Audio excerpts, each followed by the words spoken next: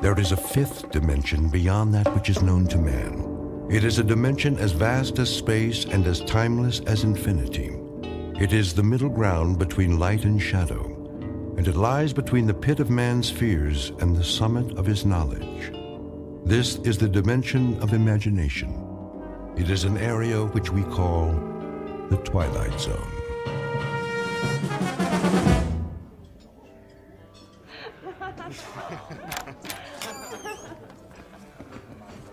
Welcome to Pirate's Liar, gents. What's your poison? Pirate's Liar? Doesn't your sign say Pirate's Lair? It was supposed to say that, but that's what happens when you hire a sign painter that can't spell. Are you here to complain about our sign, or are you here to shuck and drink? He's more finicky than me. Yeah, I won't complain if you bring me a pitcher of beer. Now, I can see you're a big boy. But are you going to share, or is that all just for you? Just for me. And for you? Why didn't you just have the painter fix the sign? It's funnier this way. It is? Why? You new to the Everglades? Sort of. I told you, he's finicky. He's a documentary filmmaker. He does the thinking. I'm his cameraman. I do the hauling and shooting. So, you're a working man, and that's why you're doing all the talking, too, so you can get to shucking and drinking. Yep. So, what's your movie about? The plight of the Everglades? I got a feeling you're the sensitive sort. Shall I bring you a Shirley Temple? Yeah, and put an umbrella in it.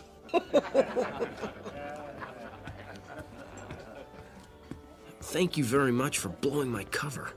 What do you mean? No one knows you're here. I'm here to get a story. Now that all the locals know I'm a reporter, everybody's gonna clam up. That's a good one. What's so funny? Clam up. We're in a clam bar. You do have a sense of humor. Yeah, I surprise myself sometimes. Now, what's so funny about Pirate's Liar? Would you trust a pirate to tell the truth? No. The sign painter made a mistake. That was the truth when he called this place Pirate's Liar. All pirates are liars. They have to be so nobody finds their buried treasure. If that's true, then why does our place map have a treasure map on it? Your placemat has a treasure map on it, so you'll have the directions on how to find this place in case you want to come back. Here's your Shirley Temple. Yep. Here's your pitcher of beer. Any other questions? Yeah. What smells like fish? Me. I'm a fishmonger. I do a lot of shucking. Personally, I find that smell refreshing on a woman.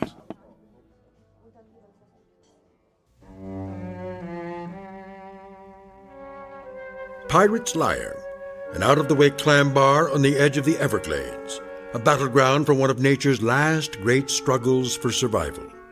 An environment as beautiful as it is dangerous, as filled with treasures as it is with death, and as breathtaking as the smell of fish.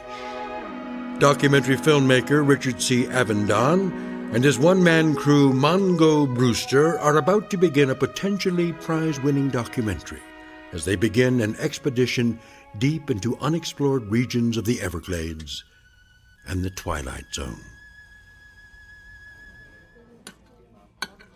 Here's your bill. Who gets it? I do. I'll be outside getting some fresh air when you're ready. Are you Charlene? Yep. What's this phone number under your name? That's my phone number for the big guy, just in case he loses his treasure map. Catch more flies with honey than vinegar.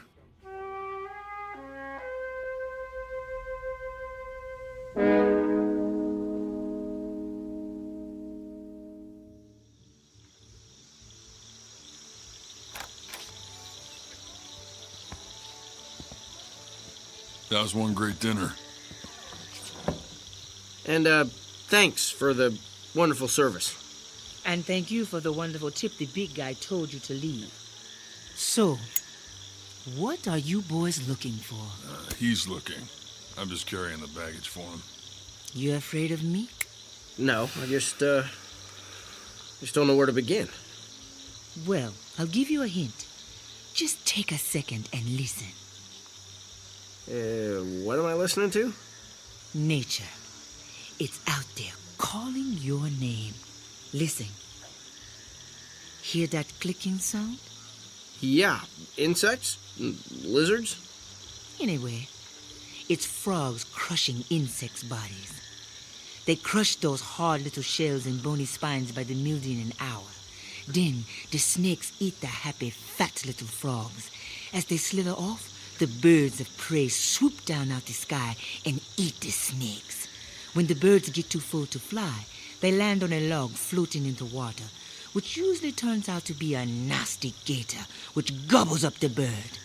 Gators are sloppy eaters, and they leave little pieces of the bird fall to the bottom of the water, which feeds the clams which you just ate. Good. What you are listening to is Mother Nature perpetuating a vicious cycle that you want to save with your little documentary. Was that what you were thinking when you came here? I wasn't quite envisioning it like that. I was thinking more of... What was that? A big old bull alligator just got lucky.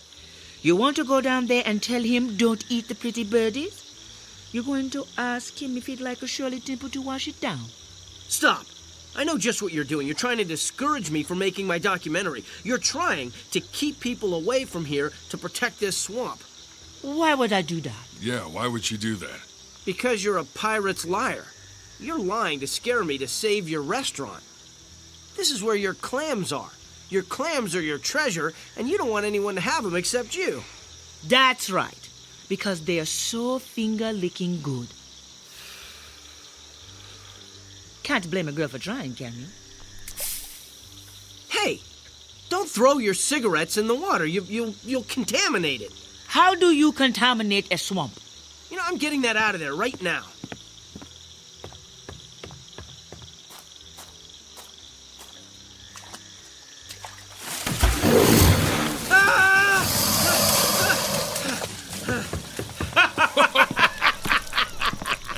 Don't say I didn't warn you. Still think I'm a liar?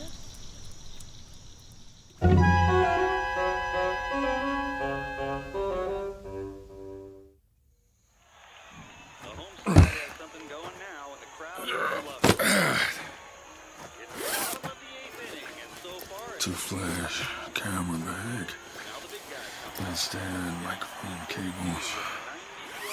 You got everything? Yeah. Now you're finally gonna tell me what we're looking for? The Bewinjapedi. The what? There was an Indian tribe that lived in the Everglades centuries ago. And? They disappeared. Well, if they disappeared, how are we gonna find them? I don't think they're gone. I think they're still out there. That sounds like a story right out of Pirate's Liar. You're right. The last sighting was reported at that bar by my brother 17 years ago. It was the last place he was seen alive. What happened to him? Well, that's what I'm hoping we'll find out.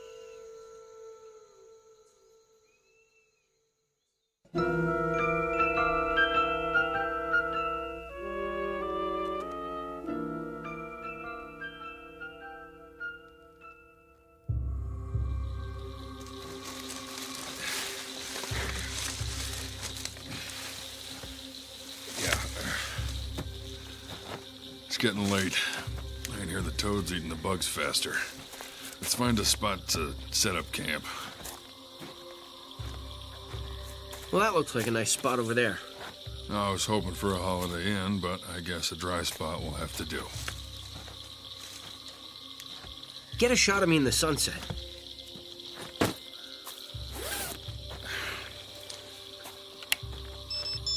There. All right, are you gonna say anything? No, I want some brooding shots. Pensive stuff to show my inner feelings. All right, your nose is shiny. You want me to powder you down? Nah, real is good here. I want me to look like I'm suffering on my first leg of the journey. Capture me ignoring the suffering because I care so deeply. Sure. Move a little to the right. Well, like this? Yeah, that's good. Now, care more. How's this? You look constipated. How about now? cliche ennui. Maybe you didn't suffer enough today. Let's just forget it. The moment isn't right. Let's set up camp.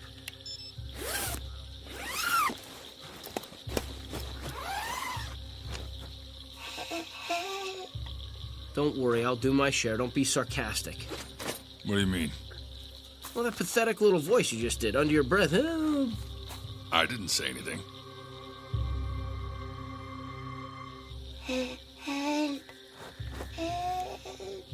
Well, there it is again. It's coming from that itty-bitty hole in the dead cypress. This hole? Hello? Oh, please.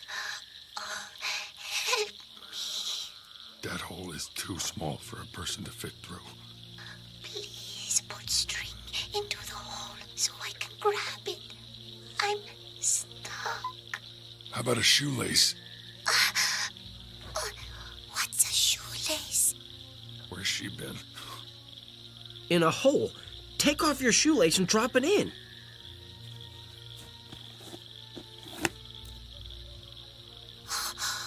Got it. Pull. Okay, hold on. Be careful. Oh. Yes. At last, I'm free. Thank you. It's... What is it? Get the camera. What? Who are you? I am the Princess Bewinjapiri. You're only 2 inches tall. That's because I'm wasting away. Quickly, feed me. Are you getting this? Yeah. Give her jerky from my backpack before she starves to death. Do you see how small she is? How's she gonna eat jerky? We need baby food. Wait. You know what? I've got some yogurt. I'm dying. Help! Here. Here's some yogurt. Eat. Oh, you. What is that? Toy! I want meat. I want meat. Here, take some jerky.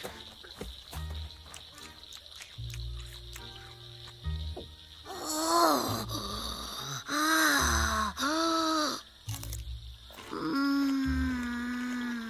That's what I figured. Indians invented jerky.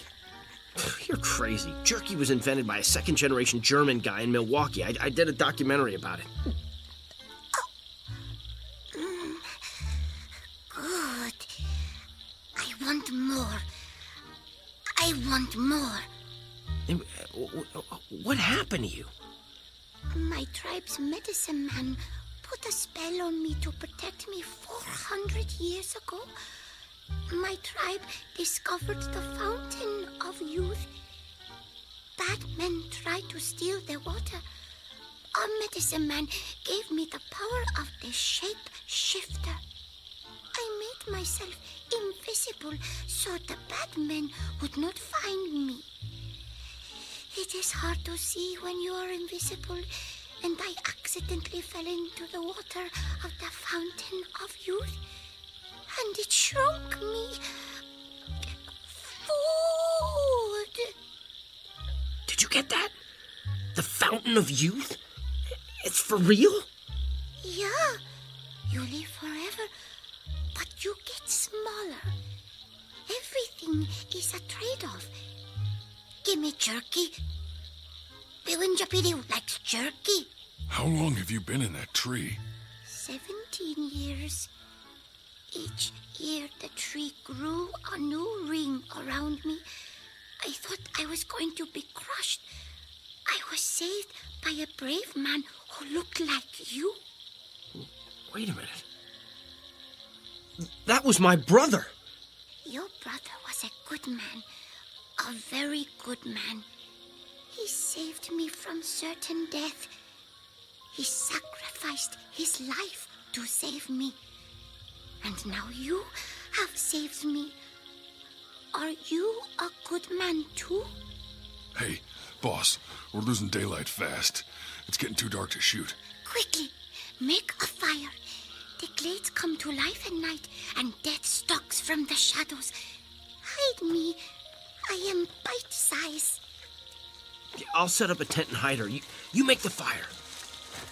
Soda, soda, soda, soda, soda, soda, soda, soda. Is that an Indian prayer?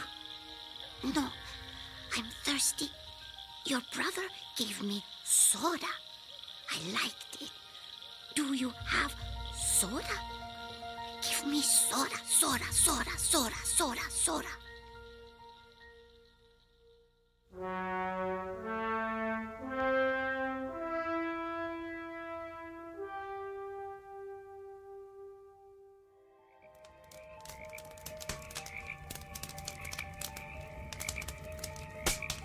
All right. Now we have campfires all around us. We should be safe.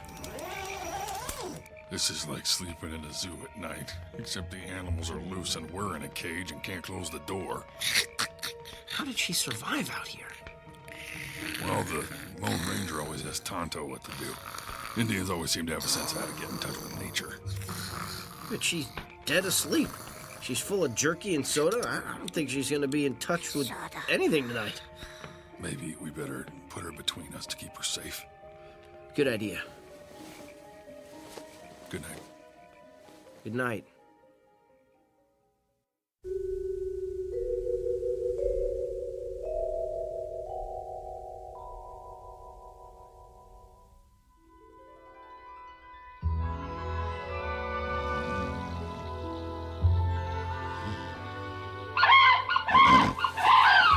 What was that? I don't know, but I heard it too. I guess we're still alive. Where's the little princess? Still under the covers. What did you put around her? Nothing. Whoa. There's something pretty big under there. Yeah. Let me grab a stick. You pull off the covers. All right, on the count of 3. 1, 2, 3. What the? Huh? Where am I? Huh. Who are you? Biwinjapiri. You're a full-size woman. Yeah, a beautiful, full-size woman. Mongo, get the camera. She grew. Yep.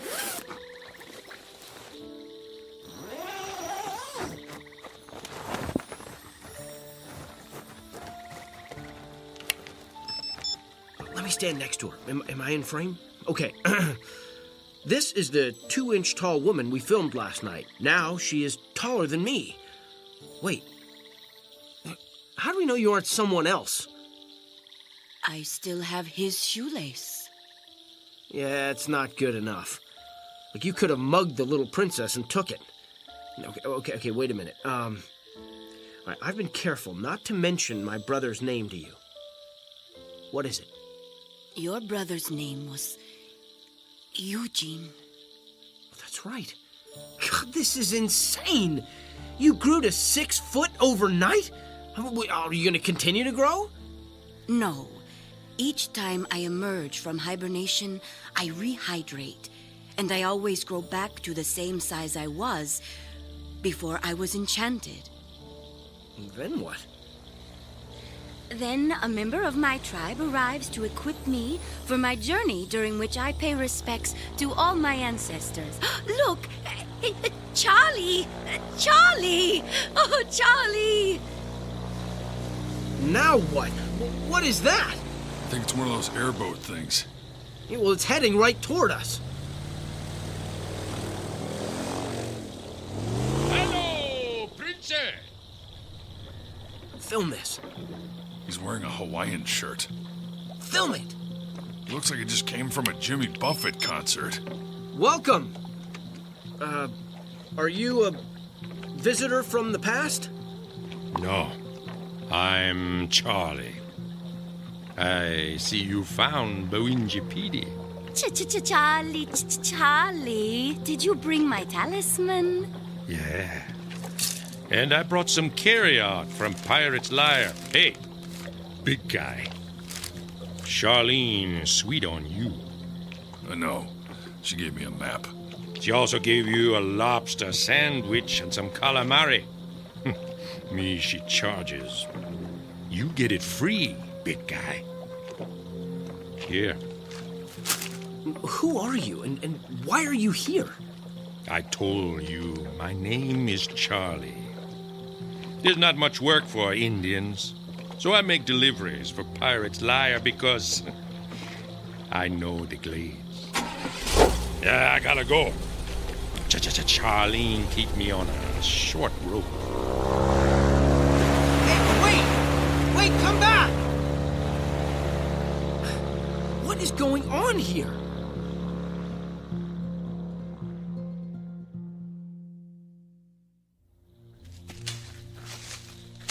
We practically kill ourselves traipsing into the middle of the Everglades to find a legendary princess. Instead, we find a 2-inch tall glutton who's stuck in a tree and then grows 6 feet overnight. Then an Indian, who delivers carry-out to the middle of nowhere in an airboat, gives her a magic talisman and then takes off without warning and strands us.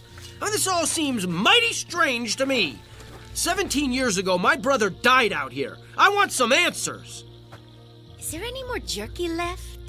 No! Tell me how my brother died. The Everglades claimed him, just like they have claimed me. We are both part of the Everglades forever. Yeah, but my brother is dead, and you are alive. This is because the Everglades chose to give me the gift of eternal youth. But they also have taken my life. What does that mean? My tribe is gone. My parents, grandparents, brothers, sisters, husband, and friends died centuries ago. I am eternally alone, struggling each day to remain alive. Your brother, like you, sought to find me. I never asked for that or wished for that. He discovered my hiding place and learned how I could hibernate and live off my own body like a bear, but much longer. I filmed a special about bears. We roused one from hibernation, and it wasn't such a good idea. Leave a sleeping dog lie. What are you saying? That my brother woke an animal? Don't move. Freeze, boss. Durak sanua puta junja.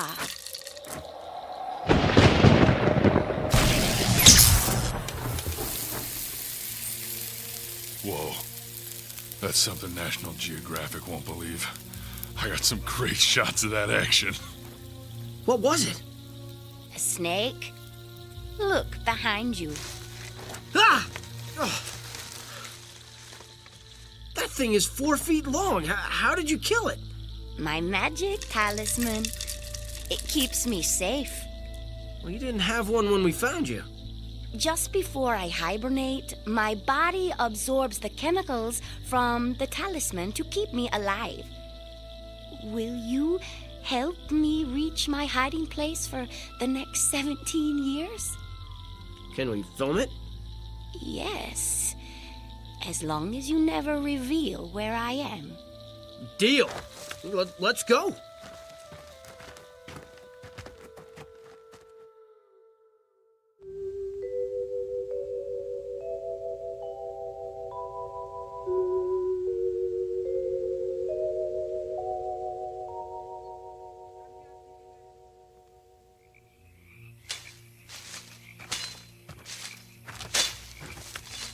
We are almost there. But it is too dangerous to travel at night. We should camp here. All right. I'll pitch the tent. You two find firewood. And be careful. She's got the talisman. We'll be fine. You be careful.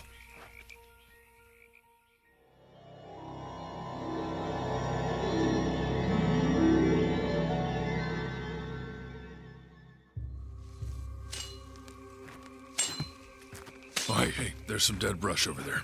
It'd be good for starting a fire. What did you think when you first saw us? You reminded me of my husband, a tall, strong warrior. You didn't think I looked like a pack mule? No. I found you attractive. What was your husband like? His hair was like silk, but black as a crow. His body was supple, and he moved like a jaguar. His eyes were soft and warm, and when I looked into them, I found him irresistible. Wow. I wish I had eyes like that. Look into my eyes. Huh? I see. Irresistible beauty. And a beautiful, soft, mossy clearing. Close your eyes and turn around. Now open them. What do you see? A beautiful, soft, mossy clearing where the dry brush was. How did you do that? This is my home, and it is my time. Come lay down with me. What? Tonight, it is 17 years since I walked the earth. But tonight, it is also 400 years since I kissed my husband. Please mate with me. Oh boy. Okay.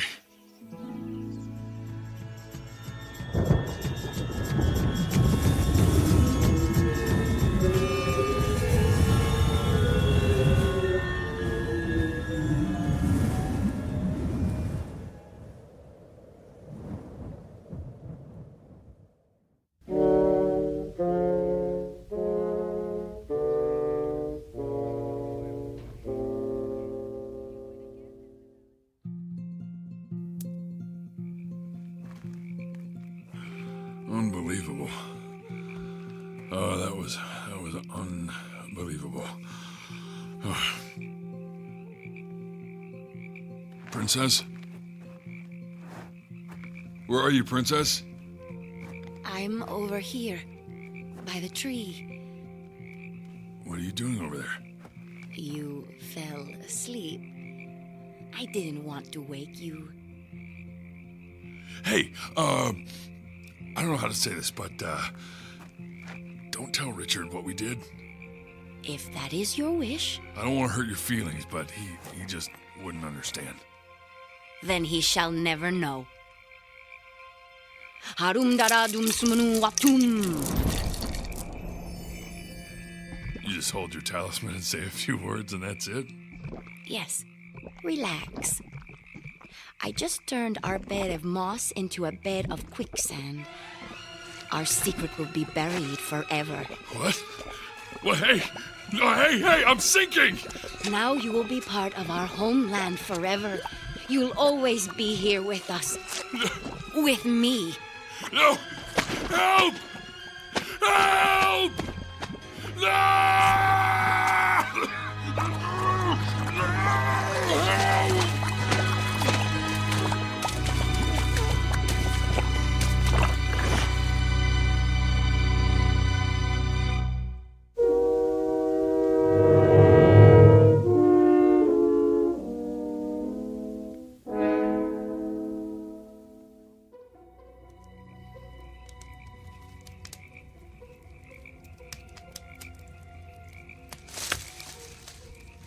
Who's there?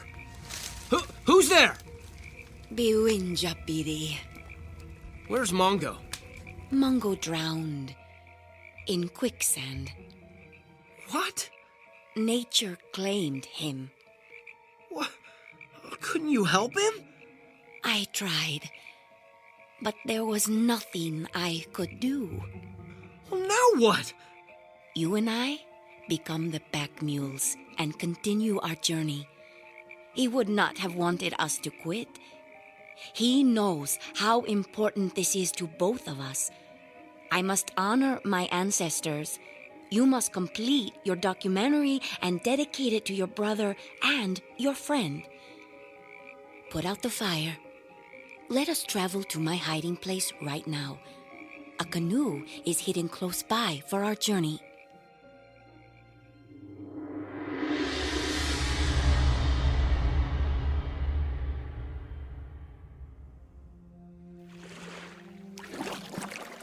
Leave everything in the canoe. You will be leaving shortly.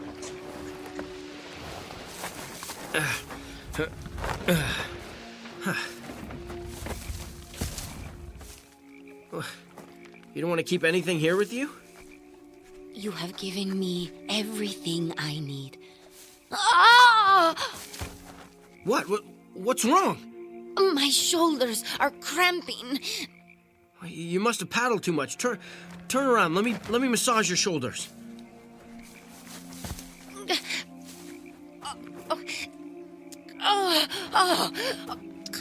It hurts so much. I'll try to be gentle, but you got a lot of swelling. Did something bite you? Two huge welts are forming on your back. Oh no. The skin is splitting. Oh, good. Good. Oh. Your skin splitting is good? Yes. That means it won't hurt anymore soon. This happens every time I reach full size. Oh. This has happened before? Yes. I hate it, but I love it. You mean like no pain, no gain? No! Watch. This is really something.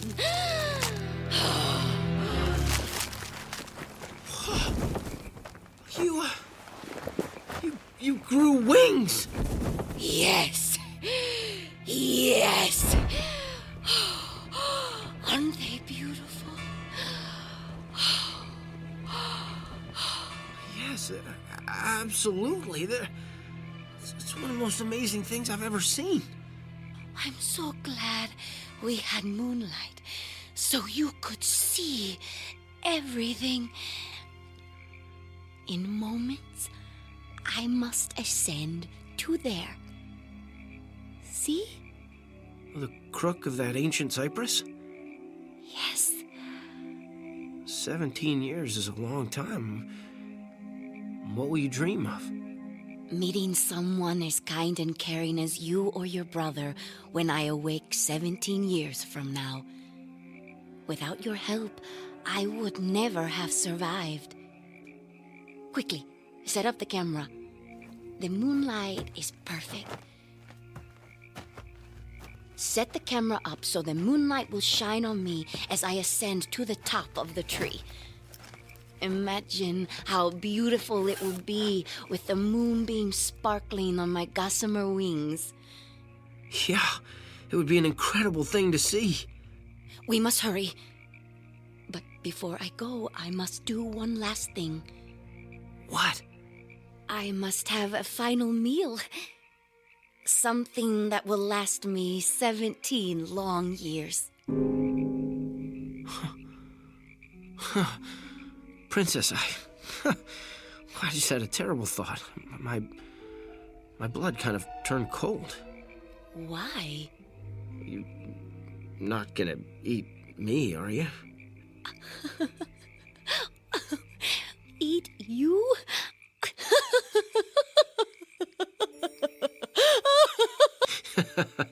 This is a pretty far-fetched idea, huh? Let me put your mind at ease. No, I am not going to eat you. I feel pretty stupid now. Silly me. I just wanted some more jerky and a soda. I love soda, soda, soda, soda, soda, soda, soda. That I can give you. Here. Jerky and soda. It's a special treat I won't have for another 17 years. As I told you, I will survive on my talisman. Start the camera. Okay. All right, and, we're rolling. Is the moonlight perfect? Yes. Look. A flock of birds is flying in front of the moon. How beautiful. That is a sign that it is time for me to go. Wow. This is awesome. Goodbye. Goodbye. I'm so sorry. I thought you were gonna eat me. Don't be silly, my love. I saved you for my children. What? Those weren't birds crossing the moon, Richard. Like a locust, I reproduce once every 17 years. And those are my hungry babies coming to eat you.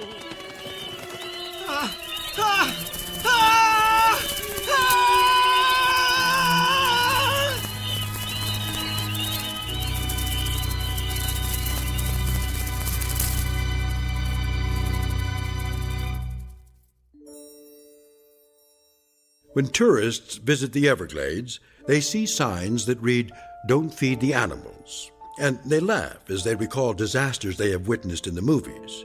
They can't imagine something like that happening in the real world to real people like them. But like all clever predators, Mother Nature is very patient and has a special way of protecting what is hers. And every once in a while, tourists take a step or two off the beaten path and go beyond the boundaries of nature to discover something new and different.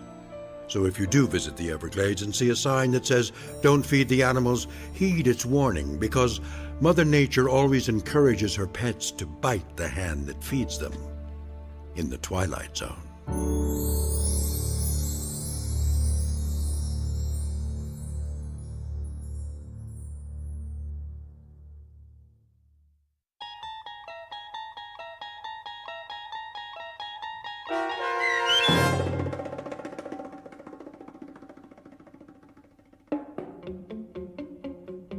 Bewinjapedi, starring Sean Astin with Stacy Keach as your narrator, was written for The Twilight Zone by Joby Cerny. Heard in the cast were Christopher Sullivan, Elizabeth Lido, Tehran Patton, Oksana Fedonishin, and Roger Mueller. The producers of The Twilight Zone wish to thank CBS Enterprises and the Rod Serling Estate for making this series possible. This copyrighted radio series is produced by Carl Amari and directed by Joby Cerny for Falcon Picture Group.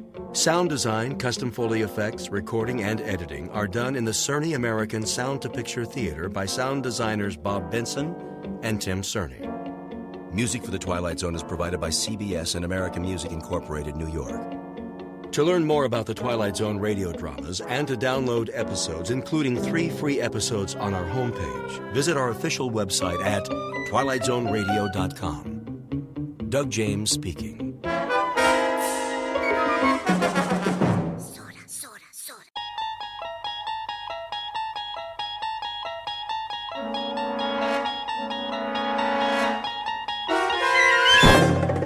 There is a 5th dimension beyond that which is known to man.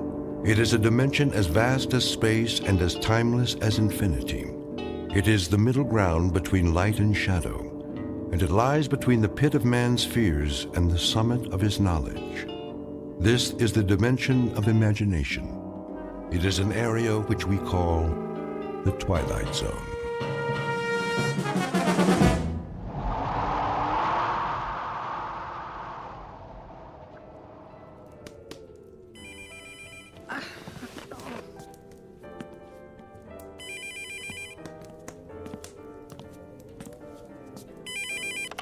Merry Christmas. Mom? Hello? Mom, can you hear me? Barely. Are you all right?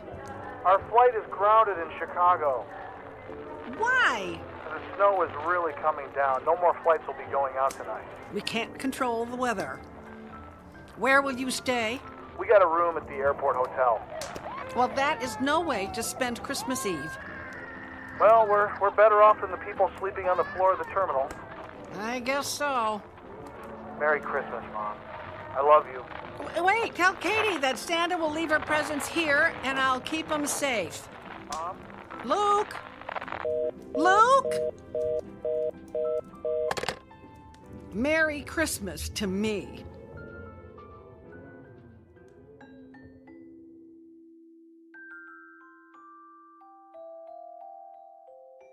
Snowpath, South Dakota.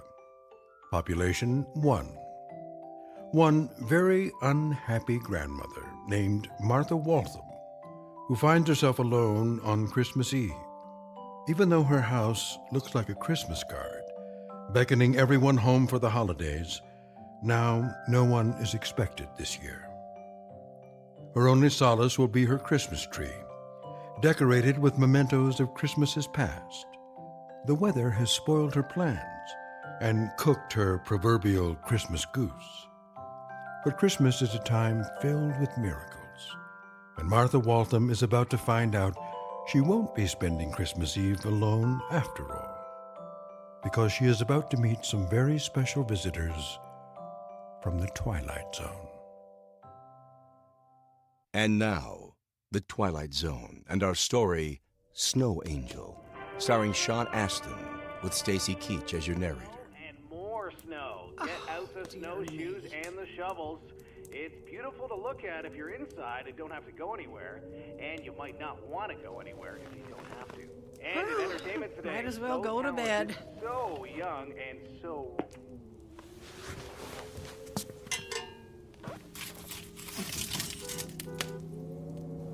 What is that? A car? Who'd be coming out here in this kind of weather?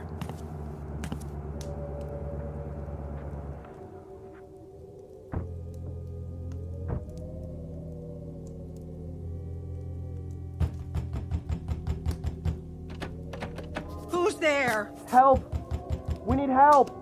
Who are you? What's wrong? It's my girlfriend. We need to find a doctor. Please open the door. You stand back from the door. I want to get a look at you.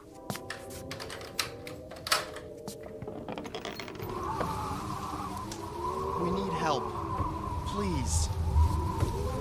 You're just kids. We got lost in the snowstorm. We were going to the hospital and missed the turn for Sioux Falls. We're almost out of gas. Can we please come in? Sure, come in. Thank you. This is Lisa. I need to sit down, please. I'm a little shaky. Well, go sit by the fire. Pretty cold out there tonight, isn't it? It was coming down so hard, I couldn't see the turnoff.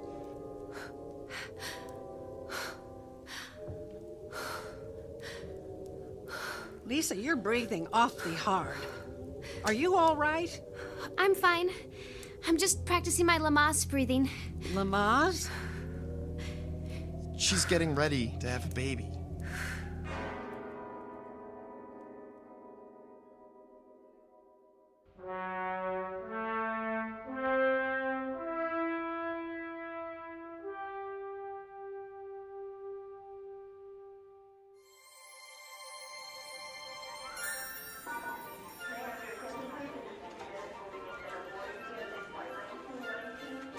Merry Christmas. Merry Christmas. Well, what do you want for Christmas, little girl? I would settle for a pizza right now. Katie, didn't I say not to wander off? I was just listening to the man play carols. Merry Christmas. Thank you. Here's some money. No, that's not necessary. No, it's Christmas. I'm sure whatever group you're with could use it. Come on, Katie. Merry Christmas. Katie, I doubt that man celebrates Christmas. What do you mean? He's probably a Hare Krishna or something. Didn't I tell you to keep an eye on Katie? I am. I mean, I did. She was just, listening to the hippie guy in the white robe play carols on the guitar. What's a hippie? There are no hippies anymore. Are there Hare Krishnas? No. Yes. Is he one of Santa's helpers? No. Well, why? Mom gave him money. Why did you give him money? To make him go away. He's still there. Look, he's waving at me. Can I wave back? No. Yes. Which is it? Katie, you don't know him. Didn't I tell you never to speak to strangers? Does that mean I can't talk to anybody? That would be safest. That stinks. Katie, don't say that. We're together, and that's what Christmas is all about. Family. So, I can only talk to family on Christmas? Well, just this Christmas. But you said, be nice to everyone at Christmas. Well, yeah. That's the spirit of Christmas. It's a special time to celebrate peace and love. Joy to the world and everyone in it. Even the hippie? Well, yeah. Okay, I got a great idea. Why don't we invite him to our hotel room and have a pizza with him? I don't think so. Katie, you can't. He's a complete stranger. I thought Christmas was for everyone. Well, it is. Mom, where's your Christmas spirit?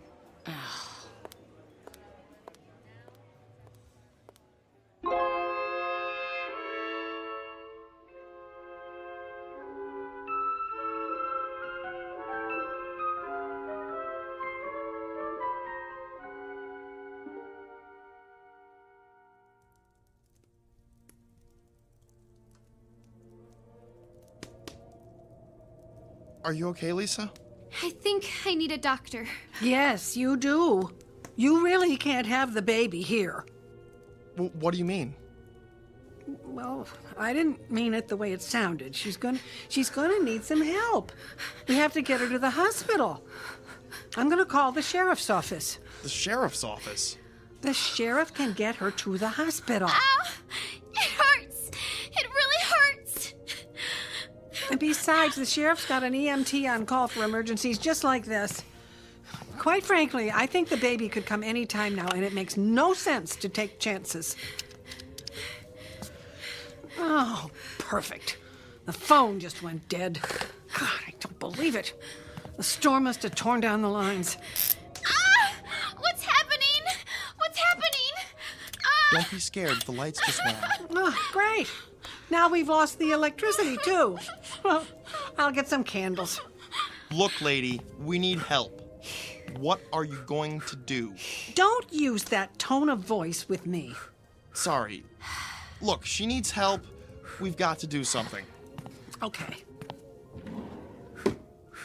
I've got a 4-wheel drive SUV in the garage. Here are my keys. You go warm it up, and I'll stay with her and get her ready to travel. Now you bring it around, and I'll drive you to the hospital. Thank you. Thank you so much.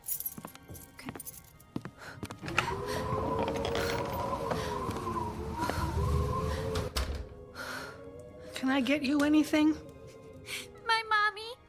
I want my mommy. Well, I'm sorry I can't help you there. The phone's out and the internet is down. Look, before the night is over, you're going to be somebody's mommy, and you're going to find out how your mommy feels tonight, not knowing where you are. I'm so scared. How old are you? 14. 14. And him? He's older. Ow! Oh, keep breathing. How much older? Pretty sure he's got a driver's license, if that's what you mean. And he obviously knows how to drive, so you're probably right. Wait a minute, what's he doing? What? Wait, he's driving off. Where's he going? I don't know. Well, you must. He's your husband or boyfriend or whatever, isn't he? Well, actually, he's not. What? I didn't think you were married, but who is he? Where did he go with my SUV? I have no idea. What do you mean? I met him at a truck stop in Minnesota. I have no idea who he is. His name is Matt something. I just wanted a ride. Where? I don't know. I just wanted to get away from everything and everybody. Oh! This hurts so bad. I'm calling the sheriff. He'll come and get you. I am not dealing with this. No, you have to. The phone isn't working, and your SUV is gone. And I'm gonna have a baby whether you like it or not. Well, I guess you are. Look, don't cry. I'm sorry. Let's start over, huh? I'll help you through this. Can I ask you a question now? Sure. Why do you live out here all by yourself? Do you hate people or something? Well, no. Oh! That one really hurts. Why would you think I hate people? Why isn't your son here tonight? How do you know about my son? Relax. I saw a picture on the end table. I figured it was your son. Am I right? Yes. How come he doesn't live here with you? He went away to college, met a girl, and got married. He started a new life somewhere else. Do you miss him? Yes. So, why didn't you go see him for Christmas instead of making his family come out here to the middle of nowhere? My family comes home for Christmas. But your son's family can't be home for Christmas because they had to come here for Christmas. I never thought of it that way. He and his wife and daughter were supposed to be here tonight, but they got snowed in. So they're spending Christmas in an airport hotel. That double stinks. Now everybody loses. Apparently.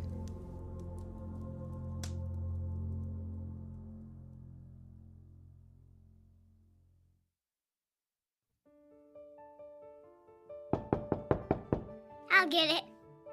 Don't answer it. This is a hotel. You don't know who's there. That's why I want to answer it.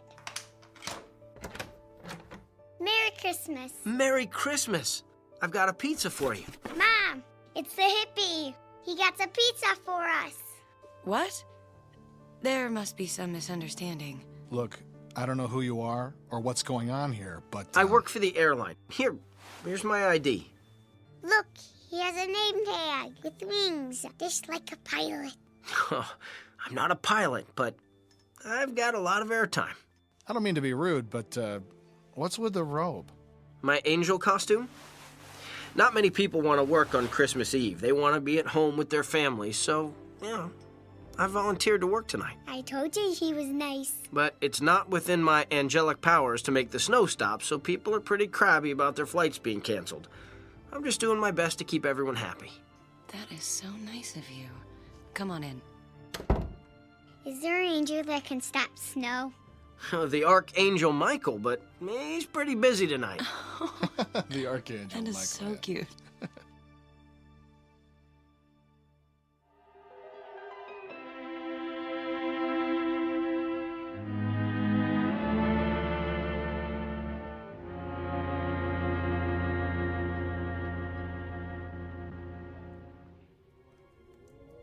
How are you feeling? The contractions stopped. Maybe it isn't time. Hey, the lights came back on. They must have fixed the power lines. How did they do it that fast? They didn't. I have a generator for when the power goes out. You can freeze to death up here without one. We might not get to the hospital, but at least we won't freeze to death. Maybe we can get you to the hospital. How? Matt stole your car, and his was on empty. Do you think he left his keys in the car? Probably. I mean, he stole the car, so I don't think he cared much about it. Good. The generator runs on gasoline. I can siphon the gas out of that tank and put it in the car and drive you to the Sioux Falls Hospital. Now, will you be all right by yourself till I get back? Yeah, sure.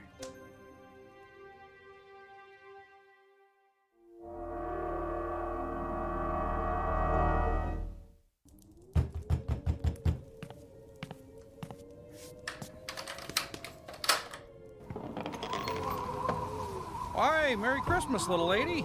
Is Martha around? She's out back getting more firewood. That sounds like Martha to me. I wouldn't be surprised if she was chopping wood right now just for the exercise. I got her a chainsaw for Christmas. Wow, that's a thoughtful present. You visiting for the holidays? Yes, we barely made it through. Our car was running on empty. Martha's son got snowed in. She's really bummed out about that. She was really looking forward to the family getting together tonight. She doesn't admit it, but I think she gets pretty lonely out here all alone. Well, tell me about it. Well, at least she's got you to keep her company. So is everything okay? Yep, everything's good. It's Christmas. I'm wrapped up in a warm blanket. I've got a good book. And Martha chopping wood for the fireplace. What more could I want? I'll call her son and let him know you're both okay. Hey, I'm sorry, I didn't catch your name. Lisa. All right, Lisa. You keep yourself all bundled up in that blanket. It's gonna be a cold one tonight. Sure thing. Good night. Good night. Oh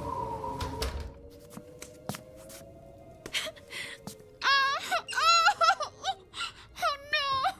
Not now. Oh God, please not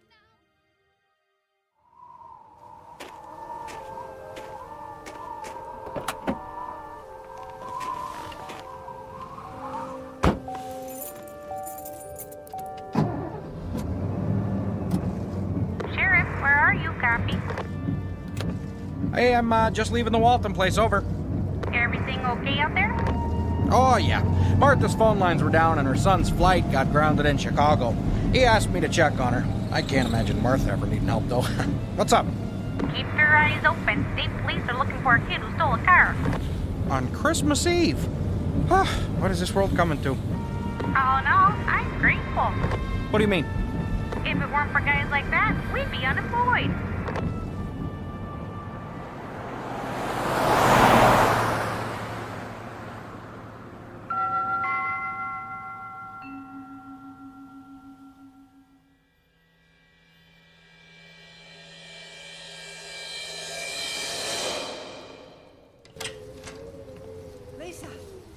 Lisa.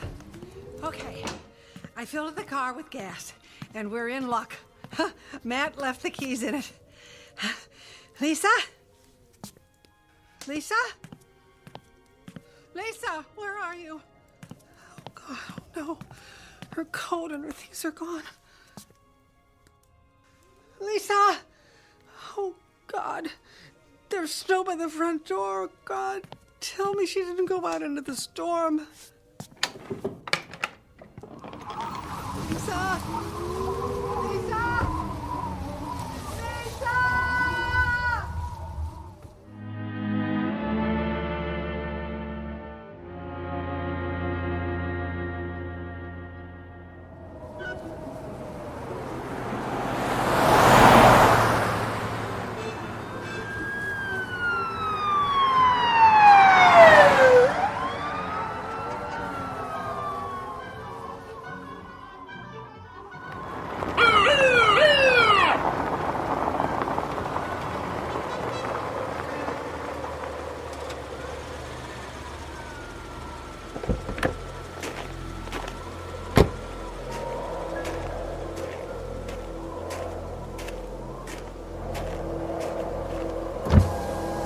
Can I see your license and registration? Of course, officer. This isn't my car, by the way. I know. Get out of the car, please. Sure, it's my Aunt Martha's. You got some ID? Of course. Here. My sister and I are visiting her for the holidays. What's your sister's name? Lisa. Can you describe her? Cute little blonde. She's with Aunt Martha right now. Oh, okay. Hey, here's your license. Yeah, I just met her. She told me how she got Martha a chainsaw for Christmas. Save old Martha's back from chopping wood, although I always thought that fit her personality more. I know what you mean. So, what are you doing driving around on a night like this? Well, Martha was saying how good her four-wheel drive is in this kind of weather, so I just wanted to try it out. Well, I don't blame you. Hey, have fun. You drive safe now. Merry Christmas. Merry Christmas.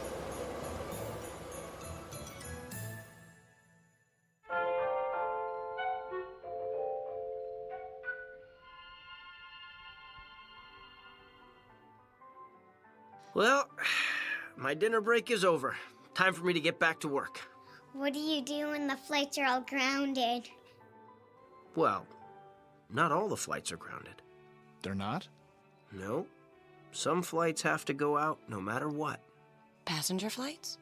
Cargo. What's cargo? Packages. Wait a minute. Here's my package for Grandma. Honey, wait. Maybe he can get it on the flight. Honey, no. Well, where's it going? Snow Pass, South Dakota. I bet you don't have a flight scheduled there tonight. Well, you're right about that. I was thinking if it was, a big city or someplace warm. Could you try? I find it very hard to say no to you. Give me the package. I'll see what I can do.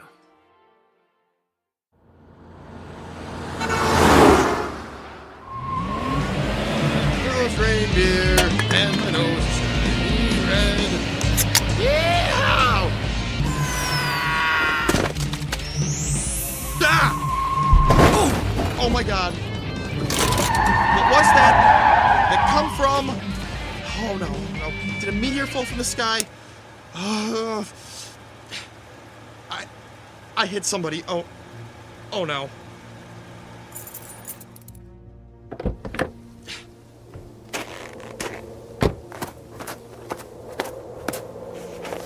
Ah!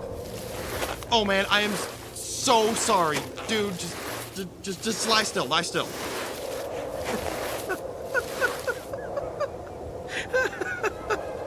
Why? I'm making a snow angel under your SUV. You're not hurt?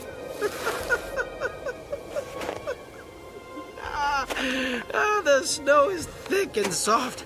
Whew, my angel wings are nice and fluffy. Go ahead, feel them if you want. What? I'm sorry. I'm kind of drunk, but you're an angel. Yeah, it's a big night for Christmas pageants, I'm pretty busy flying around from place to place. How come you didn't get hurt? Well, your SUV is pretty high off the ground, and I grabbed the bumper and just hung on until you stopped.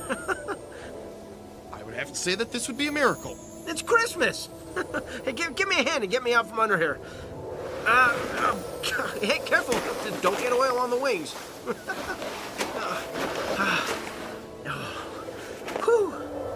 Wow. That's some snow angel you made. It's perfect. Yeah, well, I loved making them when I was a kid. When the truck stopped, it was the first thing I thought of. So I made one. People love snow angels. Just to double check. You're not hurt, right? Absolutely. Nothing can hurt a snow angel. I mean, think about it. When I fell from out of the sky, blam! Did I get hurt? No. You think a little thing like getting run over by an SUV is going to bother me? You did fall from the sky. Well, of course. But yeah, my glasses flew off when you hit me. I can't see very well without them. I think they flew off back there. Can you find them for me while I, catch my breath? Sure. Anything you want. Around here, you think? Nope. Farther down the road by that tree.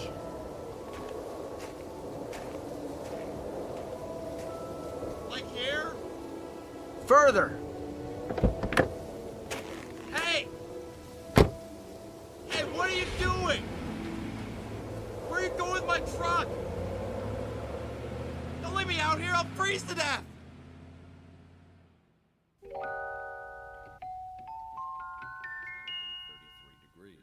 Clear tonight with the temperature dropping to a Mom, do you think he's gonna get that package to Grandma's house tonight?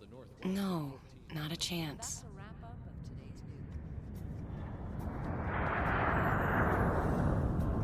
What's that sound? A jet just took off. Look out the window. You can see it. Mom, maybe there is a chance. Sorry to disappoint you, but no. Hundreds of flights were grounded. We're going to have a long wait.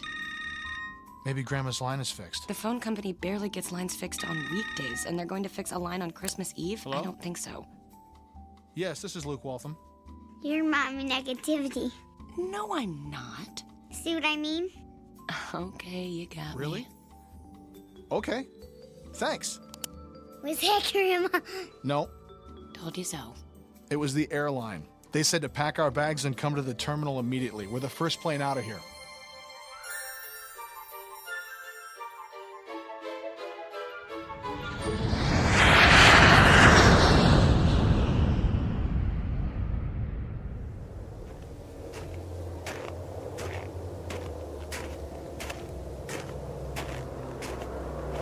Stop! Help! Stop!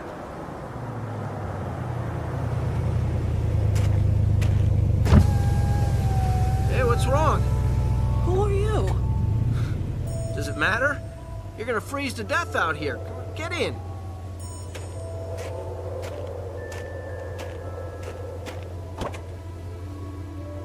Okay? Yes, I'm fine. You don't look fine. Well, that's because you're driving my SUV. Are you sure? Yes. A young man stole it. How did you get it? Well, I guess I stole it from him. Out of your way. Could you take me home? Sure. I was headed that way anyway.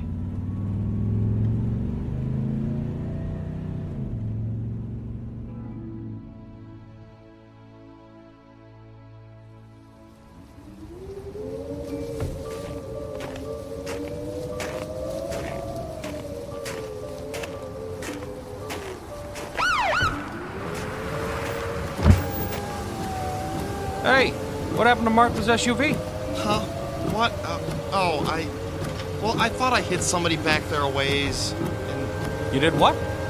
Well, I thought I did, but I couldn't have because he came from out of nowhere. I mean, it was like he fell from the sky.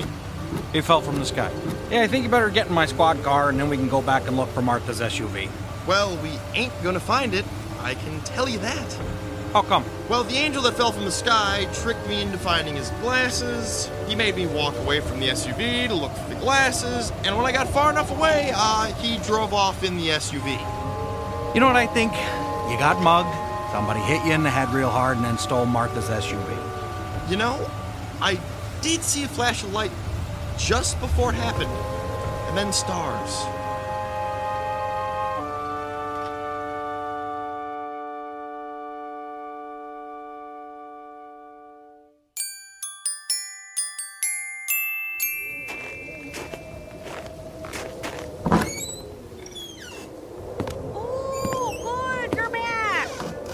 Yeah, we got another car theft. Somebody stole Martha's car. What? Yeah, Martha's nephew's in the car.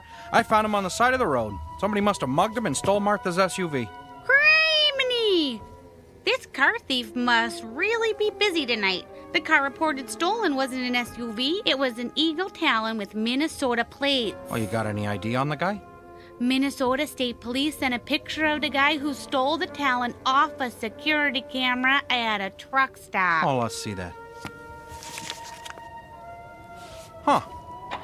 This is a picture of the guy who's sitting out in my cruiser. Don't look now, Chief, but I think he just stole his third vehicle of the night.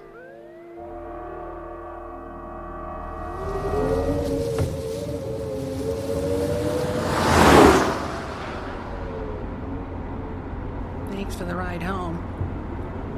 Do I get to keep my SUV? Or are you going to keep stealing it? Could I borrow it? For what?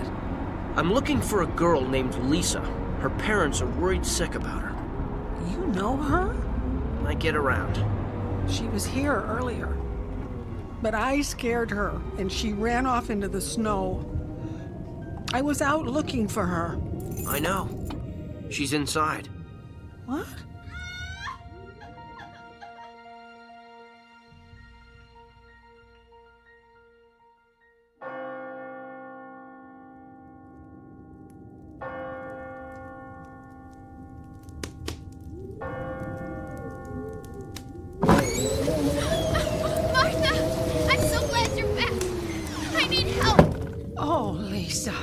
Let's get her in the car into the hospital.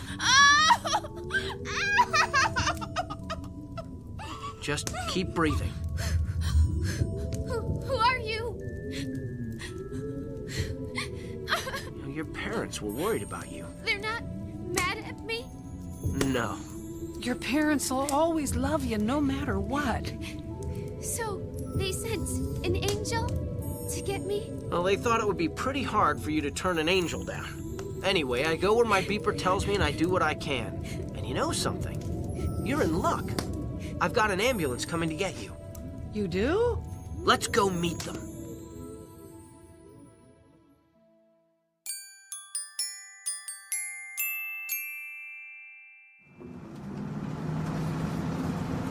Is this ambulance the only non-stolen vehicle left in the whole county?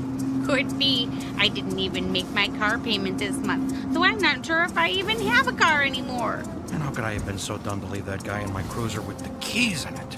Your Christmas spirit let you put your guard down. Hey, isn't that Martha's car heading towards us? Looks like it. Flash your lights. Will do. Oh, wrong button.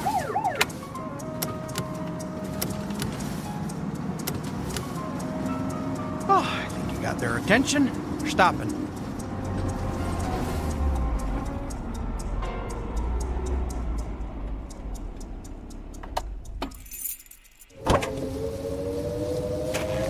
Sheriff, I'm so glad you got word to bring the ambulance. Say what? Lisa's getting ready to have her baby. She's what? I'll go check her, Chief. Well, my phone was out, so I couldn't reach you. And then my car got stolen. I know. You knew? Yeah, well, the guy who stole your car, he stole my cruiser. Hey, Chief, quit gabbing and get over here. We've got to get this little girl to a hospital now. She's getting ready to have a baby. What is going on?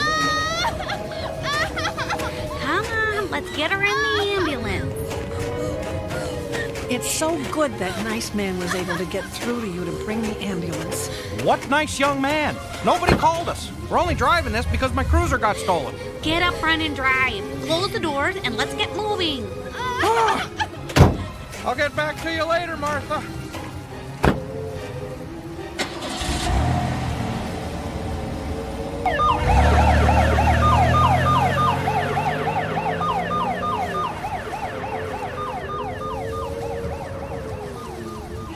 That problem is solved. Hey, want a lift back to the house? Yes. Quite an evening, huh? Oh, yeah. Unbelievable, actually. Do you mind if I ask you a question? Sure. Who are you? Well, I thought you'd never ask. You're gonna be really, really surprised. At this point, nothing would shock me. Okay, you ready? I'm a friend of your son. I don't believe you. See? I told you. Okay, then what's his name? Luke. Are you some scam artist? You could have looked that up. What's his wife's name? Jessie. What's their son's name? Well, that sounds like a trick question. They don't have a son. You have one granddaughter, and her name is Katie. All right, I believe you. You did a lot of nice things tonight, so you must be who you say you are. But all of this happened so fast.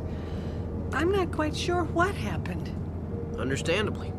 This is really bothering me. Do you mind if I ask you a little harder, more personal question now? Yeah, I always love a challenge. Shoot. What are you doing out here in the middle of nowhere on Christmas Eve in an angel outfit? Delivering packages. So, are you one of Santa's helpers? Now, technically speaking, Santa's helpers are elves. I hate to break it to you, Martha, but there is no such thing as an elf. I know that, and we agree on that point then. But now I need to know you're not some crazy guy running around in an angel outfit. Martha, relax. Breathe easy. I'm not some crazy guy. Rest assured that I'm taking you home, and everything is going to be okay. Okay. But why are you here, really? Do you want me to level with you? Yes, please. Okay, here goes. I made a promise to deliver a package tonight, and I never break a promise. Who are you delivering it to? Well, the package is in the trunk. Should I stop the car and show it to you so you can see? No. Just take me home. No problem. You know what would be really something? What? If when we got there, your family was waiting for you. Now that would really surprise me.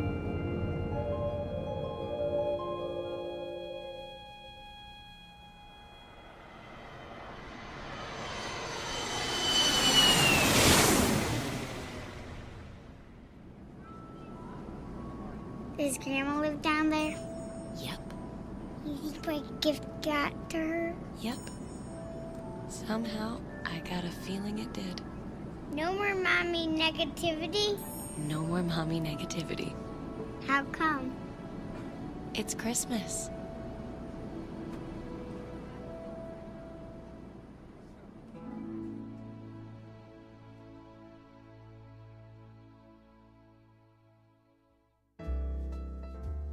For a child, Christmas is never the same once they question the plausibility of Santa Claus. Giving one person the responsibility of delivering a gift to everyone in the world just doesn't seem possible. So Christmas is a time of wonder. It is a special time set aside for wishing, hoping, giving, and receiving, when everyone believes the impossible is possible. That's why it never makes sense to question a miracle or where an unexpected gift comes from. It might have come to you on the wings of a snow angel, special delivery from somewhere deep within the Twilight Zone.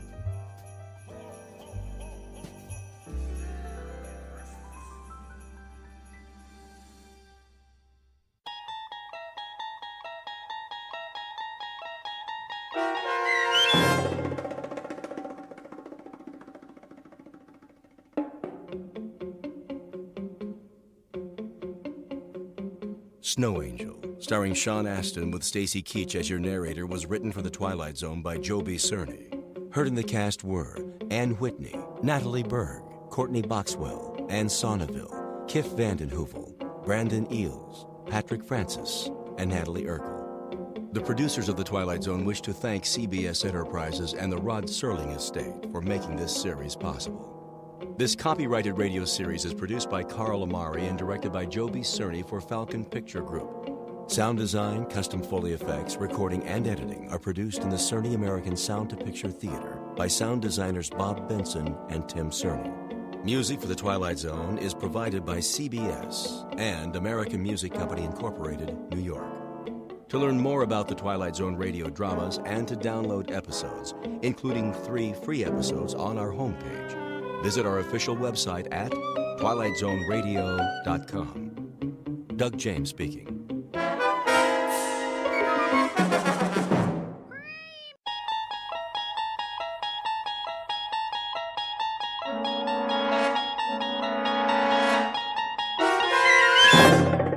You're traveling through another dimension. A dimension not only of sight and sound, but of mind. A journey into a wondrous land whose boundaries are those of imagination. Your next stop, the Twilight Zone.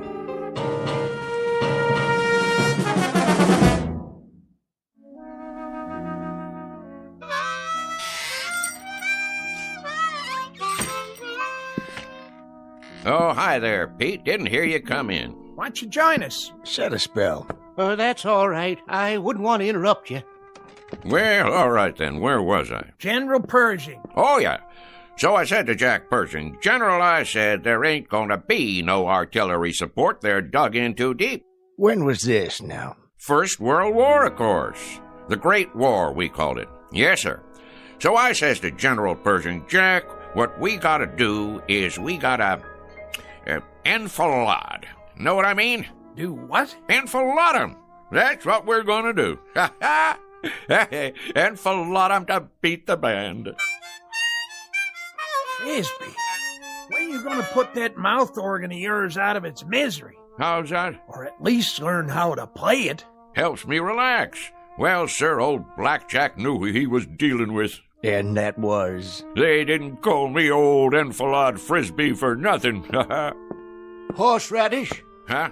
Where do you keep the horseradish, Frisbee? Right where it always was, Pete. 3rd shelf down. Down where? On your left there, next to the pickles. You got catsup? Underneath the cash register, behind the beans. What's your hurry? Come on over. I got another chair. No thanks. I'll put a new log in the stove. If it's all the same to you, Frisbee, I'll just collect my goods and get on home while it's still daylight. Suit yourself. Oh, well, where was I? Oh, yeah. Well, sir, the following morning, we attacked up and down the line, and the rest is history. Smashed them to bits, we did.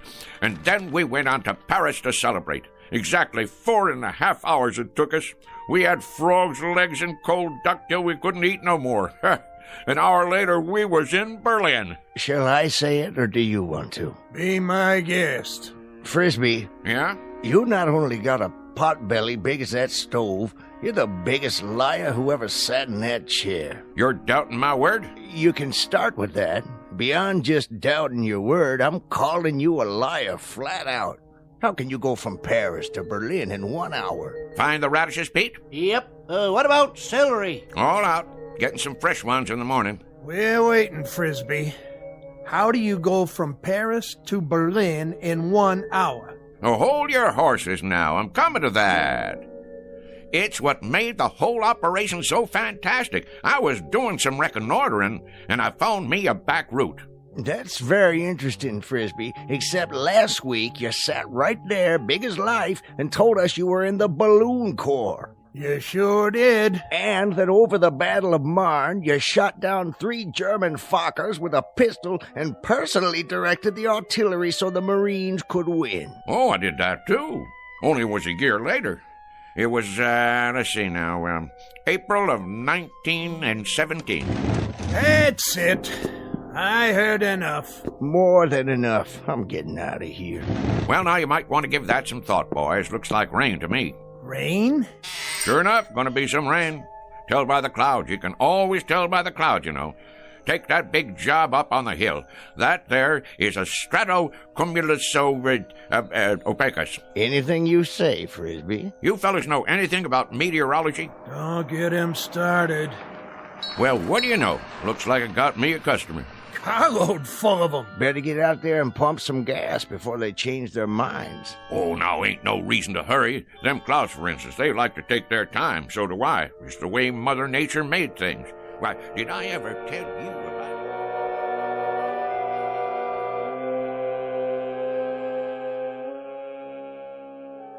The slow-moving gentleman with the sizable mouth is Mr. Frisbee, proprietor of Frisbee's General Store, the local version of Gimbel's and Macy's. He has all of the drive of a broken camshaft and the aggressive vinegar of a corpse. As you've no doubt gathered by now, his stock in trade is the tall tale, the outrageous falsehood, the bending of truth up to and beyond the breaking point. What he doesn't know is that the visitors in the car out front are a very special breed, destined to change his life beyond anything even his fertile imagination could manufacture and embroider. The place is Pitchfield Flats. The time is the present, or thereabouts. And Mr. Frisbee is on the first leg of a rather fanciful journey into a place we call the Twilight Zone.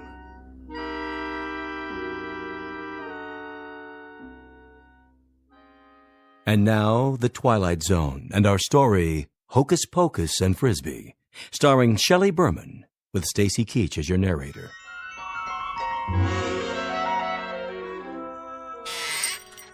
I believe I asked you boys a question. Oh, I'm sure you did. About meteorology. Well, I know plenty about that particular subject. University of Wichita it was.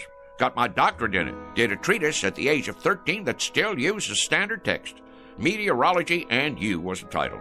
Talk was, it was the most scholarly treatise on the subject in the history of the field. My colleagues used to refer to me as Cumulus Frisbee. Cumulus Frisbee? Frisbee's a meteorologist. I'm Vice President of the United States. Well, what do you say, Mr. VP?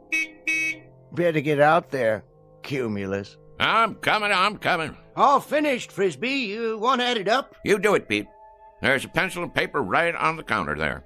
I could do it in my head for you, but it's been kind of a long day. I'm a little pooped out. 1 bottle of catsup, horseradish. Ever tell you about the time I gave a demonstration, me against the computer machines? 13 of them lined up in an auditorium. 133 columns of figures, 8 digits apiece, and no pencil and paper, mind you, all in the head.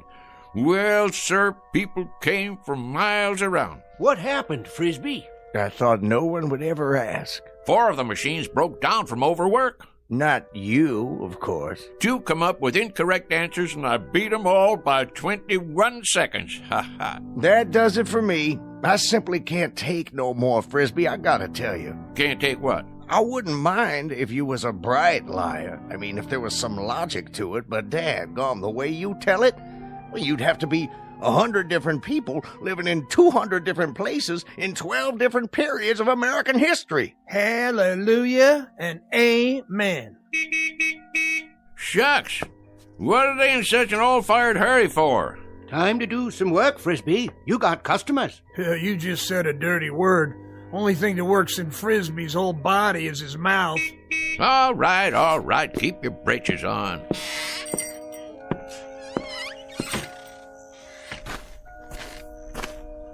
Howdy, gents. Hello. Want gas or something?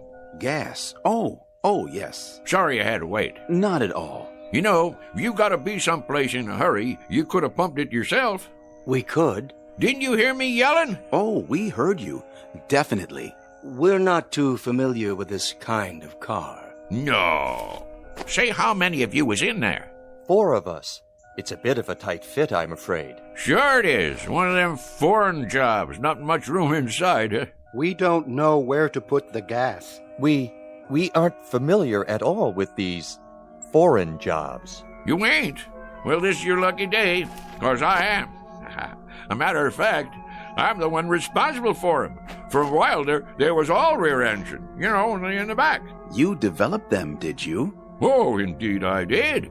Got a phone call from old Henry Ford one time asking me to fly out to Detroit. Henry Ford? Sure. Well, I did that little thing, and next thing you know, in 48 hours, I went and designed the first rear-engine automobile. Advantages are fantastic, Is that right? Sure. All the weight on the driving wheels gives her better traction, eliminating the drive shaft, lowering the whole car. There's a whole lot better visibility, plus the heat and gas fumes go right on out behind. You're quite familiar with the internal combustion engines, then. That sort of thing. Familiar with them? Why, mister, you're looking at the granddaddy of the modern-day automobile. Henry said to me when I finished that there designing job, rear engine, he said, that's what he called me, old rear engine Frisbee. He says, rear engine, you're an automotive genius. That's what you are. Well, I couldn't very well argue with him, being as how he was Henry Ford. I guess not. Now, where was I? Say, you want it filled up? If you don't mind. Not at all. That's what made this country work, and more work. Me, I done more of it in my life, more different kinds of work than most people ever even heard of. Of course, I had more than my share of ingenuity, too. I took this little old business here and made it a success, just like I did for, well, you might say everything I laid my hands on. Gas tank. Would it be on the other side? Oh, I knew that. Why don't you boys go ahead and stretch your legs? Take your time. Mighty pretty country around here.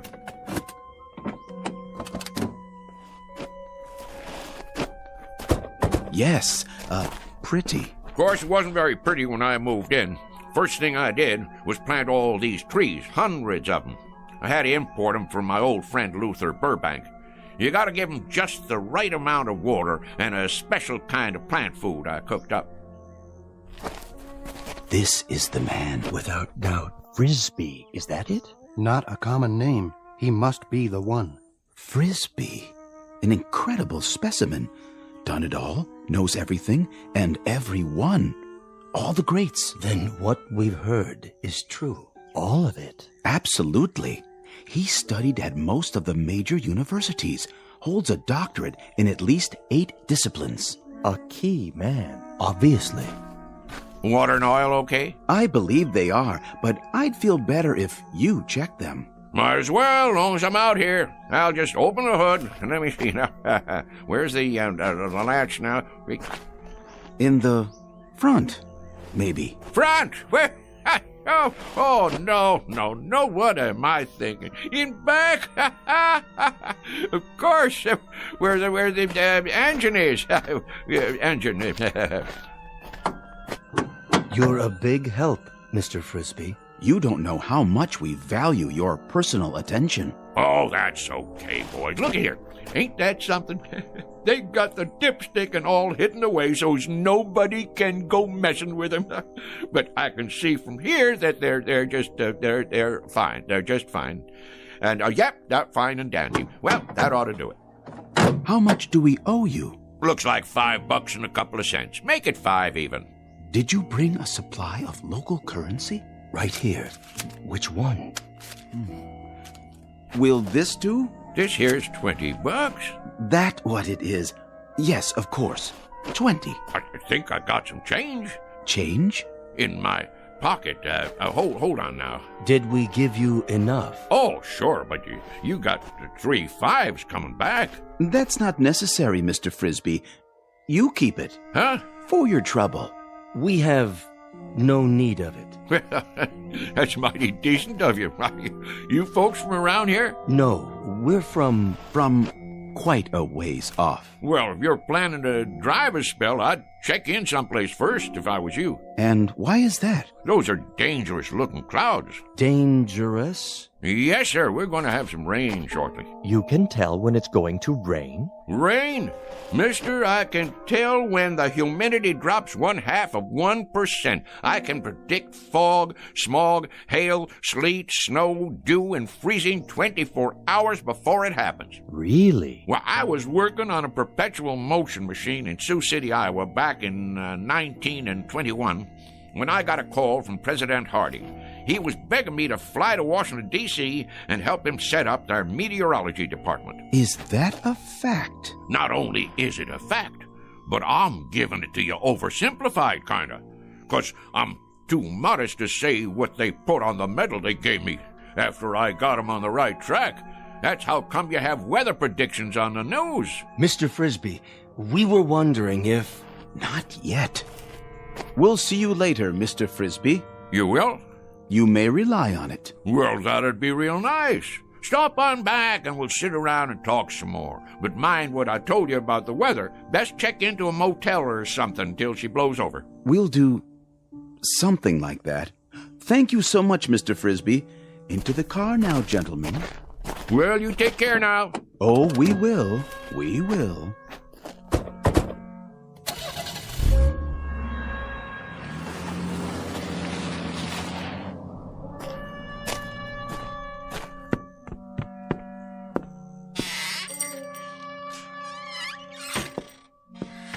Odd fellers. Why, didn't they believe what you were saying? It ain't that. They just seem kinda odd. Wearing suits like business fellows from the city. Handed me a $20 bill like they didn't know what it was. Well, how come you didn't tell them you was Andrew Jackson and that was your picture on it? That's one of the few things I ain't heard them claim. Wait around here long enough and you will. Well, we'll see you tomorrow, Frisbee. Yep, see you tomorrow. Sure enough, boys. I'll be here. Same as always.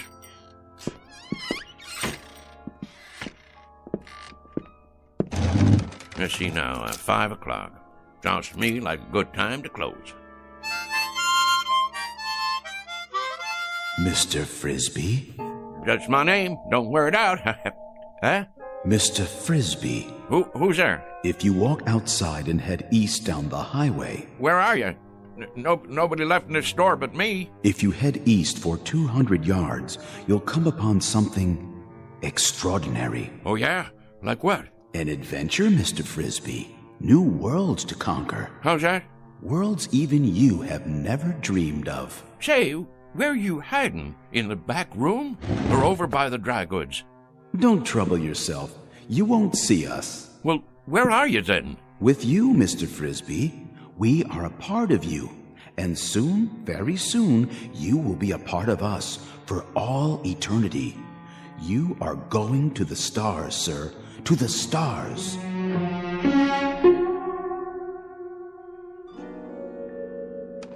What do you mean, the stars? You talking about going to Hollywood? The stars in the heavens. You're not afraid, are you? Afraid? Me? Stonewall Frisbee? Do I, David Eisenhower said to me back when I got onto the very first landing craft on D-Day, Stoney, he says to me, Stoney, you lead the invasion. There'll be mines, German E-boats, Stuka dive bombers, and artillery up against you, but you can do it. Well, like I says, I guess if you really want me to. An exceptional record, Mr. Frisbee, but our time grows short. Will you accept this last greatest adventure? You mean go walking outside? It's not far. Just beyond the first grove of trees. Afraid I can't take you up on that, seeing as how it's gonna rain. Then you are frightened. We had thought you'd be the one man willing to take almost any risk. That may be, but who, may I ask, is telling me all this? If you'll walk on down the road, as I suggested, you'll find out. Well, rain or no rain, I never was one to turn down a little excitement. Who'd you say you was? Your questions will be answered soon enough. Well, all right then. Just let me lock up. That won't be necessary. Why not? Because, Mr. Frisbee, you won't be coming back.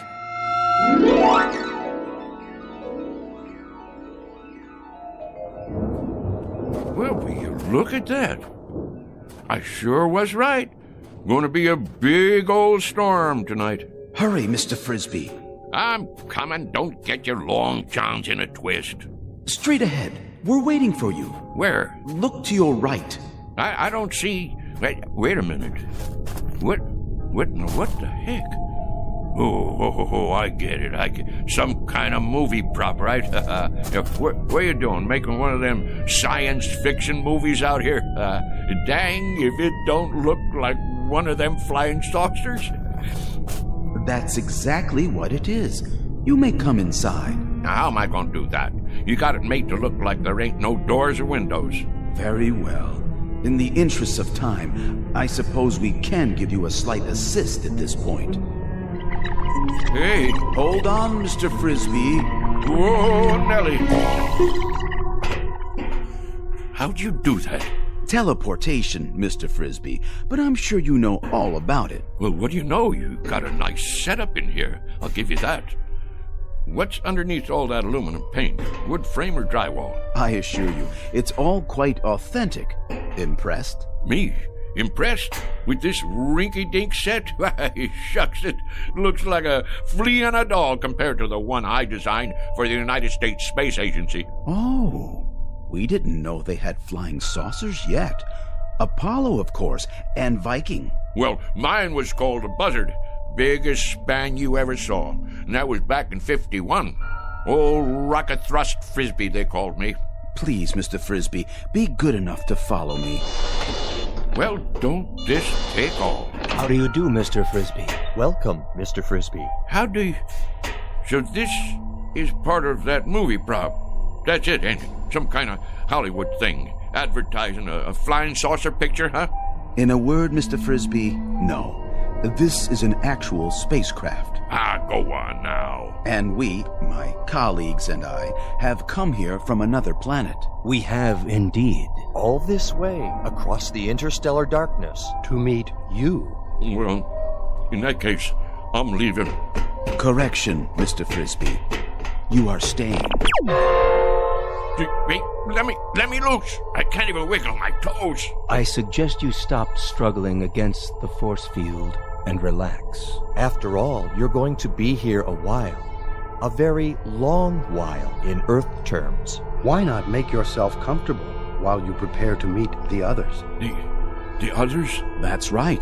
The Intergalactic Council.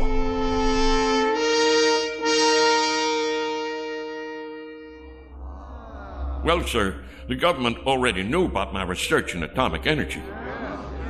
Matter of fact, I suggested it to them as far back as 1923. Spent a whole summer one time with Al Einstein, during which time I gave him the preliminary stuff about that relativity theory of his. Smart as paint, that fella. Smart as paint. He had bad hair, though. Should have put some Brill cream on it. A little dabble, do you? Anyhow, when I got this here call from New Mexico, I had to hightail it over there and show 'em how to make the bomb. Incredible. Fantastic. What a specimen. Now, let's see. That covers atomic energy. What was the next thing you fellows asked me about?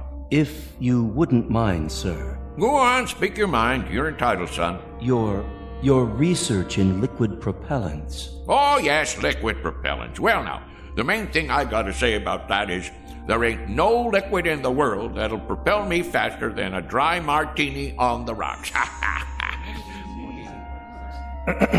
We were referring to liquid propellants as applied to space travel, Mr. Frisbee. Oh, them liquid propellants. I get your drift. Yeah, I developed the first ones used by the Air Force in that old whack Corporal rocket, remember? Used to have a model of it out in front of Disneyland. Well, that thing sure could move, thanks to me.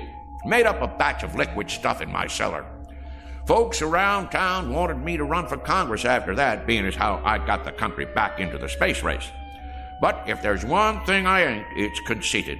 I figure it's a man's patriotic duty to invent liquid propellants if he has a mind to. And I had a mind to. Why, even as a boy, when I was attending Princeton University on a special scholarship, they used to call me Old Liquid Propellant Frisbee. Next question. Forgive me, Mr. Frisbee, but you mentioned Princeton University, did you not? Sure did, young fella. Nice place, too. Real homey. Of course not as homey as Pittsville Flats. But it was my understanding that you attended the University of Wichita. That one, too. I can see how you'd get a mite confused. It happens to be a fact that I hold degrees in 38 major universities and advanced schools of learning. Amazing. One earth. It beggars the imagination. I also got me one of them Rhodes scholarships over in England one time, but I had to turn it down because I wouldn't bow to the Queen. Next question. No more? In that case, well, I'll just get on home to dinner. I said it was getting late and I have to get home to dinner. Hey, you guys. About time I was leaving. I gather that you don't quite understand the situation, Mr. Frisbee. How's that? You're not going home for dinner. You shall have dinner here. Here? Precisely. In exactly, 14 minutes by your measure of time, we'll be departing. Departing? From where to where? From here to our planet. You see, Mr. Frisbee, our assignment here was to secure a representative Earth species, the most brilliant we could find. There seems to be no question that your accomplishments are far and away more extensive than any other human beings.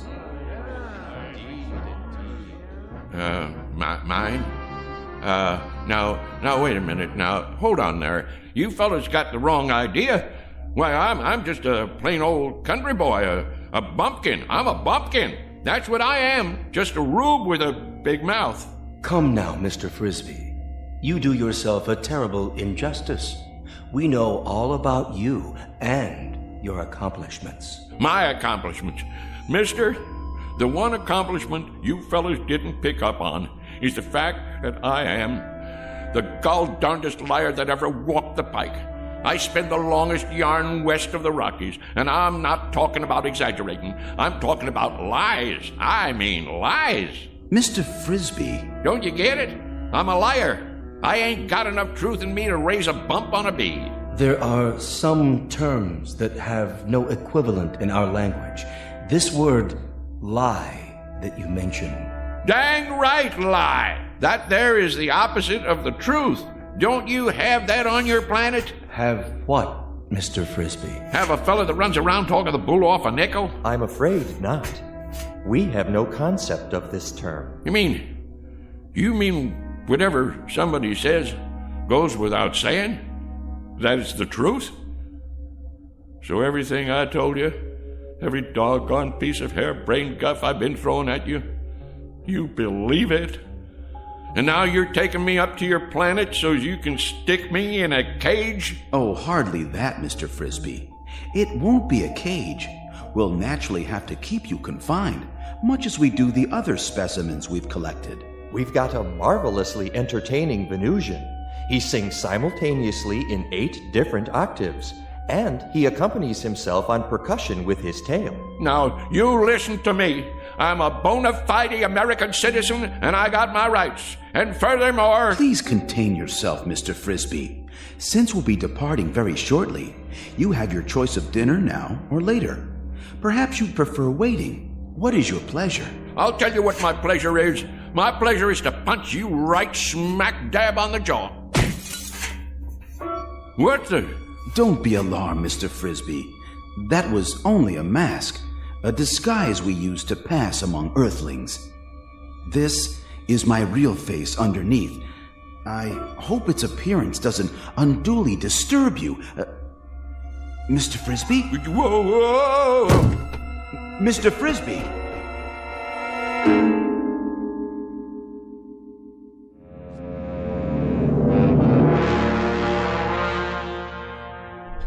Oh my aching back. Where am I?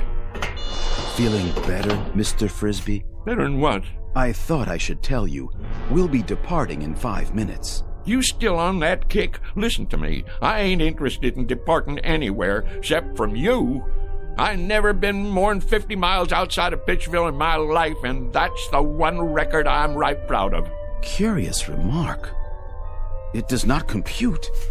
You took a bump to the head. Lie still. I'd better scan you.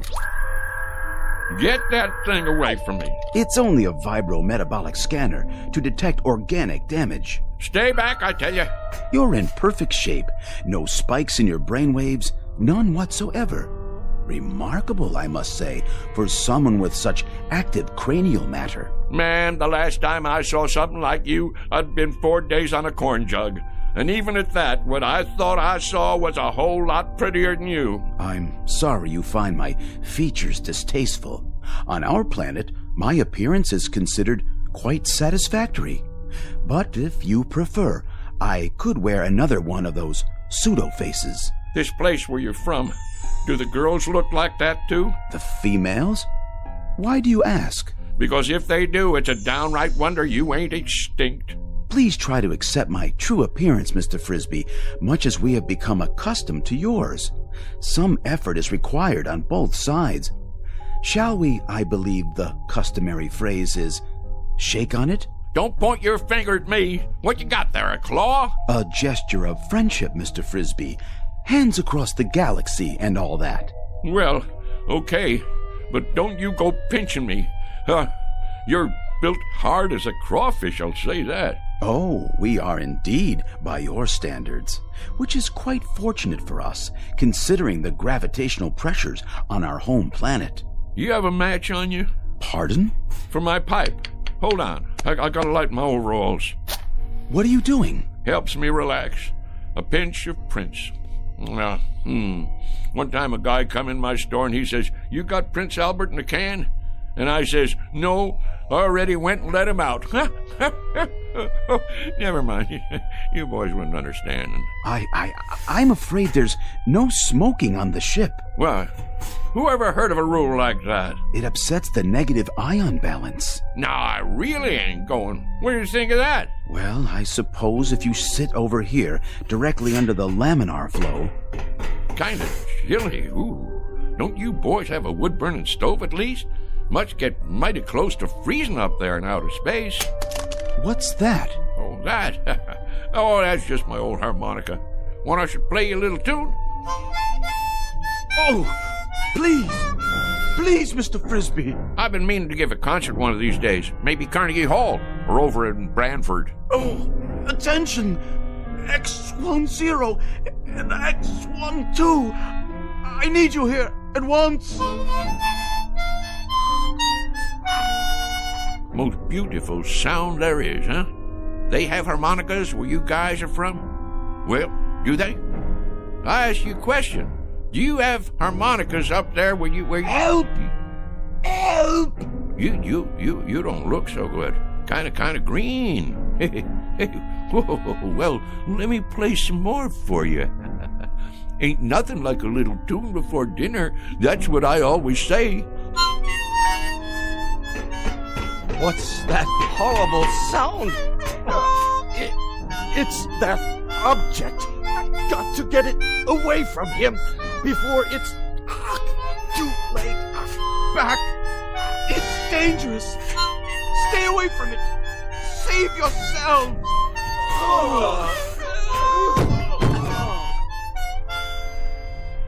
What's the matter, boys? Don't you like my playing? Boys? Oh, boys! Frisbee, old son, something tells me this is your chance. You better make tracks, and I mean now. They didn't call you old mile-a-minute Frisbee for nothing. Get moving. What are you doing out of your room, Mr. Frisbee? Mr. Frisbee! Don't let him off the ship! Quickly, seal the airlock! No, you don't, boy. Get out of my way. No. Don't go after him. He has some sort of fantastic instrument that emits a death sound. I've never heard a pitch like it. It's powerfully destructive. We'd best take off before he warns others of his kind. They may have the same weapon.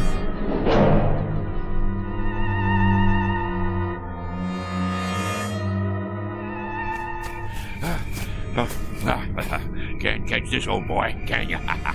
Go on, get out of here. Get on back where you come from. That's it. Scat.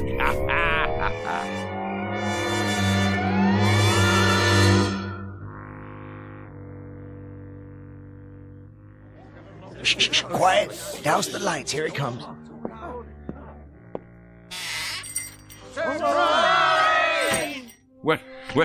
What's going on here? Will somebody tell me what's happening here? What do you mean, what's happening? It's your birthday, ain't it? As if you didn't know. And this here is a surprise party. As if you didn't know that either. Congratulations, Frisbee. Put her there, old buddy. Well, I sure didn't expect nothing like this. The heck you didn't. The present. Give him the present, dadgummit. I've been waiting all day for this. Got it right here. What are you waiting for? Go on, Frisbee, open it up. Well, you folks sure sprung one on me. Want me to help you get the paper off? No, I can get it. Go ahead, read it.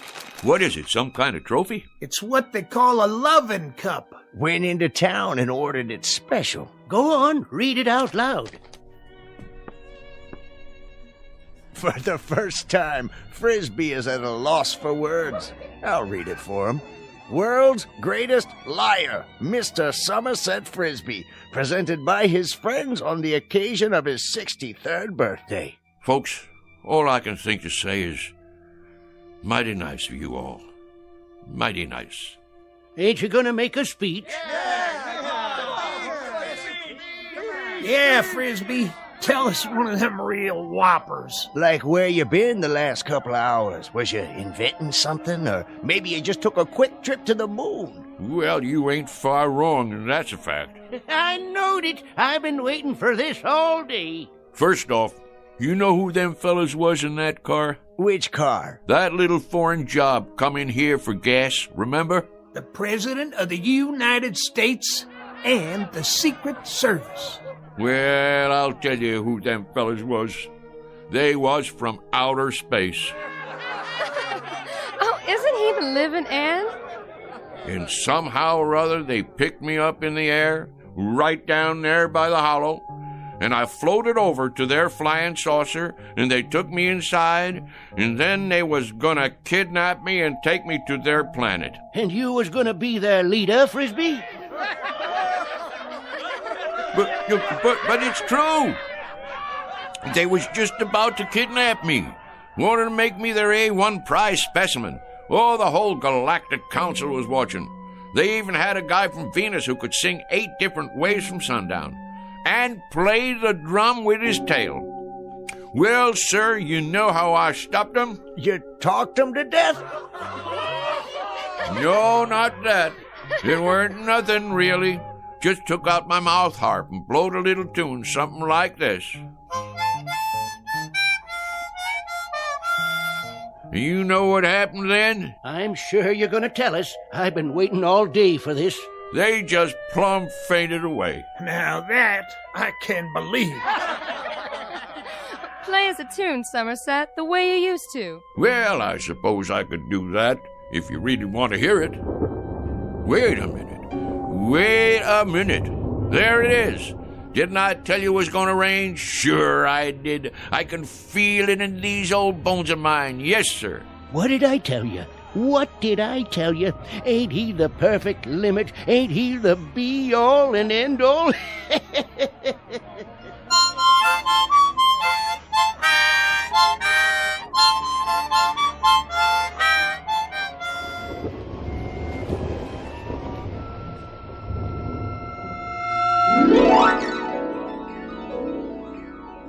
Mr. Somerset Frisby, you might have profited by reading an Aesop fable, the one about the boy who cried wolf. For now, consider this one more tall tale from the timberlands of the Twilight Zone.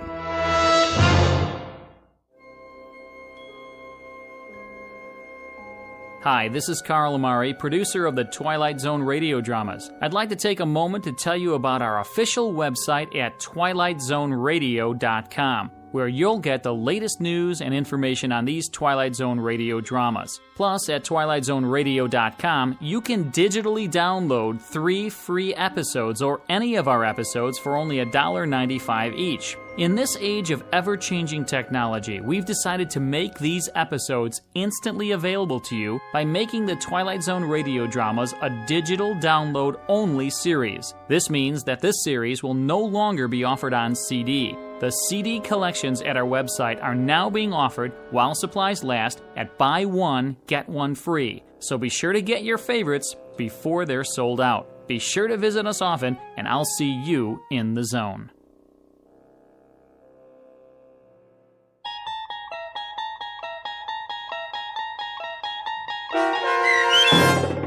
Hocus Pocus and Frisbee, starring Shelley Berman, with Stacy Keach as your narrator, was written for the Twilight Zone by Rod Serling, from a story by Frederick Lewis Fox, and adapted for radio by Dennis Etchison.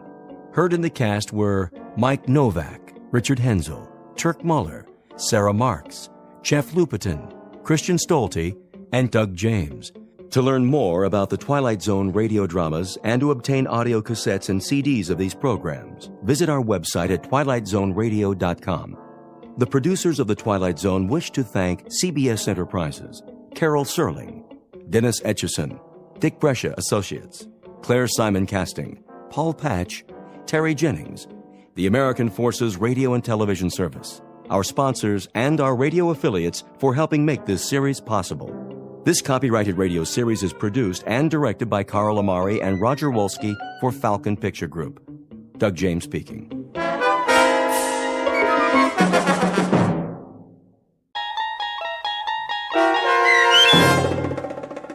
In His Image, starring John Hurd, with Stacy Keach as your narrator, was adapted for radio by Dennis Etchison and written for The Twilight Zone by Charles Beaumont. Heard in the cast were Alyssa Fraden, Ann Whitney, Darren Stevens, Jeff Lupetin, Meg Falcon, Elizabeth Lido, Carl Amari, Doug James, Jason Mallow, and Kip Karstead. This copyrighted radio series is produced and directed by Carl Amari and Jason Mallow for Falcon Picture Group. Doug James speaking.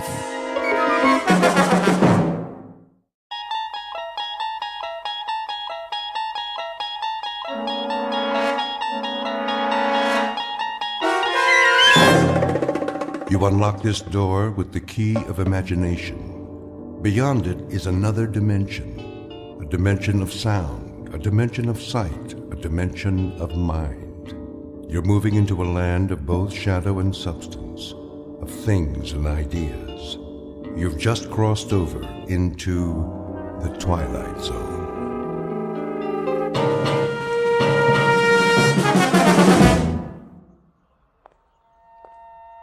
Morning. Morning, officer. Trying to beat the rush, huh? What's that? The morning rush. Oh, yeah. Going to work early? Not today. Today I'm going out of town. Pretty smart. Another hour, so many people getting on the subway, you'll think you're in Grand Central Station. Now, you're just getting up, fixing coffee. I know, it's weird. With the streets so empty, I didn't even take time for coffee. Wish I could get some. Not around here. I thought there'd be a 24-hour coffee shop or something. All closed. Gotta shut down sometime. Clean up. Yeah, well, have a good day. Take her easy. The trains run this early, don't they? 24/7. Right down the stairs. Thanks.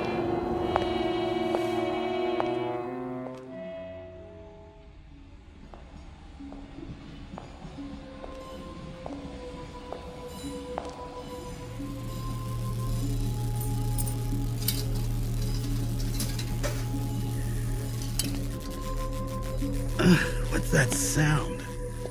Young man, Oh, sorry, I didn't see you. are you sick, young man? Me? You look sick.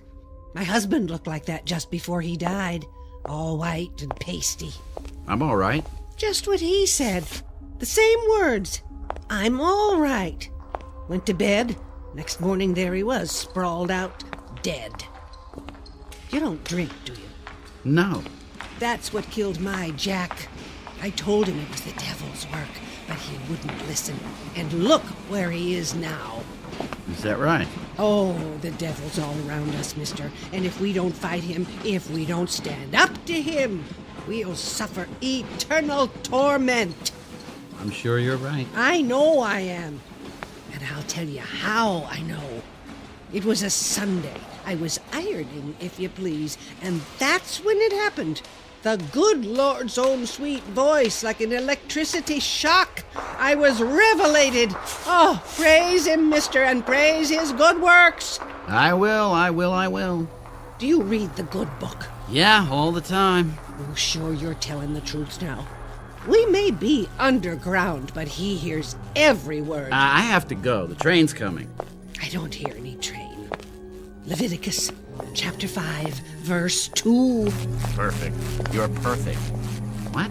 Or if a soul touch any unclean thing, whether it be a carcass of an unclean beast, or a carcass of unclean cattle, or the carcass of unclean creeping things, and if it be hidden from him, he shall also be unclean and guilty. If you're not perfect, then kill, and end it now. Please. Don't you want to be saved? No, I just want to be left alone. We're never alone. Don't you know that? He's with us all the time, and he'll help us if we only let him. But we've got to be saved first. Read this pamphlet. All right. The devil means to have you, but I won't let him. I'll fight with you, mister. My train. The train to glory. Get on board. Stop, please, stop. Listen to me. It's your salvation. Kill. Get away from me. What are you doing? Stop. No.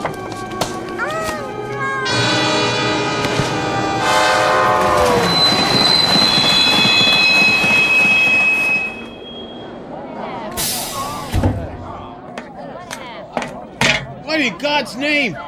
She fell on the tracks. I couldn't stop. Hey, that man pushed her.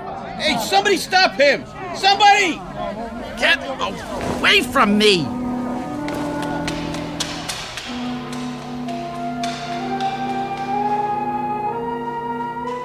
Incident in a subway station. It could be the end of a particularly terrifying nightmare, but it isn't. It's the beginning. The young man's name is Alan Talbot, and although he doesn't know it yet, he has a ticket to a strange new world that's too real to be a dream. A living nightmare that begins at a stop called the Twilight Zone.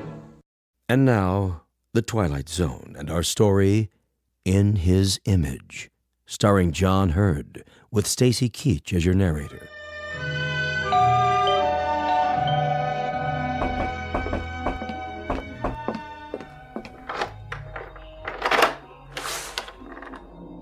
Yes? Sorry to bother you, ma'am, but see, I belong to the Junior Woodchucks, and if you'll just buy a 10-year subscription to the Ladies' Home Companion, I'll get to go to summer camp. What do you think? I think you'd better come in. Okay. Hi. Hi. Ready? And willing. Surprised? A little. Come here. Hey, now, Tiger. I told you there are lines I don't cross. I know. I was gonna wait till we got married, but I lost my self-control for a second. Well, you look around for it while I pour the coffee. Thanks. How come so late? Who's late? You are. What, 5 minutes? Try 45. Ooh, honey, I told you to get rid of that sundial. Okay, so you overslept. Just remember, leaving at 6 a.m. wasn't my idea.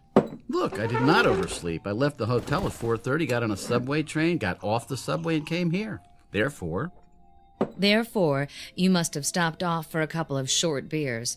It's now 6:45. Look at your watch. See? Yeah, I see. But I don't understand. I do. You were enjoying those last moments of freedom. Uh-oh. Uh-oh, what? Well, you said you wanted to bring some food along, so I roasted us a chicken. Looks like it got a little crispy. Jess? Hmm? Are you sure? What do you mean? You know what you're doing? Of course I do. I, a 31-year-old spinster of sound mind and body, am going to run away to a town I've never heard of for the purpose of marrying a guy I've known exactly 4 days. Anything odd about that? I'm serious. So am I. I mean, shouldn't you get to know a little more about me? Like what? I know that your name is Alan Talbot. I know that you live in Coraville, New York, in a big white house surrounded by rose bushes and trees. I know that you do scientific research on some kind of weapons device for the government. Not weapons, computer electronics. See? Already you're romanticizing me. Desperate need of a woman 5 feet 9 inches tall, answering to the name of Jessica Connolly, right? Right. And you are single.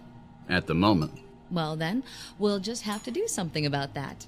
Here, wrap the chicken in foil and put it in the picnic basket while I get the suitcase. Sounds good to me. Think I'll like Coraville? Only if you happen to like great little towns full of warm, friendly people. Only a week away from the place and already he's homesick. I better like it. You will, and you'll love Aunt Mildred. Well, are you going to stall all day, or are you going to make an honest woman out of me? Let's go.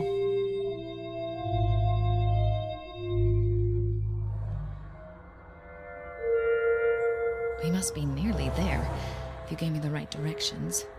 Alan? No. Go on then, sleep. You need it. Walter, no. Alan? No. It isn't right. Send me back.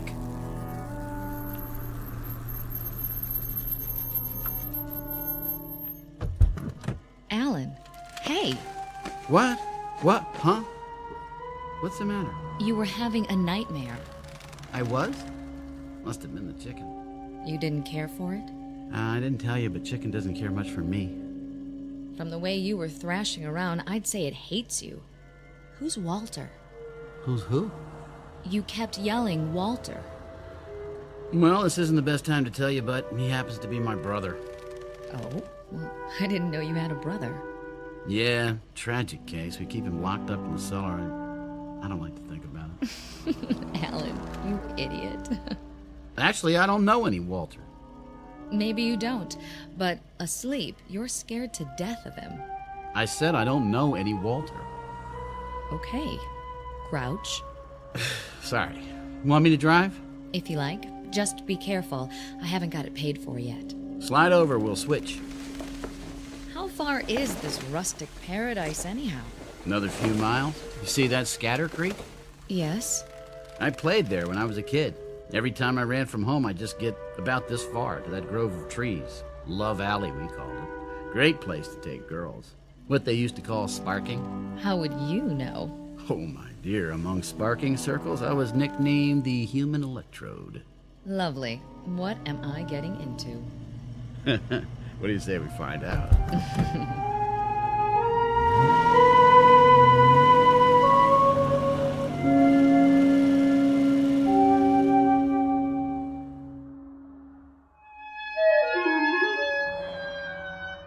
Here we are. Coraville. Population 3,250. Sounds cozy. It is. That's the town square up ahead. Alan, it's beautiful. Didn't I tell you? A little village. It reminds me of West Hampton. Trees, shops. Oh, look at that old hotel. That's the New Brunswick. Got an ice cream parlor and a magazine rack. You can get cigarettes there, too, if you can prove you're 21. Mr. Van Brook's very strict about that. Think I could pass? Maybe not. And over there, to the right, you can't see it from here, but the library's down Oak Street.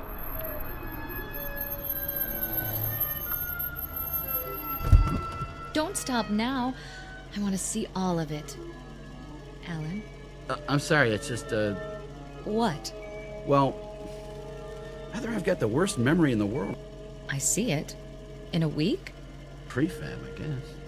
I tell you, young lady, that don't make things the way they used to. Oh, well, let's go. Alan, do me a favor. Sure. Let's get something first, before we meet the gang. Just a little glass of wine to take the edge off, all right? Relax. In the first place, it isn't a gang, it's just on Mildred. In the second place, there aren't any bars in Corville. Well, I thought I saw one a couple of blocks back. Nope. Nearest place is Temple, 15 miles away. How about a coffee? I guess that'll have to do.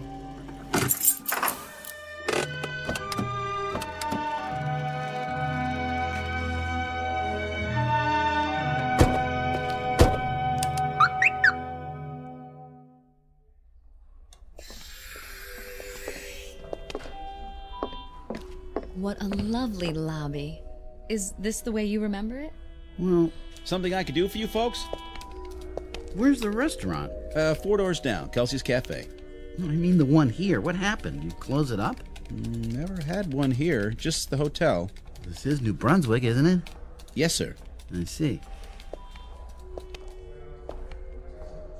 I know how absent-minded you scientists are, so you won't mind me asking, are you sure we're in the right town? Yes, I'm sure. Well, don't snap at me. Sorry. Look, Jess, let's just go on home, my home, and get something there. Anything you say. Is that your Mr. Brooks behind the counter? No, I don't know who he is.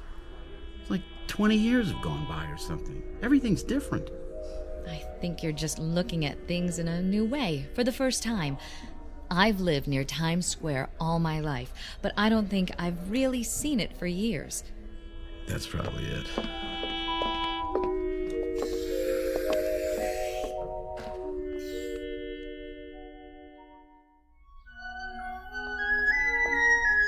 Now that's a classic house.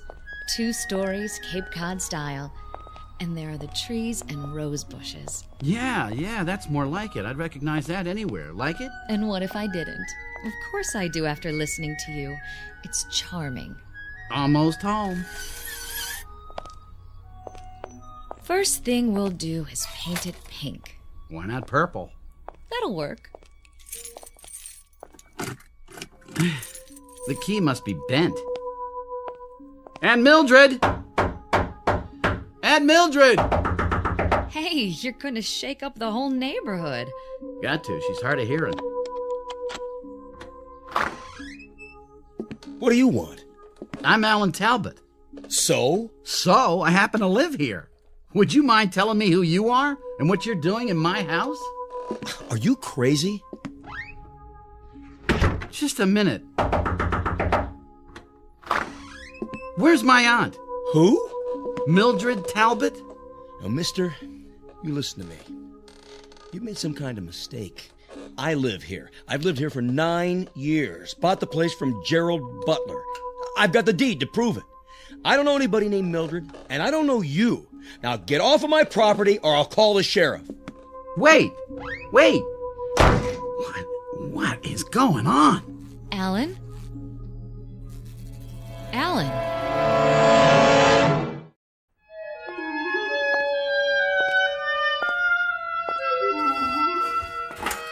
I'm back. Get everything straightened out at City Hall? Sure. I'm out of my mind. Alan. Well, I don't know what else to think. Somebody I never saw before in my life living in my house. The woman I had lunch with a week ago dead for 3 years. New buildings in town. According to the official records, it's all true. Alan, I know this will sound crazy, but Remember what you said when we tried to get coffee at that hotel? The one that didn't have a coffee shop? You said it was as though Coraville had aged 20 years. 20 years in a week. What if it's true? What if 20 years have gone by somehow? Rip Van Winkle? Well, why not? It's a possibility, isn't it? No. I thought of that, but it doesn't hold up. For one thing, it would make me at least 45. Unless I left town at the age of 10. And that couldn't be because I went to high school and college here. Except there aren't any records that I ever attended Coraville High. And the university I work for, it doesn't exist. It never existed. What about your aunt? I just checked. There isn't a single trace of evidence that a Mildred Talbot ever lived here. Well, it was an idea. Let's go. Where to now? The cemetery.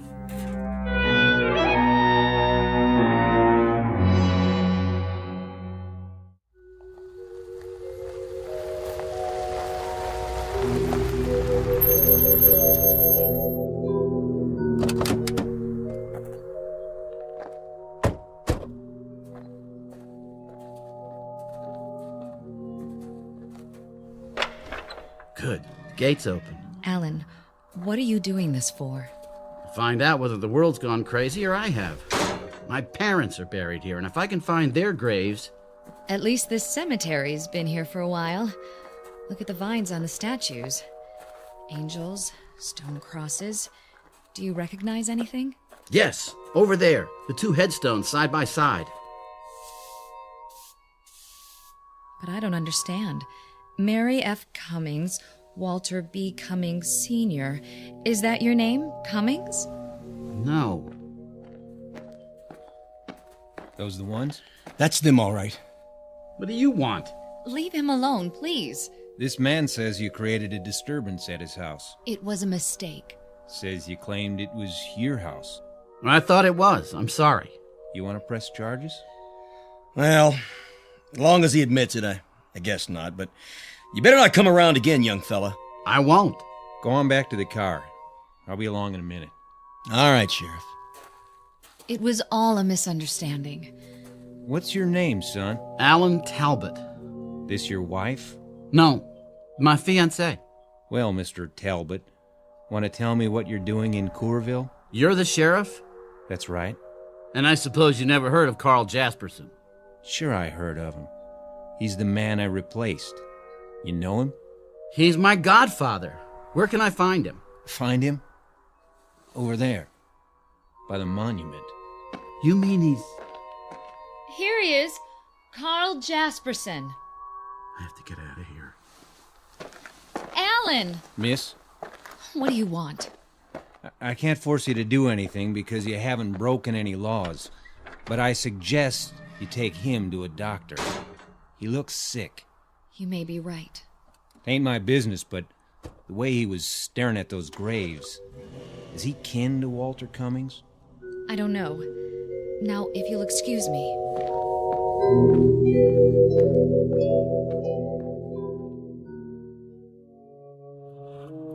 It's only a few more miles to New York. How do you feel? Alan? Alan, don't shut me out. I don't have anything to say. Honey, there's a rational explanation for all of this. There has to be. Dr. Matthews had a patient once who couldn't even remember her own name. Please don't humor me. She had no idea where she was or how she got there. When Dr. Matthews talked to her, she couldn't remember a thing about her life. But 2 weeks of treatment and she was all right again. It was a form of amnesia. You'll like Dr. Matthews. Then kill. You must kill. Wrong, Walter. Wrong. And he treated Sandy, my roommate. I don't know whether I told you about her. But anyway, she had a breakdown and... Stop the car. Are you going to be sick? Yes, stop the car.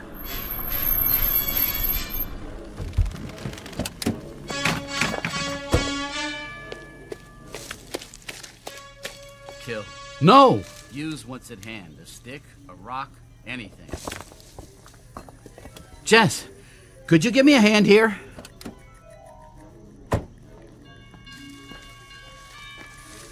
Where are you? Over here. What is it? No, don't come any closer. What? Stay away from me. Get back in the car and drive away as fast as you can. Alan, why are you holding that rock in your hand? I'll see you at your apartment. But how will you get there? Never mind. Just go. For God's sake. Jess, go. Now. If that's what you want. Run before I... Kill. No! Jess. Oh, Jess.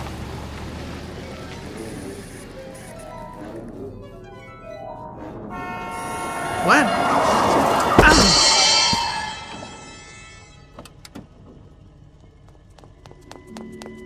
Mister, are you all right? I didn't see you, honest. I came over the hill and... Hey, mister, can you stand up?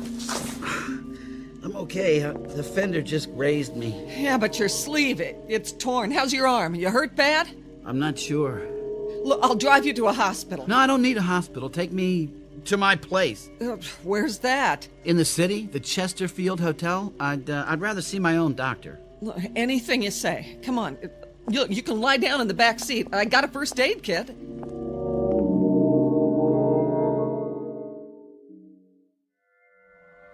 Look, is that a bad cut? No. I still think you ought to see a doctor. I will, as soon as we get there, but I'm not even bleeding. Not on the outside, maybe. I've heard of accidents where you... I'm fine. I'll sign anything you want, absolving you of all blame, okay? Look, don't get sore, mister. I'm just worried about you is all. Sorry to have been so much trouble. Mister, I'm glad you're alive. Look, it's none of my business, but how come you were standing there in the middle of the road like that? I'm not sure. I'm gonna find out.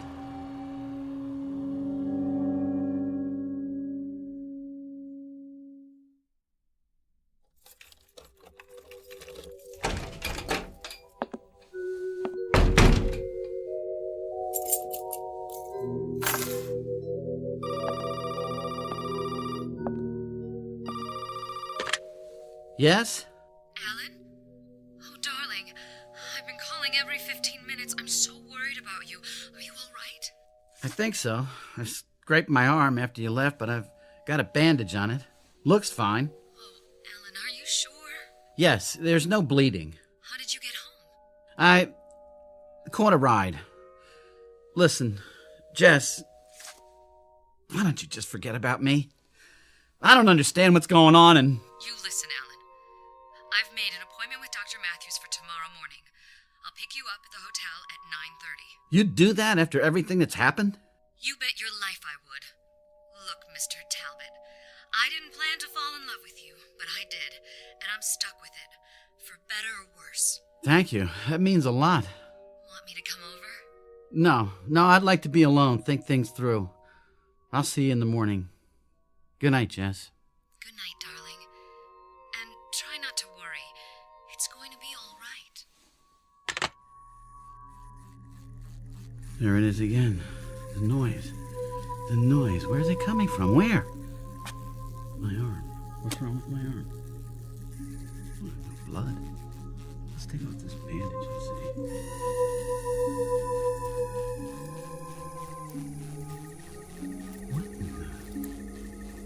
No blood because this isn't real skin.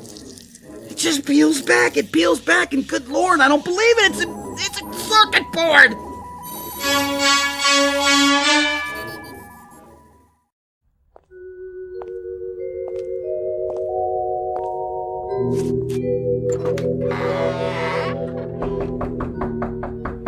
Hello?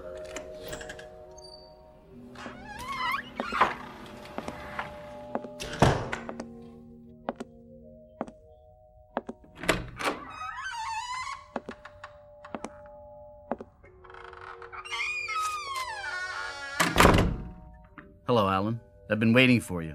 You're real. That's a matter of opinion. Sit down, Alan. I'll fix us a drink. Go on. There's nothing to be afraid of. No? By the way, you almost killed me with those scissors. Did you know that? What scissors? I wish you'd succeeded, but nothing ever works out right for me. Scars next to my heart. Close, but no cigar. Who are you? You already know that. You must. You found me. I looked you up in the phone book. Walter F. Cummings, Jr. You've been to Corville. Yes, I saw your father's grave. So you know my name. That's all? That's all. Well, then you better have some of that martini. What is this place? You were born here in this house exactly 8 days ago. I made the delivery. You're drunk. My boy, you're so right. Drunk as a hootie owl, but not drunk enough. Join me in another? I guarantee no hangover. Wasn't that thoughtful of me? I'm in no mood for jokes, Cummings. That's a pity, because this whole thing is a joke. But you see, the joke's on me, and the essence of humor. Get to the point! Well, you've been to Corville, so you know that Alan Talbot never lived there. You know that you've been behaving oddly of late, and from the bandage around your arm, I judge you've figured out the rest. What more can I tell you? Who am I? You're nobody. You're nobody at all. Who is this watch I'm wearing? Ask me that. Who is the refrigerator in the kitchen? Don't you get it? No. You're a machine, Alan. A mechanical device. I don't believe you. Not even after you've seen what's under your skin. I don't blame you. I wouldn't either, but it's true. The fact is, you were born a long time ago inside my head. All kids have dreams, don't they? You're mine. A perfect artificial man. Not a robot, but a duplicate of an actual human being. You're still dreaming, am I? It was harmless. Not even terribly imaginative for a child. But then I became an adult, only somewhere along the line I forgot to grow up. Like most geniuses, I kept my dream. Why don't you take off the training wheels and talk straight? I created you. Is that straight enough?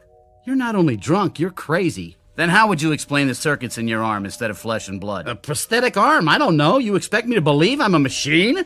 It's ridiculous. I eat, I drink, I sleep. I just told you I wanted a perfect creation. Come with me, Alan. Where? Downstairs. Let's call it the delivery room. You didn't think I whipped you up in my living room, did you?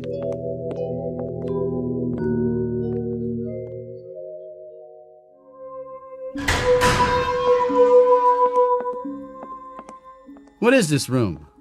My lab. Your birthplace.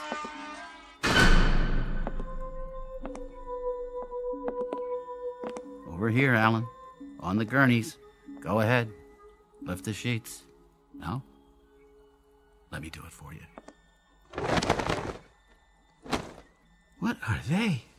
Your brothers. Alan Talbot the first and Alan Talbot the second. You were number 3 in this batch. Hard to tell them apart, I know. They're only partially formed. I didn't add the finishing touches like circuitry. Call them factory rejects. Where did you get the money for all this? Told you, I'm a genius. When I saw how much money I'd need, I developed a new kind of microchip. They turn out 300,000 or 400,000 a year. I get royalties. Money was the least of it. The failures, though. The failures, they were bad. I can't tell you how many times I had to start over. And you did it all by yourself? I'm afraid the day of the lone inventor is past. I had some of the best scientific minds in the world working for me. But of course they didn't take the project seriously. It was just a game to them. How to create a nervous system, how to duplicate a brain. With all its subtleties, mere reactions weren't enough. Intelligence is what I was after. My creation had to have abstract reasoning power, a past, all the intricate facets of personality multiplied by millions that make up true consciousness. Now, accomplishing this from scratch would have taken forever. So, I decided to use myself. So you're telling me I'm you? On some of your cells, I made certain impressions, my own memories, some of my talent, some of my knowledge, bits and pieces of myself. It isn't possible. I'm me. This is my body. Non-conductive plastic? Very lifelike. I've heard enough. Where are you going? Back to Corville? You lived there, of course. I gave you my memories of the town. Some of them were outdated. I left 20 years ago. What about the university? Fictitious. I had to give you a job. And Aunt Mildred? All the old women I've ever known rolled into one. After my parents died, I lived alone. The reputation as a Don Juan, I regret to say, is imaginary too. That's about it. You can fill in the rest, up to the last week anyway. What happened then? I wish I knew. Something went wrong. You attacked me with a pair of scissors and ran off. I've been unable to find you since. What went wrong? I'm not sure. But whatever it is, it's wrong with me, too, because everything you know or think or feel reflects some portion of myself. And if you wanted to kill, it means part of me wants to kill. My own death wish inverted. I don't have a death wish. Everyone does. We're all potential suicides or murderers. We all have the seeds of paranoia inside of us. In giving you parts of myself, I unintentionally gave you my latent psychoses. Big ones. To put it another way, Alan, you're quite insane. Then fix me. I don't know if I can. Why not? Because, much as I hate to admit it, luck had a great deal to do with your creation. You mean I was an accident? Trial and error. It was like a blind man with a machine gun.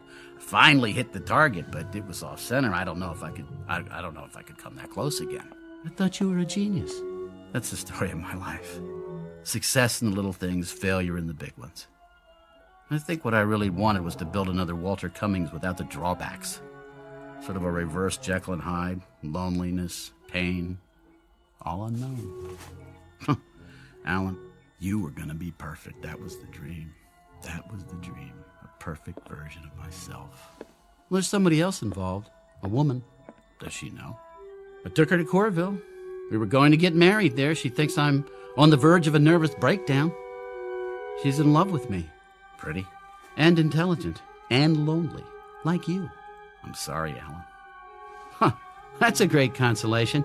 Even if I could fix you, she'd find out. How? Well, for one thing, she'd grow old and you wouldn't. For another, being a machine, you'd eventually wear out. And those things never occurred to you? I suppose I didn't think I'd succeed as well as I did. You can still make it right. I'd give anything if I could. You can. You've got the tools, the instruments. You're going to build another Alan Talbot. Too risky. Only this time, you're going to get it right. One of these blanks, the rejects, with some modifications. I don't know if I can. With all that you know now, it'll be easy. He's going to walk out of here tonight, and he's going to marry a girl named Jessica, and for the first time in his miserable life, he's going to be happy. And so will she. You don't understand. The process takes too much time. There is no more time. Here, I'll write down her address. She was going to meet me tomorrow, but she'll be home now. Take it. That's appropriate. What is? This pamphlet, The Way to Salvation? Where did you get it? Somebody gave it to me. I was in... Read this pamphlet.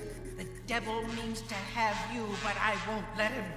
I'll fight with you, mister, and we'll win. My train. The train to glory. Get on board. What's wrong? The noise! Make it stop! Are you hearing something? In my head, like computers and electricity! It's your circuits. They're going bad. And a train! Get on board! Walter, get on board! Your eyes.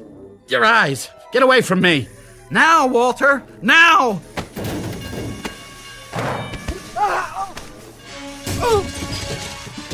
Don't, Alan. The equipment. You take the address. Promise me. Stop. You, Walter, it's the only way. Get out now and remember what you've learned. Try to remember.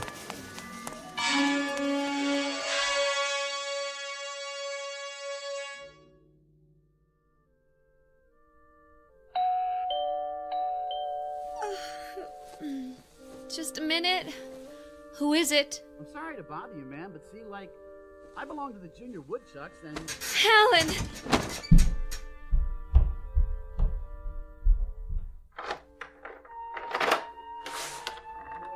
Is it really you? You are pretty. I've been so worried.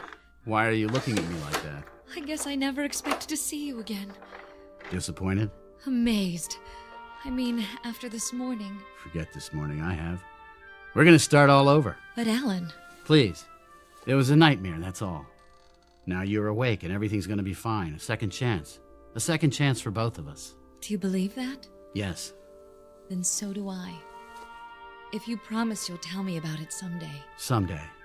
But now, how about a cup of coffee? Coming up. And a couple of Mother Connolly's hand-fried eggs?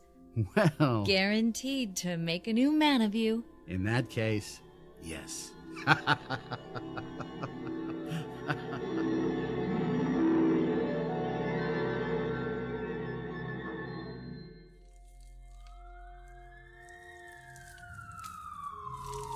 Too late to fight this fire. The whole place is gone.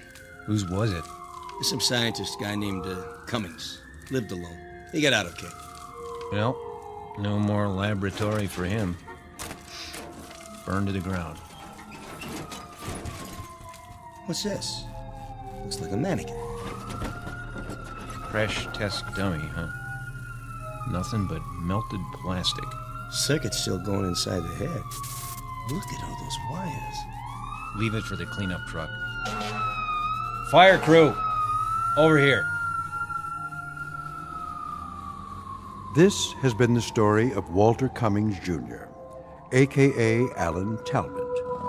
In a way, he succeeded with his life's ambition, even though the man he created was, after all, himself. But that creation is now relegated to the junk heap. One more failed experiment. While Mr. Cummings has been given another chance, for better or worse, there may be easier paths to self-improvement, but sometimes it happens that the shortest distance between 2 points is a crooked line, one that leads directly through the Twilight Zone. We'll return to the Twilight Zone after these brief messages. You are about to enter another dimension, a dimension not only of sight and sound, but of mind, a journey into a wondrous land of imagination. Next stop, the Twilight Zone. Hi, this is Stacy Keach. I'd like to take a moment to tell you about our Twilight Zone website at twilightzoneradio.com. At twilightzoneradio.com, you'll find the latest information on these Twilight Zone radio dramas, including behind-the-scenes photographs, plus the newest product releases, trivia contests, ways to contact us, other Twilight Zone-related info and merchandise, plus links to other fascinating websites. So make your next stop twilightzoneradio.com. Visit twilightzoneradio.com to purchase these Twilight Zone radio dramas on cassette and CD, or call toll-free 1-866-989-ZONE. That's 1-866-989-9663.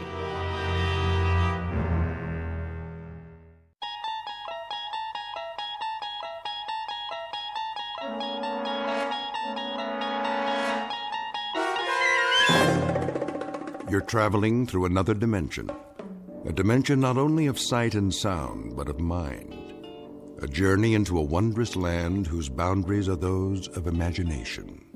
Your next stop, the Twilight Zone.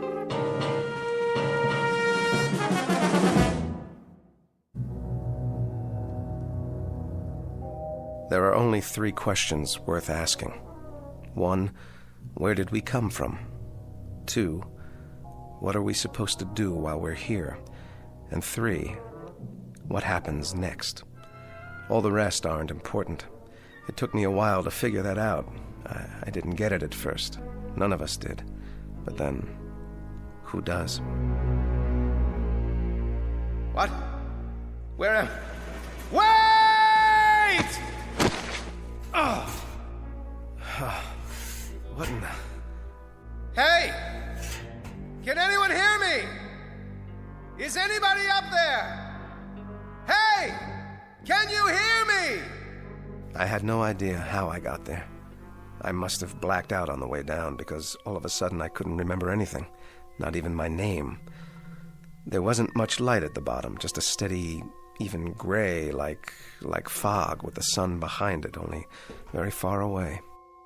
The wall was curved a little and made of some kind of smooth metal. At least, that's what it felt like. There was only one thing I could think of. If I was a prisoner, I had to get out. So I started exploring, feeling my way along. But I couldn't find a door, not even an edge to grab onto, nothing. I stopped to get my bearings, and then I heard it. Hooray! The fleet's in! Who are you? Oh, but it isn't the fleet, is it? It's the army. Then the army's in. Why are you dressed that way? What way? The makeup, the clothes. You look like a clown. You don't like my uniform? Oh, well, can't please all the people all the time. Nice uniform you have there. Hooray for the army! Tarara-boom-dee-ay! At 10 hut at your service. What are your orders, Colonel? General? Whatever you are? I'm a major. Oh, yes, I see that now from your collar. But don't fret about it. You can always advance, even in a peacetime army. Today a major, tomorrow a brigadier. I wouldn't mind having you on the general staff. From major to brigadier, not bad. There's light colonel and colonel in between. You're generous, old sport. You're certainly Problem? No problem. It's just that, Just that what? A couple of small items seem to have eluded me for the moment. Such as? Such as who I am. Why, you're a major. According to your uniform, that's what you are. And that is what you said. Or are you impersonating an officer? That's a very serious charge, you know. Impersonating an officer. No, I am a major. Here's the insignia, so I know that much. But that's all I know. I must have been wounded or something. You seem to be intact. Then why can't I remember my name? I have no idea who I am. I don't remember my outfit or the action. Action?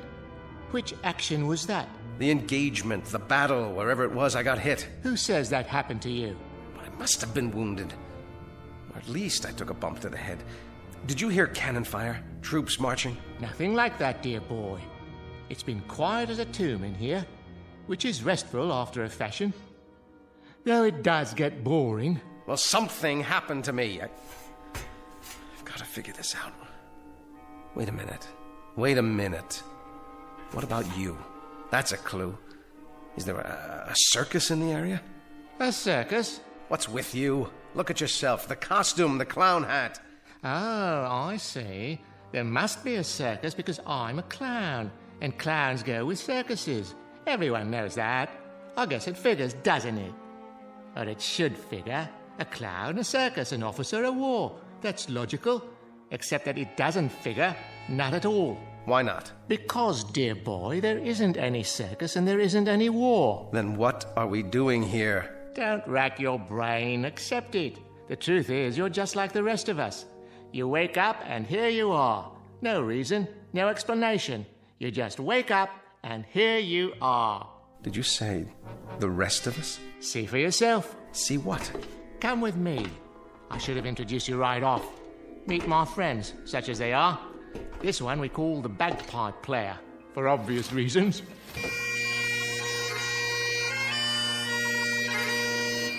Hello, laddie. And this is, well, I suppose one would call him a tramp or a hobo, judging from his stereotypical appearance. A familiar sight no matter where one goes, wouldn't you agree? Hey, pal, you wouldn't have a drink, would you? And the most beautiful of us all, the ballet dancer. How do you do? How do you do? I'm... Don't worry about names. They don't remember theirs either. Gentlemen and lady, I'd like to introduce the Major. Hello. Meet our collection of walking, talking question marks. 5 improbable entities who are all in the same predicament, trapped side by side in a pit of light and darkness. No logic, no reason. Just a prolonged nightmare in which fear, loneliness, and the unexplainable walk hand in hand through the shadows. In a moment, we'll start collecting clues as to the whys, the whats, and the wheres. We will not end the nightmare. We'll only look more closely into the shadows in search of an explanation. Because you've already fallen with them, headlong and without a compass, into an uncharted region known as the Twilight Zone. And now, the Twilight Zone, and our story, 5 Characters in Search of an Exit, starring Jason Alexander, with Stacy Keach as your narrator. The clown was right. One was a bagpipe player, complete with plaid kilt. The tramp was, well, a tramp by the looks of him. And the ballet dancer really was beautiful. She had on a white leotard and one of those little ruffled skirts. What do you call them? Tutus. The 4 of them acted like they weren't surprised to see me there. Not a bit. But why? Why weren't they? If you don't mind, would someone please tell me? Or is it a secret? Tell you what, dear boy. What do you think? What's going on here? Going? Going where, old boy? I don't know. What are we? Who are we? None of us know, Major. We don't know who we are. Each of us just woke up one moment and here we were, in the darkness. But this isn't really darkness. Not quite. I can see all of you and you can see me. It might as well be dark. The light, whatever it is, wherever it is so far away. I can't tell anymore if it's real or just something I'm imagining, because I need it to be there. Instead of what? Of nothing. That's absurd. Is it? Each of you woke up, just like that. Correct again. Give the man a cigar. But how did you get here? What were you before? Who put you in this place? You sure got a lot of questions. I told you, Major. We don't remember. Are you sure you didn't fall? We may have. The memory fades after a while. Well, that's how I got here. Did you? Yes, he did. He did indeed. I saw him. A nice pratfall, as a matter of fact. Quickly, before it fades. What's the last thing you remember before you fell? I don't know. I must be suffering from amnesia. Oh.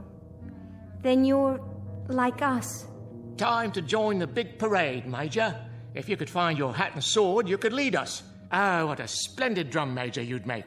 Followed closely by the clowns and acrobats, of course. This is incredible. Oh, isn't it? What a troupe we've put together. The crowd will love us. But how did this happen? How could it? That's the same question we asked ourselves. How could it happen? A question with no answer, Major. A question with no hint of an answer.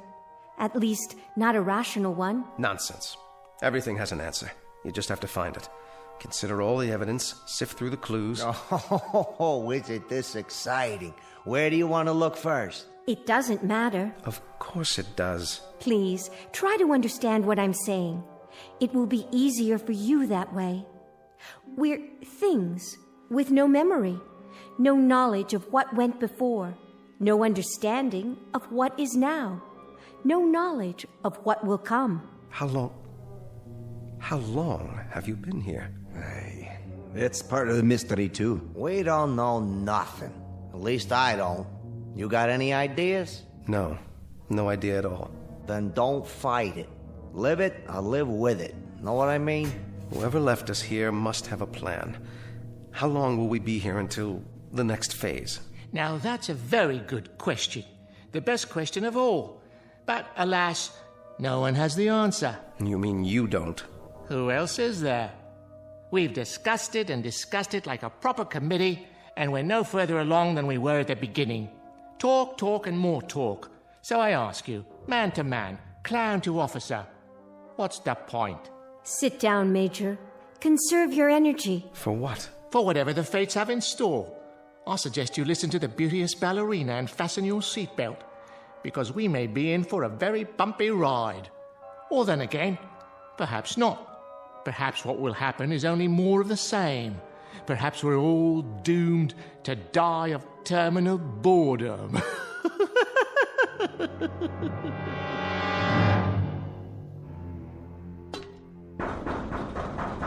Look at him. Active fellow. Very active fellow. Very much army, in other words. A man who has to do something, anything. A compulsive type. A regular worker ant. Oh, you're a big-time psychologist now, huh?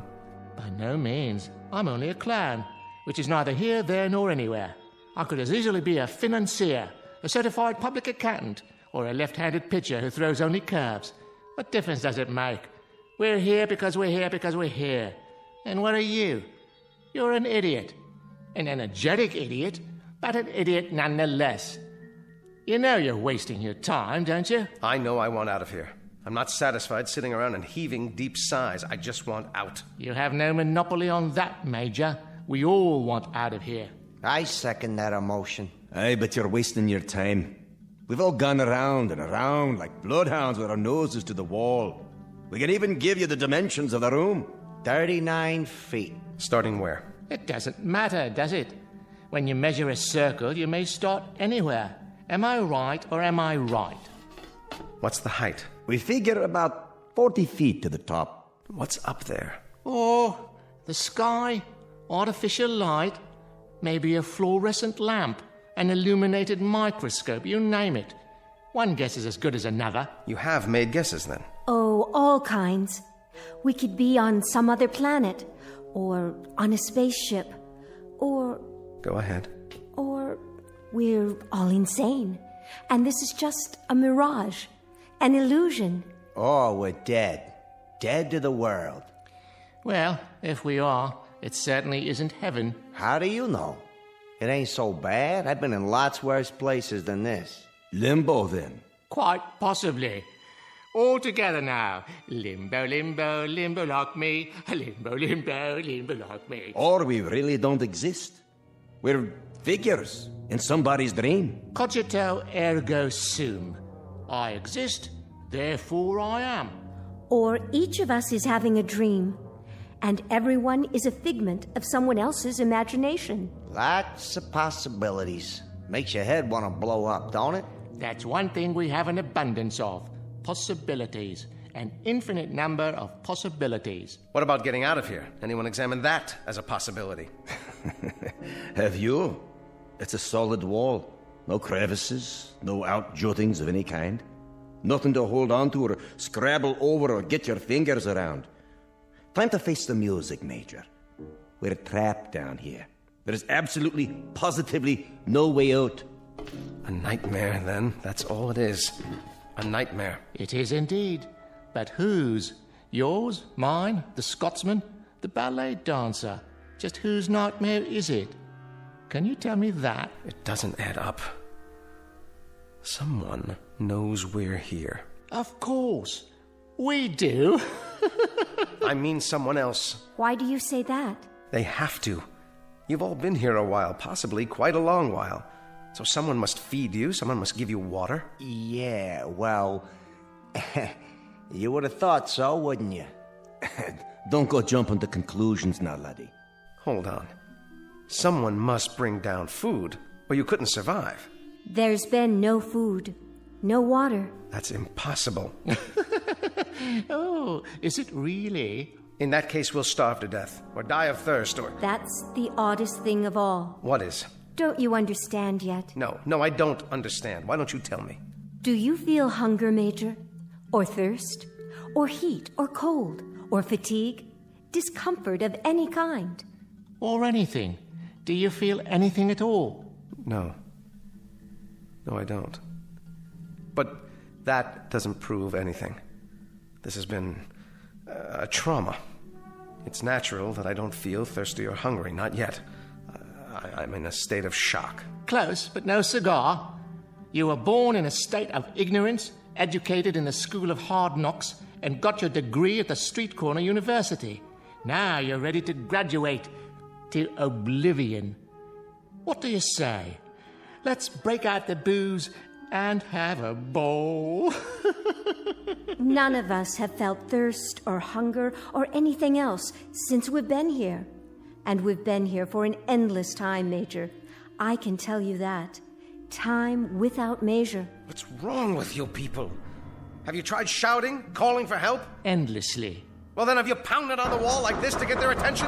I mean loud. I'm talking about taking off your shoes and really pounding. Have you done that? Often. Well, have you looked all the way around? Have you felt every square inch of the wall? Maybe there's a control button or a panel of some kind, a hidden panel, or a lever, something. Yeah, sure. At the start, that's all we did. Hunted and searched and peered and felt with our hands. And you know what we found out? Sure you do. We found out that this right here is the whole shooting match. This little room. What you see is what you get, Major. There ain't no more.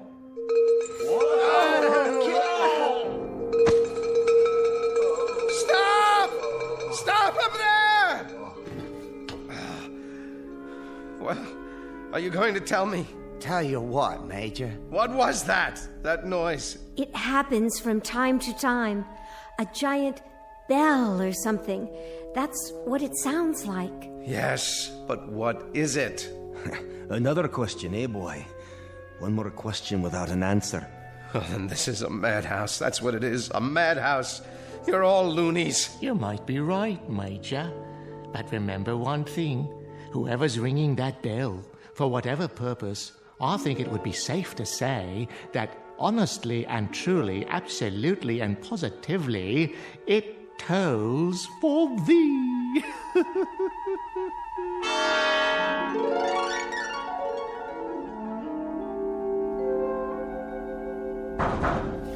Hey!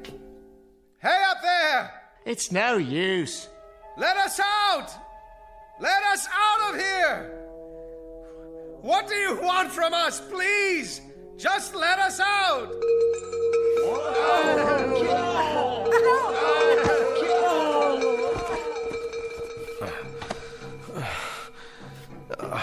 Are you okay?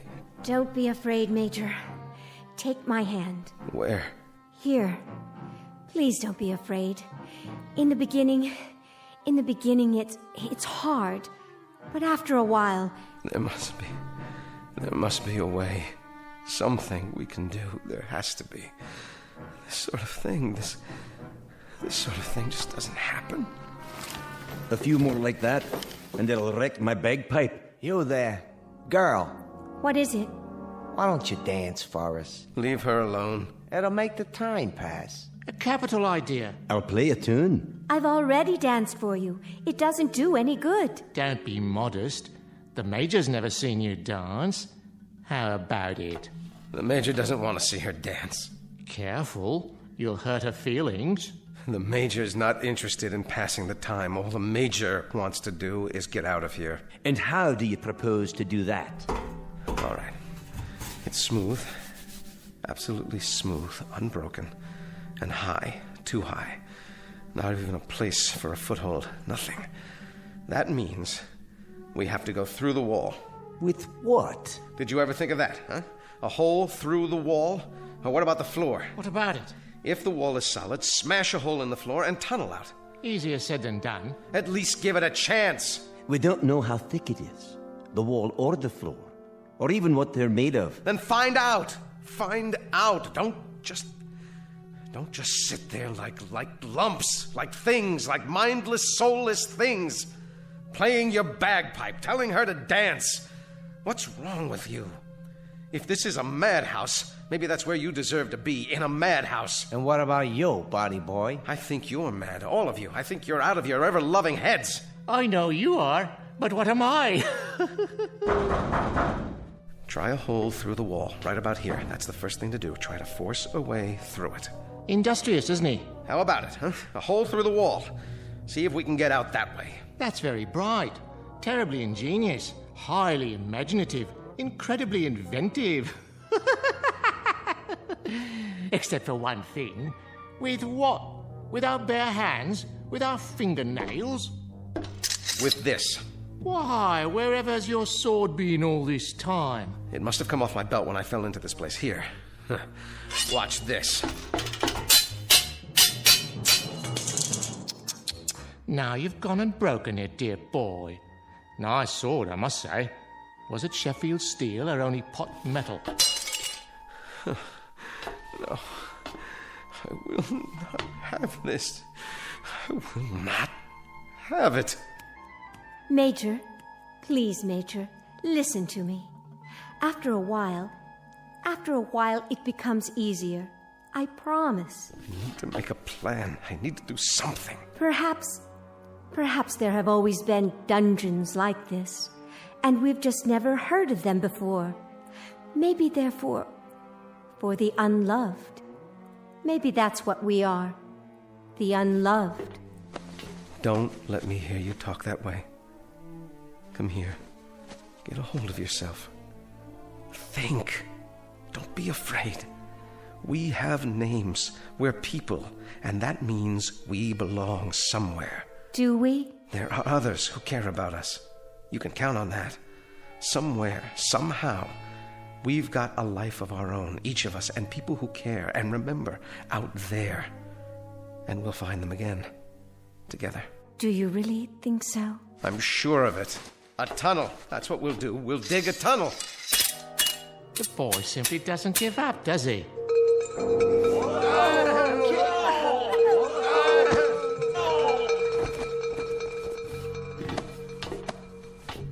I've got it. Got what, pal? I know where we are. It suddenly occurs to me. It's funny none of you ever thought of it, but it has to be. Where? Where are we? Why, my dear young lady, how unobservant of you. When the whole thing fits together so perfectly, do you need me to draw you a picture? Please tell me. Ladies and gentlemen, it seems quite apparent, doesn't it? Absolutely unequivocal. We, all of us, are in hell. God help us. We are in hell.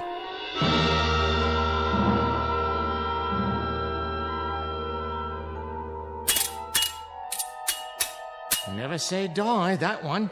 He'll come to accept it eventually, just as we did. Let him be. If he gets some satisfaction out of banging a broken sword on the floor, well, let him have his fun. At least he's trying. He is indeed. He's been trying for several hours now. You can't help but admire that kind of persistence, even though it's a little like trying to empty an ocean with a cup, or count the grains of sand in a desert, or reach up to touch the stars. So, let him dip and count and reach all he wants. Of course, it won't help, but I fail to see how it could hurt under the circumstances. It's metal, or the hardest wood I've ever come across.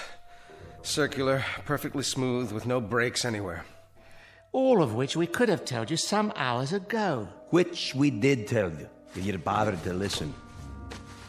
We've got to figure out something else. Oh, do. Maybe we could wish it all away using the power of positive thinking. That's enough.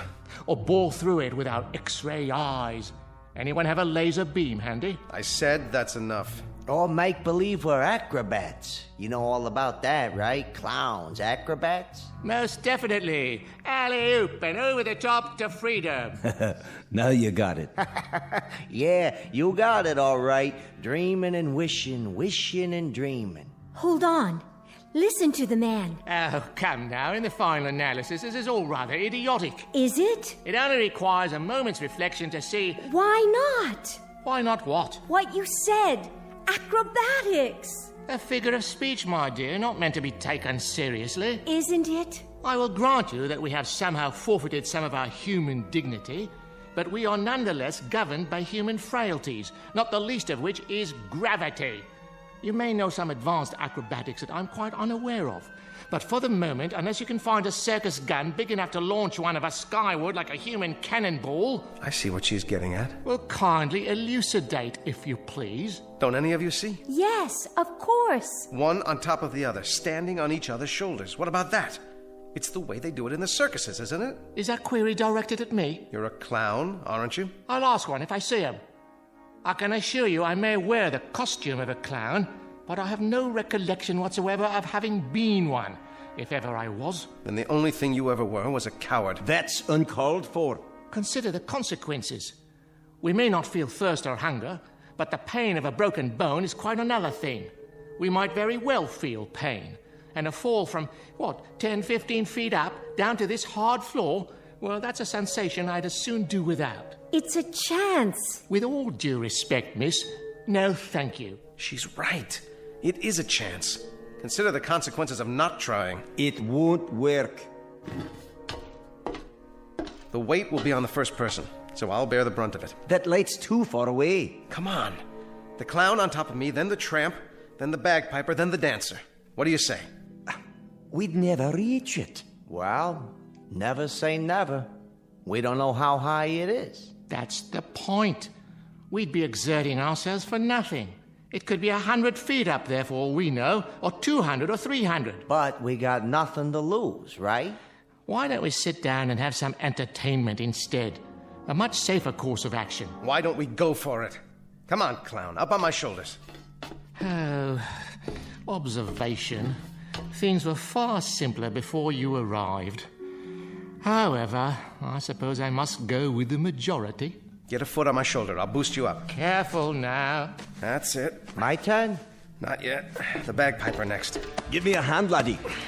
Use the wall for leverage. I can barely manage, but it's holding. All right, miss, it's up to you. How high is it? Can you see an edge or anything yet? I'd guess 7 or 8 feet to the top. Maybe more. Maybe less. Come on, I can't hold this weight forever. Go very carefully, one step at a time. You'll make it. Thank God she's so light. Whoa! That's my nose you're stepping on. Now stretch. I am stretching. All the way up. Now, what do you see? I can't quite reach it. It's still, about 8 or 10 inches above me. Up on your toes. That's it. I'm almost there. Everybody straighten. All I need is a few more inches. No! No!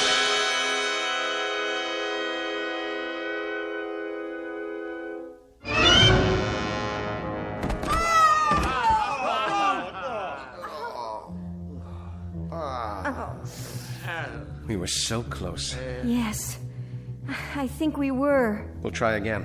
Nonsense. We could have broken our necks. But we didn't. I, for one, am not trying it again. How much farther? How much more would it have taken? Only a few inches. I could almost feel it. What if... What if what? I respect persistence as much as the next man, but stupidity, that happens to be a waste of time. A useless expenditure of energy. If we were just a few inches shy, if that's all it took, I could straighten up more on the bottom. We could each straighten an inch, 2 inches. That would give her the height she needs. Let's go. One more time. My dear young warrior, would that you had not arrived. Things were so much more peaceful before. Why not? We got something else to do? Not that I can think of. Please, I was so close. And heaven help us all.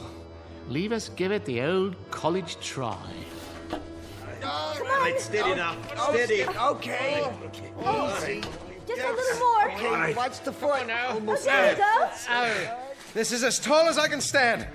Quite an exercise for the lower spine, I must say. Now, young lady. Here she goes. Oh, there's a rim of some sort. Yes, I think I have it. Now pull yourself up. Hold on. Yes, by all means. I can't.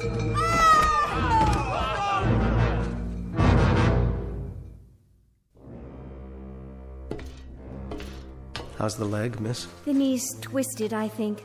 But it'll be all right. You were almost there. You had your fingers over the ledge. A miss is as good as a mile. Not in this case. A miss by about 2 or 3 inches? That's hardly a mile. This is what we do next. Oh, share your plan, pray tell. The same thing, without the dancer. Then we'll be several feet short. No, we won't. Hear me out. The clown, the tramp, the bagpipe player, and then I'll climb to the top.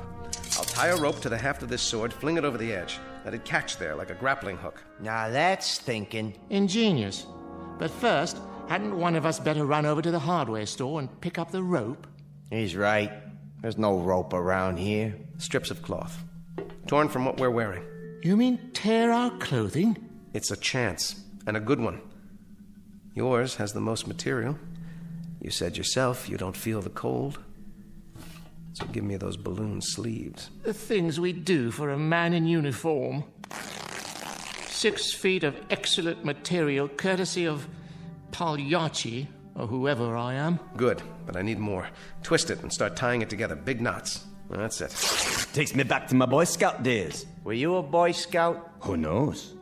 I might have been. I got one question for you. Aye? What the heck is a Boy Scout? Anybody remember? We're almost ready. Now this time, we make it. The rope tied to the sword and over the top of the ledge. It catches, and I'm up and out. And then what? We'll worry about that when it happens. Somehow, I will get you out of here. All of you. But nobody gets out until one of us does. Now that's logic you can live with, right? If we live. You, tramp. It's time. Indeed. Leave us get on with it. I can't take this much longer. Good luck, Major. Thanks. I'll need it. All right. Now swing that rope, man. You can do it. Ride him, cowboy. You got it. Almost. Watch out below. One more time, Major. I believe in you. Second time's the charm. Good show. I believe he's done it. How does it feel? Tight. I think it'll hold. Then go. Major, you don't know how spectacular you look. At least the weight's off. Quick, everybody down before we fall down. Got the ledge. There. Yes. If I can pull one leg up. No. Well, what's there? What do you see? Major, you've got to tell us. Where are we? No.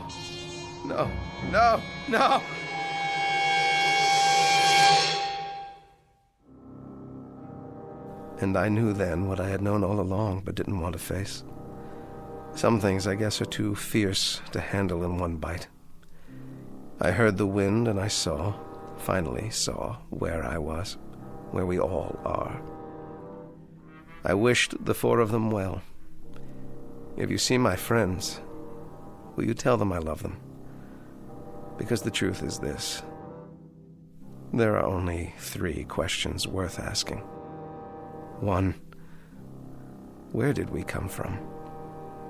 2, what are we supposed to do while we're here? And 3, what happens next? All the rest aren't important. I didn't get it at first, but then, who does? Maybe it's better that way. No! No! No!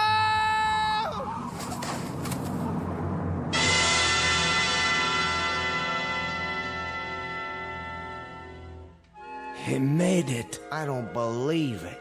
I do. A brave man. Very brave. But not a very bright one. I wonder if we'll see him again. He'll be back. I know he'll be back. And then what, dear lady? He'll come and get us. You think so? He may be back, but it won't be to get us. How can you say that? I'm beginning to get a feeling, and not a very nice one, I'm sorry to say. All the little details, they're starting to fit together. This place, our costumes, the bell. He may have been right at that. What do you mean? He may have been right all along. This may very well be a kind of hill. At least for us. One from which there really is no escape. No escape at all.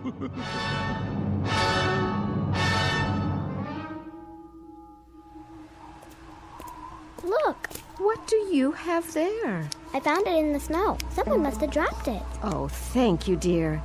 Just drop it in the barrel there, would you? He looks like a soldier, but his coat's all torn. That's all right. Someone will sew him a new one. I'm sure he'll make some little boy very happy. Wow, you got lots of dolls in there. Not as many as we'd like. They're for the orphans, you know. But it's early and we've just started. Can I have one? Are you an orphan? Well, no. But I like the ballerina. She's so pretty. Oh, yes, she is, isn't she? What's that on her face? See? On her eye. It looks like a real tear. Is she crying? Now, why would she be crying? It's just a snowflake that started to melt. I suppose you could have her, if you promised to give her a good home. No.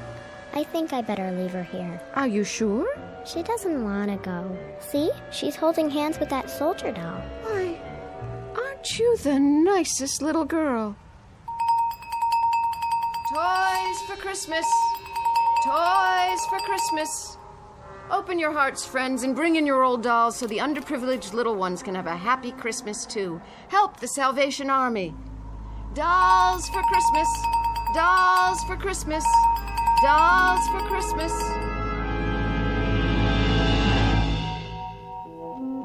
Just a barrel. A dark depository in which reside counterfeit, make-believe pieces of plaster and cloth, and plastic wrought in the distorted image of human life. But this added hopeful note. Perhaps they are unloved only for the moment.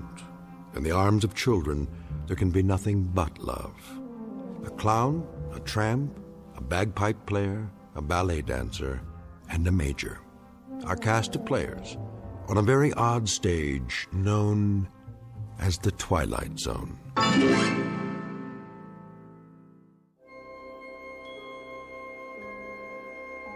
Hi, this is Carl Amari, producer of the Twilight Zone Radio Dramas. I'd like to take a moment to tell you about our official website at twilightzoneradio.com, where you'll get the latest news and information on these Twilight Zone radio dramas. Plus, at twilightzoneradio.com, you can digitally download 3 free episodes or any of our episodes for only $1.95 each. In this age of ever-changing technology, we've decided to make these episodes instantly available to you by making the Twilight Zone radio dramas a digital download-only series. This means that this series will no longer be offered on CD. The CD collections at our website are now being offered while supplies last at buy one, get one free. So be sure to get your favorites before they're sold out. Be sure to visit us often, and I'll see you in the zone.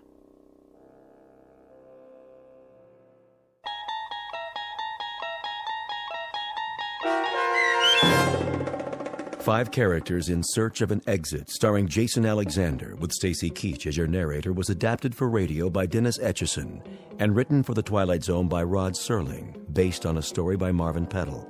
Heard in the cast were Kathy Garver, David Darlow, Doug James, Christian Stolte, Frenette Lebo, and Amanda Amari. To learn more about the Twilight Zone radio dramas and to obtain audio cassettes and CDs of these programs, visit our website at twilightzoneradio.com. This copyrighted radio series is produced and directed by Carl Amari and Roger Wolski for Falcon Picture Group. Doug James speaking.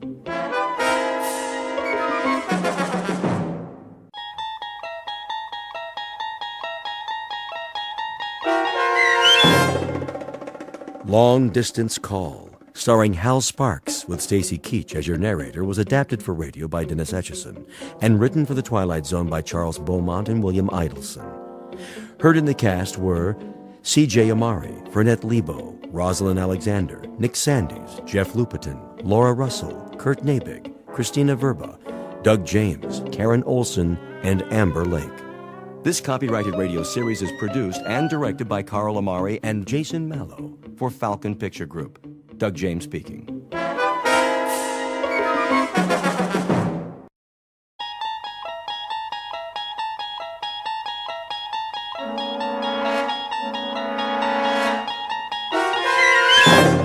You're traveling through another dimension. A dimension not only of sight and sound, but of mind. A journey into a wondrous land whose boundaries are those of imagination. Your next stop, the Twilight Zone.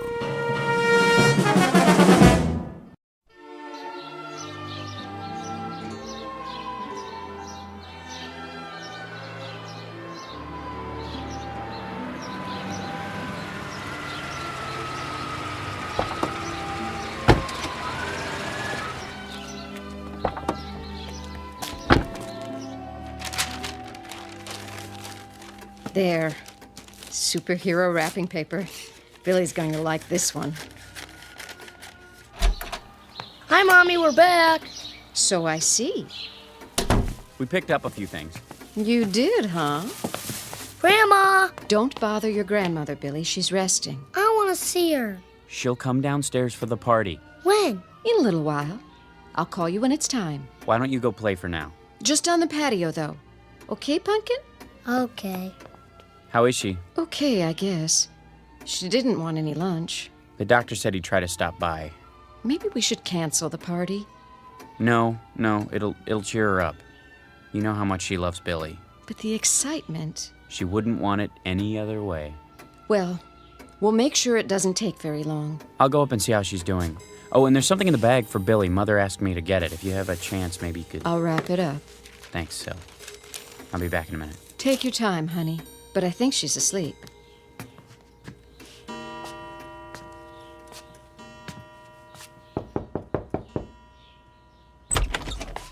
Mother? Is that you, Chris? How you doing? Oh, fine. Just resting my eyes. Well, you go right ahead. We've got everything under control. Where's Billy? In the yard, playing. Oh, such a big boy. And today, another birthday. I can hardly believe it. Neither can I. Did you get him a present for me? I sure did. The one you asked for. Sill's wrapping it up. Good. Take the money from my purse. No, don't worry about that. It's all taken care of. I insist. And I insist that you relax. Dr. Unger's coming in a little while. You want to look pretty for him, don't you? Oh, Chris, you're such a teaser. Well, who do you think I learned it from, Mama? Just like Billy. He's so much like you, in so many ways. Oh, I don't know about that. He's got Sylvia's nose and mouth. And your eyes. When I look into those eyes, I see you at that age. I don't know where he gets so much energy. From his daddy, of course. Now, hold on. I was the quiet type. Oh, you were a ball of fire. Running this way and that, full of curiosity. I find that hard to believe.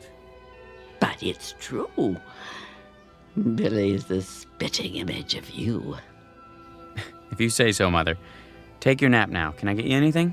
Nothing at all. Just remember to call me when it's time for Billy's party. He can come upstairs if you like. Oh, nonsense. I wouldn't miss it for the world. All right, Mother, you win. Just don't try to walk on your own. I'll let you know when it's time. You do that, dear. Tell Billy I'll be there. I will. Now get some rest.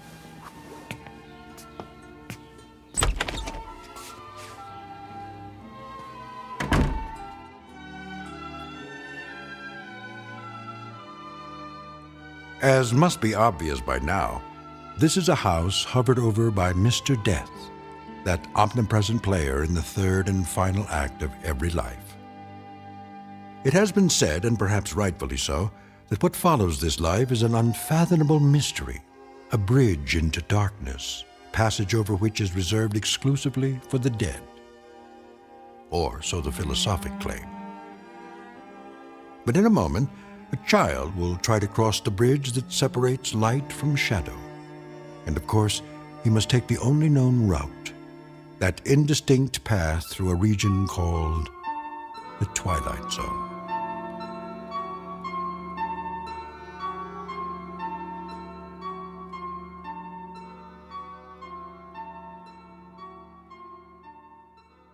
And now, The Twilight Zone and our story, Long Distance Call, starring Hal Sparks, with Stacy Keach as your narrator. That's enough for now, Billy. I like the way it sounds. Can you help me set the table for dessert? Is it time yet? Almost. Where's Grandma? Well, you know, she wanted to come down, but she's awfully tired. You understand, don't you? You're a big boy now. But I want to see her. Maybe in a few minutes. Daddy's just gone up to... There she is. Chris, watch your step, honey. Why is Daddy carrying you, Grandma? Because she's light as a feather. I've got your chair ready. You go to so much trouble. Mother, you've got to follow the rules of the house. And today, the rule is, the moment Billy opens his presents, you're going back upstairs. That's fine, Chris. I always follow the rules. Except when I don't agree with them. Hi, Grandma. There's my little angel. Mother, the doctor told you not to exert yourself. I don't exert. Billy is a feather to me. Everybody get ready. Time for the candles. I'll turn off the light. Happy birthday to you. Happy birthday to you. Happy birthday, dear Billy. Happy birthday to you. Go on, son, blow them out. Here it goes.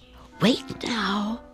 You've got to blow out all the candles, or it is no good. Take a big breath, Billy. All of them. Okay. You did it! Did you make a wish? Yes. What was it? I can only tell Grandma. Well, then, tell me. I wish for is... Don't you think we should all hear your wish? That's not the way it works, honey. You know that. It is a secret between the two of us. Isn't that so, Billy? Mm-hmm. And now we cut the cake. Mother, let Syl do that. What?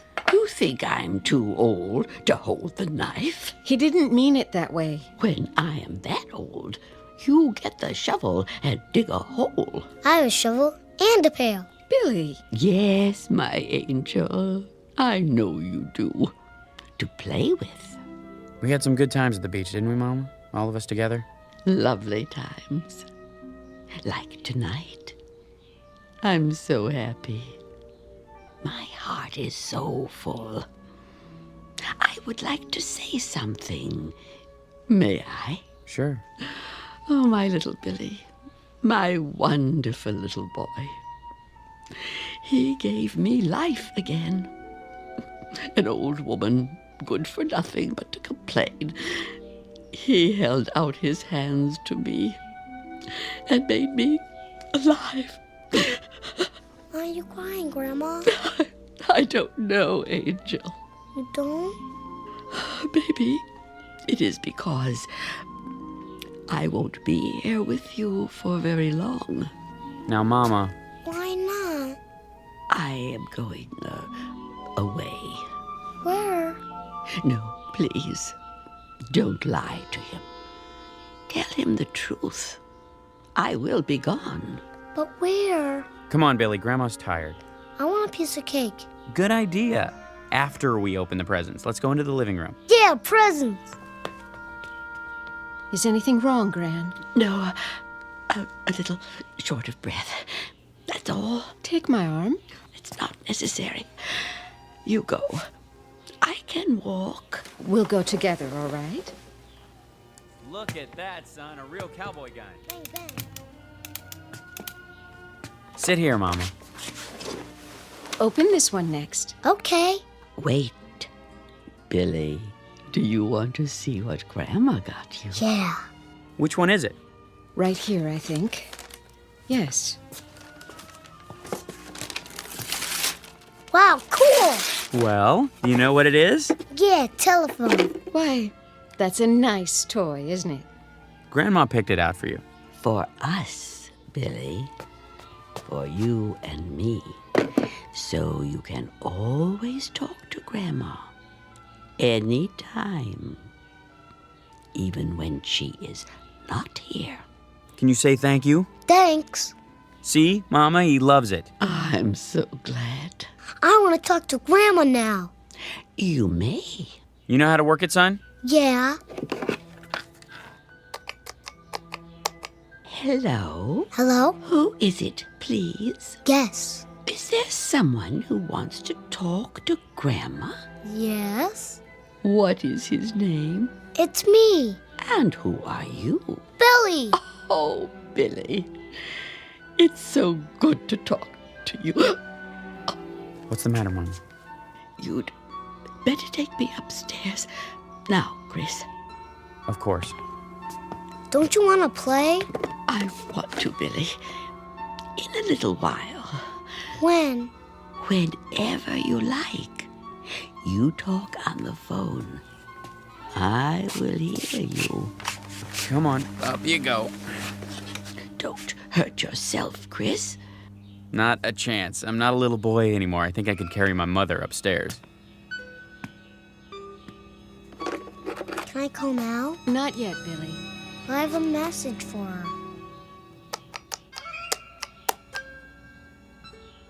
Hello? This is me. Grandma, please don't be sick. Don't be sick, Grandma. Can you hear me? I don't want you to be sick anymore.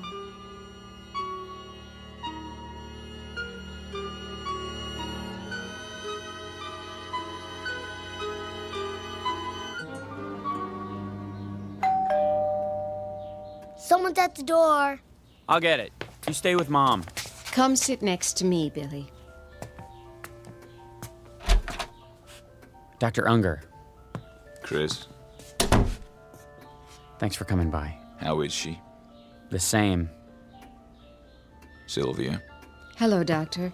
how are you holding up? Oh, don't worry about me. Grandma? Billy, stay here.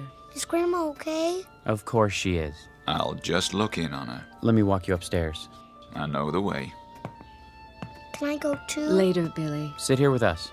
But I want to tell her something. Oh, darling, we can't see her right now. Why not? She's not feeling very well. Is she gonna get better? I hope so, sweetie. I really do.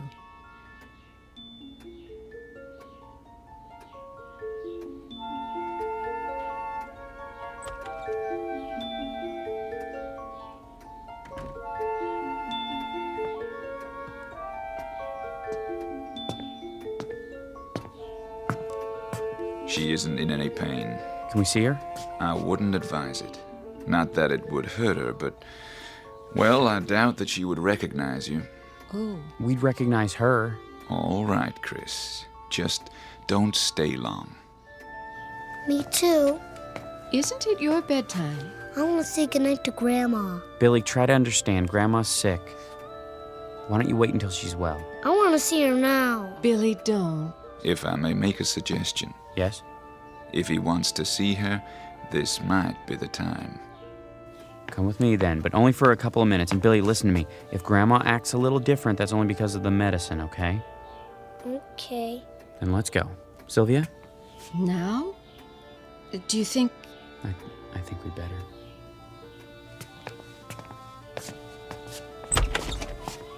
Mrs. Bales, Yes, I have some people here who would like to see you.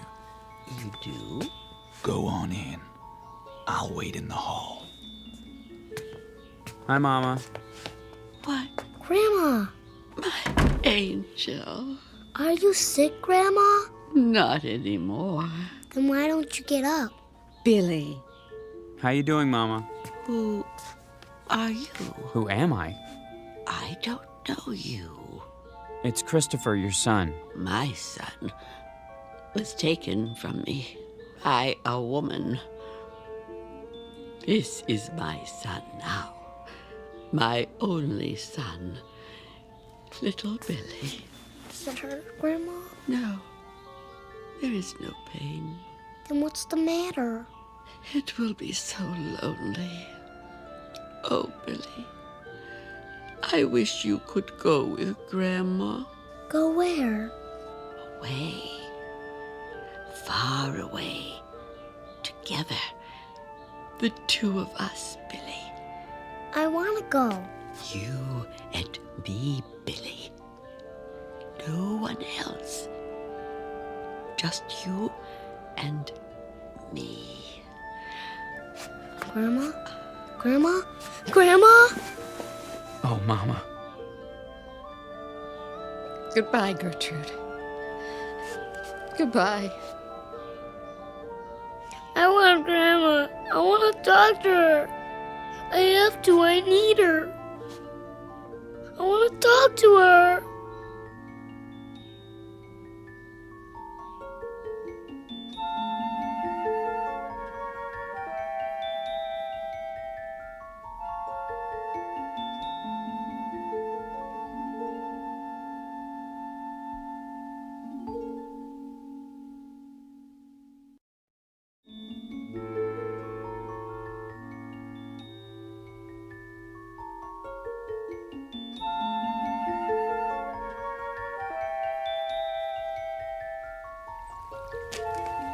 Hello, fishies. Do you want to play with me? Billy? Billy, where are you? There you are. Didn't you hear me calling you? No. You know you're not supposed to be playing out here all alone. Why not? I don't want you so close to the pond. What were you doing? Nothing. Billy? Looking at the fishies. It's getting cold. No, it's not. I think you'd better come in now. Don't you want some lunch? I'll make you a cheese sandwich and some hot soup. Come on. I want a hot dog. All right. A hot dog, then. Why don't you wait in the dining room? Can I go upstairs? Why? I want to go in my room. Okay. I'll call you when it's ready. Oh, Chris. What's the matter? Billy. I heard you calling him. Where is he? In his room. You all right? I hope so. What do you mean? He's been walking around in a trance all day. He misses her already. You know how close they were. Yes, I do. Why do you say it like that? Like what? Come on, Sil. Well, why don't you admit it? They were too close. She was his grandmother. You and I know that. But you heard what she said. What? She called him her son. Her son, Chris. She didn't mean it. Didn't she? No, of course not. For heaven's sake, Sylvia. She was full of sedatives. She was dying. I'm sorry, darling. I'm sure you're right. It's just that... I guess we're all upset. We'll get over it. I know you will. Because you're strong. I do understand how hard it must be for you. I don't have a choice. But... how strong is Billy?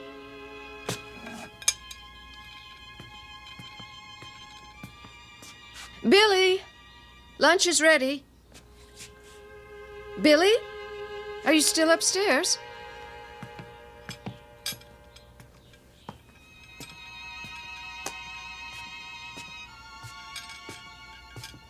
Hey, Grandma, let's come and play with you. What? Cold there? Having a hot dog for lunch. What are you having? No, I couldn't do it. Mommy got me. I was gonna but... Going to what? Bye. Who were you talking to?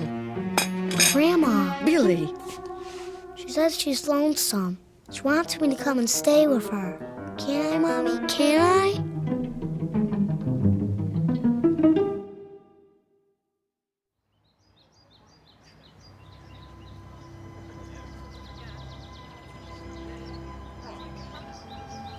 I just wanted to say, well, how much we all liked your mother. She was a fine woman.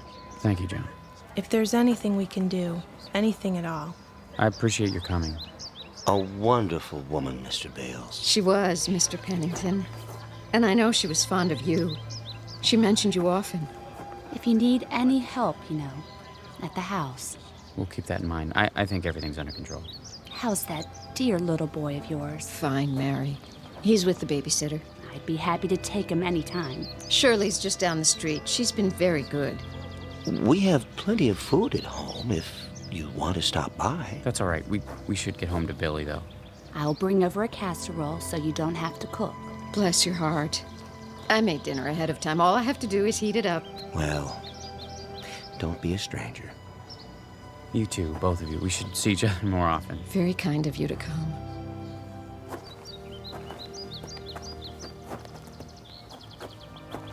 I'm glad that's over.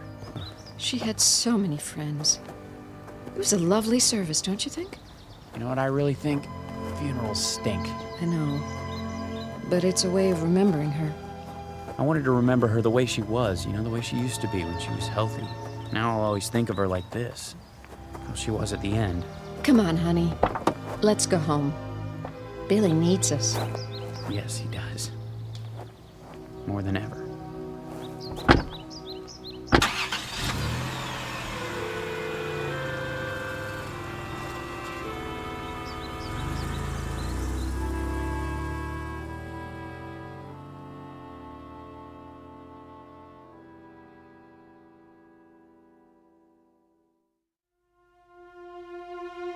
What? I'm not sure. They went to the funeral. I don't know when they'll be back. Yeah, I'll call you. No, don't come by. I told you I don't know. Oh, he's a good kid. Kind of depressed with his grandmother dying and all. Doesn't want to play or anything. And oh, wait a minute. Hey, Billy boy. Where you going? Outside. Is that okay with your mom? Yeah. You sure? What are you gonna do out there? Play. Oh, yeah? Well, that's good. That's real good. How come you decided to play? Somebody wants me to. Wants you to what? Go outside. Just don't go out of the yard, okay? Okay. Oh, nothing. He's just going out to play. It's the first time he wanted to do that today. No, I don't have to watch him. He's a good boy. He never wanders very far. He just sits and plays by himself. It's sad. I don't... Wait, what was that? Something's happened. I gotta go.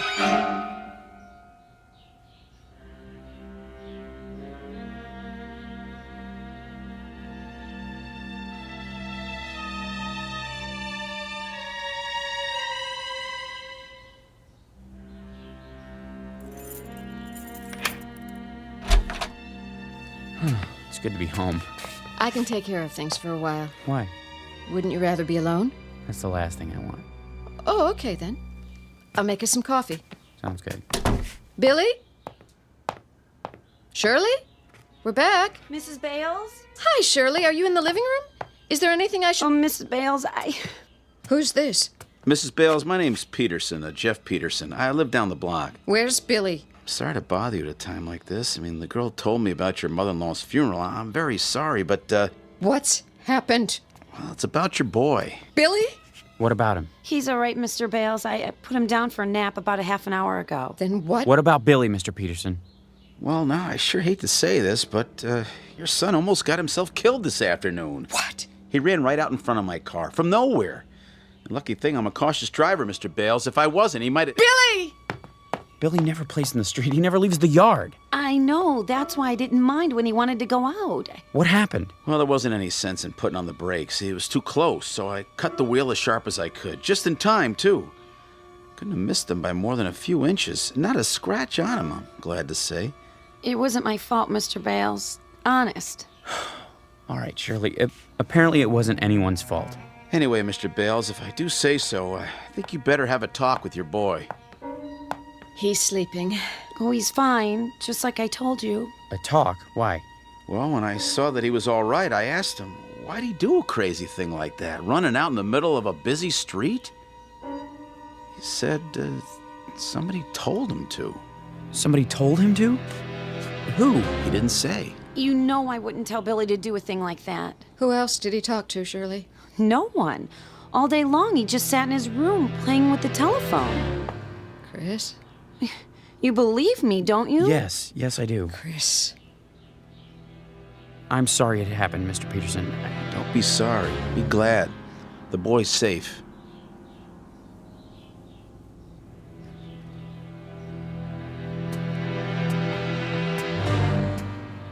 What is it? You'll see. Well, he is all right, isn't he? He's not really asleep. He was faking it. Oh, for crying out... Listen. Listen to what? He's talking to... That's enough. Hi, Daddy. Hey, Pumpkin, we're back. Would you tell me something? Sure. What's this running in the street business? Billy, you know you worried us. I'm sorry, Daddy. Well, why'd you do it? I don't know. Billy? Who were you talking to on the phone just now? Nobody. I asked you a question, young man. Don't fib to me. Who were you talking to? Nobody. You'll tell me, you hear? Oh, no. Sylvia, let go of him. All right. Let's see what you can accomplish, which so far is nothing. Mommy hurt me. She didn't mean it. She doesn't like Grandma, does she? Of course she does. She's just upset. Why? Billy, I've got to tell you something. And I want you to try to understand, okay? You're a big boy now. What? You won't be seeing Grandma anymore. She didn't go away like we said. She died, Billy. Do you know what that means? Yes. Now, I know you're only pretending to talk to her on your telephone. I know it's a game you made up, but please, will you do me a favor, Billy? Okay. Don't do it around Mommy anymore. Why? Because... Well, just because. I'll explain it to you someday. Deal? Deal. Okay, I'm gonna go talk to Mommy now. See you in a little while, okay? Okay, Daddy.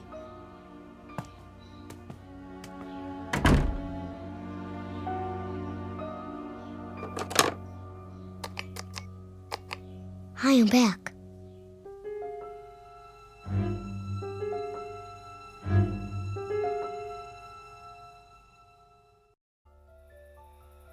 All finished in the bathroom? Hmm. Shall I turn out the lamp? What? The light. Do you want it off, or do you want to read for a while? Yes. Yes, which? Whatever you like. Oh, Chris. It's not what I want, it's what you want. I don't care. Please, don't shut me out. Sorry, I was just thinking. I know. Sil, Yes? Sil, I know how hard it was for you. What you went through these last weeks and months, you did more than anyone. But I hope you understand. Understand what? My mother didn't mean any harm. I suppose not. It's the truth. She had 2 other children before me, and she lost them, and she couldn't let go. I was all she had. Except for Billy. Billy was me again. At least as far as she was concerned. A chance to go back, to pretend that none of the years had happened after Dad died. I know it wasn't right or fair to you, but honey, believe me, whatever she did out of love. Love for whom? What does that mean? I'm sorry, I didn't mean it the way it sounds. Really, I didn't, Chris. You're trembling. It's cold. Pull up a blanket. Let's get some sleep. Yes. It's been a long day. The longest.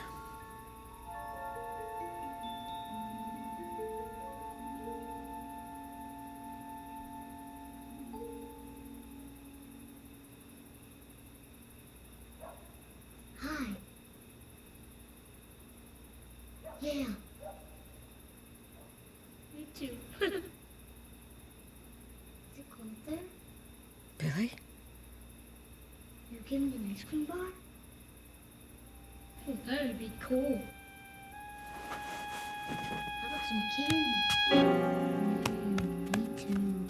Me too. No! I won't have it! Mommy! Who are you talking to? What's the matter? Give me that! What is it you're hearing? I want to know! That's my phone! Hello? Hello? Give me my phone back! Whose voice is that? Who? Mommy, give it to me! Not until you tell me. Say it! Say it! It's my phone! It's from Grandma! That's it! No more of this stupid telephone! You broke it! You broke it! Yes! And I'll break it even more into little pieces. You will never play with this telephone again. It is gone. Do you understand? Gone and never coming back. I want it. I want it. Why? I want Grandma. Billy? Billy! What did you do? What did I do? What happened here? It was that stupid toy. I woke up and... I'm sorry, Chris. I lost my temper again, but... Why did you break it? I heard her. Heard who? Who do you think? What are you saying, Sil? She was there. On the phone. She didn't say anything, but I could hear her. Breathing. That's crazy. I know. But I heard it. Come on, honey, snap out of it. He was so upset. Of course he was. Where did he go? Downstairs. I'll go after him. We both will. That's the back door. He's gone outside. Billy! Billy! Where is he? In the patio. Billy, come here, son. The fish pond. Billy! Oh, no. He's not breathing. I'll give him CPR. Go inside and call 911. Dr. Unger, too, now!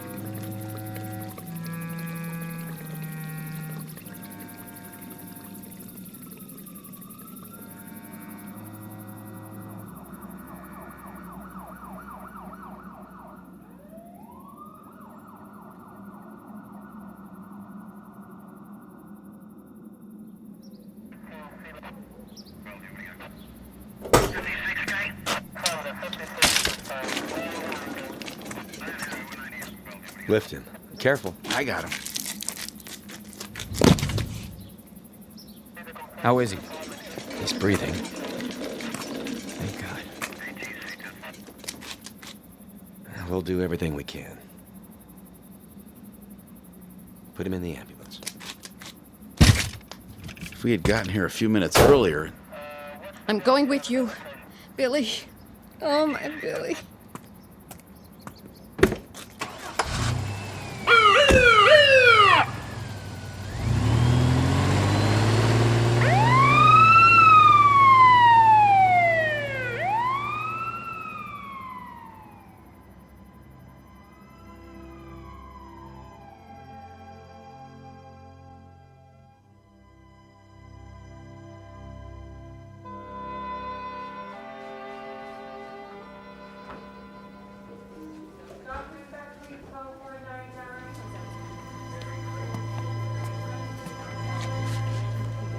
Excuse me. Yes? My son, the little boy.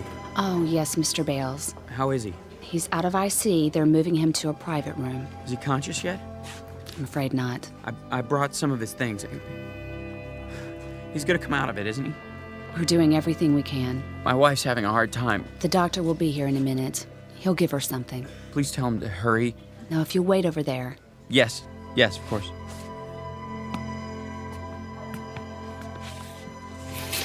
Well? Take it easy, honey, please. He's gonna be all right. Is he? Yes, I promise. You can't promise that. He's getting the best treatment. It doesn't matter. What? It's too late. Don't even think that. No? Why not? We have to face facts. What facts? She's already taken him. That's not true! Yes, it is. She took him away. She has him now. Syl, don't say that! That's what she wants. What they both want. I can't fight her anymore. She's won.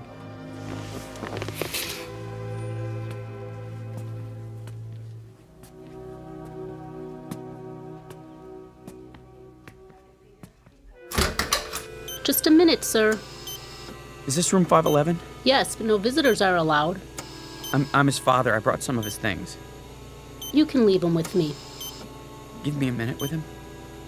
Well, just a minute, until Dr. Unger gets here. Hi, Pumpkin. It's Daddy. Can you hear me? You're gonna be all right, I swear you are. Why did you do such a crazy thing? Going in the fish pond. Mommy and I will take care of you from now on, you'll see. She doesn't mean to get you all upset. She's sorry. She's so sorry. She only meant you don't need that telephone anymore. It was Grandma's idea, but I'm the one who got it. I shouldn't have listened to her. Grandma's at peace now. You have to accept that. Please, Billy, try. She didn't want you to do anything like that, I'm sure of it. Anyway, I brought your telephone so that I can use it one more time, okay? Just once, and that's it. I have to try. You hear me? I know it's silly, but I have to. It's the most important call I've ever made.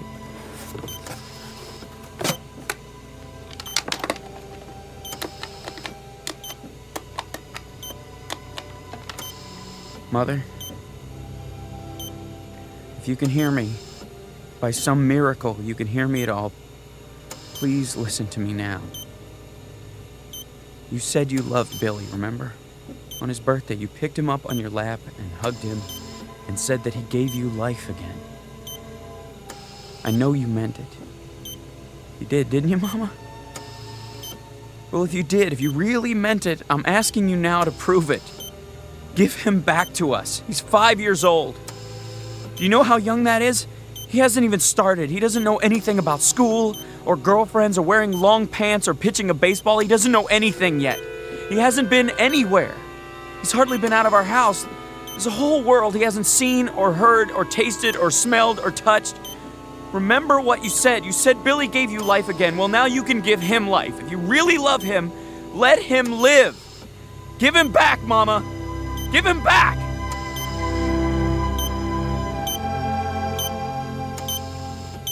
Nurse! Nurse!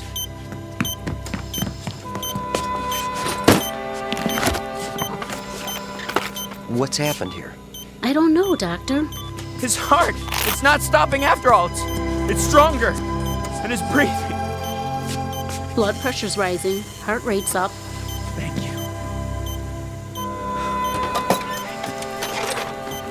Something's happened here. What? His vital signs are stabilizing, Doctor. Take a deep breath, Mr. Bales. Then go tell your wife. He's come back to us. I don't know how or why, but we've got him. He's going to be okay.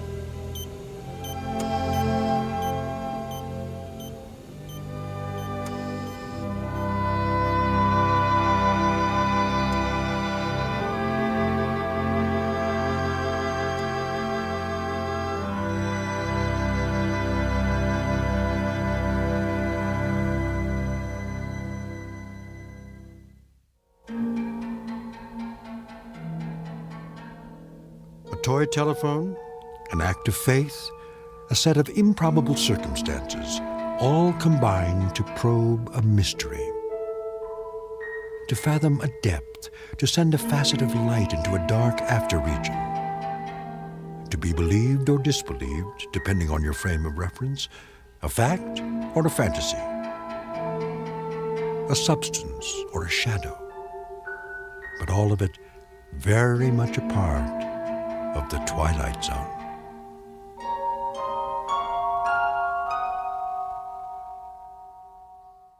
We'll return to the Twilight Zone in just a moment. You are about to enter another dimension, a dimension not only of sight and sound, but of mind, a journey into a wondrous land of imagination. Next stop, the Twilight Zone. Hi, this is Stacy Keach. I'd like to take a moment to tell you about our Twilight Zone website at twilightzoneradio.com.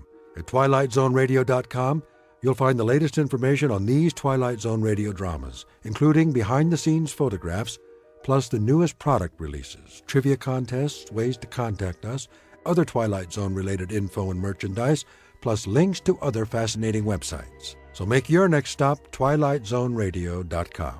Visit twilightzoneradio.com to purchase these Twilight Zone radio dramas on cassette and CD, or call toll-free 1-866-989-ZONE. That's 1-866-989-9663.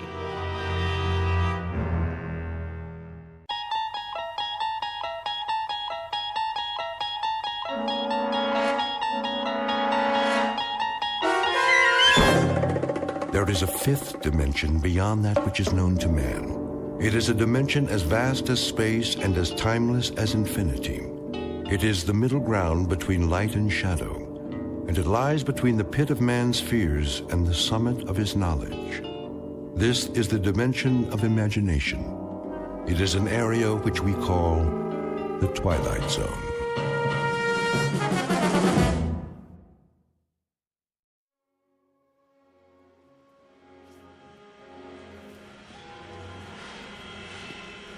Keep 'em moving. Here comes another one. Ready? Ready. Let's go. Gently now. I got it. Watch it. Oh! Ah. Hold up. Stop the line. I said hold it. There's a man down over here. What happened? It's Miller. One of the casings slipped off the belt. I'm all right. Get the line, boss, now. Sturka! Stand back. Lay him down flat. Sorry about that, boss. Take it easy, Rich. Can you move your leg? Yeah, nothing broken. Get him over to medical. I'm okay, I tell you. Just the same, let's be sure. What went wrong? I don't know. I told him to take his time. They're sending him down too fast, all day. Shouldn't have taken all the weight. My knee folded is all. It wasn't your fault. The whole base is working at capacity. They've got to slow it down. Slow it down? We're on condition red, you know that. This is my department now, and these are my men. I won't be responsible. That seems to me you've got it easy, Sturka. Beats testing the planes. Think about it. That's where you'd be, up in the wild blue yonder, if it weren't for... Regardless, this is my watch. Any more injuries? It's on my hands. Well, now it's academic, isn't it? Time to go home. Rich. Yeah? I want you cleared by the medics first. Okay. Here, lean on me, Miller. Hey, you need any help? No, I can shake it off. Come on, Sturka. Thank your lucky stars there was no payload in that assembly. I'll walk you to the gate. You don't mind, do you? End of shift. All employees, please clear the plant at this time. Proceed to the security gate. All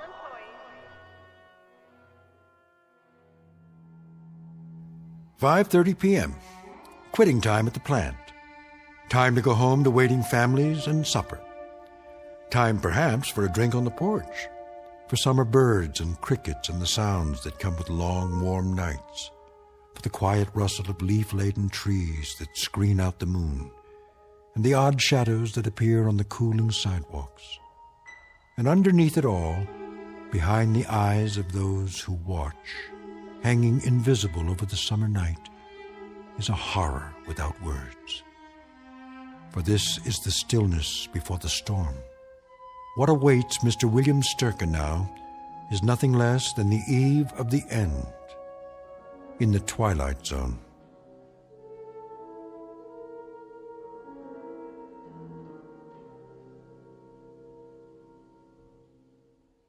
And now, The Twilight Zone and our story, Third from the Sun, starring Fred Willard, with Stacy Keach as your narrator.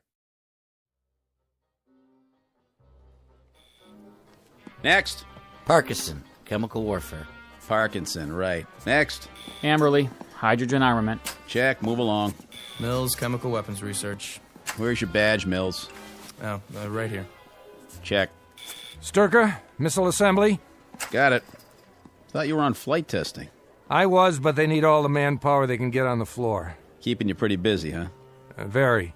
I hear assembly's going on double shifts. That's what they say. Carling missile components. Okay, keep moving. Hold a gate, would you, Sturka? Sure. Long days, huh? Long enough. Say goodbye to coffee breaks. Your department's going full force, isn't it? Dawn to dusk.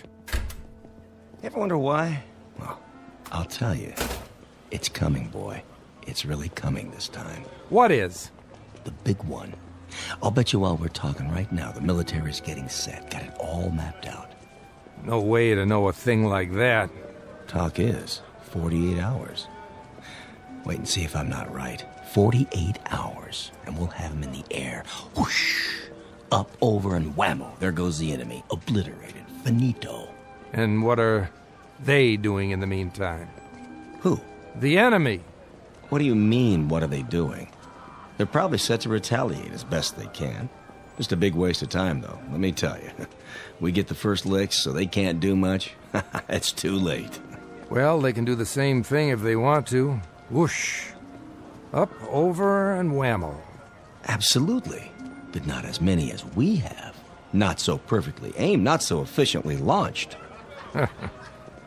So instead of losing 50 million people, we lose only 35. Is that your point? You a defeatist, Sturka? Is that the way you think? I don't think anything. Then you'd better watch what you say. And what I think, too? Yeah, and what you think. You don't know who might be listening. That's right, I don't. Good night, Carling. See you tomorrow. Oh, you'll see me all right. Count on it.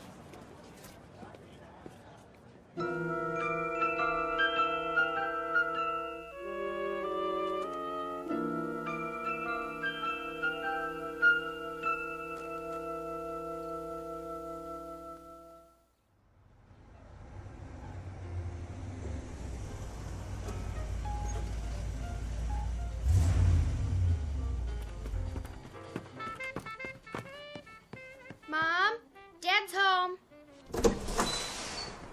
Hi, Dad. Hello, baby. Where's your mom? Out in the backyard gardening or something. Pretty late for that. Yeah, I guess. And what are you up to? I'm waiting to teach you how to dance. Just a minute now. Well, you said you wanted to learn the muscle tussle. That's what all the kids are doing, and I promised that I'd... Some other time, honey. Hard day? Yeah, they're all hard lately.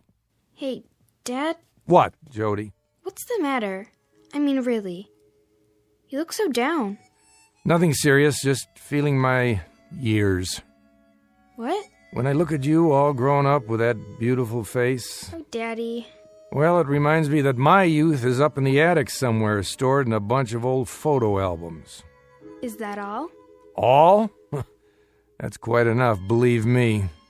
Daddy, do you like your work? What a funny question. I mean, is that the problem? It's all right, it's a job. But yours is... different. A job is a job. None of them are great. That's why they have to pay people to do them. I mean, having to work on the kinds of things you do, fever bombs and hydrogen warheads and nerve gas and things like that. I'm only a cog in a wheel, Jody. Remember that. A very big wheel. Look at it this way. In one bomb, there are perhaps, 1,000 parts? And each part requires a team of 50, 60, 70 people. So when you consider it in that light, I'm actually not as responsible as the ones who... As the ones who what? Hello, Bill. Hello, honey. Jody and I were just... But everyone I talked to lately, they've been noticing it too. Noticing what, Joe? That something's wrong. It's in the air. What are you talking about? I don't know, but something's gonna happen, isn't it? You know how it feels in the air when there's gonna be a storm or an earthquake? The way all the dogs in the neighborhood get real quiet and then go off and hide somewhere. Nobody knows where they are until it's over. Because they're afraid. But they don't understand what it is they're afraid of. Well, lately it's like everyone's afraid. All my friends at school, everyone, Dad. Why? Jody, listen. Are you going to tell me or not? Sit down for a minute. We'll both sit. I want to talk to you. About what? Jody, people can be afraid for a lot of reasons. Their jobs, money, what's going on in the world. But the main reason is when they make themselves afraid. Why would they do that? They don't realize they're doing it. It starts with what they hear on the news, with rumors, with things people say that aren't entirely true. People who play on their ignorance, their stupidity. And there are people who start these rumors, who seem bent on subverting every great advance, every fine idea ever thought up, every marvelous invention ever conceived by mankind. Subverting? That's right, Jody. They dirty it up. They take what they can't understand and make it sound crooked and devious and wrong. And then when they've ruined everything and it can't be fixed, they wonder what happened. And they ask why. Sitting in the rubble in their own tears, they ask the question why. But by then it's too late. Far too late for any of us. Bill! Daddy, are you all right? Eve. Yes? Invite Jerry Ryden and his wife over tonight. Well, we'll play some cards or something. Tonight? Yes. Call him up. Ask him to come over around 8 or so. But isn't Jerry out of town? Wasn't he testing some kind of aircraft up north? He got back this morning. I told him we'd phone them. If you like. You'll be here, won't you, Jody? They'd like to see you. Can't. Sorry, Dad. I've got a date. Oh, Jody, not tonight. Well, maybe I can get in early. But it's been set up for a long time. I told Mother. Break it, will you? Dad. I'd like you home tonight. But... Jody, listen to your father. He doesn't ask much of you. Oh, all right, I guess. It means that much to you. Thanks, sweetie. It does. Bill, is there a particular reason why you want us to stay home tonight? No, it's just that Jerry has some interesting stories. You'll see, he has some real stories to tell, believe me. His job, it's really very interesting, and I just thought it'd be nice if we were all here tonight. Together. You don't have to explain. I thought maybe you'd like some cards, get your mind off things. Now, if you two will excuse me, I think I'll go to the bedroom and change.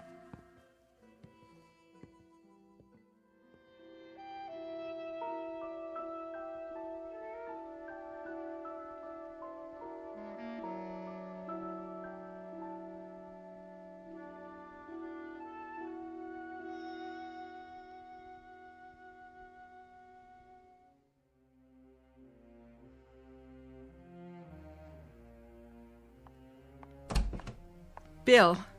Well, what is it? That's what I'd like to know. Evie, please. What is going on? What do you think is going on? That's just it. I wouldn't know how to talk about it any more than Jody. But I have so much fear inside me that I can't give it words, only feelings. Feelings aren't what matters. Bill, don't shut me out. I want you to tell me whatever it is. I'm not sure I know how. You mean you don't want to? Look at me. I'm your wife. Oh, Eve, there's so much, but now it's too late for words, for explanations, for debates about what's right or wrong. Try. Eve, remember what we talked about? All the armaments on both sides and what might happen if things went too far? How if we reach a certain point, it could be too late to turn back? What are you saying? There's no hiding from it anymore. No pretending it won't happen. I'm sorry, Eve. So terribly sorry, but it's coming. When? Probably within 48 hours.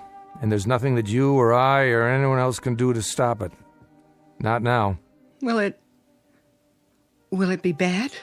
It will be a holocaust. It'll be hell. The end of everything we know.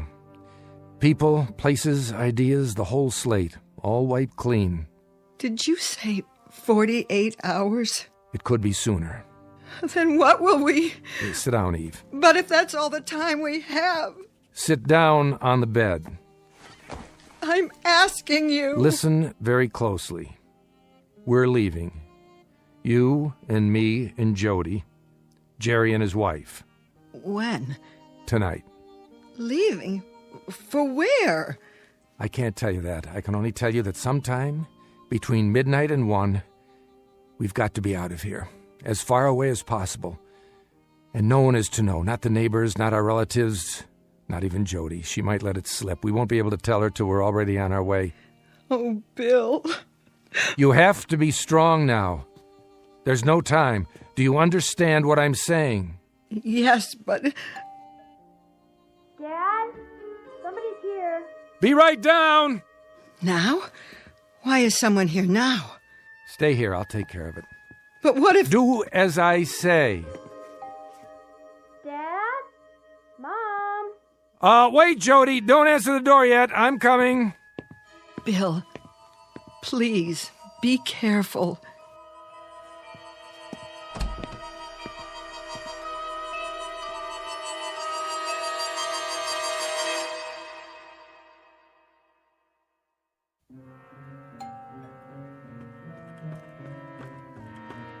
I'm here, Jody. Are you expecting someone? Not yet. Well, should I answer the door? I'll get it. Dad, what's the matter? Nothing. Nothing at all. Hello, Bill. Oh. Hi, Jerry. You're early. I am? We were just going to give you a call. Oh, right. Cards. If you came by to tell us you can't make it... Are you kidding? It's $1 a point tonight. I don't know about that. Sure, I've been very hot at cards the last couple of times. So you have. Can I make you a drink? No, thanks. I just dropped by to talk to you about... Hi, Jody. How are you? Fine. Bill, I thought I should see you about, The watch? What? Your watch. Giving you trouble again, is it? Oh, yeah. It's losing time. Probably the battery. Remember, Jerry? Sure, I remember. I just put a new one in for you last month. Probably some corrosion on the contacts. Yeah, that must be it. Let's take a look at it. Out in the garage so I can get to my tools. Good idea, if you don't mind. It won't take a minute. Let's go. Nice seeing you, Jody. Sure, Mr. Ryden. Hey, how's your mother these days? I'm fine, Jared. Just fine. Great. I'll see you later, then. With Ann. I hope so. Joe, can you give me a hand setting the table? Sure, Mom. If you want me to. Come on, Jerry. We can go through the kitchen.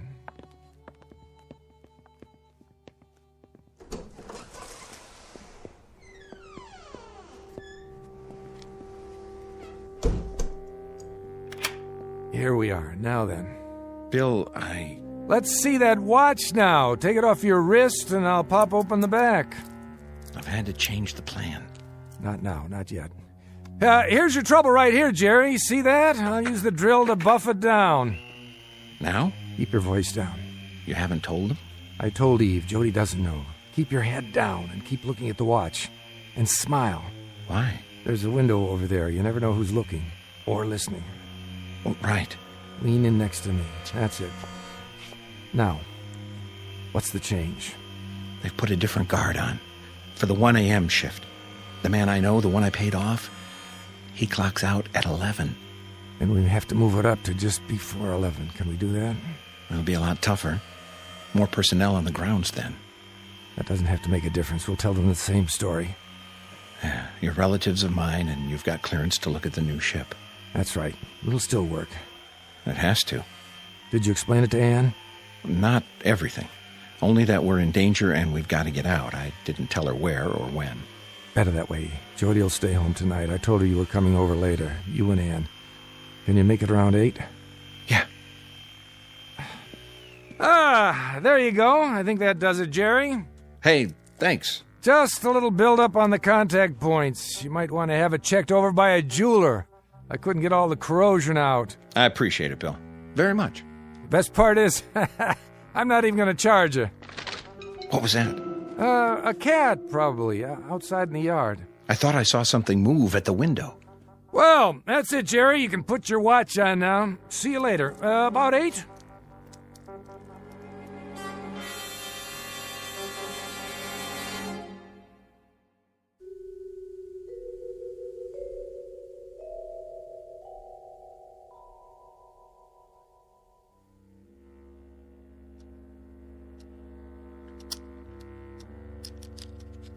What do you bid? Jerry? I said... Nothing. This hand's garbage. Well, you can't just throw it in again. Well, Jerry's got the right idea. I've got garbage, too. Well, who dealt this mess? You did. Whoa, she's got you there, Evie. Maybe we should give it a break. Yeah, fine with me. You okay, Jody? Sure, I'm just super. How about some lemonade and homemade cake? Sounds wonderful. I didn't give Jerry any dessert tonight. The rigors of a test pilot's wife. Oh, you. Let me help. I'll just get a tray. Jody? Yes, Mother?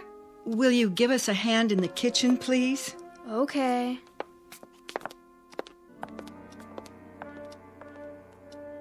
I've got 10 minutes to 10. That right? Yeah, the clock on the mantle's dead accurate. Everything's set then. You sure nobody suspects? I can't see how. You don't sound positive. There's no way. Well, what about that guy in your department, the one who asked so many questions? What's his name? Carling. Still curious? Still. Not so much questions as hints and innuendos. If he's an informer, he's not very subtle. Well, he has nothing to go on, does he? Not a thing. Forget about him. Jerry, what about our destination? Right there. How far? What does it matter? A few million miles, give or take. A few million miles, and a ship we don't even know will leave the atmosphere. Or whether its pilot will be able to take off and set it down in one piece. But that's the risk, Bill. That's the risk we've been talking about for months now. It's not a bad risk when you consider the alternatives. And the place we're going? It's populated. We've picked up radio waves, even some snatches of a language not dissimilar to ours. We've been able to decipher a lot of it. And with a little help, a couple of breaks, and the grace of God, we might even make it there. What? Who's here? Put the paper away. But that'd be too obvious. Turn it over, at least. Bill? Look who's here. Well, how goes it, Sturka? And riding? Carling? What brings you... Oh, just taking a walk. Saw your house, thought I'd stop off, say hello. Wasn't sure if you were home with all the blinds drawn. So I went to the back door, knocked. Oh, you're welcome anytime, Mr. Carling. Why, thank you. A little game of cards tonight, huh? A little game of cards. We're about to cut into a cake. Care to join us? Just a little more lemonade for me. I was telling your wife that she makes wonderful lemonade. Not too sweet, a little tart, if you know what I mean. I think I do. Hot night, isn't it? A night for the front porch, or sleep. Not much else. How right you are. Jerry, what time's it getting to be? Whoops, that late. What's the matter? Later than you thought, huh, Ryden? We have to leave in a couple of minutes. Oh? I've been up north, you see. Testing an aircraft, wasn't it? That's right. I haven't had much sleep the last couple of weeks. I know the craft. Do you? Well, they say it's capable of leaving our atmosphere. Talk is, it could go to another planet if the right man flew her. Not for a while yet. Needs more testing. Is that a fact? You wouldn't happen to have a cigarette, would you, Sturka? No. Wait, there's an old pack in my pocket. Eve talked me into quitting. A wise woman. Bad for your health. Wouldn't want to take any risks. Not on your life. Here. Don't bother. I'll come get them. More lemonade? Jody and I will bring the cake. Light? I've got it. Keeping score, are you? Yep. The way I figure it, after that last hand, Bill and Ann owe me a little money here. That a fact? He's a marvelous scientist, a very bad card player. Now, I wouldn't have believed that. I'd have guessed that Sturka here was a good gambler. I'd have guessed he'd gamble on most anything. Lemonade all around? I'll cut the cake, Mom. And I'll serve. Can you pour, Eve? Of course I can. Well, let me help you, Mrs. Sturka. Oh, I don't know what's the matter with me. I've spilled some. You seem nervous. Why, I'm not nervous. Not at all. I'd say you are. Very nervous. Your hand's shaking. I'll do it, Mom. It's the card game. She doesn't like to lose. Yeah, that must be it.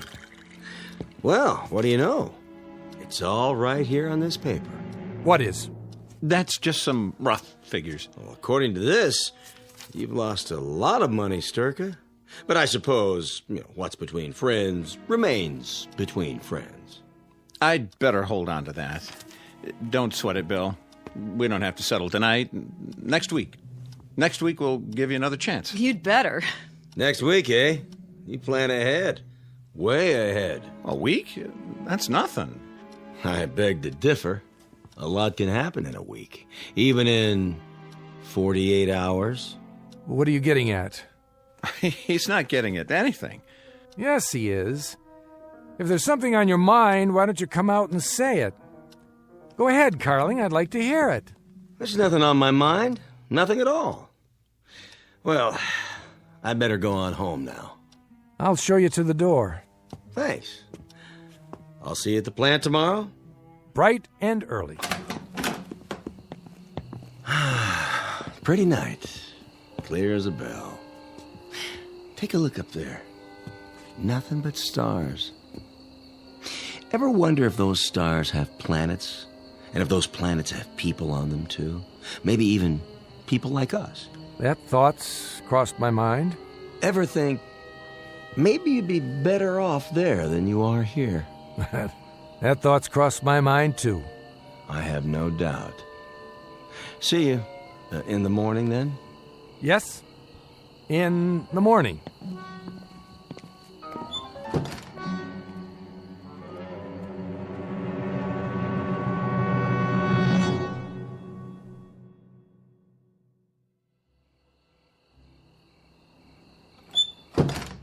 An odd man, didn't you think? Oh, I don't know. The way he kept watching us? Like he expected someone to let something slip. That's just Carling. What time's it getting to be? 10 already. What was that all about? Come along, honey. Help me clean up. No, I want to know. I don't like that man. Why was he here? Why are you all... You're gonna have to tell her. But Jerry, do you think that's a good idea? Tell me what? Will somebody please? Jody, baby, listen, this is very, very important. What is? We're leaving here tonight. What do you mean leaving? There's a ship over at the government field. We're all going to get in the car and drive there. But why? Listen to your father. We've had to bribe a lot of people to get to this point. The ship's loaded with supplies. Enough to last for a long time. You've been planning this? I don't want to leave. All my friends... This is our last chance. We've got to leave here tonight. Jerry, I'm frightened. What's so special about tonight? Because the world as we know it, this world, won't exist much longer. What? It's about to blow itself up, with the help of a few misguided people. And it looks like it's going to happen by morning. And by morning, where will we be? A long, long way from here. A long, long way. We'll be out in space, Jody. On an adventure, the biggest adventure anyone has ever taken. Your mother has a suitcase packed for us. It's under the stairs. I want you to go and get it. All right, everybody, I'll back the car out. Ann and Jerry, is your bag ready? It's in our bedroom. I'll carry it. Then let's get going. Bill? I've got to answer it. No. Can't he just let it ring? If he does, they'll know something's up. Who? Will. Yes. Sturka? Who's this? Evans. Oh, hello. I'm afraid I'm gonna have to ask you to do something. And what's that? I need you back at the department. When? Tonight. That, might be difficult. I know, and I'm sorry, but something's happening. A new level of alert. We're asking all the crews to report in. I don't know how I can... We're sending a car for you. It's on the way now. I'm in bed. So was practically everyone else I called. Get out of bed and put your clothes on. You don't understand. I'm ill. How ill? Bad cold, fever. That's too bad, but this is urgent. Top priority. I wouldn't be much use to you. Nothing less than rigor mortis would excuse you tonight. The car will be there in a few minutes. Bill? That was my division head. They're working around the clock tonight. They're sending a car for me. I knew it. We'd better get out of here right now. I'll get the bag. And I'll get ours. Eve, did you hear me? Yes, I heard. I just have to put these glasses away first. And the cake, so it won't spoil. And... Leave it! Leave it, honey. Just let it go. Everything. All right, if you say so, Bill. I suppose someone will wash them, won't they? Doesn't matter now. Do you hear me? Do you understand what I'm saying? Yes, as soon as I get my purse and my keys.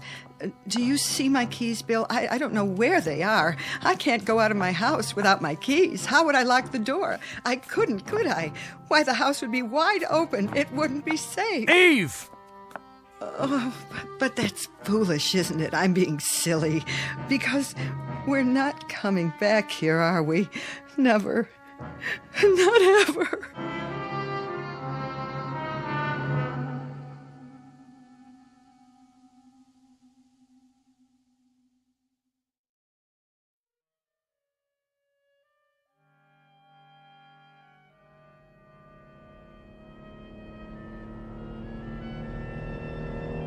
Won't this car go any faster? We're almost there. It's just up ahead. Everybody okay in back? We're fine. There's the gate. Pull over on this side of the fence. Right. No reason to drive through the checkpoint.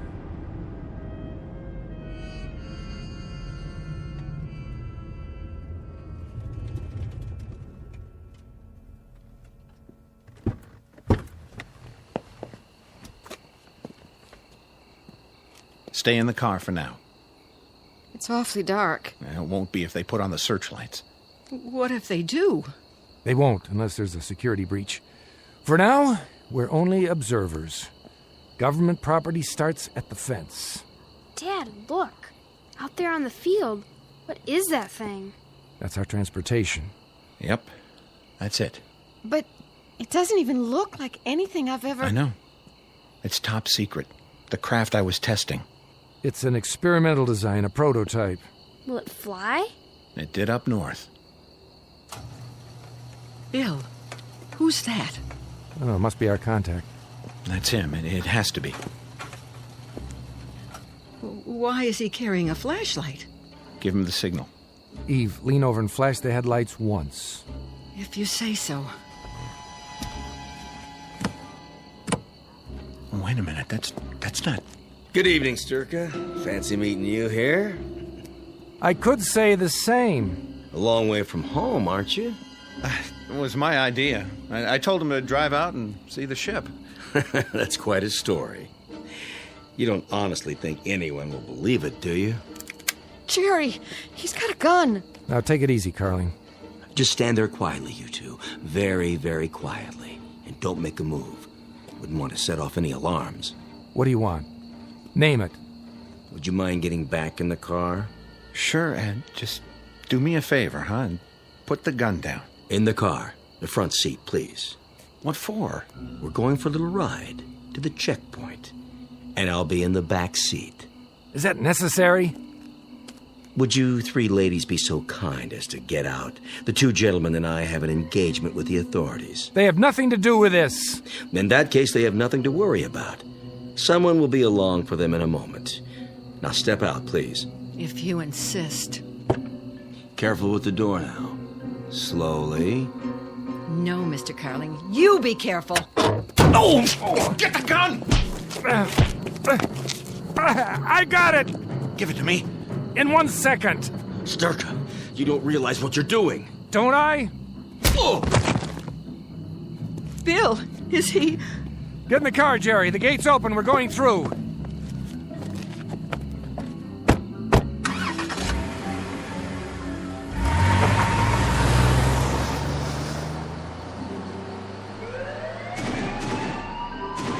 Unauthorized vehicle unsealed. Unauthorized vehicle unsealed. Guard Unit 7, approach and apprehend. Approach unauthorized vehicle.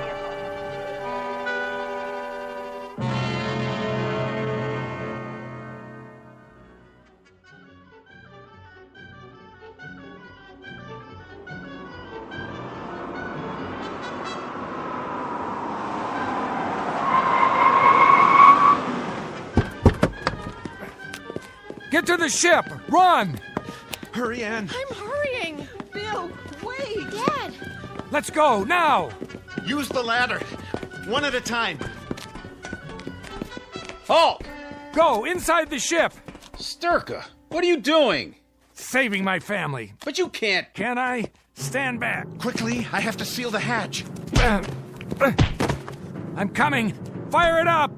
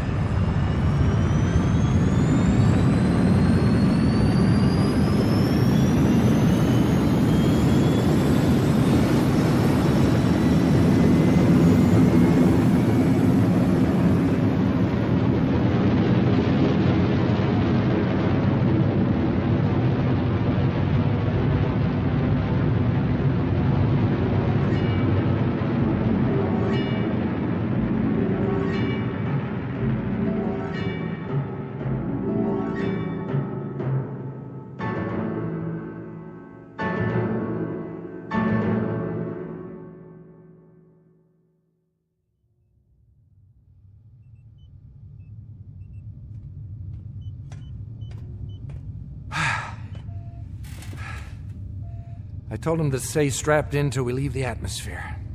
Everybody okay? 12 o'clock and all is well. Pressure's good. Air, fuel supply. The stars look far away. They are. But the one we want, that's not as far. Which one is it? See it there? The shiny one. Bright blue, over on the right. Yes, I see it. And are there people on it? People like us? People like us. It's the third planet from the sun, Bill. That's where we're going. To a place called Earth. Earth. Nice name. I like the sound of it. Full speed ahead. Aye, aye, Captain. Steady as she goes.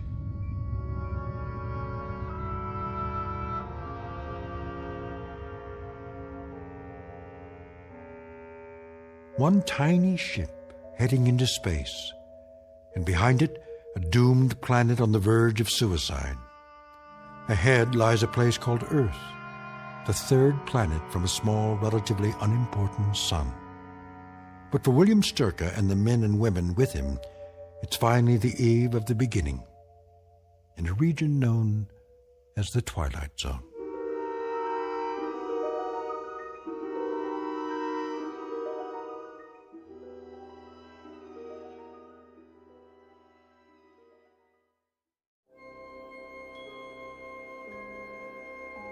Hi, this is Carl Amari, producer of the Twilight Zone Radio Dramas. I'd like to take a moment to tell you about our official website at twilightzoneradio.com. where you'll get the latest news and information on these Twilight Zone radio dramas. Plus, at twilightzoneradio.com, you can digitally download 3 free episodes or any of our episodes for only $1.95 each. In this age of ever-changing technology, we've decided to make these episodes instantly available to you by making the Twilight Zone radio dramas a digital download-only series. This means that this series will no longer be offered on CD. The CD collections at our website are now being offered while supplies last at buy one, get one free. So be sure to get your favorites before they're sold out. Be sure to visit us often, and I'll see you in the zone.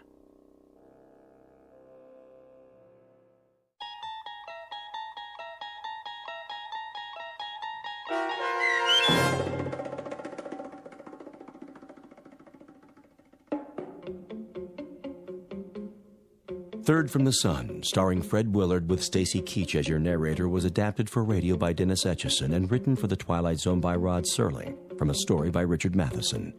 Heard in the cast were Doug James, Ellie Weingart, Haley Nabig, Tom McElroy, Fernette Lebo, Jeff Lupetin, Kurt Nabig, Vince Amari, and Carl Amari. This copyrighted radio series is produced and directed by Carl Amari for Falcon Picture Group.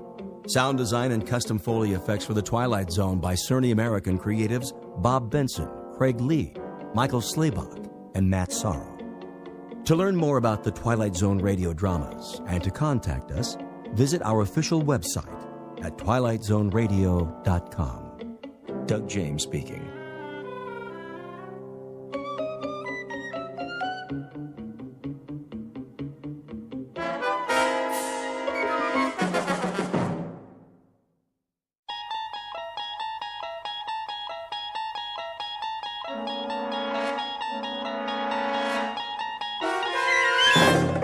You're traveling through another dimension. A dimension not only of sight and sound, but of mind. A journey into a wondrous land whose boundaries are that of imagination. Your next stop, the Twilight Zone.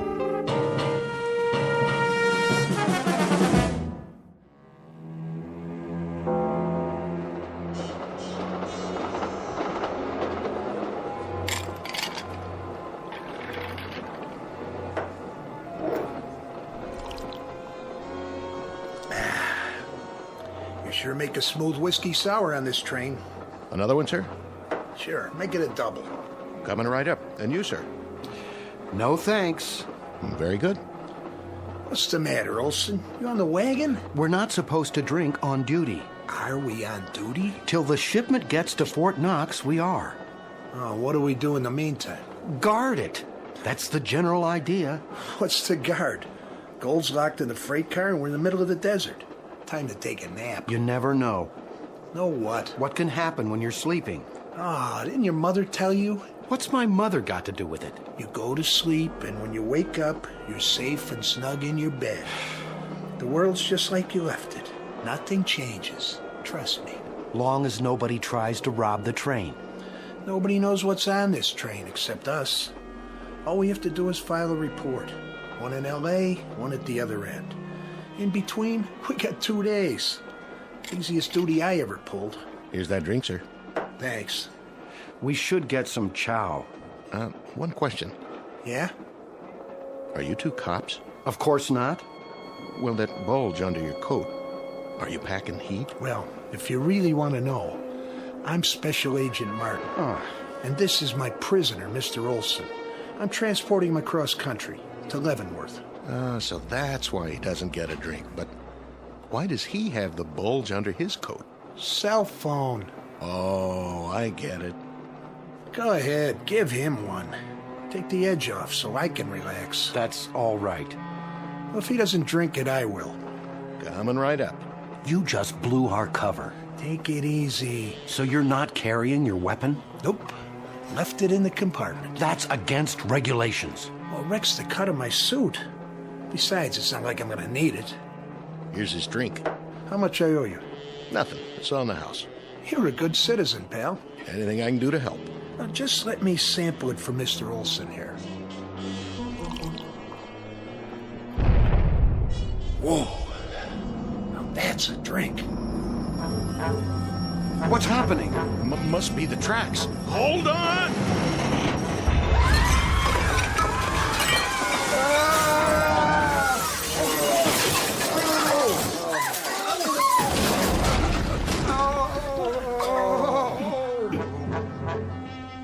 Olson, you okay? My arm's pinned. Here, take the gun. I can't reach it. Some kind of gas. Hold your breath. Give me the gun. Keep your gas masks on. Watch it, Brooks. That was on. It was. I can't see. Where's the gold? In the freight car. Go on through. What do we do with the passengers? Let them sleep. By the time they wake up, gentlemen, we'll be miles away. Many miles and many, many years.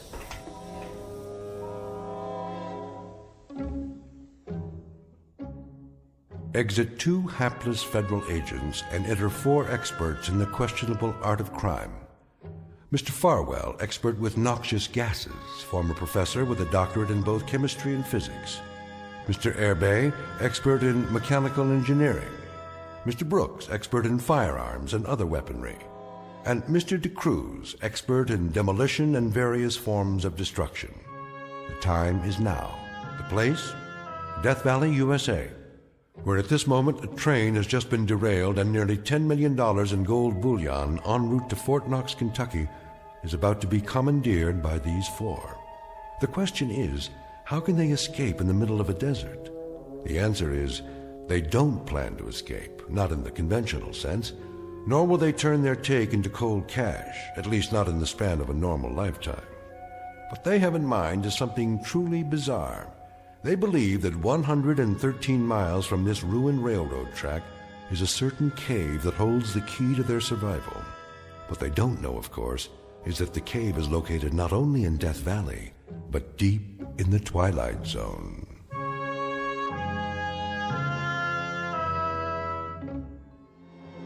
And now, back to the Twilight Zone and The Rip Van Winkle Caper, starring Tim Kazurinsky, with Stacy Keach as your narrator.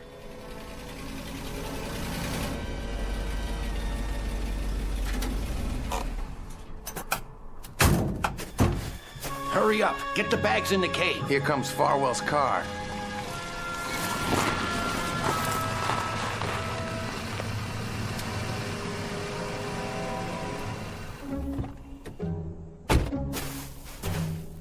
Clockwork, gentlemen. Just as I said. Apples in a barrel. So far, but we ain't spent nothing yet. Brooks is right. $10 million worth of gold bullion, and I've still got $1.20 in my pocket. That's this year, Senor de Cruz. Today this, but tomorrow. Tomorrow, gentlemen, like Croesus, Midas, Rockefeller, and J.P. Morgan all rolled into one. Perfection, gentlemen. That's how you performed with perfection. Man, did you see that engineer when he hit those brakes? Looked like he thought the world was coming to an end. Sure he did. When I blow up tracks, I blow up tracks. Point out a foundry for me, DeCruz. I'll forge a metal for you. What's your trouble, Brooks? That wasn't an easy thing, tying up those tracks like that. You ought to try it sometime. There won't be another time. For me, neither. May we get on to business now? Sure, Professor. Whatever you say. Start unloading the truck. Well, aren't you a heavy little thing? All shiny and pretty. Any more at home like you? Yeah, just like this one. $9,980,000 worth of gold bars. Hey, Farwell, I gotta hand it to you. Use the cart. I mean, the plan. It worked just like you said it would. Oh, you sound surprised. You're one smart guy. Freight car full of gold, train derailed, sleeping gas puts everybody out except us because of our gas masks. Mighty sweet, if you ask me. That's right, Mr. Irby, except us. It was not yet our turn to sleep. It was our turn to enrich ourselves. We sure did that, didn't we? There's all the bags. All right, gentlemen. Do you remember the procedure? I'm sure you're gonna remind us. The procedure is as follows. Gold into the cave. Then Mr. De Cruz hides the truck inside, destroys the car. I never liked that part. For what reason? Well, somebody could see the fire. Impossible. The road is miles away. A plane could fly over. By then, all they'll see is sagebrush and sand. Clear?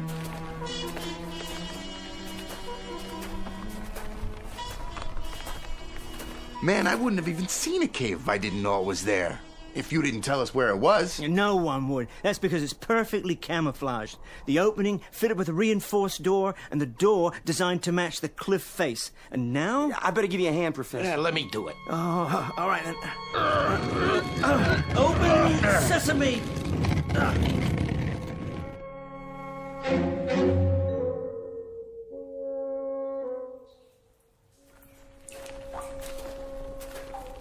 How much farther? We're almost to the main cavern. Stop here. Hand me the flashlight. Wow! How'd you ever find this place, Professor? One of my colleagues at the university, a devoted spelunker. A what? Who cares? Let's get this over with. In a hurry, Mr. De Cruz. Sure I am. I drove the truck in, got rid of the car like you said. We've done our part. Pretty soon, this whole state's gonna be crawling with cops. It's not like we got all the time in the world. Then you may divide the gold bars. Ooh, yeah. This is the part I like. Hooey. Look at all that. 24 karat all the way. One for me. Hey. And one for you. One for Irby. One for the professor. 2 for me. 2 for you. Hey, Professor, what's the first thing you're going to buy with your share? A new life, gentlemen. A new life. Yeah. I like the sound of that. A life of comfort and leisure, as befits a man of such ingenious accomplishments. Well, you can say that again. Finish your counting. It's time for the pièce de résistance. Holy Jehoshaphat. Will you look at that? Is that them? The real culmination. The ultimate ingenuity. Yeah, they look like coffins. Shut up. You told us about them, but somehow I didn't know they was going to be made out of glass. A new type of plastic, actually, manufactured to my specifications. A completely inert material with no chemical interactions. I don't see why we have to get inside those things, those caskets. It's one thing to stop a train on its way from Los Angeles to Fort Knox and steal its cargo. It's quite another to remain free long enough to spend it. And spend it we shall. Yeah, but when? Don't you remember, Mr. De Cruz? I would have thought this aspect of the plan would be particularly clear in your mind. I remember, all right. You want us to play Rip Van Winkle. An appropriate analogy, I suppose. And that's what we are. 4 Rip Van Winkles. Only, I'm not so sure. What, aren't you sure of, Mr. De Cruz? The big sleep, Mr. Farwell. Just lying down in these coffins. I like to know what I'm doing. But you do know. I've explained it very precisely. The 4 of us will be placed in a state of suspended animation. Think of it as a protracted rest period, Mr. De Cruz, to gather our strength. And when we wake up, that's when we take our gold and enjoy it. I say everybody should take his cut now. And how far will we get with it? We got a vehicle, we got water. There'll be roadblocks. Yeah, and that guy with the gun on the train, maybe he was a Fed. If we killed a Fed... Not killed, put to sleep. I'll take my own chances. Hey, what's with the knife? Put it away, Brooks. You're not gonna stop me. That's what you say, De Cruz, but that ain't what we agreed on. Quite right. What we agreed on was that we'd stash the gold here and then do what the professor tells us. And so far, he ain't been wrong. The gold, the gas he used to put a whole trainload of people to sleep, everything. All we had to do was walk over a lot of horizontal folks while they was snoring and transfer a fortune like it was cotton candy. Amen to that. So, none of you mind being cooped up in here? No, De Cruz. None of us mind. How long, Farwell? When we each push the button inside and the gas comes out and this suspended animation thing takes over. How long? How long? I don't know exactly. I can only surmise. I would say that we would all wake up within 1 hour of each other, no longer. When? I would say approximately 100 years from today's date. 100 years, gentlemen, and we shall walk the earth again as rich men, however, as extremely rich men. 100 years. Just like Rip Van Winkle. And when we wake up, no one living will remember who we are and what we did today, except the four of us. We will remember and rejoice in our reward. What's that?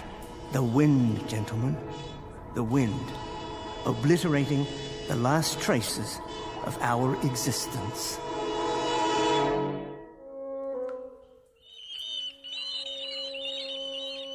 What are those things on the ceiling?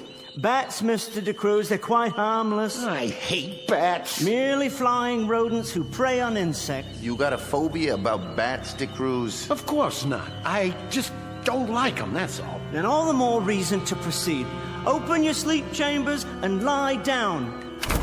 Wait a minute. Quit stalling. There's one more thing. Yes? The truck. How do we know it's going to start when we wake up? Well, that's why I had you cover it so thoroughly. The engine operates on self-generating energy without gasoline or oil-based lubricants. I've prepared it in every detail. Yeah, but what if it still doesn't start? Then we walk to the highway and follow it for approximately 28 miles. We have more than enough water and provisions to reach any of several towns. Enough already. I'm going in. After you, Mr. Irby, and Mr. De Cruz. All right. Here goes nothing.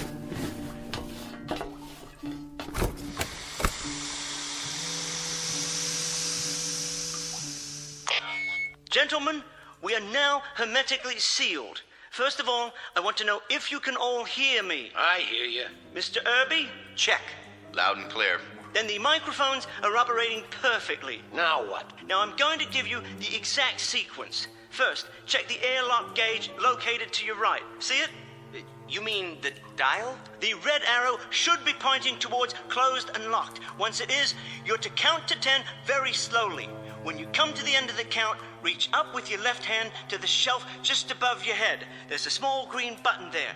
I see it. You're to press this button. When that's done, you'll hear another hissing sound. That will be the gas being measured into the enclosures. Ready over here. Next, take 3 shallow breaths, followed by a long, deep one. After a moment, you'll begin to experience a heavy, drowsy feeling. Don't fight this. Just continue to breathe regularly and try to remain as still as possible. Now, begin to count, and on 10, release the gas. You shouldn't mind it. It's quite odorless. Good night, gentlemen. Pleasant dreams and a good sleep. I'll see you in the next century.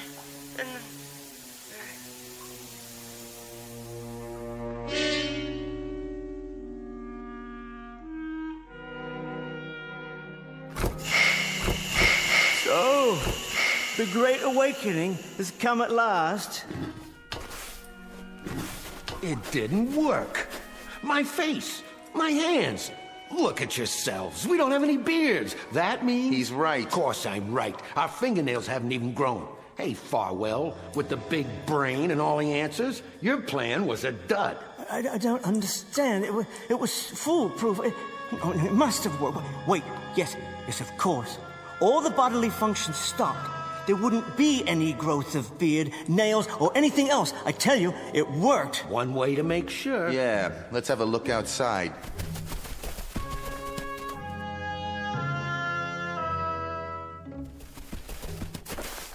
Put your backs into it. Oh, the sun. It's so bright. Cover your eyes until they adjust. I can't see a thing. Well, take a look. A real good look. There's the highway out there across the sand, same as always. Exactly the same. Doesn't that tell you something? Like what? It hasn't changed one bit, and neither has anything else around here. So the highway still exists unchanged. That's no proof.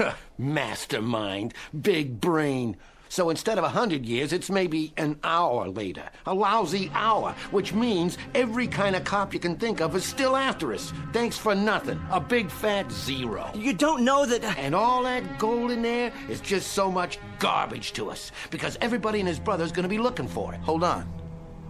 Where's Irby? Huh? We forgot about Irby.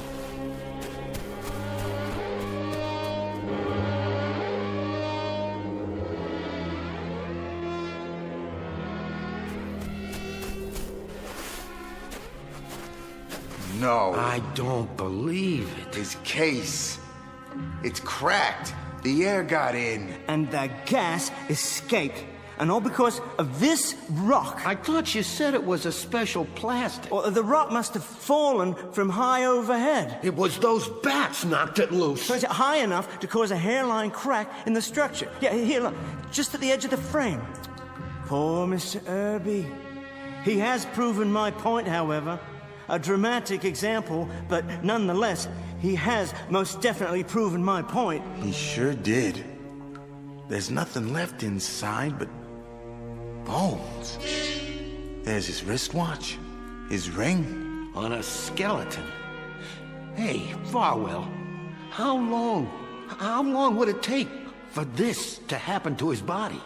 Autopsies are not my field of expertise, but it would take years, especially in this climate. The odds are, Mr. De Cruz, that we are now, indeed, in another century. Just like the plan. So, what's the next step? We get the gold in the truck and we take it to the first city we come to. And we either find a fence or we melt it down. That's the deal, isn't it? Why is it, Mr. De Cruz, that greedy men are the most dreamless, the least imaginative, and the most stupid? Listen, Farwell. No, you listen to me. For the first time in the history of man, we've taken a century and put it in our hip pocket. We've taken a lease on life and outlived our stay. We've had our cake, but we're still going to eat it. That's quite an adventure out there, Mr. De Cruz, though you're a little insensitive to it. Quite a splendid adventure, a world we've never seen before. A brand new, exciting world that we're about to walk through. Only this time with money. That's right. With $10 million worth of gold. That's how we're gonna walk through it. Of course. The only thing left to wonder about is, what kind of world?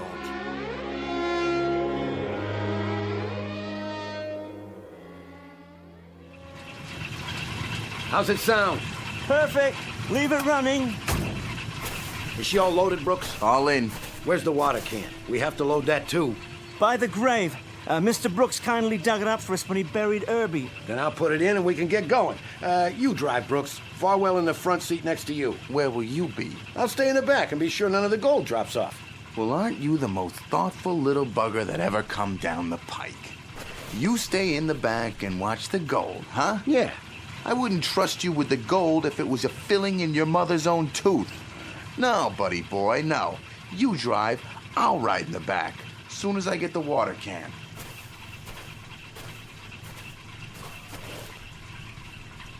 Mr. De Cruz, what are you doing? You stupid fool! Brooks, get out of the watch way! him! What? Hey! For the love of God, De Cruz, stop! Where are you going? You're heading toward the ravine!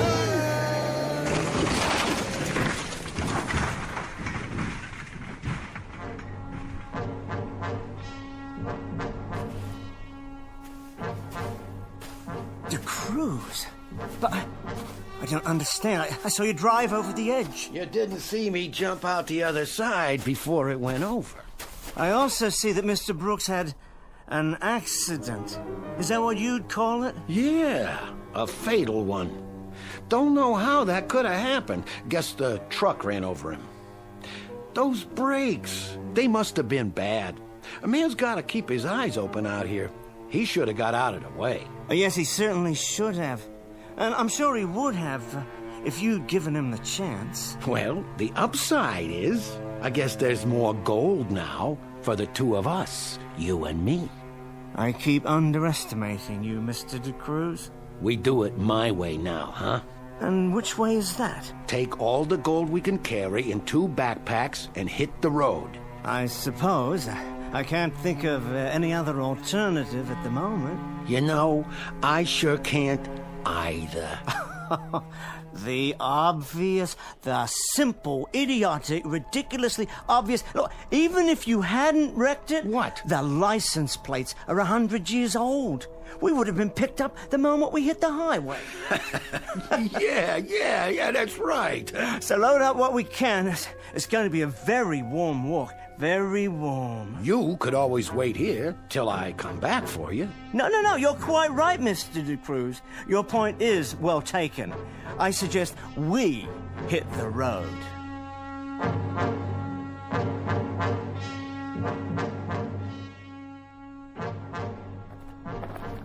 How you doing, Professor? You hold it, De Cruz. I've got to rest. Yeah, I figured. The map said 28 miles to the next town. At this rate, we won't reach it until tomorrow afternoon sometime. At this rate, you may never reach it. No, I just have to take it a bit more slowly, that's all. You didn't have to come. You could have stayed back there and watched the rest of the gold. I told you, Professor. And if I had, I don't think I'd have ever seen you again. No? What if you died out here, alongside the highway? Yeah, you might have died back there yourself. Yes, especially if you never returned for whatever reason. You think I'd have done that to you? Well, I no longer underestimate you, De Cruz, in any situation. Smart man, aren't you? Real smart. But there's only two of us now. We must cooperate in order to survive. Of course we must. There hasn't been a car yet, not a single car. Yeah, I noticed.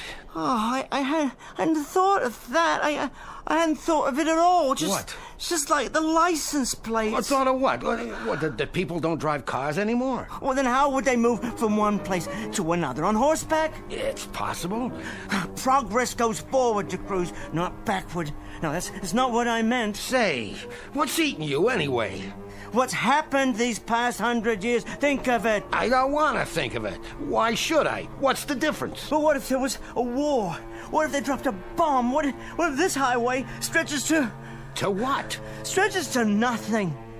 To nothing at all. Hey, Professor, you don't sound like yourself, Mr. Big-time plans. That don't sound like you at all. Maybe there isn't any town up ahead. Hey, knock it off, Farwell. Maybe there aren't any people. I told you to knock it off. You're a frightened little man, aren't you, Mr. De Cruz? You've always been a frightened little man. I said... It's because you're so greedy. You have no appreciation of irony, none at all. And wouldn't that be the irony of all ironies? To walk until our hearts burst, carrying all this gold. Yeah? Take a gander at that. What are you babbling about? That's a plane. Hey, look down here. It's merely a silver speck in the sky. It could be a flying craft of some sort, but of course the pilot didn't see us. If it had a pilot, a satellite perhaps, passing over... That was no satellite. I saw it, Farwell, and that's all I need to know. It's a sign. A sign of what? The world's still out there. Sure it is. And that means there's a city up ahead. We're gonna make it, buddy. We're gonna make it after all. Come on, let's keep moving. Water first. Sure, water. Well, what are you looking at? You got your own canteen. Yeah, of course I do, yeah. Hey, take it easy, Professor. Better make it last. That's all we got now. 2 canteens. We'll ration it. Yeah, sure we will. I figured it's just about enough to get us where we're going. All the way back to civilization. Just like you said, Professor. Just like you always said.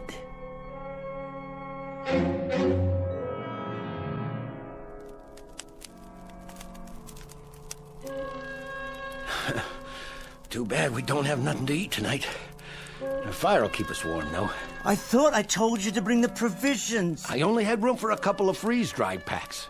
But you need to add water, and we don't have any water to spare. Well, at least you know how to start a fire. Didn't I tell you? I used to be a Boy Scout. Oh, you were never a Boy Scout, Mr. De Cruz. They'd have thrown you out. Hey, that's no way to talk, seeing as how we're partners. Soon to be very wealthy partners. We could go into business. Call it the Rip Van Winkle Company. Yeah, if it's all the same to you, De Cruz, I've got plans of my own. I know. For a life of leisure. Well, we're sure gonna have that, even with inflation. Oh, beyond question. If there is one constant in the world, it's gold. Currencies come and go, but there's never been an adequate supply of precious metals. The course of history changed because of gold, the only irreducible commodity. How much do you think our stash is worth now? Oh, that's hard to say, but whatever the currency, gold retains its value. Scarcity to Cruz, that's what makes it valuable. And there's never been enough to satisfy human greed. We better get some shut-eye. Yes. Funny, I'm not even sleepy. I had plenty of that already. Oh, we need to preserve our strength. But first, another ration of water. We're seriously dehydrated. I can't recall ever being so thirsty. Yeah, me too. Wait. Well, where's my canteen? On your belt, same as mine. No, it's not there. I must have left it behind when we stopped this afternoon. Now, that's tragic, Mr. Farwell. That's just about the saddest story I've heard all day. I must have water, Cruz. I need it desperately. Water, Mr. Farwell? Why, I believe there's some water around here somewhere. Yeah, sure. In my canteen. Give it to me. Okay. For a price. What are you talking about? 1 drink, 1 bar of gold. Oh, you're out of your mind. Hey, that's the price. I continue to underestimate you, De Cruz. You're quite an entrepreneur. Ain't it the truth, Farwell? Quickly, please. That's enough. Wait, I'm not finished. 1 drink, 1 bar of gold. That's the going rate today. It may go up tomorrow. I haven't checked the market. But for tonight, it's 1 for 1. You better lie down and get your rest. We got a long day ahead of us. What's that? The sound of the world, Professor. The strong feeding on the weak. Same as always.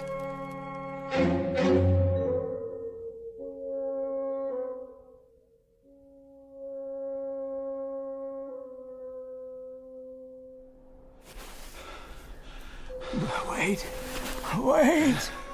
What's the matter, Farwell? You pooping out again? We need water. Already?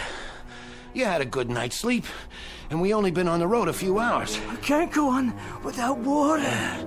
You ain't even carrying that much weight. I got most of it in my pack now.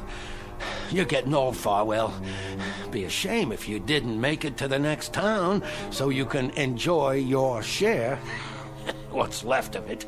Please. Hey, look up in the sky. What? You know what that is? It's buzzards. Getting closer. Pretty hungry, I'd say. I must have water. Sure. I got about a quarter of a canteen left. You sadist.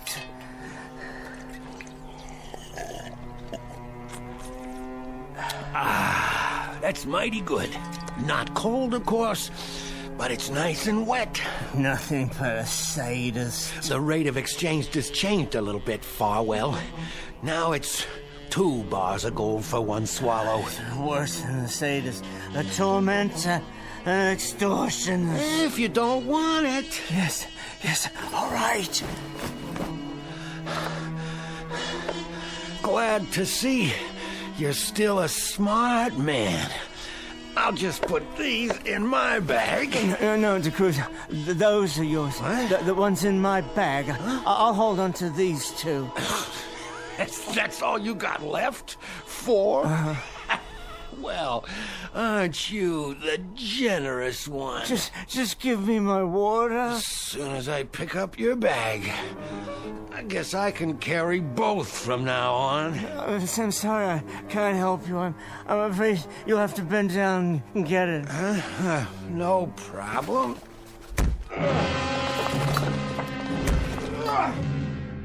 No problem at all. How do you like the gold now, Mr. De Cruz? The feel of it against your skull. Oh, sorry you won't be alive to carry it any further. I'll do that for you. For both of us.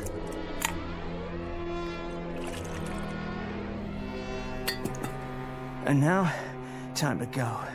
According to the map, less than 1 more mile. Not too heavy. I'll come back for them. Now only what I can lift. 2 miserable bars. One, but still worth a small fortune.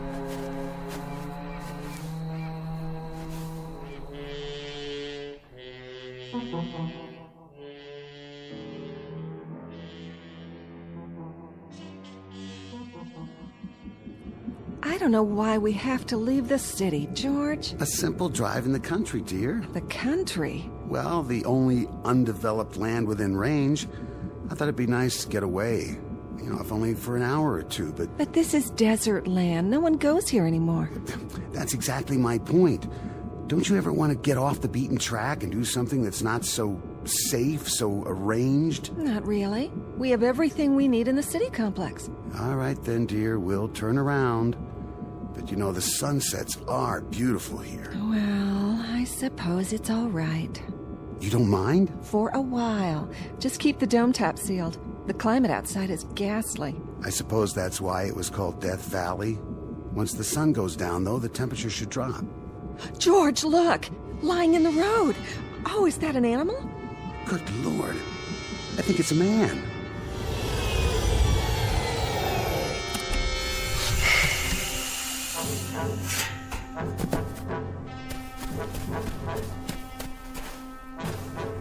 Hey, buddy, are you... Mister... He's alive! I'll call the med unit. Mister, there's gold here in my hand. Real gold. I'll give it to you if you drive me into town. Sure, fella. If you give me water, I must have water. I've got some in the Ion car. I'll bring it to you. Don't leave me here. No, I won't leave you. There's a solid gold. 0.999. I swear it is. I want you to have it, and there's more nearby. I tell you where. You can have it all if you just give me some water. Poor guy. Poor guy. I wonder where you came from.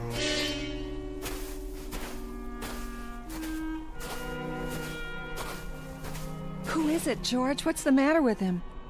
Some old tramp. That's who he was. Oh. Did you call the med unit? Yes. Then they'll pick him up. No, shouldn't we wait? And no reason to. They can take our statement over the Tri-Vid. What's that? Gold. That's what he said it was. He wanted to give it to me in exchange for a ride into town. Gold? What in the world was he doing with gold? Oh, I don't know, off his rocker. I guess anybody walking in the desert would be. Can you imagine? He offered that as if it were worth something.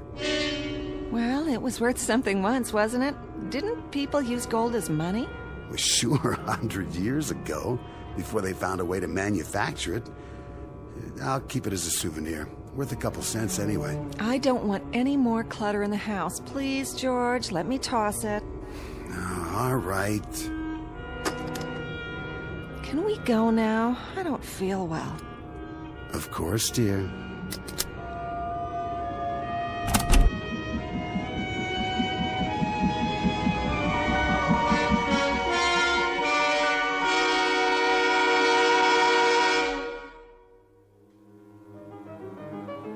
Final scene.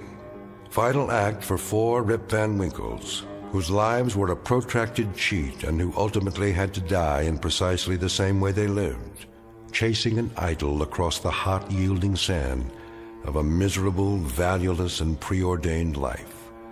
Messieurs Farwell, Herbe, Brooks, and De Cruz, now bleached dry in the hot sun, and just as worthless as the gold bullion they built a shrine to. A lesson to remember in the Twilight Zone.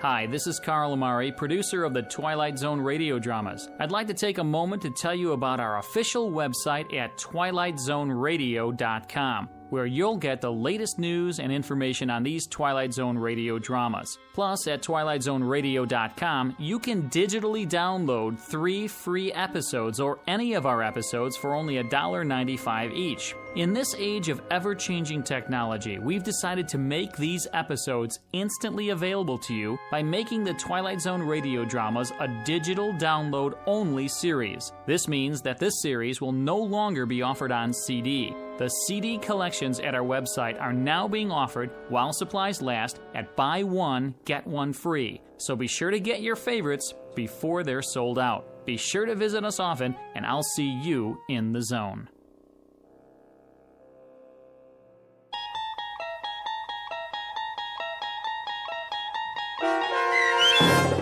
The Rip Van Winkle Caper, starring Tim Kazurinsky, with Stacy Keach as your narrator, was adapted for radio by Dennis Etchison and based on a script by Rod Serling. Heard in the cast were Richard Hensel, Doug James, Peter DeFaria, Roderick Peoples, Norm Woodell, Meg Thalken, and Turk Muller.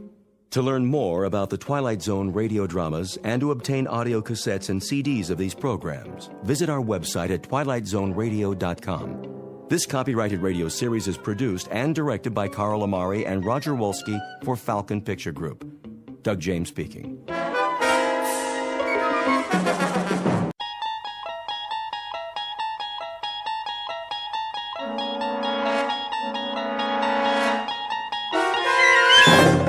There is a fifth dimension beyond that which is known to man. It is a dimension as vast as space and as timeless as infinity. It is the middle ground between light and shadow, and it lies between the pit of man's fears and the summit of his knowledge. This is the dimension of imagination. It is an area which we call the Twilight Zone.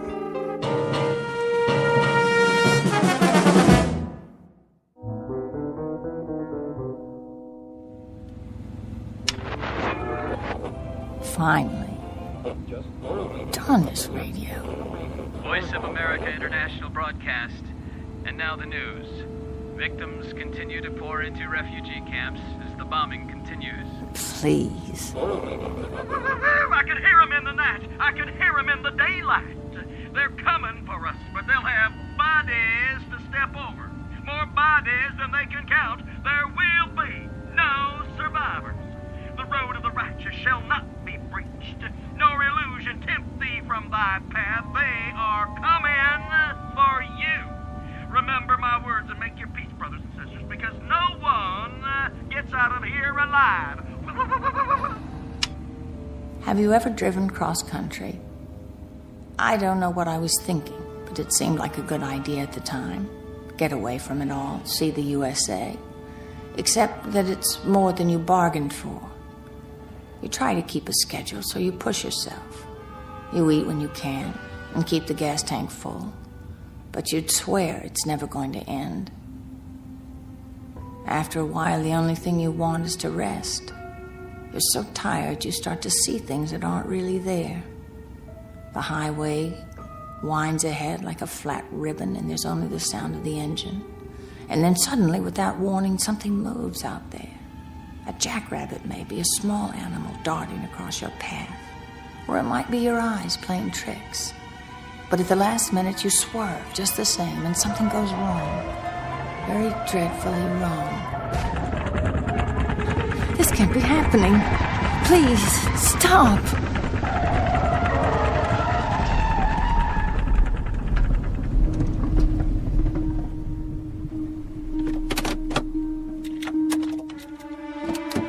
Help!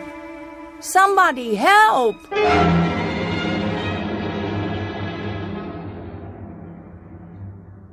Her name is Nan Adams. She's 27 years old. Her occupation? Buyer at a New York department store. At present on vacation, driving cross-country from Manhattan to Los Angeles, California. She's gone just far enough to wear through the bald spot on her right front tire. But with any luck, she'll survive this little setback. Minor incident on Highway 11 in Pennsylvania. Perhaps to be filed under accidents you walk away from. A conversational item for the winter months back home when Miss Adams talks of her trip to her friends over a glass of wine. What she doesn't know yet is that from this moment on, she won't be alone. For the remainder of the trip, her companion will be terror, her route, fear, her destination, quite unknown. Because Miss Adams has just crossed an invisible line not on any map, one that leads directly into the Twilight Zone. And now, The Twilight Zone and our story, The Hitchhiker, starring Kate Jackson with Stacy Keach as your narrator. How's it coming? Almost finished. I'm so sorry to trouble you. Hey, that's my job. Good thing I drove by. Yes, it is. There are no phones for miles. I don't know what I would have done. No real damage. At least you didn't flip the car. Thank God. Just let me tighten these lug nuts here and you're on your way. I should know how to do that. Would you believe I've never changed a tire in my life? You're not the only one. That's why I stay in business. Lots of flats out here. That, vapor lock, cars that overheat, run out of gas. I keep a 5-gallon can in the truck. I don't know what happened exactly. How fast were you going, lady? 60, 65, something like that. Oh, that all? I guess I wasn't paying attention. It happens. Gotta keep your eyes on the road, though. I thought I saw something. Like what? I don't know. Something moving. Do you think it could have been a mirage? A what? A mirage. Some sort of optical illusion with the sun on the windshield or... You want my advice? Check into a motel and get some sleep. Too long behind the wheel, you start to lose it. But I'm behind schedule. It ain't worth it. You see those skid marks? 65 miles an hour and you hit a blowout and hit the shoulder? Soft as pudding. Lady, you're on the side of the angels. By rights, you shouldn't need a mechanic. Somebody should have called for a hearse. I take your point. How's that bump on your forehead? Oh, fine. Got a first aid kit if you need it. No. It's just a scratch. There you go. Spare's ready to roll. How much do I owe you? Just follow me into town. I'll see if I can fix you up with another tire. You don't want to run the rest of the way without a backup. No, I suppose I don't.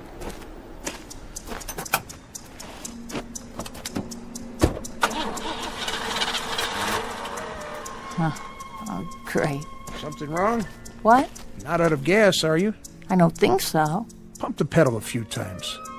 Careful not to flood it. I won't. It's just that I was wondering... Yeah? That man. Man? Over there. I don't know where he came from, but shouldn't one of us give him a ride? He looks like he needs it. What man? Behind us, about 50 yards. I can see him in my rearview mirror. He's watching us. I don't see anything. Oh. Well, neither do I now. I could have sworn somebody was standing there by the side of the road. You see what happens when you try to drive straight through? Come on, we'll get you fixed up at the station. Yes, of course.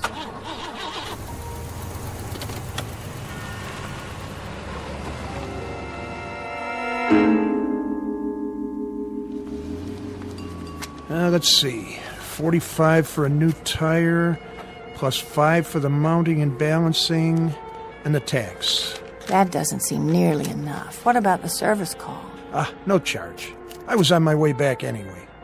Make it $53.50. I guess it's a lot cheaper than a funeral. You could say that again. You're very kind. Here you go. $6.50 change. I checked your other tires while I was at it. They look okay. Thank you so much. Anything wrong? No, nothing's wrong. I was just looking at that hitchhiker. What hitchhiker? Outside, by the pumps. Where? He's gone now. Yep, that he is. Somebody must have picked him up. One of the truckers, most likely. Strange. I saw him before, too. When you were changing the tire. Out on the highway. Uh-huh. I'm sure it was the same man. Must have gotten himself a lift then, too. Right after we passed him. Yes. That must be it. Well, I'd better get going or I'll never make L.A. Shouldn't be too hard. Brand new car, good weather. Ought to make it easy. Better take a rest first, though. I can't. I'm already a day late. Get some food in you at least, if you want to make it in one piece. Yes, I... Look at that. Huh? He didn't get a lift. He didn't? I just saw him again. You saw... The hitchhiker. Oh, well, it's no business of mine. That's the truth. Thanks very much for all your help. Okay, miss. Have a nice, safe trip. Thank you, I will. Hitchhiker. What's she talking about anyway? I didn't see no hitchhiker.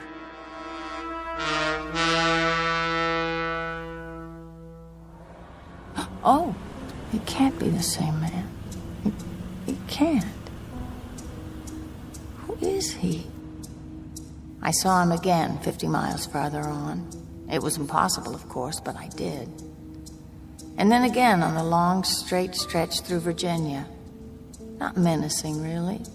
An ordinary man. If anything, drab. A little mousy. Just a shabby, silly-looking scarecrow man. I shouldn't even think about him at all.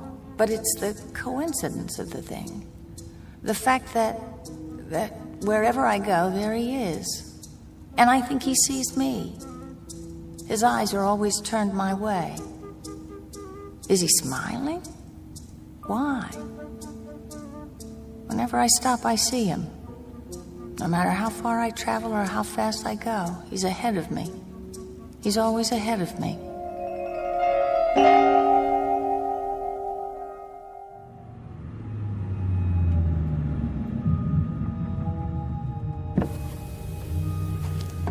Yes, officer? Hold up, miss. Is something the matter? I can't let you pass just yet. Why not? Roadblock ahead. A roadblock? What for? Construction. Some big trucks blocking the way. Just a few more minutes. All right. I'll wave you on. Sit tight for now.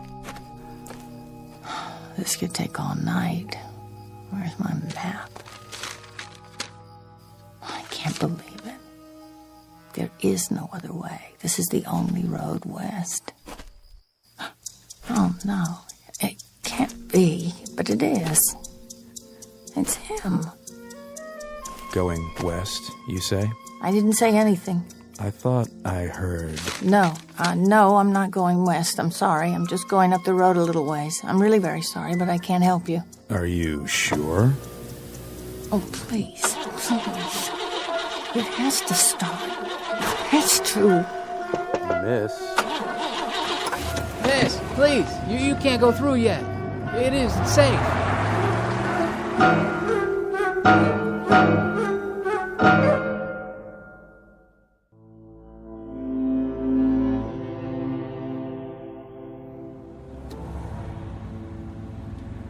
I'm on the turnpike now, a more secure feeling. And yet, I don't know why it is, but I'm frightened. A funny thing, fear. I've never known it before, not really, not like this. But now here it is, there's no denying it. Can't quite put it into words, a fear that's just about as vague as its object. And that's the trouble. It isn't really a fear, not exactly. That may be the wrong term, but I feel something. What should I call it? A sense of disquiet. The feeling that things are a little tilted, a little off somehow. The feeling you get when something's wrong, but you don't quite know what it is yet. It's vague because that's what that hitchhiker is. He's vague. Like a charcoal sketch that somebody's made and then half rubbed off the paper, leaving only a kind of indistinct outline. I wonder why it is he's always there. I wonder why I can't shake him. But most of all, I wonder why I can't stop thinking about him.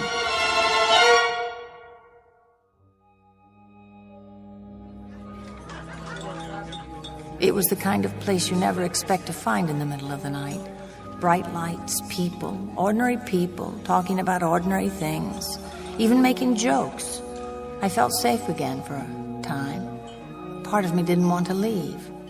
Dessert, miss? What did you say? Still got some pie left. Apple, blueberry, lemon meringue. Well, let me check on the apple. Trucker came through a little while ago, ordered 3 pieces with ice cream. I'm sorry, No, thank you. Sure? It's mighty good. More coffee? Sure. Ought to have more than coffee, though. I guess I don't have much of an appetite. Driving alone? Yes, I am. Where to? All the way to California. Whew, no kidding. That's a haul. Couldn't get me to drive all that way, at least not by my lonesome. Actually, I was looking forward to it. You were? In the beginning. You see... End of the counter, Angie. 2 burger baskets to go. Coming up. Well, as the man said when he kissed the cow, everyone to his own taste. You got that right, Angie. Yeah, that's a good one.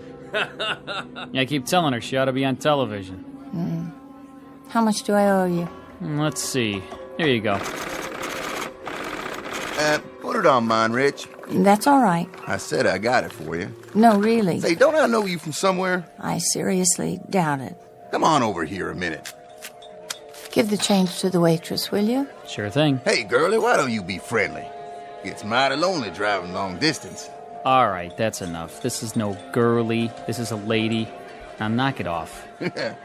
Sure, Rich. I'll see you next week. Thank you, but you didn't have to do that. Hey, listen. Do yourself a favor. There's a decent motel a couple blocks from here.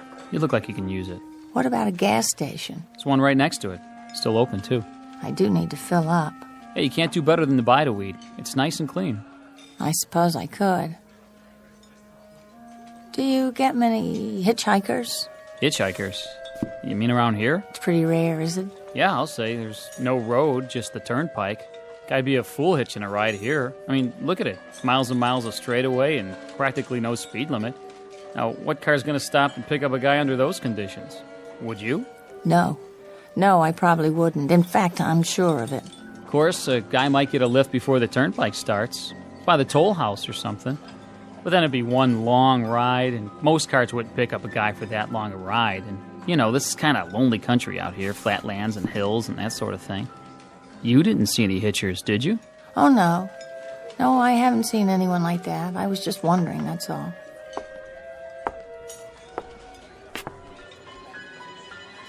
Anything wrong, miss? Oh, I don't know. I was just thinking. Something on your mind? I was just thinking how good it'll be to stop driving. It's getting so that I actually hate that car.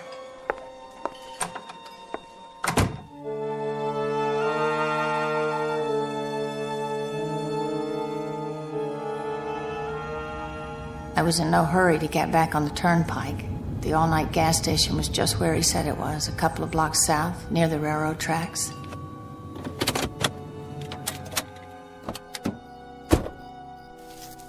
There was no one around, no one at all.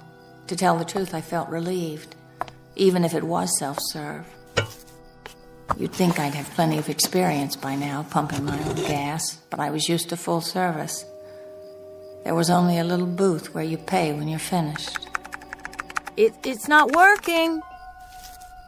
Can someone please show me how to start the pump? Hello? Hello in there? Please, I want to buy some gas. If there was a night man on duty, he must have taken a break. There was nothing for me to do but wait until he came back. The lot was bright enough with those, what are they called, sodium vapor lights? There was absolutely nothing that didn't show. And maybe that was why I began to get the feeling again. Part of it was the way everything beyond the station was pitch black. I was in an island of light, and the light wasn't normal. That was the other part. Sodium vapor bulbs put out a kind of orange glow instead of white, so some things take on a different color. My skin, for instance, it was, well, a sickly green. I stood there looking at my arms and hands and listening to the traffic on the turnpike, and I felt it before I saw it, felt it and heard it. It's him. I know it is. Where is he? Where? Get away from me! Do you hear me? Stay back!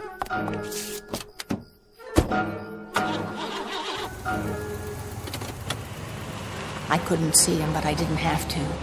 I knew who it was.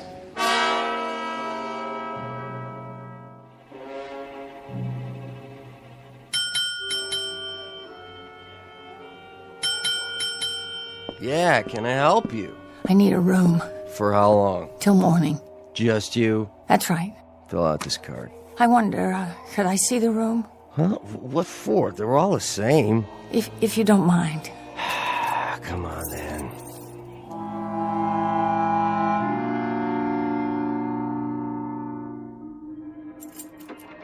Just clean it, new towels, everything. That's fine. How's the lock? The lock? On the door. It works fine. Ah, there's a deadbolt, too. See, case hardened steel. Nobody gets in or out unless you open it from the inside. Good. Need privacy, do you? I just sleep better when I know everything's secure. Traveling alone, huh? Business trip, is it? Yes, it is. Don't worry about me. I'll be up at the crack of dawn, as soon as I lay my head down for a few hours. Thanks. Bye now. One thing. Yes? Cash or credit, no checks. In advance. Oh, of course. I'll get you change. Keep it. Thank you. Good night. I told myself I'd be safe enough, at least for a while. I had to rest sometime. Clean sheets. What was that? Nobody out there. Must be my imagination. Yeah, that's it. Besides, no one can get in. What was that? It's in the room. A leaky shower head. But I knew. Already I knew, even if I hadn't thought it through. Something the desk clerk said about nothing getting in or out. I imagined myself lying in bed in the dark, waiting for another sound, and me trapped with it here in this room. No, that wasn't acceptable. Not acceptable at all. I had to go back to the turnpike where I belong.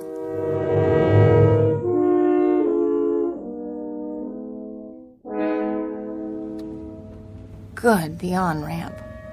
All I have to do is cross the tracks. No, there can't be a train at this time of night. It's ridiculous. I have to get across. Come on, I can make it. There's plenty of time.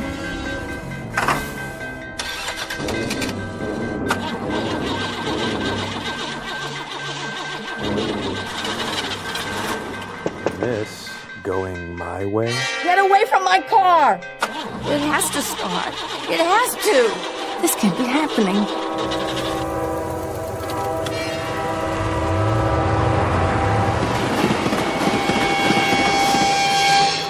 It was him.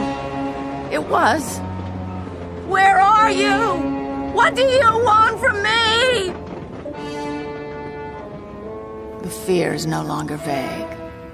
The terror isn't formless. It has a form.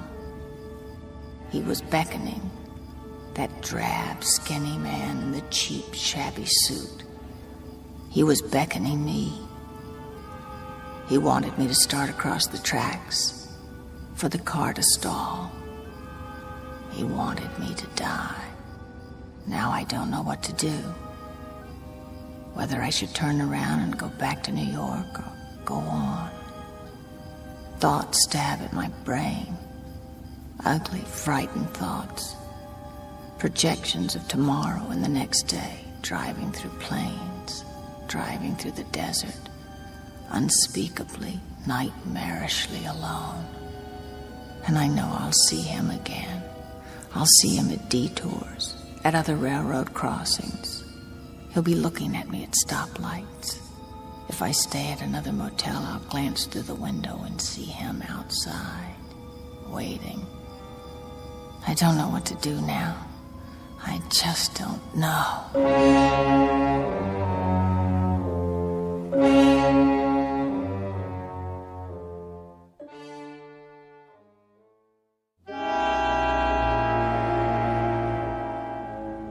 "3 days and 3 nights now. Past Tennessee into Arkansas, through the Ozark country and into Oklahoma and Texas. Stop for coffee and then drive on. Stop for food and drive. Stop for coffee, and the routine goes on. Towns without names pass by. Landscapes without form. The numbers on the dashboard clock change and I don't even see them. Now it isn't a trip, it's flight. Route 80 isn't a highway anymore, it's a means of escape, so I keep going. Conscious of only one thing, I've got to get where I'm going before that hitchhiker closes in.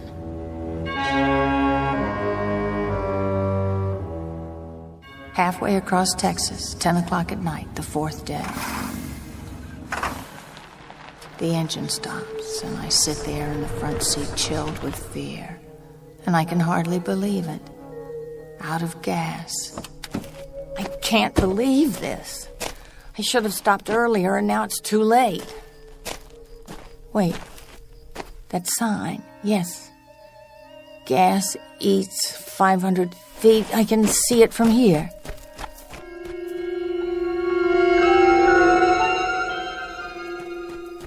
Please, someone. You can't be closed. Yeah, what is it? What do you want? I ran out of gas. I'm just a quarter of a mile down the road. Come back in the morning. Please, I can't stay here till then. It must be past midnight. No, it isn't. It's not even 11 o'clock. Well, we close up here at 9. I'm sorry. Try the Honeysuckle Lodge. They got a gas pump there. It's about a mile or so away. Please, I can't walk any farther. Little lady, I'd like to help you, but I've been up since 5 this morning, and I'm just dead. Now, like I told you, it's only a mile or so to the Honeysuckle Lodge. But I've got to have a can of gas. I can't stay out here by myself. You see, there's a man. There's a very suspicious-looking man. Henry? Henry, who is it, Henry? It's nobody, Mother. Just a gal in a fancy suit. Go back to bed. Now, what about this man? What was he doing? Nothing. Nothing, huh? Well, then what of it? That's not something to wake a man in the middle of his sleep about. I'm trying to tell you. Now, listen, young woman. You must have taken a nip or something. If you haven't got anything better to do than wake decent folks out of their hard-earned sleep. But he looked as if he was going to rob me. Well, if he does, you come back and I'll call the sheriff for you. Who's there? Come out into the light so I can see you. You have to stop following me. Stop right now or I'll scream. There are people inside. They'll hear and... Lady? What did you say? I said, what's the matter, lady? Yes, that's what I am. That's exactly what I am. A lady. What are you doing out so late? What am I? You work here? This your place? No. My car's just up the road. You see, I ran out of gas. The man won't give me any. I saw the car. You left your keys in it. I turned the lights off, though, so the battery wouldn't run down. Do you live around here? Nope. I'm coming back from leave. Leave? Of course. The uniform. Are you in the Navy? Sure am. Ever see a fella in a sailor suit that wasn't? No, I guess I haven't. Where are you headed? Going back to my ship. She's in San Diego. That's where I'm heading. San Diego, California. Would you like a ride? You kidding? No, I mean it. I'll take you all the way to San Diego. Will you drive with me? You don't have to ask me twice, lady. You've got yourself a rider. I don't have any gas, though. We'll fix that. You tried already? The man's in bed. He can't be bothered. Well, let's get him out of bed. All he needs a couple of gallons. I seen some all-night gas station signs. There must be plenty up ahead. Let's go, Pop. You got some customers out here.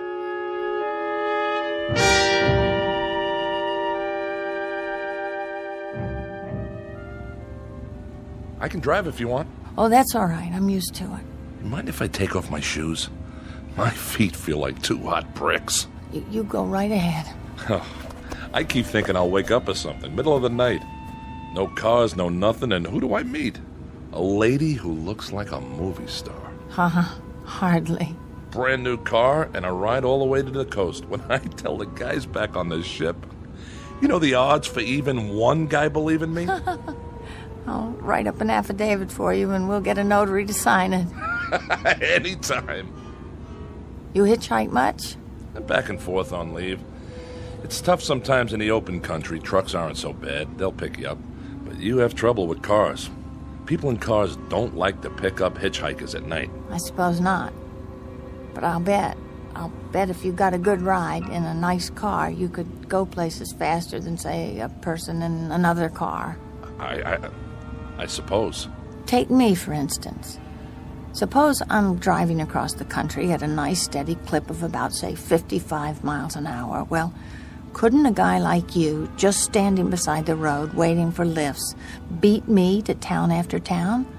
Provided you got picked up every time in a car going 65 to 70 miles an hour. I guess. Maybe he could and maybe he couldn't. What difference does it make? Oh, it's no difference. It's just kind of a crazy idea I've had after so long in this car. That's one way to pass the time. Oh, no! What's going on? What's the matter? Did you see him? See who? That man. What man? The one who was standing beside the barbed wire fence. I didn't see anybody. That wasn't nothing but a bunch of steers in the moonlight. What do you think you're doing?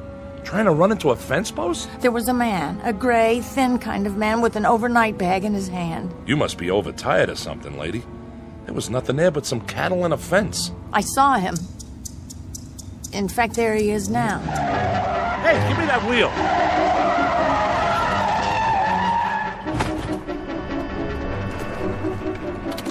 Lady, I'm taking charge of the keys. Maybe you'd better let me drive after all. You must have seen him that time. I didn't see anybody. What were you trying to do? Hit him. Huh? That's right, I was trying to hit him. Maybe if I could kill him, I could make him stop. You see, what are you doing? What does it look like? Where are you going? No place in particular, lady. Just out of plain sight. Any place that puts some distance between me and this automobile. Please don't get out. I'll drive more carefully from now on, I promise. No way, baby. I'd kind of like to get back to my ship in one piece. And driving with you? That's a pretty lousy guarantee I'd ever make it. Please, I'm sorry. I don't know what came over me. Please don't go. I'm sorry, lady. You'll have to excuse me. You can't go. You don't understand. You can't. Look, I'll take you right into San Diego. I'll take you to the docks. I give you my word. Sure. Seeing elephants, skyscrapers, and make-believe people all the way. Thanks, but no thanks. Look, I like you. I like you very much. That's the reason I picked you up. We could be friends. Good friends. I'd like you to take me out. Really. Please. Sorry, lady. Believe me, you'll never know how sorry. Listen, I know you think I'm out of my mind or something, but this man, I've been seeing this man all the way across the country. He's been following me. If you could only help me, stay with me until I reach the coast. Honey, what you need is a good night's sleep. You don't need a boyfriend, just a good night's sleep.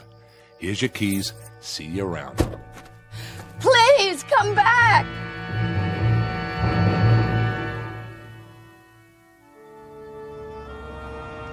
There is nothing to do but drive on into the next day. As the air grows warmer, the car gets hotter than it ever has, and you begin to wonder if the tires are going to melt. The windshield colors over with smashed insects, wasps and bees and dragonflies, all stuck to the glass. And if you're driving west into the sun, it gets hard to find your way. But I see him again, in the middle of the Texas prairies. And then everywhere, wherever I pull off, even for a moment, for gas, for oil, for a drink of pop, a cup of coffee, a sandwich, he's there. He's outside the entrance to a rest stop near El Paso. He's sitting by a drinking fountain and a little camping spot on the border of New Mexico. He's waiting for me outside the Navajo reservation where I check my tires. I see him again when I buy 12 gallons of gas in Arizona. He's everywhere I go, always ahead of me, always looking at me, always waiting for me. Now I'm outside a diner near Tucson. There's a phone booth, and I'm going to call home. Back to New York. Put in a call to my mother so I can speak to someone familiar. Someone I love. Someone who will bring back reality for me. Just a voice, that's all. But I know it will be enough.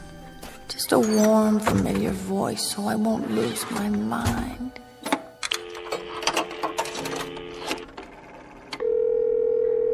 Operator. I'd like to make a call to my home in New York City. What is the number, please? Trafalgar 41098. Thank you. That'll be $3.60 for the first 3 minutes. Oh, I seem to be short. I thought I had enough. $3 and... I could go inside and get change. Look, can't you put it through? I have to talk to my mother. Would you like to call collect? Yes, that's it. Thank you, operator. What number are you calling from? Wait. There's no number. It's been scratched off. If you can't give me the number... Don't hang up. Here, I found some coins. I'll put them in now. 50 cents more, please. Yes, I know. I've got it. Thank you. Go ahead, please. Mrs. Adams' residence. Hello? Hello, Mother? This is the home of Mrs. Adams. Who did you wish to speak to? Who's this? This is Mrs. Whitney. Mrs. Whitney? I don't know any Mrs. Whitney. Is this Trafalgar 41098? Yes. Where's my mother? Where's Mrs. Adams? Well, Mrs. Adams is not at home. She's still in the hospital. The hospital? Who's calling? Is this a member of the family? What's she in the hospital for? She's been bedridden for 5 days. Nervous breakdown. Who is calling? Nervous breakdown? But there's nothing wrong with my mother. She's never had any problems. It's all taken place since the death of her daughter. The death of her daughter? What are you talking about? What do you mean, the death of her daughter? Who is this? What number is this? It's all been very sudden. Nan was killed just 5 days ago in an automobile accident in Pennsylvania. A tire blew out and her car turned over. Please deposit 60 cents more if you wish to continue this call. Please deposit 60 cents. Please deposit 60 cents.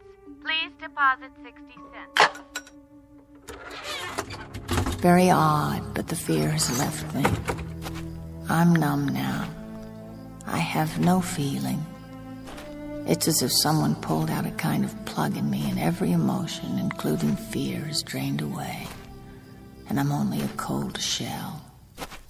I'm conscious of the things around me, the vast, soulless night of Arizona, the frantically blinking stars that look down from the darkness. Ahead of me stretches 1,000 miles of empty mesa, mountains, prairies, desert, and somewhere among them, he's waiting. Somewhere I'll find out who he is and what he wants. Though just now, for the first time, looking out at the night, I think I know. I know that he's here now, without even looking in the rearview mirror. I believe you're going my way. Yes. Yes, of course I am.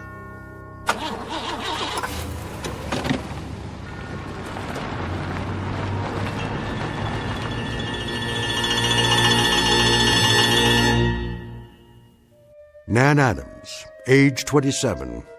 She thought she'd take a drive to California, to Los Angeles.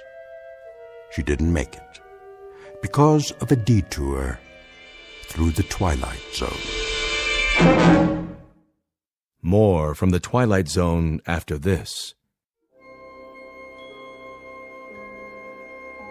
Hi, this is Carl Amari, producer of the Twilight Zone Radio Dramas. I'd like to take a moment to tell you about our official website at twilightzoneradio.com, where you'll get the latest news and information on these Twilight Zone radio dramas. Plus, at twilightzoneradio.com, you can digitally download 3 free episodes or any of our episodes for only $1.95 each. In this age of ever-changing technology, we've decided to make these episodes instantly available to you by making the Twilight Zone radio dramas a digital download-only series. This means that this series will no longer be offered on CD. The CD collections at our website are now being offered, while supplies last, at buy one, get one free. So be sure to get your favorites before they're sold out. Be sure to visit us often, and I'll see you in the zone.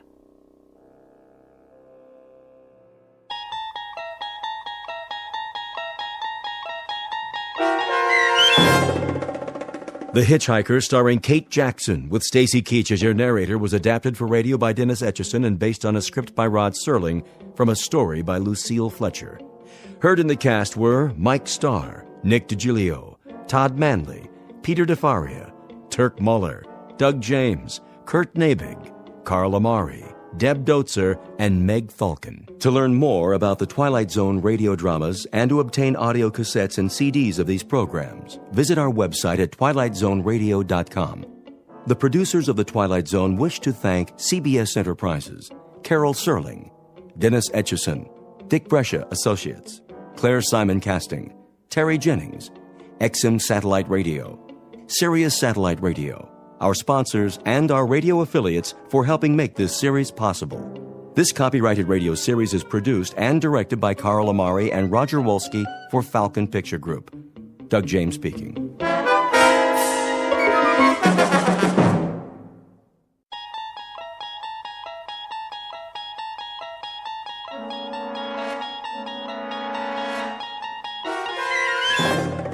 You're traveling through another dimension.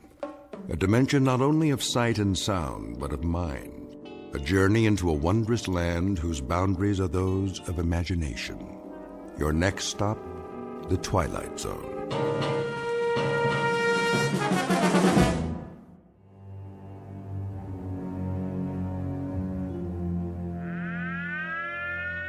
This is the Emergency Broadcast Network.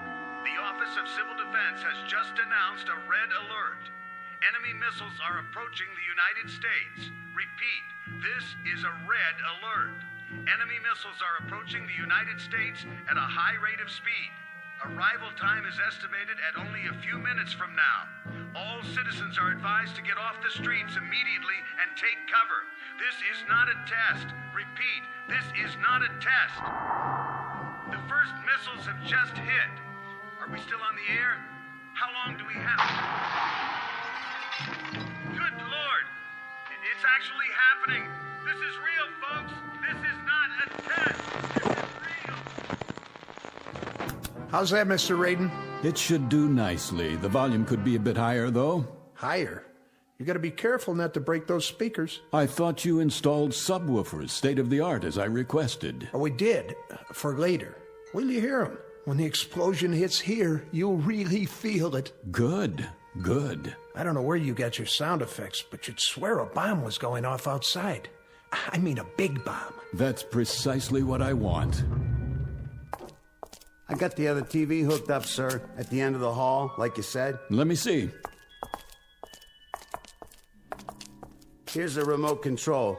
You got your on, and then you got your off and your volume. Did you load the videotape? Sure did. As soon as the monitors go on, it starts rolling. Why don't you show me? All right, Mr. Radin. Let's give it a test run. Look at that, would you? There's the street outside. Only now it looks like the beginning of World War III. Yes. Yes. This calls for something of a celebration. If you don't mind me asking, where'd you get the footage?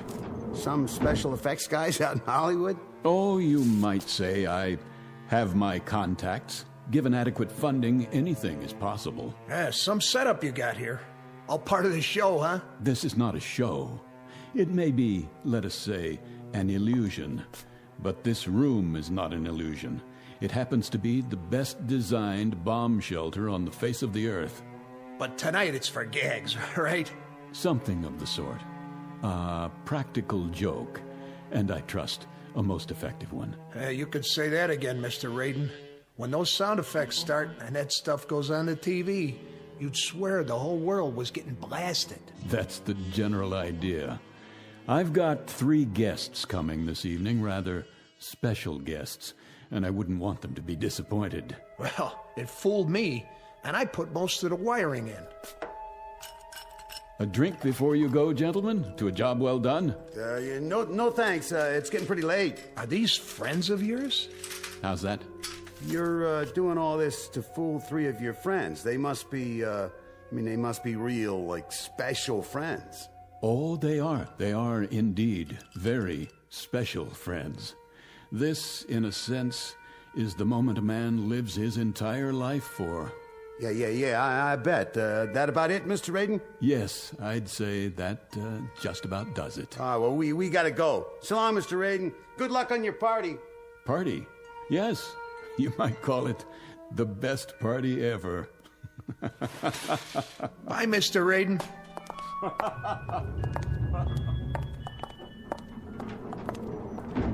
That guy gives me the heebie-jeebies. I know what you mean. This has got to be the #1 kook in the whole country. I mean, can you imagine a guy spending that kind of a bundle just to set up a phony atom bomb explosion? And the whole thing's set to go off at 11:45. Some kind of fanatic is he, huh? What's his angle? Practical joke, maybe, like he said. Yeah, the $500,000, that's some joke. Hey, hit the button, will you? Yeah, sure. It's a funny thing. What? If they was to drop a bomb, if the whole world was to go up for real, it'd be kind of a pity if the one guy left alive was somebody like him. Wow, no kidding. Well, hey, here comes the elevator. Live and let live. That's what I always say. Yeah, you got that right. Let's get out of here and grab some chow. Now you're talking. Going up? Oh, yeah. Hard to get used to, ain't it?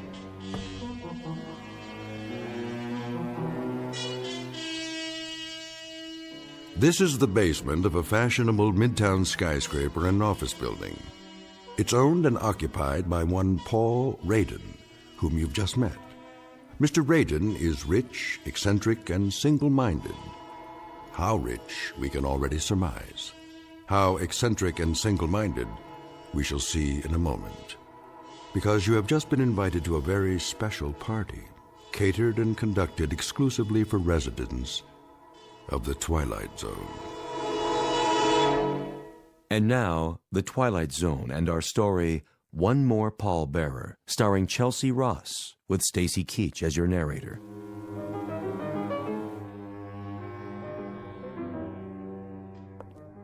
And here's the main course, dear. Baked fish, just the way you like it. Splendid. Would you care for some more milk? Not just yet, Mary. Sit down, please. Oh, who could that be? I'll get it. No, you won't. I hope it's not one of the parishioners. Wait here. But you've been on your feet all day. Dinner will keep. Nonsense. I'll see to it, dear.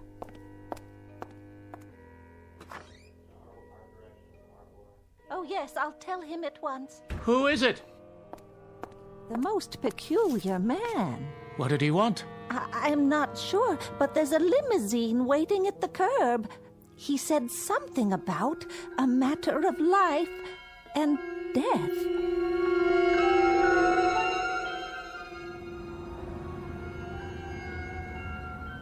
Odd, isn't it?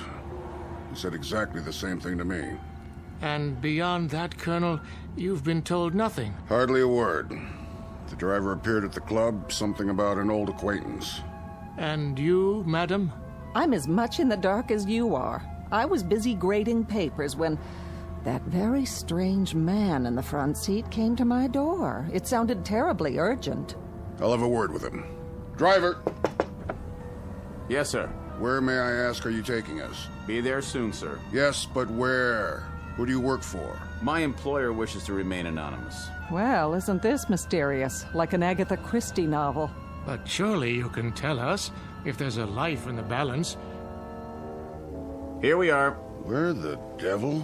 A very nice part of town by the looks of it. Please exit from the right of the vehicle. See here, if this is some sort of joke. I assure you, sir, it's no joke. Yet you can't even tell me who gave you your orders. It is an impressive building. You may use the private elevator. I know this building. That fountain. Elevator? To what floor? This one has only one button, and it says down. I'll enter the code for you. Well, if it doesn't go up, then it must go the other way, of course. This is outrageous. I demand that you return me to the officers' club at once. Driver? Driver! It appears that we've been left to our own devices. It was ever thus. After you, madam.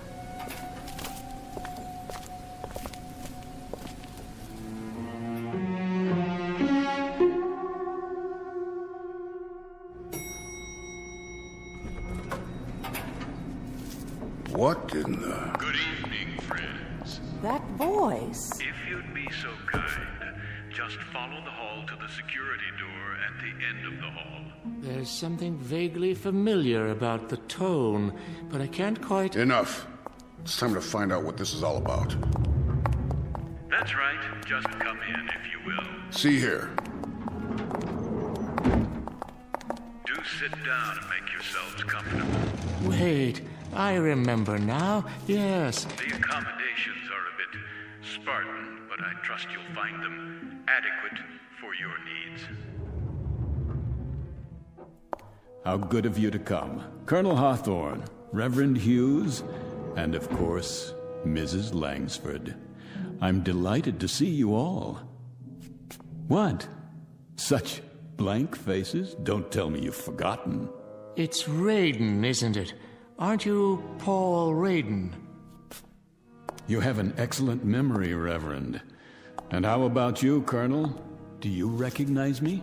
Yes, I believe I do. You served with me once, didn't you? I did indeed. A second lieutenant. Yes. In an infantry regiment under your command. I recall it vaguely, and I seem to recall something else, too. It's not surprising that it doesn't come flooding back. After all, you had a few thousand men under you, a few thousand cogs in the great military machine. I was only one of those cogs. But then again, you didn't court-martial all of them, did you? That distinction you reserved for me alone. Oh, yes, I do recall now. You refused to lead an assault on a hill. Did I? Refused in the face of a direct order. The delay cost us a company of men. That was your contention at the court-martial board. It's what sealed my fate. I was dishonorably discharged, Colonel. Stripped of rank and booted out. Oh, fortunate for you. Fortunate, you say? Were I permitted to dictate the sentence, I would have had you shot. Of this I have no doubt. No doubt at all. But what kind of host am I? Oh, for pity's sake, Paul. I must apologize. There's a lady present. Please forgive me for not addressing you first, Mrs. Langsford. Do you recall who I am? Of course I do. I taught you in high school. Well done. I don't forget my students. Oh, now and then I find that they get jumbled together. Of course. But if I prod my memory a bit, I'm able to connect names with faces. And in your case, with character. I made an impression on you, did I? That's understandable. Because you flunked me, Mrs. Langsford. I certainly did. You dressed me down in front of an entire class, called me names, humiliated me. And quite deservedly so. Ah, but that's neither here nor there. I invited you here this evening for another purpose than to dredge up old animosities. Invited? I can't speak for my companions, Raiden, but the request I received was more in the form of an ultimatum. Your chauffeur said it was a matter of utmost urgency. Why, yes. Yes, indeed. That's the way it was broached to me, too. A matter of life and death. I was eating dinner, and my wife Mary got up to answer the door. And when she came back, she had such an odd expression on her face. Ah, Reverend Hughes. Still a bit on the wordy side, aren't you? It never ceases to amaze me, really, how changeless we remain over the years. But I suppose the habits of a lifetime are not that easily set aside, now are they? Perhaps you'll be good enough, Paul, to get to the point and tell us why we're here. I'd be delighted to. But first, can't I get you something? A highball, perhaps, or a cup of coffee for the Reverend.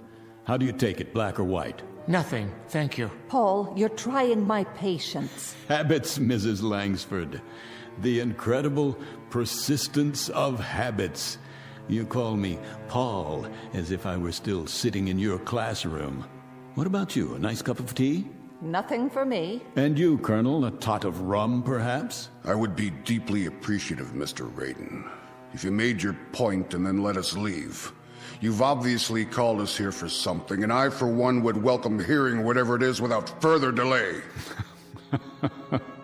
How staunch, how commanding you sound, Colonel. The military mind never changes either. See here. Always pressing forward. Drive, drive, drive against the objective and wipe it out. Colored flags stuck in a map and troops stuck out in the hot sun. An officer must have nerves made of steel and a head full of cement. As you were, Raiden. Oh, no, Colonel. Not as I was, as I am. Which rather upsets the chain of command, don't you think? Because I'm in command now, and what I command at this moment is your attention. You see, I've called the three of you here for a very specific purpose. I think I'm beginning to understand. Of course you are. Always so intelligent, so insightful. Let's do it in proper chronology. My dear old schoolmarm shall begin. That staunch and intrepid educator who would look so incongruously out of place without those severe spectacles covering those severe eyes looking out of an equally severe face, who possesses such vast prerogatives from the local school board and the vast courage that comes from pitting all her wits and training and knowledge against poor captive children. Are you quite finished, Paul? My dear lady, I haven't even begun. May I make an observation, then? You have permission to speak. Would you like to address the class? Oh, just a comment, Paul, on how incredible this whole thing is. That a man like yourself, a millionaire many times over, a big, important man who walks with kings and heads of state and industrial tycoons... You followed my career. How gratifying. How incredibly tiny a mind this kind of man must have, to dwell on an incident in a high school classroom of some 20-odd years ago, and to let it fester inside of him, as it's done with you. I've never liked humiliation, Mrs. Langsford, whether it occurred 20 years ago or in the past 10 minutes. Humiliation? All right, Paul, let's talk of humiliation. Let's talk of your humiliation. Mr. Raiden was caught cheating during an examination, caught red-handed. Oh, not a federal crime, of course, but perhaps just a bit commentative on the nature of the person. And when accused of the act, he tried to plant his crib sheet on an innocent student. How right you are, Mr. Raiden, that I stood you up on your feet and in front of the entire class I told you what you were. But no room then, was there, Mrs. Langsford, for just a moment of compassion? An iota of sympathy for a frightened and desperate boy? Oh, Mr. Raiden, I've dealt with frightened and desperate children all my life. And it might surprise you to know that I've given them more sympathy and compassion than learning. But neither sympathy nor compassion can be handed out wholesale like cheap bubblegum. The recipient must be worthy of them, and you never were. You were a devious, dishonest troublemaker. And for all your millions, my guess is that you are still devious, you are still dishonest, and I have no doubt that even now you're a troublemaker. You haven't changed either, Mrs. Langsford. Mr. Raiden, after so many years, what can be gained by... A great deal can be gained, Reverend. A great deal. But surely... You can go to the devil, Reverend. Raiden! You too, Colonel. And that's not a figure of speech. Tonight, my friends, just a few short minutes from now, you all most assuredly can and will go to the devil.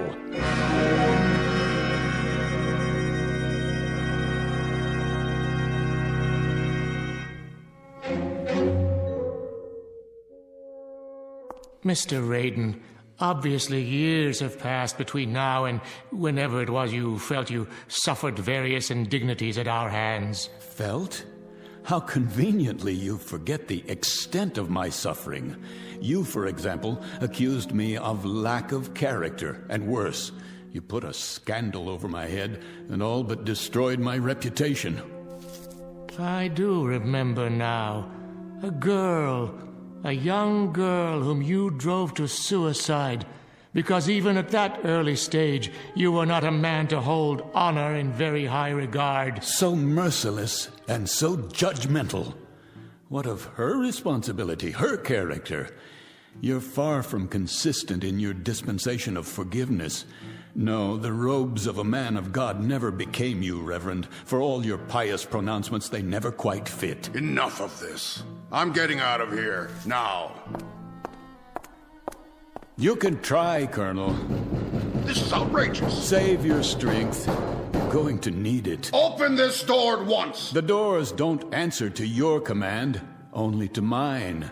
They're made of solid steel. The walls are 18 inches of reinforced concrete sheathed in 6 inches of lead.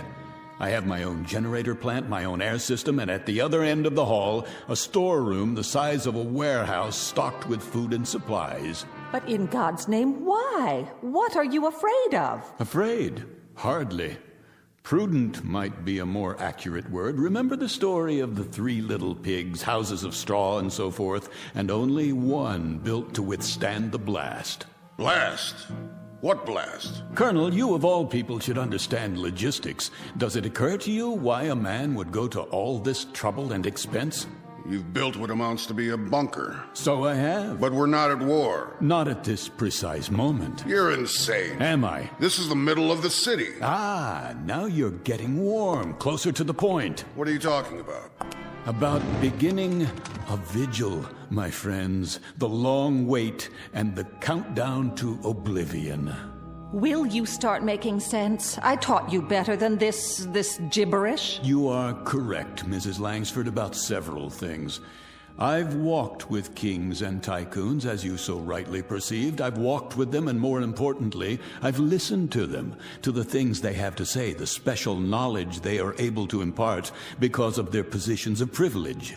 As a result, I managed to keep abreast of the times and usually well ahead of them. The point. Patience, Reverend. I'm coming to it. You see, I know things that are going to happen. I pay informants, couriers, high-level attachés and the like for a service, information. And I pay them quite handsomely, I might add. What sort of information? Oh, the inner workings of certain, let us say, diplomatic agencies, military installations, information that's beyond top secret, but available if the price is right. You're engaged in espionage. Hear me out. 48 hours ago, I received a most interesting bit of news, or rather, several bits, meaningless in themselves, that together form one unavoidable conclusion, something that is known to perhaps only 6 men in the world. If you're trying to frighten us, it isn't working. Then let me give it a somewhat finer edge. This evening, this very evening, the world is coming to an end. Why, of all the... At 11:45, there will be no more city. No more country. Rubbish. Oh, it was inevitable, don't you think? After so many years, so many weapons stockpiled, someone somewhere was bound to become impatient, to finally push the button that brings us to the reward we so justly deserve. And make no mistake about it, we all do. It began when we were born into this cesspool called life.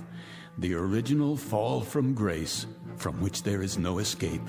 The earth is an empty graveyard waiting to be filled, and tonight it will be. What a cynical, depraved view of humanity. By 30 minutes after midnight, there will be no more humanity. It's too late to stop. Pandora's box has been opened. There's no turning back. They are going to bomb us, and we are going to bomb them. By dawn, there will be nothing left but rubble and bodies. And now, within a few moments, it begins. You'll be hearing the sirens very shortly. That's the red alert. It means their missiles are on the way. Ours will follow soon after with proper military efficiency. And you are to survive, Mr. Raiden. Is that the idea? I am to survive, as long as I stay here 300 feet under the ground. Already buried, one might say. How about you, Reverend Hughes? Or the rest of you? Would you care to survive too? Or shall I be the only pallbearer? What? It can't be. Don't panic. This whole thing may be a hoax. Please remain seated. If you require proof, I'll turn on the radio. This is the Emergency Broadcast Network. The Office of Civil Defense has just announced a red alert. Enemy missiles are approaching the United States. Repeat, this is a red alert. Enemy missiles are approaching the United States at a high rate of speed. Arrival time is estimated at only a few minutes from now. All citizens are advised to get off the streets immediately and take cover.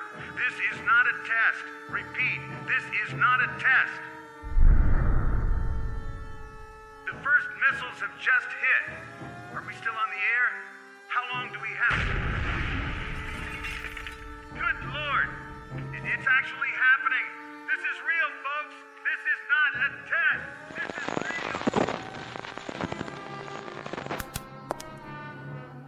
Comments? Perhaps a little military sophistry now, Colonel. A quote from General Grant or Lee or Patton. And you, Reverend, something enriching from the gospel? Oh, my, such silence, Mrs. Langford. Nothing in that vast reservoir, that Pilgrim's Progress mind of yours to fit this situation? No mental eraser you can use to wipe out reality? I've got to get to my wife. Oh, by all means, Reverend. Certainly, get to your wife. Hold hands and die together. Take your hands off me. You turn my stomach, Reverend Hughes. You know that. Find your wife. I intend to. That's not what's on your mind. What's on your mind is what's on the Colonel's mind and the school marms over there. Your precious hide, your sanctified flesh. That's what preoccupies you at this moment. Let go of me, Mr. Raiden. If I'm to die tonight, I want to be with someone I love. Very theatrical, Reverend Hughes, but far more burlesque, I'm afraid, than legitimate theater. Kindly have the decency. Why don't you have the decency, Reverend, to depart this earth with just a fragment of the truth in your mouth? What truth?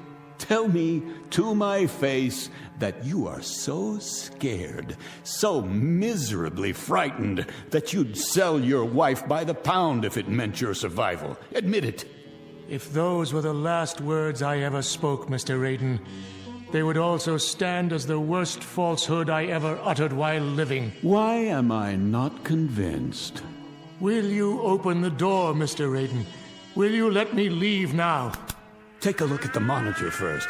You might want to consider what awaits you outside before you open that door.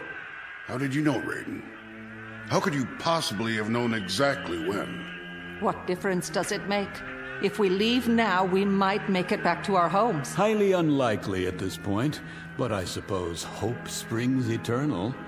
Oh, of course, Mrs. Langsford, back home to your aging sister, no doubt. And you, Colonel, back to the club so you could die with your cronies amid all your medals and memorabilia. Whatever we do, it's none of your concern. My dear friends, shall we drop the pretense now, this instant? Shall we all of us now dare to speak the truth? I told you how this room was constructed, steel, concrete, and lead. It is the only place where you can survive. Now, what is all this nonsense about going back to your homes? You mean to say you'd walk out of here to certain death, when by simply staying where you are, you're assured that you'll live?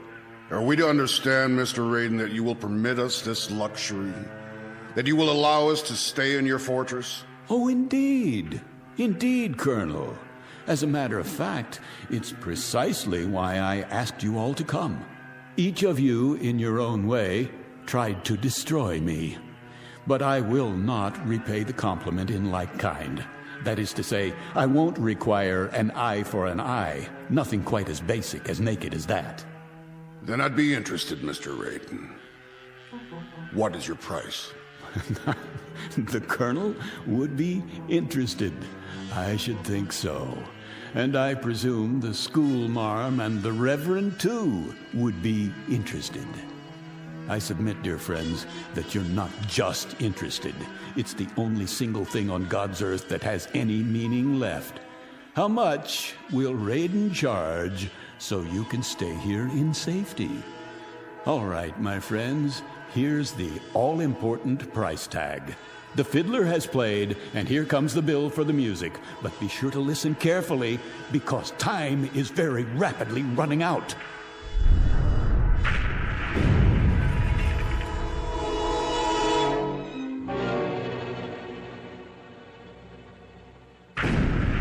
Say it, man. What is your price? You will, each one of you in turn, beg my pardon, ask my forgiveness, and if need be, you'll get down on your hands and knees to perform that function. Is that all? That's all. Our Father who art in heaven. I suggest you prepare your requests without delay. The first bombs have just exploded somewhere near the city. I assure you, the next ones won't miss. Did you hear what I said? I need your decisions now. Say pretty please. I beg your pardon? Pretty please with sugar on it. How's that, teacher? Speak up. Pretty please with sugar on it, Mr. Raiden. It's what children say to exact a favor. Children, Mr. Raiden, but they say it by rote. It comes out pure. There's no meanness to it, no cruelty. That's something that comes much later in life. The capacity to damage other human beings. That's enough. Not quite. You let me out of here, Mr. Raiden. If I'm to spend my last quarter hour on Earth, I'd rather it be with a stray cat, or alone in Central Park, or with a city full of strangers whose names I'll never know. Have you lost your mind? The door, Mr. Raiden. Will you open the door now? You heard them. Heard what? Stubbornness for its own sake, sheer contrariness, absolute irrationality in the face of that? Open up, Raiden. Yes, open it. You're too blind, or you're too stupid. That must be it, because none of you understand how simple it is. All you have to do, literally all you have to do, is to say a sentence. Just a string of silly, mindless words, like a command, Colonel, like a prayer, Reverend, like a lesson. Nothing more than that. All you have to say is that you're sorry. I have nothing to be sorry for. You deserve that, court-martial, and more.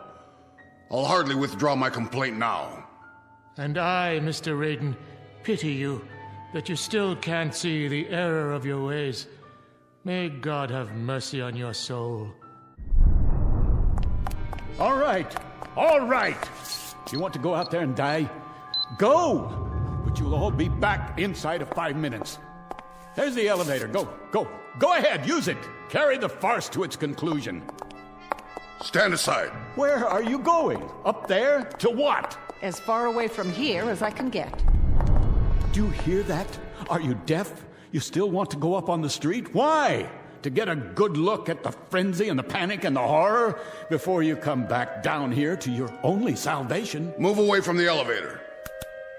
But you don't need to see it firsthand. Watch it from here on the monitor. You can see it happen, the whole thing. Watch as your world is shoveled into a grave and covered over. Move, or I shall be forced to move you. You fool. After you, ma'am. Last chance. I mean it. It's your last chance. What about it, Hughes? Is life so stinking cheap you can throw it down a drain? No, it's not true. This is no fantasy. You'll be back. You'll see. You'll be back.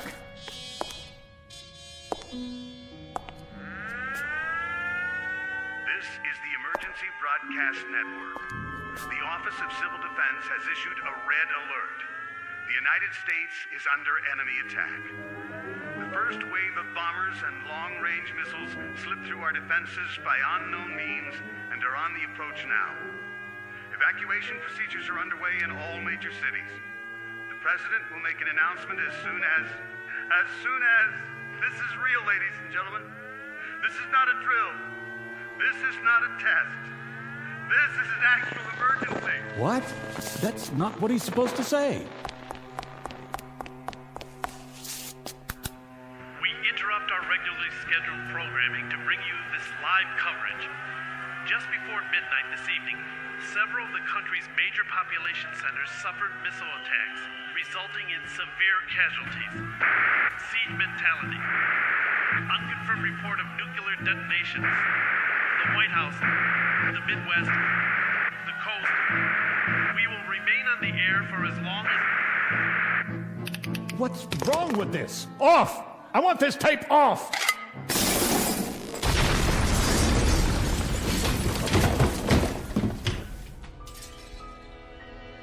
That's enough. That is quite enough.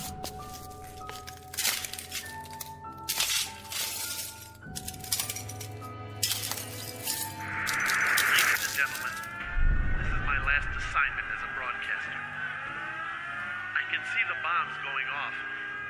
And now they're streaking down, lighting up the sky, heading directly for us. A great wind from the firestorm. If you can hear me, I want my wife and daughter to know that I love them very much. No!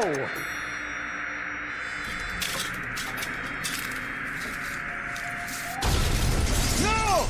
No!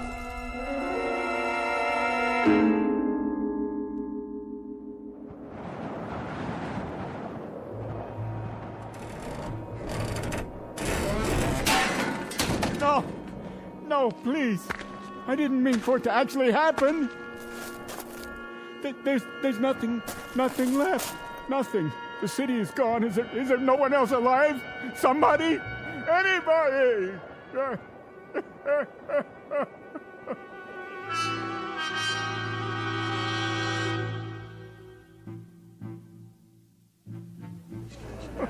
What's wrong with him? Must be drunk. Poor man, he looks crazy. Yeah, look at his eyes. What's he crying?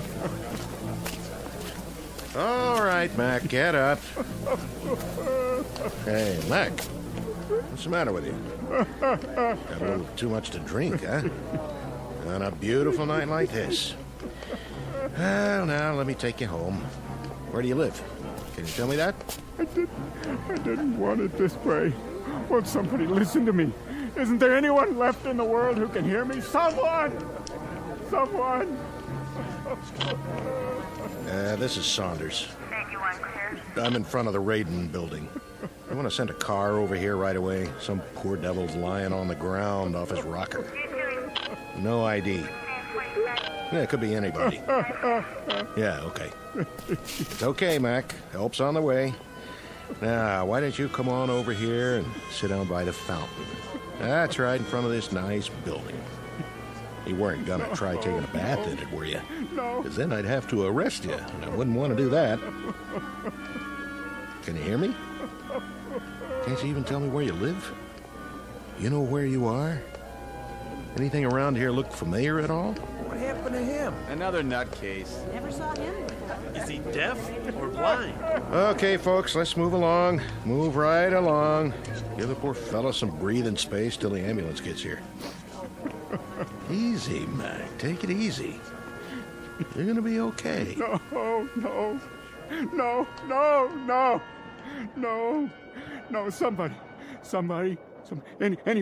anybody. Is anybody left alive in all this rubble? Not another human being anywhere in all the world? Please. Oh, please, God, oh, please.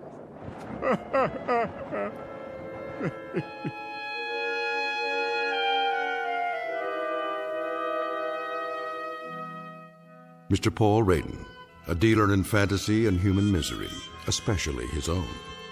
Trapped in the graveyard of his mind, and now, as it has always been for him, the only person in the world. The sole pallbearer at a funeral he alone manufactured, in a bleak and empty landscape called the Twilight Zone.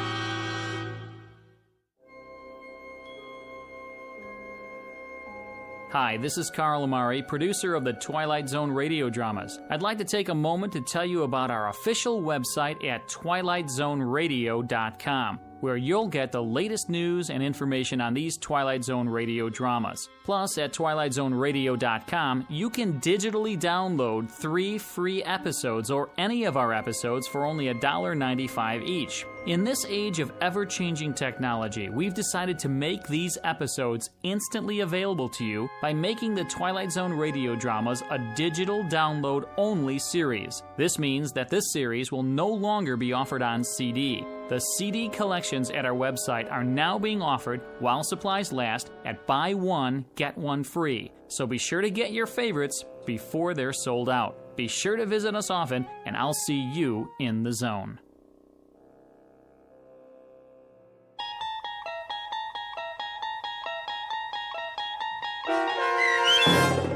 One More Pallbearer, starring Chelsea Ross, with Stacy Keach as your narrator, was adapted for radio by Dennis Etchison and based on a script by Rod Serling.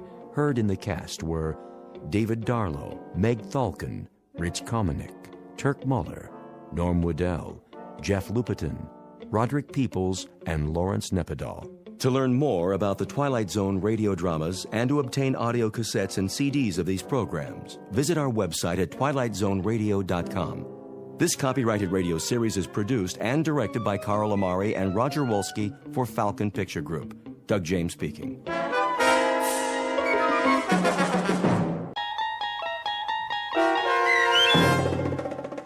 In Praise of Pip, starring Fred Willard with Stacy Keach as your narrator, was adapted for radio by Dennis Etchison and written for the Twilight Zone by Rod Serling. Heard in the cast were Mike Starr, Chad Reinhardt, Christopher Bolf, David Darlow, Linda Ryder, Jeff Lupetin, Peter DeFaria, Doug James, Joby Cerny, Kurt Nabig, Anna Savrutsa, Jason Mallow, Carl Amari, and Amanda Amari. This copyrighted radio series is produced and directed by Carl Amari and Jason Mallow for Falcon Picture Group. Doug James speaking.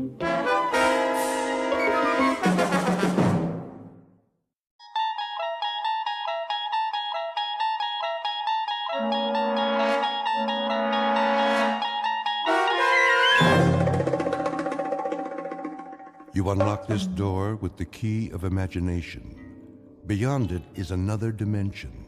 A dimension of sound, a dimension of sight, a dimension of mind. You're moving into a land of both shadow and substance, of things and ideas. You've just crossed over into the Twilight Zone.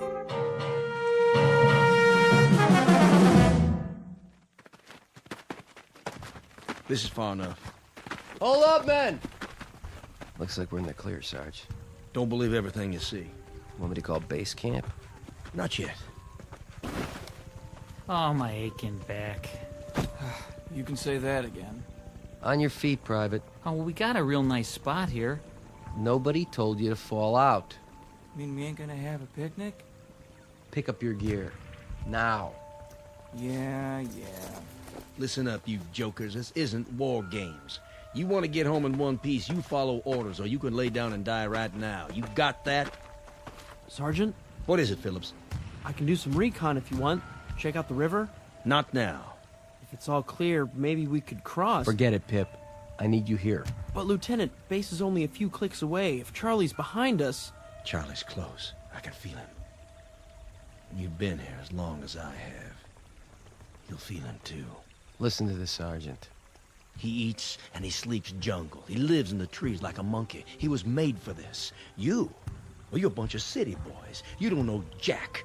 Now cut the chatter. I was thinking. Yeah? Maybe the kid has a point. If the river's secure, we could cross and make a circle back to camp. If it's secure. That's a big if. Only one way to be sure. He's too great. That's just it. He's fresh off the boat and he knows it. So he follows orders. Tell him to cut a path to the river and come straight back, he'll do it. He won't mess around. Just one man. If he stays low, keeps moving, it might work. Give him 10 minutes. If he's not back, we move out. Pip? Sir? I want you to go down there. I want you to turn around. I want to jump. In the river? Okay. All right. Now get moving. Yes, sir. Now, where's he going? Yeah, he's in a mighty big hurry. That's probably the chow he ate. No, he's gonna have himself a little swim. Hope he took his suntan lotion. Cool it. Come on, Phillips. You can do it.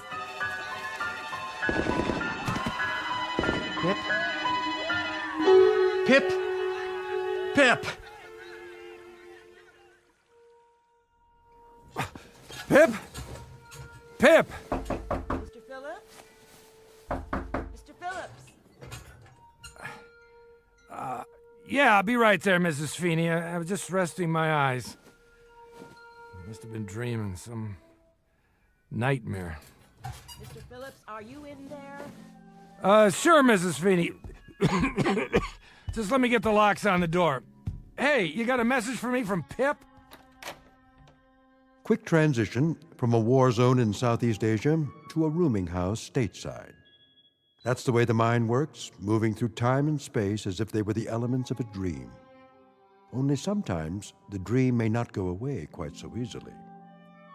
Submitted for your approval, one Max Phillips, age 46, slightly the worse for wear, whose life so far has been as drab and undistinguished as a bundle of dirty clothes. Occupation, small-time bookmaker. And though it's a bit late in his career, he has an errant wish that the rest of his life might be sent out to a laundry and come back shining and clean. This to be a gift of love for a son with the unlikely name of Pip. Mr. Max Phillips, who is soon to discover that a man may not be as wise as he thinks. Said lesson to be learned the hard way in the Twilight Zone. And now, The Twilight Zone and our story In Praise of Pip, starring Fred Willard, with Stacy Keach as your narrator. Mr. Phillips, I can't wait all day. Oh, sorry, Mrs. Feeney. What do you got for me? A message from Pip? Afraid not. Oh. Well, come on in. I must have fell asleep. You ever take naps? I started taking them lately. Makes you feel refreshed. Besides, I ain't getting any younger. Smells like a brewery in here. Nice, huh? Nice? No. Typical, yes. Pour you one? I didn't come here to socialize. Oh, sure. Well, is it about the rent? Because I'm pretty sure I paid it. Check your book. You'll see that I... You got a visitor downstairs. I do? Some kid. That right. What's his name? I didn't ask. Well, tell him to wait a couple of minutes. I already did. You did? Then I better straighten up. Yeah, you better. I think he's got some more business for you. No kidding. You're a doll, Mrs. Feeney. Did I ever tell you I love you? All the time. Speaking of which, do you know what time it is now? Sure I do. Only first, tell me what day it is. It's 8 o'clock. In the evening. What? It can't be. Well, it is. September the 13th, 1963. And you look like an X-ray of an ulcer. Anything else you want to know? Yeah, where's a clean shirt? Lower right-hand drawer. You got one left. Thanks. You know I'm crazy about you. You're the queen of women. Mailman come yet? Come and gone. Anything for me? Nope. Nothing for my boy, huh? You ask me that every day. Well, sometimes he writes, when he's got time. He must be awfully busy over there. Place called Vietnam. Don't worry about him. He's a good boy. He'll be all right. He better be. Look at him in this picture. I ever show you his picture? Every time I come up here. Just look at him, in his uniform. Takes after his dad, don't you think? You want me to throw away these empty bottles? Would you? That'd be great. You ain't doing yourself any good living this way. You know that. A very astute observation, Mrs. Feeney. That's why I'm crazy about you. I love your astute observations. I mean it. I know you do. There, good as new. Take a look in the mirror, would you? Who's that good-looking man? Why, it must be Max Phillips, purveyor of tickets of chance on equestrian events. Take my advice. Find yourself a new line of work. Well, now, here's an observation of my own, Mrs. Feeney. One of these days, I'm going to drink my last drink, accept my last bet, perform my final con, and then I'll be ready to go out and meet Pip when he comes back. And you know what I'm going to tell him? I'm going to tell him that his old man finally wised up. And when will that great day happen? Oh, one of these days. That's what they'll put on your gravestone. Mr. Max, one of these days, Phillips. It's kind of a pity, you know. You're not such a bad guy. And you are the paragon of all virtue. I'm nuts about you, Mrs. Feeney. Let's dance. Keep your hands to yourself now. And then later, you and I can toast marshmallows together and sing camp songs. How about it, Mrs. Feeney? It'll beat a laugh, won't it? Won't it beat a laugh? I'll send up your visitor.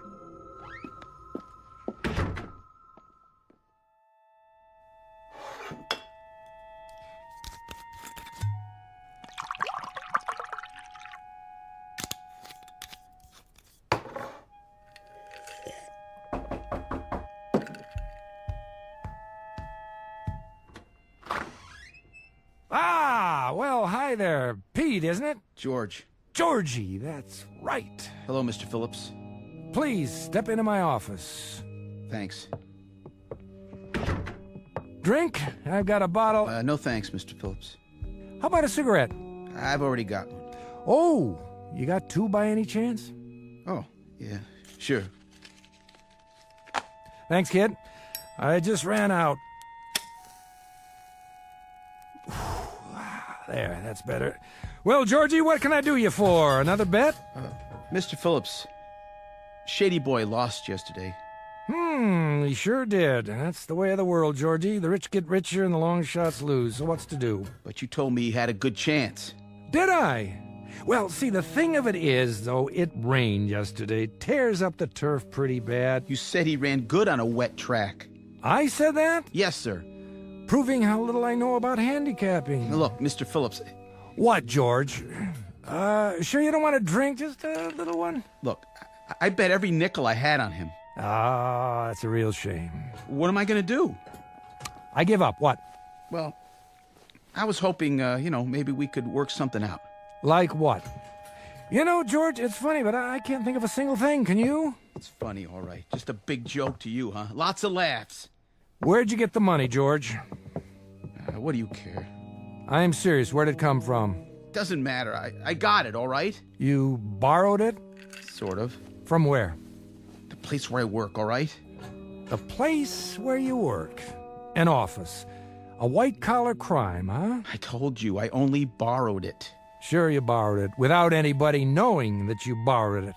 How right am I? So what happens now? What do you think happens? I'll go to jail. Now that I'll make book on. Poor Georgie Porgy, one of the new breed. A Johnny-come-lately brains right out of college and a second-guesser head. What a shame. So I ask you again, Georgie, what's to do? Well, that's why I came to see you. I have to put the money back by tomorrow morning. If I don't, they'll know I did it. Make a note of this, George. I'm about to slip you a real tip. Guaranteed the truth of the day. What's that? My name is Max Phillips. I'm a bookie. That's my profession. I accept wagers and give out ticket stubs on horses. I do not accept sad stories and give out advice. Comprende? Yeah. However, I will loosen up this much. I will go so far as to remind you of the following. If you're dumb enough to bet on horses, not to mention dumb enough to steal the money you're betting, then, young George, you happen to be up the proverbial creek without the proverbial paddle. Well, maybe guys like me wouldn't be that dumb if guys like you didn't make it so easy. Let me get this straight. I made it easy for you? Supply and demand, buddy. As long as there are people like you, there'll be guys like me. Get it? Maybe so. But you laid on a pretty good story how easy it'll be. I've never done this before. How was I to know? How old are you? 19. My kid's 19. See that picture over there in the dresser? He's a lot like you, but he's got smarts. He wouldn't bet that 12 o'clock was midnight. Good for him.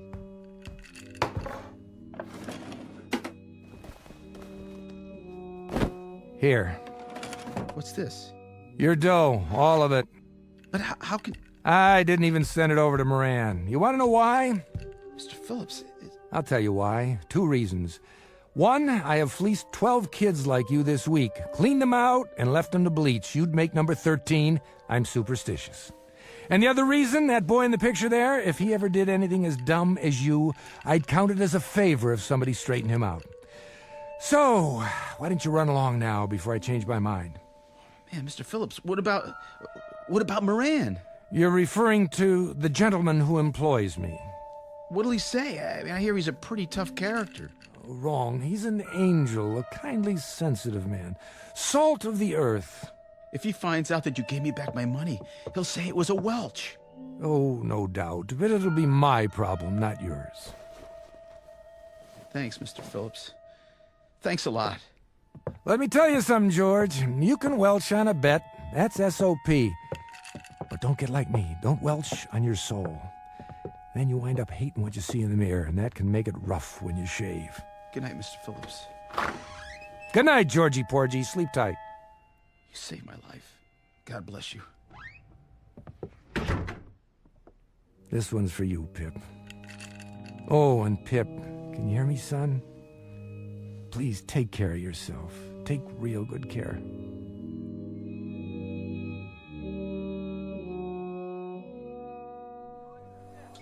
More wounded? I'm afraid so, sir. And more on the way. You know we can't handle any more, Lieutenant. I filled up every cot I can lay my hands on. You'll just have to do the best you can. But we can't keep up with all the casualties. Better than sending them home in body bags. And God help them. This one on the stretcher, the boy from Huang Ho? That's right, sir. We were caught in an ambush. Multiple shrapnel wounds, abdomen, extensive tissue damage. Not a pretty sight. Can you do anything for him? Shot of morphine. Other than that, we can't touch him here. This is only a field hospital. The kind of surgery he needs. Level with me, Doc. What are his chances? Not very good. Oh, that's tough. He's a good kid. Phillips Pip. It's an odd name. It's what everybody called him. Well, Private Pip, I wish you a full recovery and a long life. Short of that, someone to mourn you.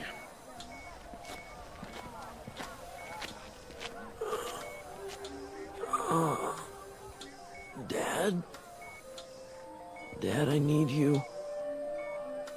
Help me.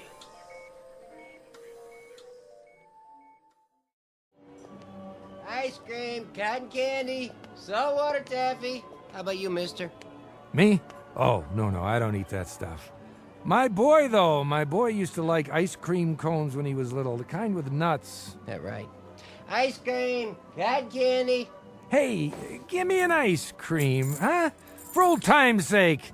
Make sure it's got lots of nuts on it, okay, pal? Suit yourself. Here you go. Get your ice creams right here. Tastes good. Don't it, though?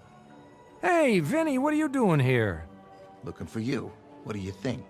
Some other time, Vinny. I'm going for a stroll. Eating an ice cream cone. You know how it is. Yeah? Nice time of day. The weather's cooling down. I don't need any company. Maybe you don't. But Mr. Moran, he wants to see you. Oh, does he? Would you just tell Mr. Moran that I'll be around tomorrow with his dough? No reason to worry. He knows where I live. He wants to see you now. No kidding. Let's go. 98, 90, 2 grand, 220, 230. Yeah? Max Phillips is here, boss. Show him in. This way. I know the way. How long have I been coming here, Vinny? Shut the door and wait here in case I need you. Sure, boss. In case you need him, that's a laugh. Might need protection, huh? Against me? Sit down. That's all right. I won't be staying long. I got another engagement. So, Max, haven't seen you in 5 days. I know, seems like years. Where is everybody? Everybody was here. Now they're gone. That a fact? We settled accounts tonight. Oh, yeah. Where were you? A reasonable question. That's me. Always reasonable. I must have took the wrong bus. You don't need to take a bus. It's 2 blocks. Well, how about it was such a beautiful day, and I thought I'd take a stroll on the boardwalk. Hey, you remember those ice cream cones with chocolate and nuts on the outside? Guess what? They still make them. I must have bought my kid 1,000,000 of those. I must have... Enough already. You give me the wrong story now, and you'll end up under a bus instead of on one. That can be messy, if you catch my drift. Oh, I catch it all right. Here you go, Moran. Catch this. $1,341. Not bad, huh? Things are looking up. That depends on who's doing the looking. From where I sit, I don't like the view. Then maybe you should clean your glasses. Max. What am I going to do with you? What am I going to do with you? Smoke? Sure, thanks.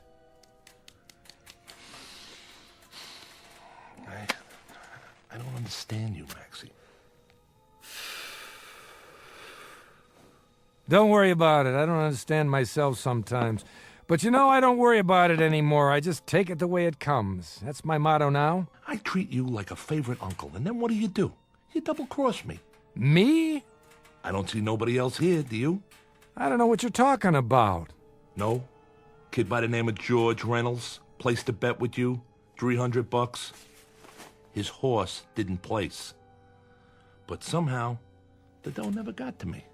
Uh-oh, busted. Why, Maxie? I'll bite. Why? Vinny. Something, boss? Bring the kid in now. Sure thing. I want you to see what happened. See what? You mean he's here? No, he's taking a vacation in Miami Beach. Of course he's here. Nobody gets past me. No, because you gave it back. You welched on me. I had to go out and find the kid and get my money. My money, Max. But he got stubborn, so I had to rough him up. That was a lot of trouble to go through. Sit down in the chair. All right, I'm sitting. Yeah, looks like an awful lot of trouble. For me and him both. And you did this for $300 lousy dollars? A little attitude adjustment. Please, Mr. Phillips, don't let him hit me anymore. All right, I get the point. Let him go. No can do, Maxie. You know what happened if I give him a free pass? This would be the first of a long line. And inside of 3 months, I wouldn't have a shirt on my back. The kid must have persuaded you pretty good. He didn't do anything. Just placed a bet. Ask him. Look at his face. He's already been asked. Nice black eye, if I do say so. One I should make it a pair, boss. If I don't put the money back, I'll go to jail. Don't you understand, Mr. Moran? I'll go to jail. Oh, you're tearing me to pieces, kid. It's me right here. You know what your trouble is? You listen to people like Maxie. That's mistake number 1. He never gave anything away in his life. How right am I, Maxie? Very right. Guess I'm just a heel with a Robin Hood complex. He's got a complex. But a short-lived one, Georgie Porgy. Remember that. Next time somebody hands you something for free, consider the source. Nothing from nothing equals nothing. You want I should answer it, boss? No, I want you to eat it. Get it for me. It's giving me a migraine. Talk to me. Who? Yeah. He's busy right now. All right, I'll tell him. It's your landlady. Mrs. Feeney? Says there's a telegram for you. A telegram? Probably from Georgie's horse. Say. Bip's been wounded. My son is dying in a hospital somewhere, a place called Laos. There isn't even supposed to be a war there. But my kid is dying. It's to laugh. I swear it's to laugh. Hey, Maxie, that's a tough break. Yeah. I'm real sorry to hear it. See that amusement park down there? My kid loved to go to amusement parks. That one especially. I used to take him on Saturday nights. Just the two of us, like tonight. This is a Saturday. Oh, look. He ain't dead yet. What I mean is he... When I wasn't too drunk or when I wasn't out conning somebody for you, Moran, I'd take him to the amusement park and we'd have a ball. Take it easy, huh? You know, Moran, I think you're wrong. I think I have given something away. And you know what it was? My son Pip. The good part of me. The clean part. The only part I was proud of. Give me that envelope. What are you doing? Take your money, Georgie. Put it back where it came from Monday morning. Nobody'll be the wiser. Except you. Thanks, Mr. Phillips. I hope you learned something. Now get going. If you say so. Hold it right there. Don't listen to him. Look, Max, I'm sorry about your kid and all, but that don't give you no call to... Moran, no more from you. No more. 20 years ago, I should have spat in your eye. I don't know why I didn't. 20 years. I should have remembered how little time a man has to raise a son. The honor goes to you now, George. It's a little belated, but it's the best I can do. Just a minute. Go ahead and get out of here while you can. Walk fast, and don't stop, no matter what. I'll never forget this, Mr. Phillips. You ain't going nowhere. Yeah, he is. Who says so? This. What's that? Are you crazy? You pull a knife in here? In my place? Tell your man to take his hand out of his pocket. If he's reaching for a cigarette, tell him the smoke's starting to bother me.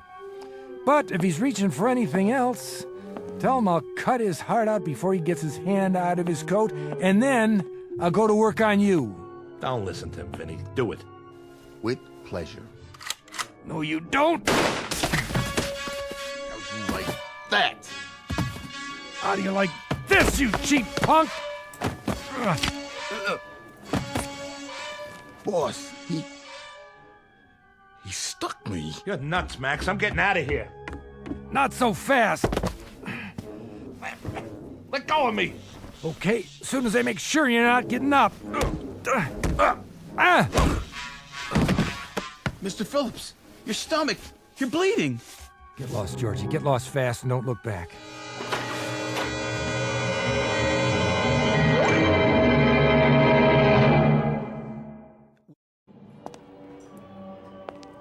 Can't get my breath. Now I'm having trouble seeing and hearing. What's going on? Maybe it's too late. I was gonna change, that's a fact. I was gonna change. No more bets, no more bottles. And I was gonna meet Pip when he got off the boat. So now there's no more bets, no more bottles. But there's no more Pip either. Best laid plans of mice and men and me.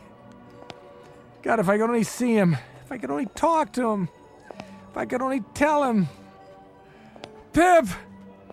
Pip, where are you? Where? Sutures. Yes, Doctor. How's his blood pressure? Holding. But if it drops any lower... Reduce the anesthetic. Yes, sir. I'm almost out. As soon as I finish, move him to IC. I'll tell them to prepare a bed. All right, my friends. That'll have to do. There's still some shrapnel in the abdominal cavity. We may have to go back in, but this boy can't take any more today. His heart's strong. Good. That's good. I can close for you. Thank you, Doctor.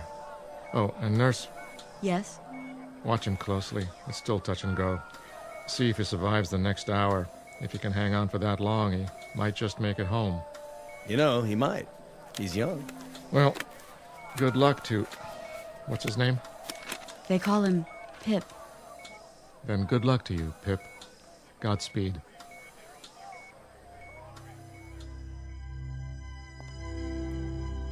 Why'd they shut this place down? It's early. Isn't anybody here to sell tickets? Wait a minute. Who's that? It can't be. Hi, Pop. Pip? Hey, Pip! Hurry up. What are you... You slowpoke. What took you so long? Pip, I can't believe it. Where were you? I've been waiting a long time. Pip, is it really you? Your hair, your face. Let me touch you. Quit with the mushy stuff, okay? Hey, Pip, you still got your freckles. But how old are you? 10. What do you think? How come, Pip? How can you be? That's what I am, Pop. I'm 10 years old. It's Saturday night, and you said to meet you on the boardwalk. I was worried you wouldn't come. Pip, I don't understand. Explain it to me, will you? Well, sometimes you don't show up, Pop. Sometimes you're sick or something. Yeah. Sometimes I'm... Yeah, sometimes I am. Hey! Pip, remember what I used to say to you? I used to say, "Hey, Pip, who's your best buddy?" Yeah. Attaboy, let me see that smile. You always had the greatest smile. Hey, Pop, you know something? You're my best buddy. That I am, Pip. That I am. From now on, you can count on it. Hey! So what do we do first? Well, how about some rides and some cotton candy? Sure, anything you want, anything at all, Pip, just like old times, but you're 10 years old again. How can that be? Don't worry, Pop. We're here, and we're together, and we can go on some rides. Sure we can. Sure we can, Pip, only looks like they shut the place down, the lights, the rides, everything. I got an idea. We can go someplace else. We don't have to. Take a look, Pop. It's just like it used to be. Why, you're right, Pip. How'd you do that? I didn't do anything. Come on. Sure, Pip.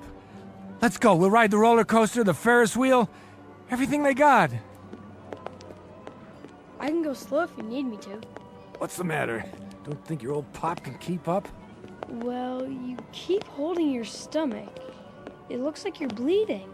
Ah, no, I'm not bleeding. It's soda, that's all it is. I spilled it on my shirt. Come on, let's get going. Let's have some fun. Ice cream, cotton candy. Can I have some cotton candy, Pop? Of course you can. One cotton candy, please. Here you go. Hey, you got ice cream too? The kind with chocolate and nuts on it? You used to like that, didn't you, Pip? Mm-hmm. Make it one of each. You got it. Ice cream, cotton candy. Let's go on the Ferris wheel.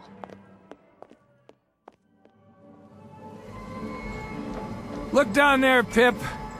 What a sight, huh? You can see the whole boardwalk from up here. Yeah. Whoa! Hold on, Pip. This is one fast roller coaster. Faster. I want to go faster. That was a good hot dog. The best. Hey, Pip, I got a question for you. What? Who's your best buddy? You are. That's right. That's right, Pip. I always have been and I always will be. Don't ever forget it, no matter what. All right? Oh, all right. Hey, slow down. What's the big rush? I gotta go. Go where? What's the matter? There's not much more time, Pop. Sure there is. What are you talking about? There's... Pip? Where'd you go? What's happening? Gotta keep up. Oh. Where'd he go? Pip. Pip, don't go in there, okay? It's a hall of mirrors. You'll get lost. Going in, mister? What? No. Come on, it's fun. I know. Screwy Louie's room. Mirrors all over the place. I've been in there lots of times. Pip! Yeah, better go get him. Here's a ticket. Yeah, okay. Pip! Wait up!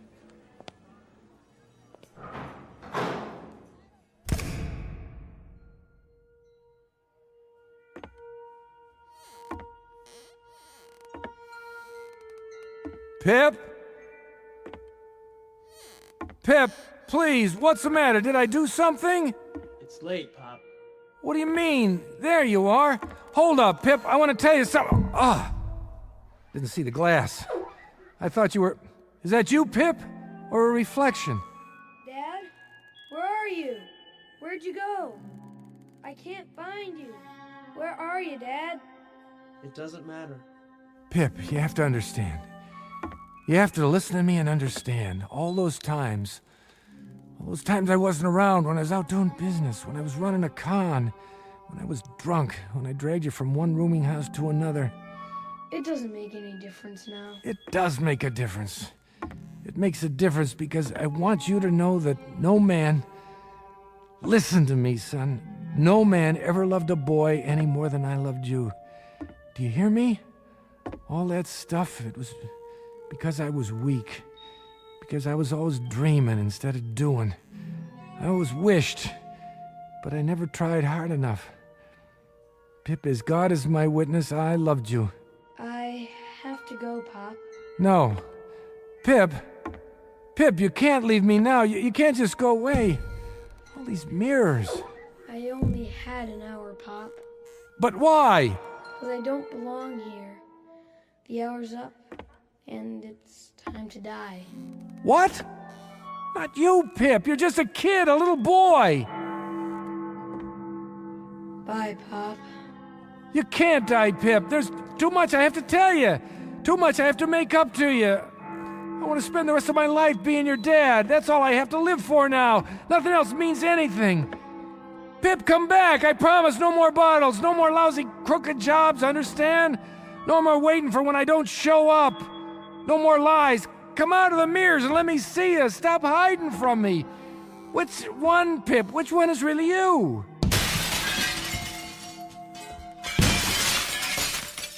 I can't, Pop. I'm sorry, but I have to go back.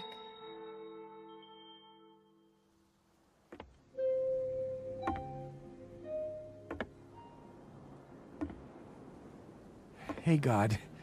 Hey, God, I'll make you a deal. I give you the carcass of a week-old idiot. I give you me. All you have to do is give Pip back. Please, God, don't take my boy. Don't take Pip. Take me.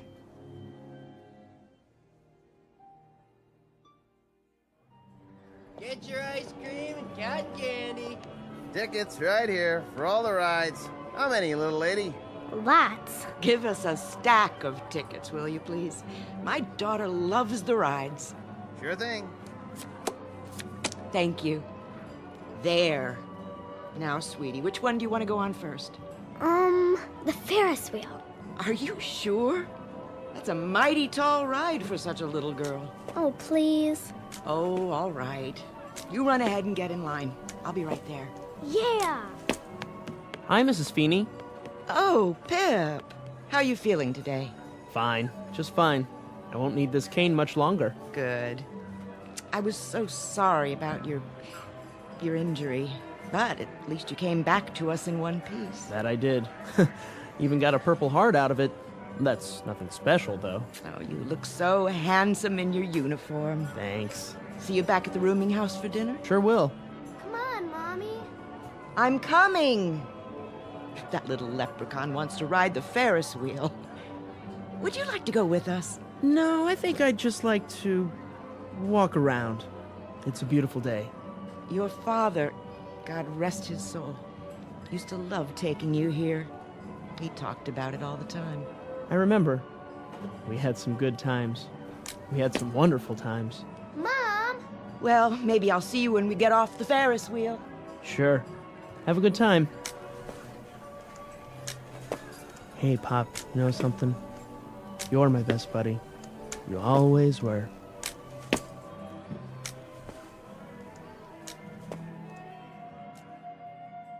Very little comment here, save for this small aside, that the ties of the flesh are deep and strong, that the capacity to love is a vital, rich, and all-consuming function of the human animal, and that you can find nobility and sacrifice and love wherever you seek it out, down the block, in the heart, or in the Twilight Zone.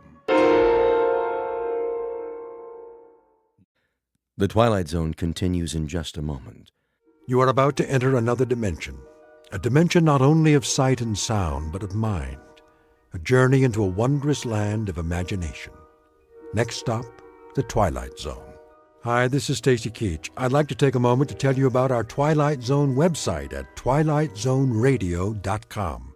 At twilightzoneradio.com, You'll find the latest information on these Twilight Zone radio dramas, including behind-the-scenes photographs, plus the newest product releases, trivia contests, ways to contact us, other Twilight Zone-related info and merchandise, plus links to other fascinating websites. So make your next stop twilightzoneradio.com.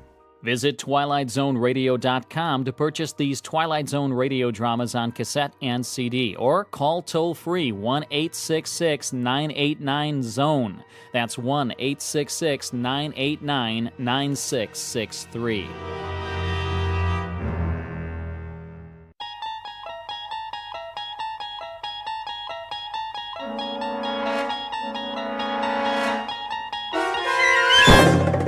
You're traveling through another dimension. A dimension not only of sight and sound, but of mind. A journey into a wondrous land whose boundaries are those of imagination. Your next stop, the Twilight Zone.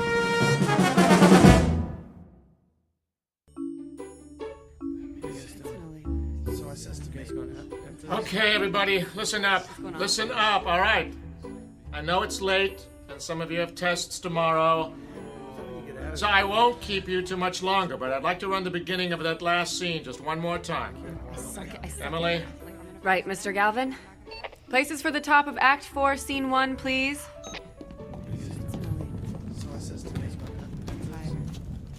What's going on? Hey, Diane. What? Do you want to get some coffee when this is over? Rick, we're not going to get out of here before midnight. And your point would be? Wait a second. Phil, you might want to be ready with the drop in case he decides to run the scene change. Okay. From the top of the scene, please.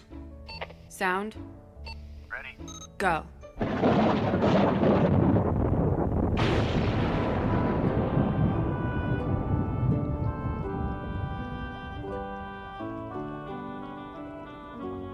Thrice the brinded cat hath mewed. Thrice and once the hedge pig whined. Harp your cries, 'tis time, 'tis time. So, coffee?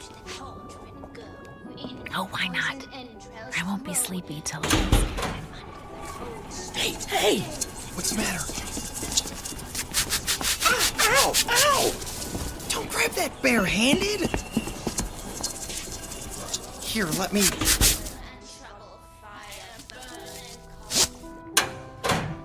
It won't go anywhere now. Come over here under the light so I can see your hand. No, it's okay. But that line shouldn't have taken off like that. It's tied off. We'll check it later. Diane, could you take him to the office? The first aid kit's... I don't need Oh, you were saying? Okay, maybe a Band-Aid. Come on.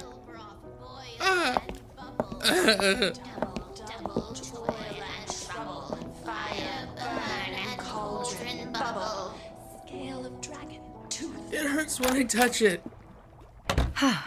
Easier to see out here. Ow! Ooh, you did get a rope burn there, didn't you? Yeah, I guess so. Hey, Mr. Galvin's not going to be looking for you, is he? No, he's just running the witches scene. Lady Macbeth's got nothing until... Oh! Didn't mean to startle you. I didn't know you were here, Glenn. Came in at 11, same as always. What'd you do to your hand, Phil? Grabbed a running line. Without your gloves? Well, everybody does it once. It's the ones who do it twice that you want to watch out for. Right. Trouble, fire burn and cauldron bubble. Cool it with the baboon's blood, then the charm is firm and good. Good. That's it. We'll pick up from there tomorrow. Sounds like you're done. I'm just gonna help Phil with his hand before we go. That's a good idea. All right, Toby. Just a few more minutes. Leave the office open when you're finished, will you? It needs a good vacuuming like nobody's business. I will. Thanks. Come on, Toby. Hey, how do you suppose he got him to let him bring his dog to work? Well, he's been the janitor here since forever. That probably helps. And there's nobody else here most of the time. No need for that. She means well. Just doesn't know as much as she thinks she does, that's all.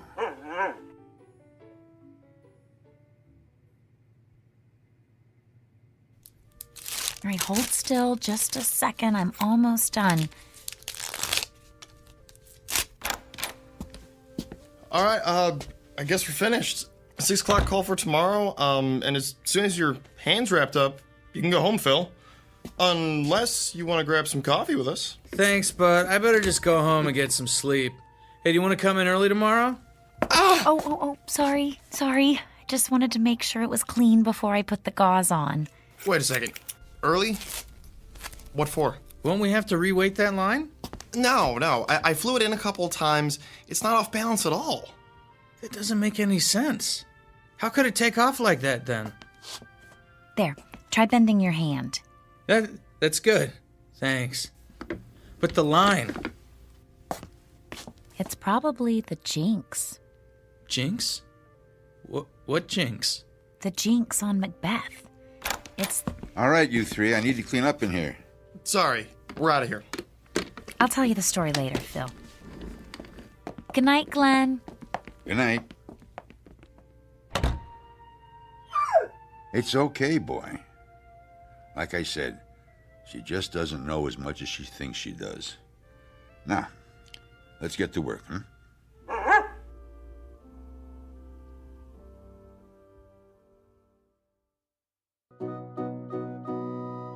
End of rehearsal for a college production of Macbeth. The sets are built, the actors have learned their lines, and the director is finally starting to believe that the show's coming together. The playwright, of course, is absent. But if he were here, he might be tempted to offer a quote from another one of his plays and remind these students that there are more things in heaven and earth than are dreamt of in their philosophies. A good idea to keep in mind, especially when the curtain is about to rise in the Twilight Zone. And now, The Twilight Zone and our story, And Cauldron Bubble, starring Virginia Williams with Stacy Keach as your narrator. Well, hey, Phil. I wasn't sure I'd see you here today. Skip a scene shop class this week? I don't know how bad you have to be hurt to get away with that. Well, at least they found you a job you can do one-handed. Yep. I can splatter fake stone walls with the best of them. Hey, you. Hi, yourself. We finished with the costumes a little early, and I thought... Hey, Rick, when you two are done, how about giving me a hand with this flat? Sure, Alan. But only because you asked so nicely. Sorry, it's been a lousy day. What happened? I told you about my job, right? Scanning medical records, right? Yeah, it's a great gig, good pay. Work your own hours, take extra time off for shows. So what's the problem? The problem is somebody at the hospital figured out that they could buy some equipment, hire somebody to scan their own stuff, and take in work from other places besides.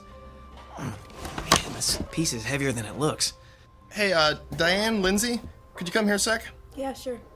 All right, 1, 2, 3, and up. There we go.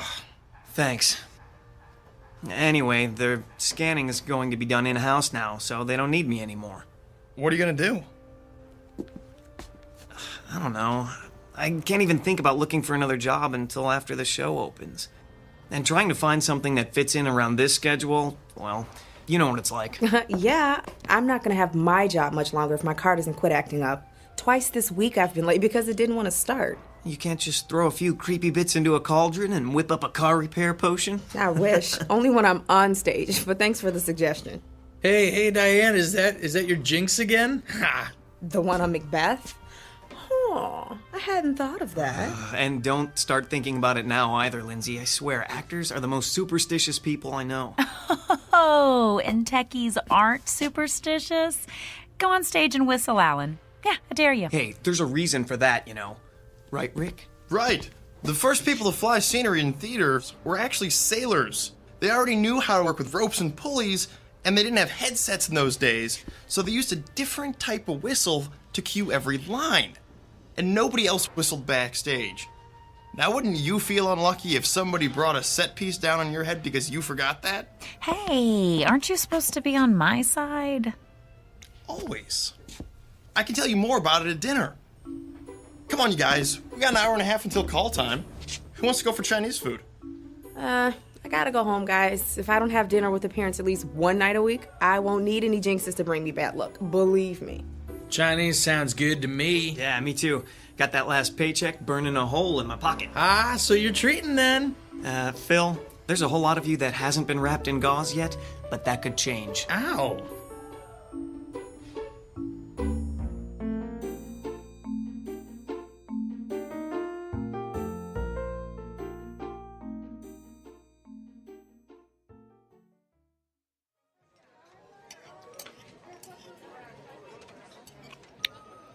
Oh, here. There's still some Kung Pao chicken left. Oh, not for me, thanks. If I eat any more, I'll be able to fly the mane out just by leaning against the line. I think you're going to need a doggy bag, Diane. Make sure you don't call it that around Toby. He'd figure it was for him.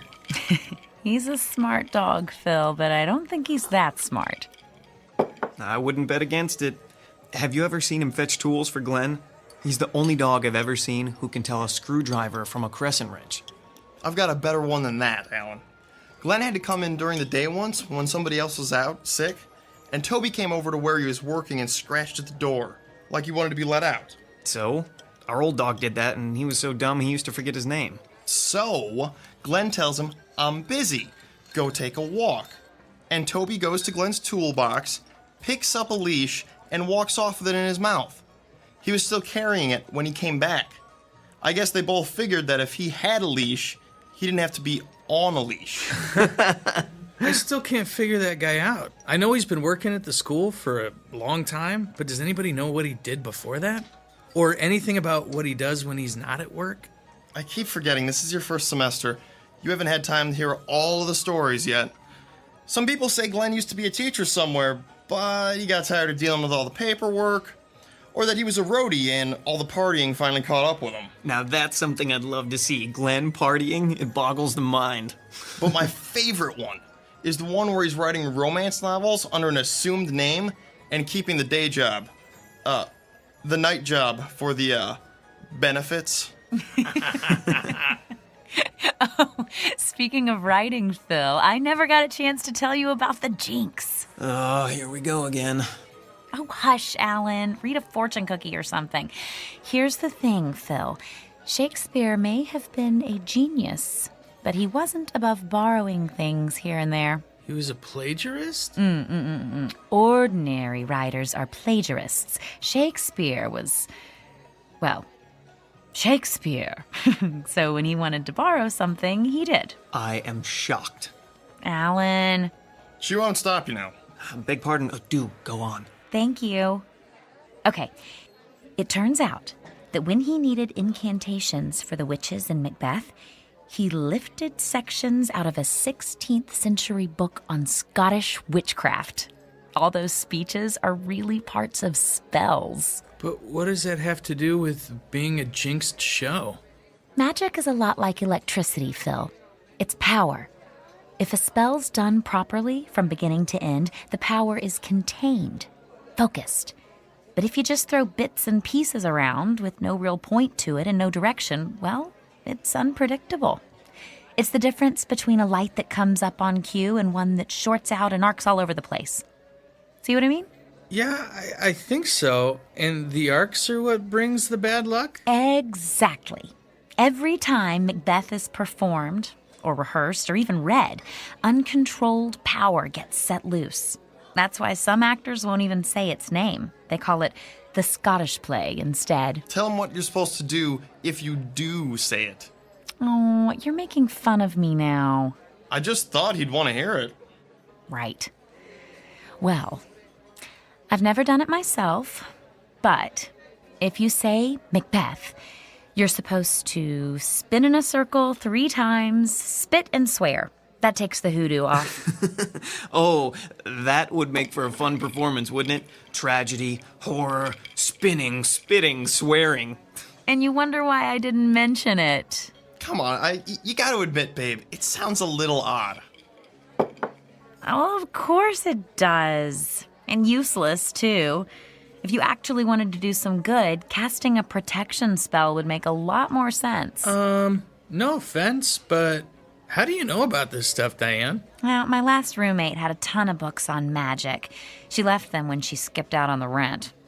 If you'd like to, I Better can... hold that thought. We've got to go soon, Lady Macbeth. Uh-oh. You know what I have to do now, don't you? I know that if you do, I am going to take a picture and use it for my screensaver, especially since you don't believe in any of this anyway. Hey, I'm not saying I couldn't be convinced. I just haven't been, yet. Well, I hope this isn't the show that changes your mind. Me too. That's a cue, Phil. Let's get the check and head out of here before they realize they've stopped arguing.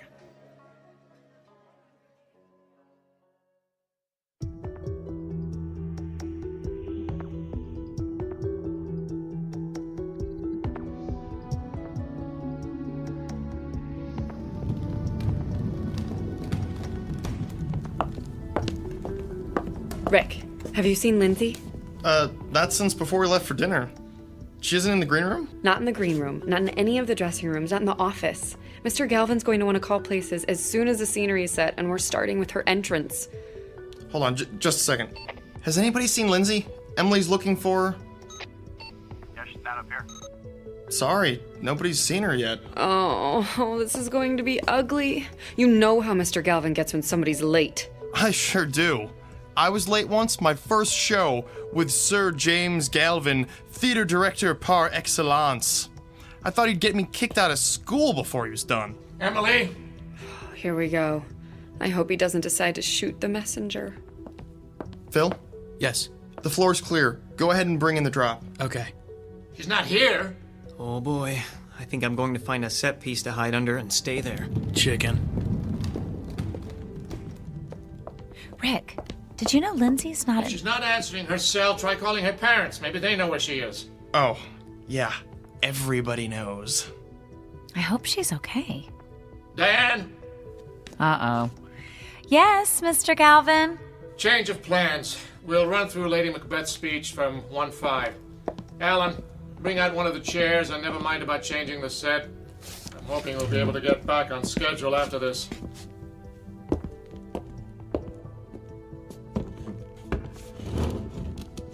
All right, that's fine.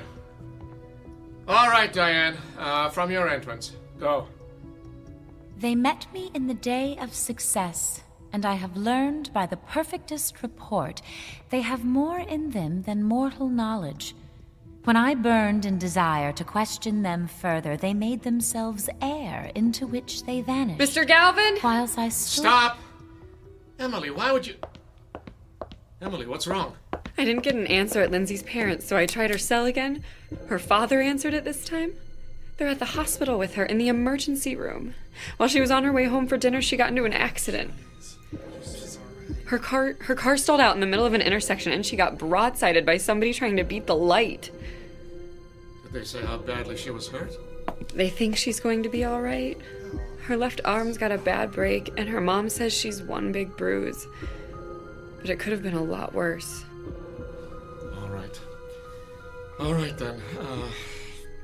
Can I have everyone on stage, please? Quiet, please. Now, most of you probably just heard that Lindsay Morgan was involved in a car accident this afternoon. From what her parents told Emily, she should make a good recovery. However, I know that the show must go on is a cliche, but it's true all the same. Lorene. Yes, sir? You've been understudying Lindsay.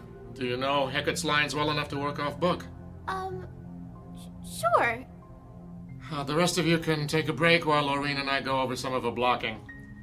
Then we'll pick up where we stopped last night, at Hecat's entrance. We shouldn't be long.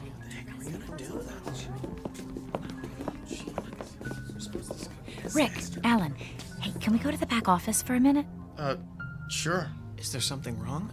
Are we going to the green room? No, not right now. Come with us. What's going on? I'll tell you in a minute.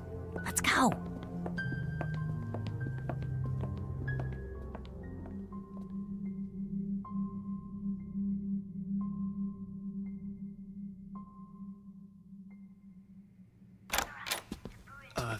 Diane? What? I'm still not sure I believe in jinxes, but it seems like something strange is going on here. Oh, good. The monitor's on. We'll be able to tell when they're done. Babe, you want to tell us what this is about? Remember what I said about protection spells? Well, we need to cast one. And soon, before anyone else gets hurt.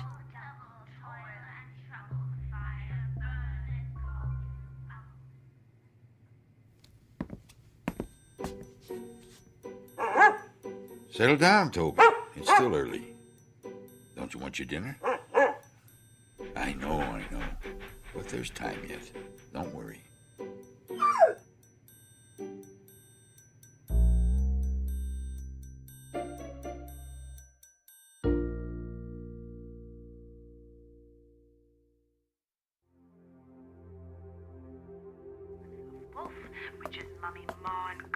I think we should do it tomorrow night if we can, before we get an audience in here. You're starting to weird me out a little, Diane. Phil, she might be right. What? Think about it. Lindsay could have been killed. Maybe somebody will be next time. There are a whole lot of things you don't want to have happen when you've got a stage full of people. Exactly.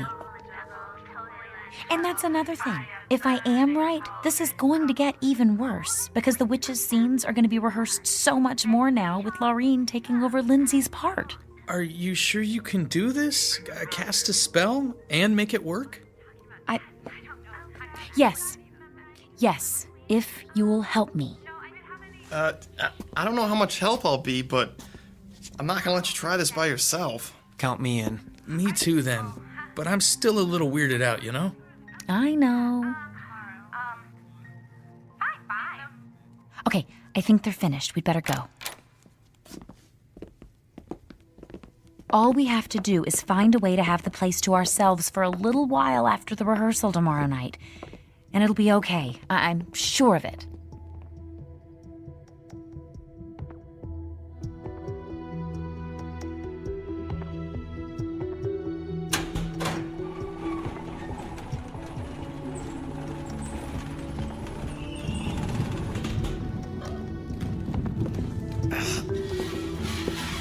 Stop!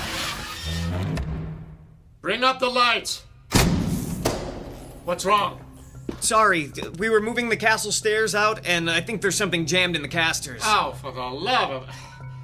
Can you see what it is? It's somebody's sword. Well, it was. I mean... Can you move the unit now? Yes, sir.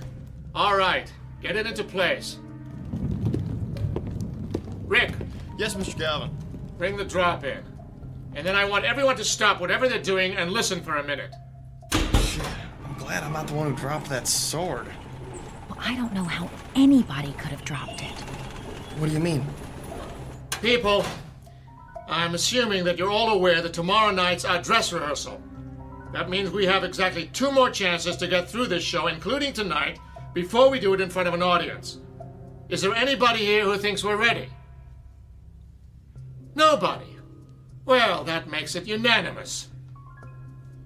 Look, I went as easy on everyone last night as I could. We were all distressed by what happened to Lindsay. But we're running out of time here. So I'm telling you, start paying attention and get it together. Because if I have to choose between postponing the opening and letting you embarrass this department with a lousy performance, I know what the choice is going to be. And if it comes to that, you're all going to wish you'd gone to a nice trade school instead. Do I make myself clear? Yes, sir. Yes, sir. Yes, sir. Good. We'll pick up where we stopped. Emily? Places for the top of 5-1. Lights 78. Stand by. And go.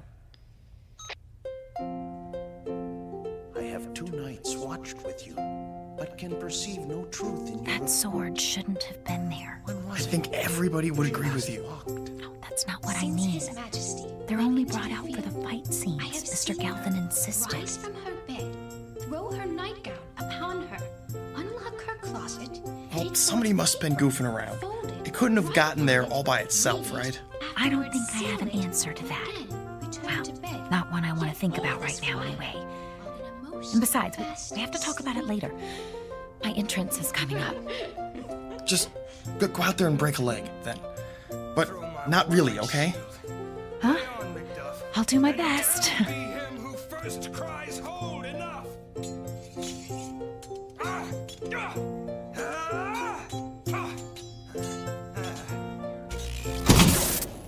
All right, don't move.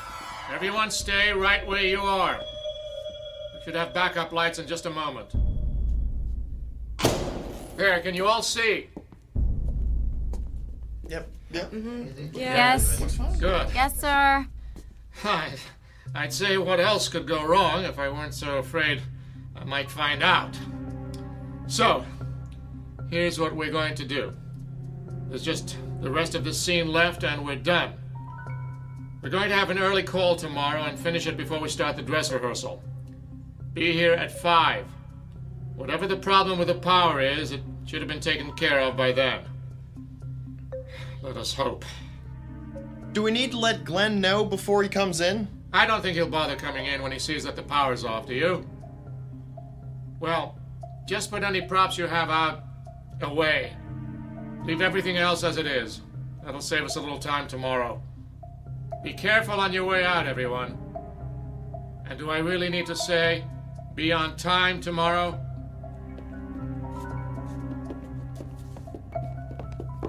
Rick, I'm gonna wait behind the castle drop. Can you catch up with Phil and Alan and bring them back here? I think we finally caught a break, if nobody notices that we've stayed.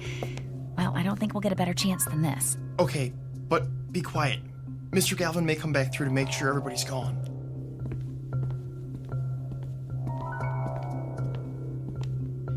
Hey, guys, have you seen Mr. Galvin? Oh, yeah. He said something about making sure we closed the door behind us and took off. I think he had it. Oh, so we're the last ones here. Yeah, we hadn't seen you or Diane, so we figured you must still be back here. Okay, let's get started. I want the power going out to be the last shot that jinx gets at us. Sounds good to me. What do we need to do first? I brought this book. Oh, but I need more light, and we have to get enough room to stand in a circle. Let's go further downstage.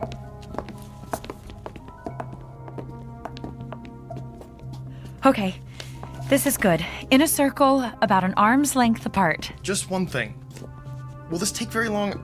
I mean, what if somebody comes in to check on the power, then... Don't worry, we should be done and out of here without anyone having a clue. Alan, could you just move a little closer to Phil? There, that's better. Everyone needs to focus, to think about surrounding the theater and everybody in it with a white light that nothing bad can pass through. Just keep that image in your mind while I'm reading, okay? Okay. Here we go then. Spirits of air, grant us your protection.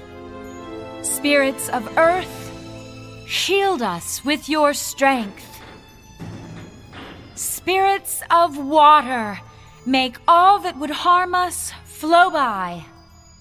Spirits of fire, wrap us in the safety of your flames. Wait, did you hear that? Shh, not now. If we don't do it the way... Quick, get off the stage. Now! Diane, look out! Oh!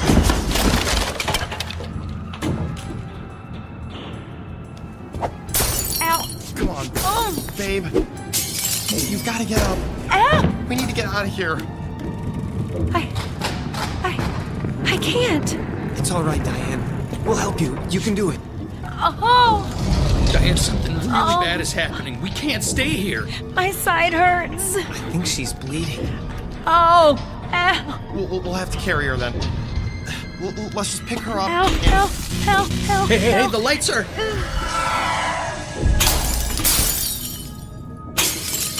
Oh, I'm sorry. I'm so sorry.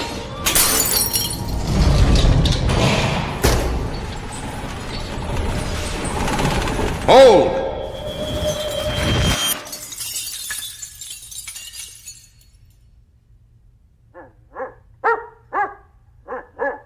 Yes, Toby, you're right. It is a mess. Glenn?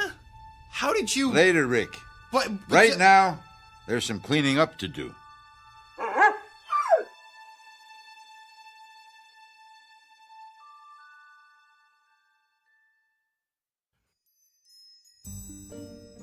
But, Glenn... Have a little patience, Rick.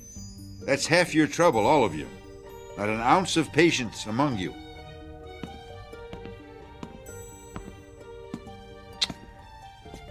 What have you been up to, Diane?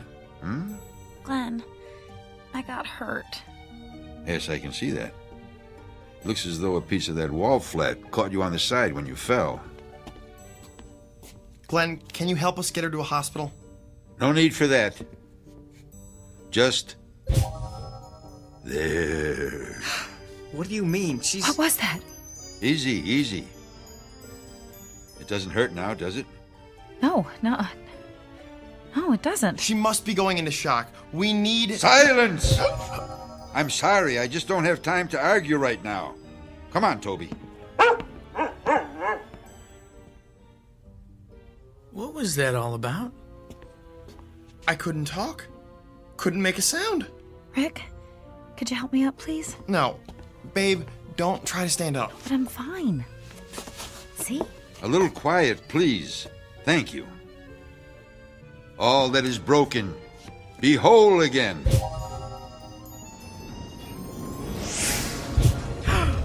at that. It's all going back together. What is this? Magic. No, it's really magic. All that has fallen, rise. It really is.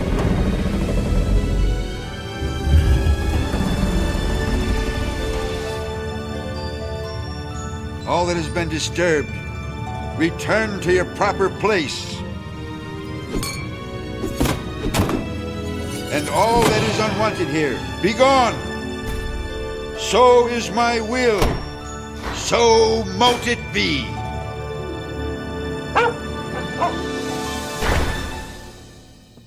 Thank you, Toby. That was just the extra push it needed. Nasty stuff, wasn't it? It really is. Glenn? Oh, yes. You had some questions, didn't you? Well, I have a few to ask you first. It's really not, Let's go sit down. There's nothing more to do here, and this could take a while.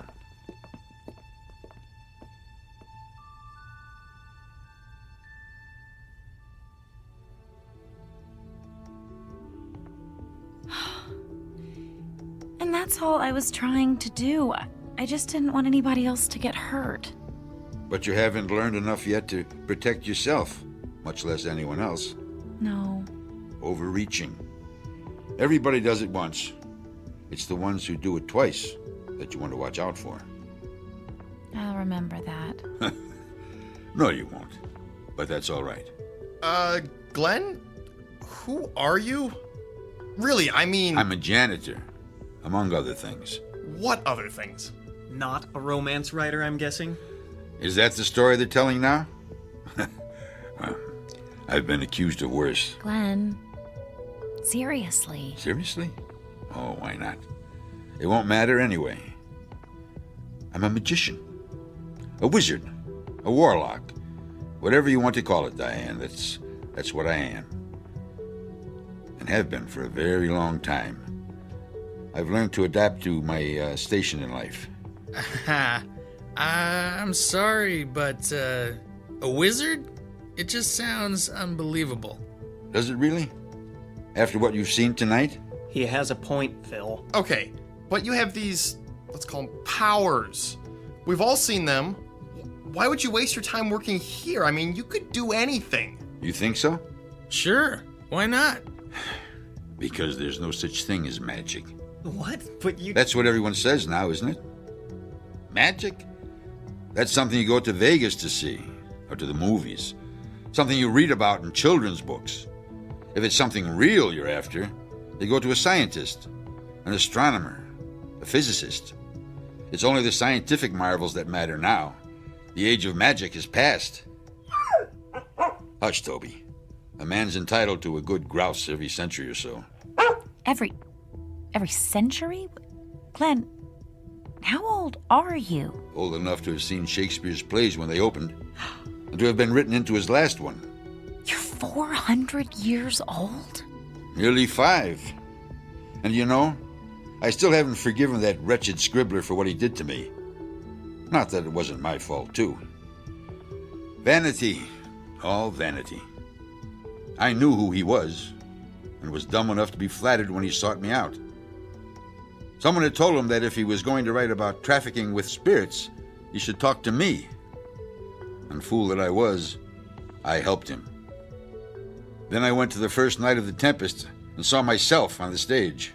You're Prospero? Oh, he used another name, I'll give him that. But no one who knew me could have mistaken that character for anyone else. I left the city the moment the curtain went down and never returned. It wasn't easy, but I did it. Made a new life in the colonies. Kept to myself and moved on often enough that no one got suspicious. And I'm not ready to do it again just yet. So we have a little problem, don't we? No problem. He's right. We wouldn't tell anyone. You would, though. Sooner or later, you wouldn't be able to help yourselves. You're not going to turn us into toads or anything, are you? Magic is the same as any other kind of power. You don't use any more of it than you need to get the results you want. Toads. Well, what are you going to do? Just a little thing. Forget.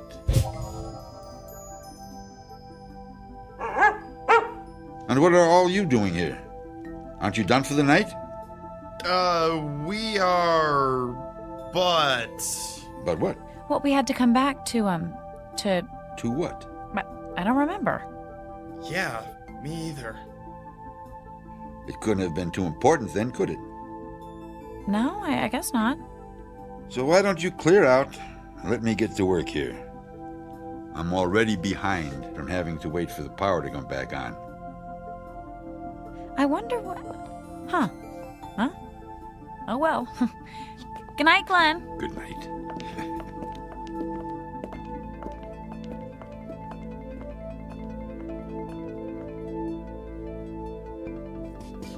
Toby, I think we've done a good night's work already. What do you say we do this the easy way? Just this once.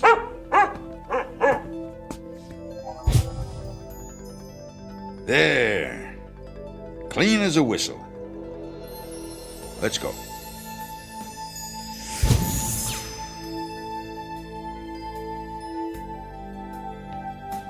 Exit stage right. A janitor and his faithful dog. Both good actors who know very well how to play the parts the world around them expects, and how to slip into very different roles when a casting call comes from the Twilight Zone.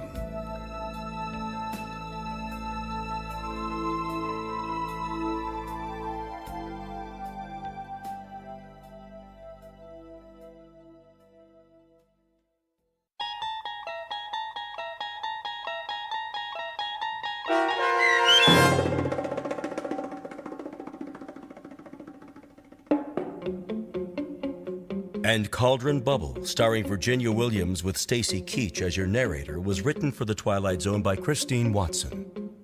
Heard in the cast were Ron Dean, David Darlow, Brian Plaharchuk, Taisha Davis, Patrick Francis, John Hugenacher, Joby Cerny, Robert Richards, Rachel Greisinger, Natalie Berg, Katie Rose Sheehan, and Margaret Grace.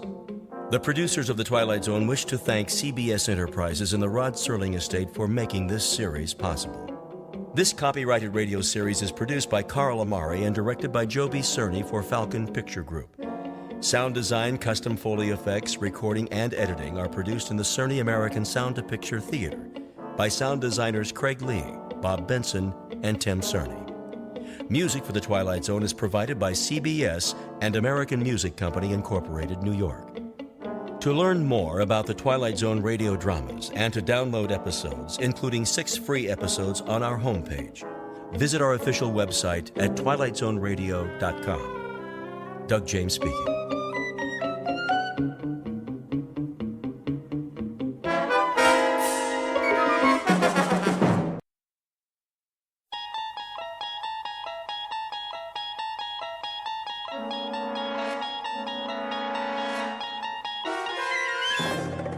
You unlock this door with the key of imagination. Beyond it is another dimension, a dimension of sound, a dimension of sight, a dimension of mind. You're moving into a land of both shadow and substance, of things and ideas. You've just crossed over into the Twilight Zone.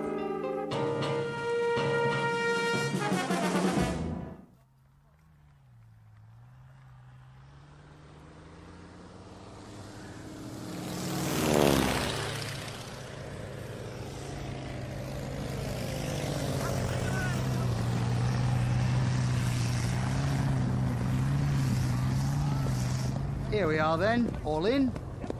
Well done, chaps. In time for tea. Rather have a pint. Which one is this? Lieutenant Jones, sir. None the worse for wear. All back then, are they? Not quite, sir. Let me see. Campbell, McCudden, Rhys Davids. Who's still in the air? That would be Captain Mackay and... Not Mac. What about him, sir? Oh, I'm sure he'll make it. The man's an absolute ace. It's just that ever since we lost Ball, well... Yes, that business with the cloud. Cloud, indeed. It was the Jerrys that got him. Bloody butchers. Well, no clouds in the sky this morning, sir, and not a German plane in sight. He should be setting down any time now. Flying alone, is he? On patrol with another scout. Good plane. Decker, I believe. Ah. Seen his share of dogfights? And they both have. Where are they, then? Where?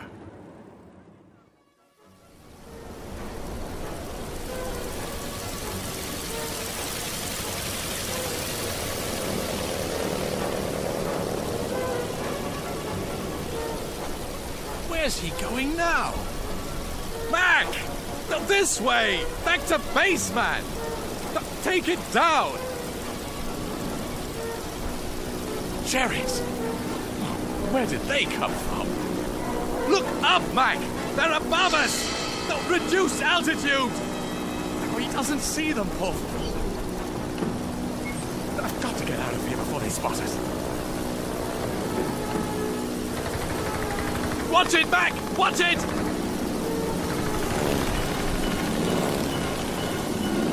We can't fight them all. Mac! Mac, come on! Let's get out of here! We've got to lose them. We've simply got to... What's this? A cloud? I can't see a blasted thing. Where's the base? Oh, flying blind! What's happening? I can't hear anything either. Mac?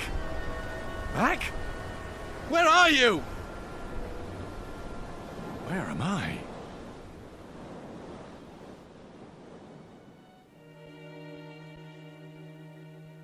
Witness an aerial view of Lieutenant William Smith Decker, Royal Flying Corps, returning from patrol somewhere over France. The year is 1917, and at this given moment, Lieutenant Decker has just discovered that he is lost. But less than 1 minute from now, the lieutenant will discover that there are degrees to being lost.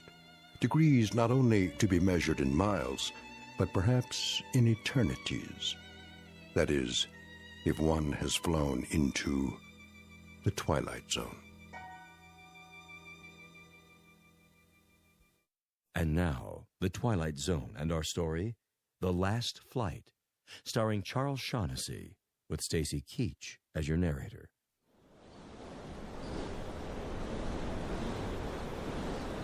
Can't see, can't hear. Oh, good Lord, what was that?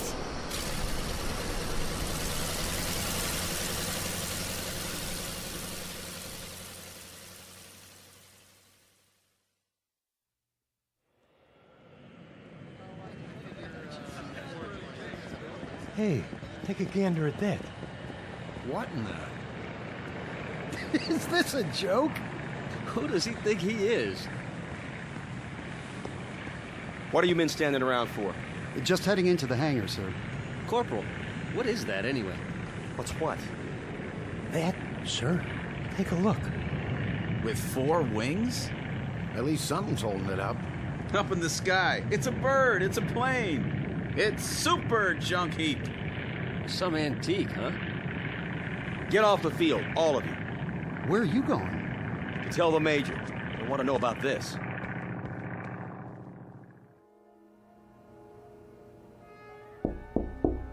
Major Wilson? Yeah? Major, have you? Have I what, Corporal? If you don't mind, sir, I think you should take a look outside. Something wrong? I'm not sure, but I thought you should know. That sounds like it.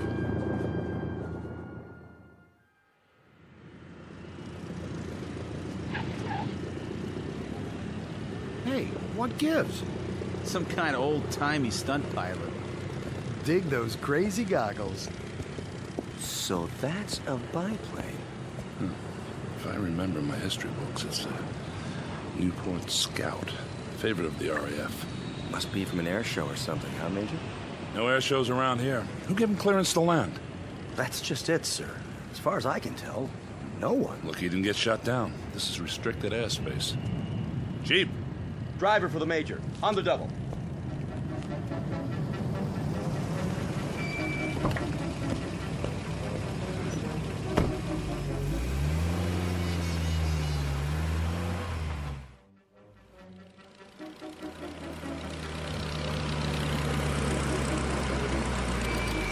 Shut it off! Now! Can't hear you, sir. What's he think he's doing? Just sitting there. Looks scared. He's trying to take off again. Block the runway, man. Move! Can't roll over us. That's it. Cut him off. My best, sir. All right. I surrender. Shut off your engine and climb down. Now. Look at those boots. Leather jacket, silk scarf. Didn't I see this in some old movie? If you didn't, I did. Hands up! Stand clear of that thing. What do you mean running an antique into the path of approaching aircraft? What's the matter with you? Speak up, man! Are you French? Don't you understand what I'm saying? Parlez-vous français? Are you American? What's that supposed to mean? What do you think you are? Why, I honestly don't know. Can't you see this is an American base? But all these... All these what? Experimental aircraft. We had no idea you chaps were so advanced. Are you British? Yes. How long have you been in it? In what?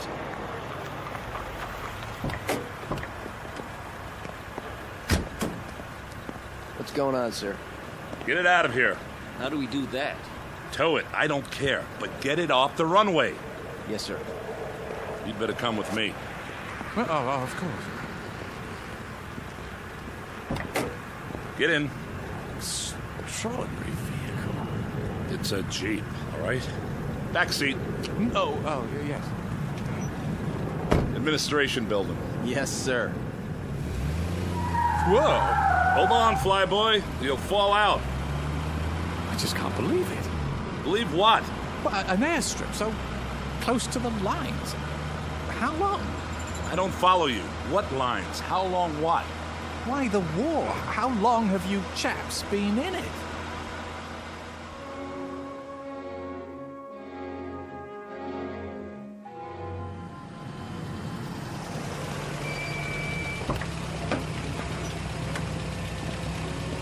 This way.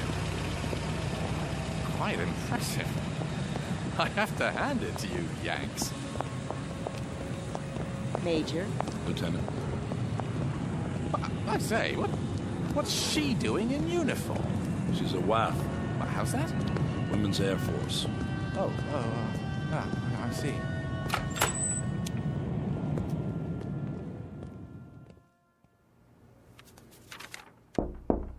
Enter. Major Wilson is here, General. Ask him if he can't wait till later. I have to sign off on this report. It's something kind of special, sir. Oh, all right. Show him in. Come in, Major. What is it, Wilson? I thought everything was under control. Someone to see you, sir. Who's this? Well, sir, this man, he's British apparently, landed on our airstrip a few minutes ago, delaying Captain Bradford's takeoff, I might add. The aircraft, such as it is... Who are you? William Smith Decker, sir. First Lieutenant, Royal Flying Corps. You mean Royal Air Force? No, sir. Royal Flying Corps. All right. Well, what are you doing here? Doing, sir? Why are you dressed like that? Is there an air circus nearby? Air circus? Stunt pilots, that sort of thing. Or are you making a film? Film? A remake of Wings, perhaps. I don't recall an authorization from headquarters. I'm afraid I don't understand your meaning. Oh, you don't? Well, out with it, man. Why are you wearing that costume? This is my uniform, sir. I say, where exactly am I? Where exactly do you think you are? Well, I must admit, it's all a bit confusing. I thought I was landing at the 56th Squadron Air Base RFC.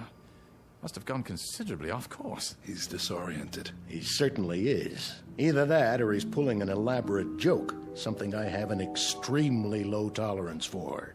If you'd like me to take him to the infirmary... I'll handle this. If you'll allow me to explain... 56th Squadron RFC, you say? That was once an official installation, as I recall. Was, sir? What's today's date? June the 5th. What year? I'm afraid I'm missing the point. Just answer the question. Why? 1917. 1917. Isn't that correct? Well, isn't it? Or are you fellows using a different calendar? It's June 5th, all right.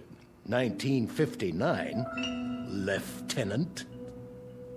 Oh, good Lord. Oh, careful. You don't look so good. You sure you're not having me on? Sit down. Some water. May I, General? Yes, of course. Did you say 1959? Drink this. You don't have anything stronger? Lieutenant... Decker, sir. You don't seriously expect us to believe... But it's true. When I took off this morning, it was 1917. Then... the cloud. Cloud? It was suddenly there, in a clear sky. And while I was passing through it, I couldn't hear my engine. It was like being swallowed up. Oh, come now, man. Yes, the same sort of thing happened to Gunsmoke. Who? Gunsmoke. Wasn't he a French fighter pilot? Yeah, he simply disappeared one day while flying. At the memorial service, a cardinal said he belonged to the skies, and the skies have taken him. And in my own outfit, Captain Ball disappeared the same way. He was last seen flying into a dense white cloud. I should have known. Say, just who the devil do you think you're fooling, Decker? Or whatever your name Sir, is? I swear to you, when I left base this morning, it was June 5th, 1917. Mac and I were going on our usual patrol and... Who? Mac, Captain Mackay. Mackay? Yes, we... Alexander Mackay? How did you know? What have you to do with him? How did you know? I suppose you're going to tell us that you didn't know that Alexander Mackay, Air Vice Marshal Alexander Mackay, is at this very moment en route to this base for a tour of inspection, that your arrival here is purely a coincidence. That's impossible. And why is it impossible, Lieutenant Decker? Because he's dead.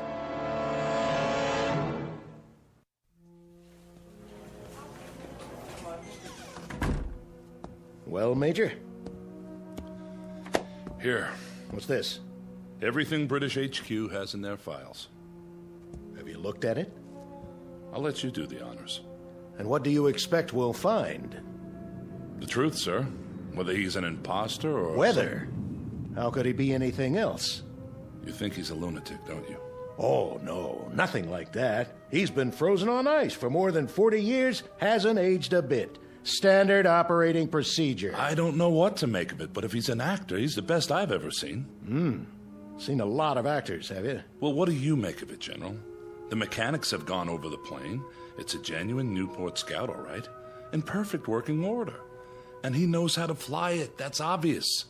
Open the file. An old newspaper clipping from the London Times. William Smith Decker, commissioned by RFC, son of Mr. and Mrs. Harold Smith Decker of 17B Hightower Street, today received his... Seems authentic. Complete with photograph. Quite the dashing young officer. Swagger stick and all. And the face? See for yourself. Hard to tell. The paper's yellowed. But it does look like him. And a copy of his military records. Everything seems to be genuine. Are these his personal effects on the desk? Yes. Corporal Wintner brought them in. Holster and pistol, pocket watch, cigarette case. You looked in the billfold? ID cards, the works. All perfectly done. He's ingenious, I'll give him that. The question is, for what purpose? The paperwork can be checked. If we wanted to waste the time, yes. Well, if it's a hoax, it certainly is an elaborate one. If it's a hoax, Major. It's just that it's hard to believe. Why would anyone go to such incredible lengths merely to play a joke? Who said it was a joke? What do you mean, sir? There's no telling what his motive was. Maybe we'll find out once Mackay arrives. We might check with the Ministry of War in London. There must be records of everyone who's ever served, no matter how long ago. You know what I think, Major? Sir? I think you believe him. No, sir, I wouldn't say that, but I can't help feeling there's more to this man than just... Exactly. The revolver, for example, fully loaded. Oh, you don't mean he meant to use it on... We'll know soon enough. I was watching him, and I'd swear he was genuinely shocked when he found out about Mackay coming here. If he meant any harm to the man, he would... We'll get to the bottom of it. For now, I've ordered him kept under lockdown. Doesn't make any sense, General. Get these things off my desk, will you? Of course. Now, if you'll excuse me, I have a lot of work to do. You don't suppose that... If you'll excuse me, Major. Yes, sir.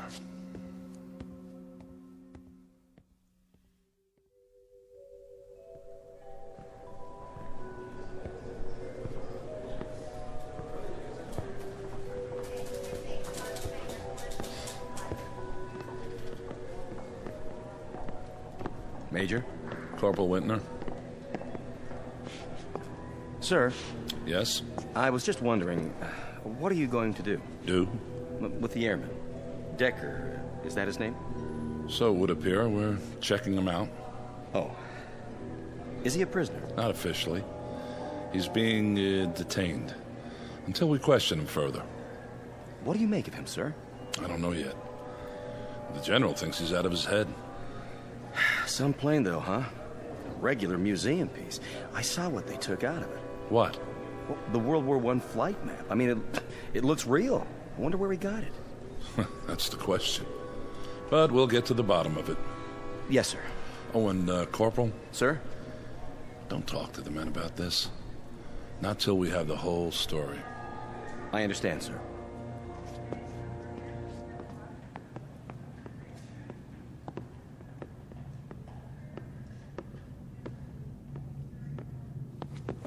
Major Wilson? At ease. How is he? He asked for tea, sir, with milk. Can you beat that? I had some brought over from the commissary. That's fine. I'll be inside with him. Yes, sir. Lieutenant? Why am I a prisoner here? That's not quite that bad.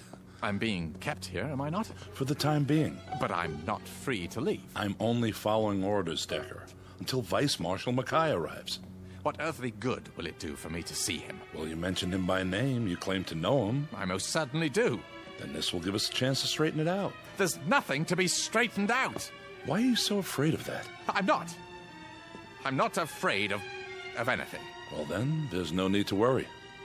So, I'll see him. Good. I wanted to ask you something about that cloud you spoke of. I've told you everything. Why don't you relax? Sit down. I don't care to sit down just now. Nervous, are you?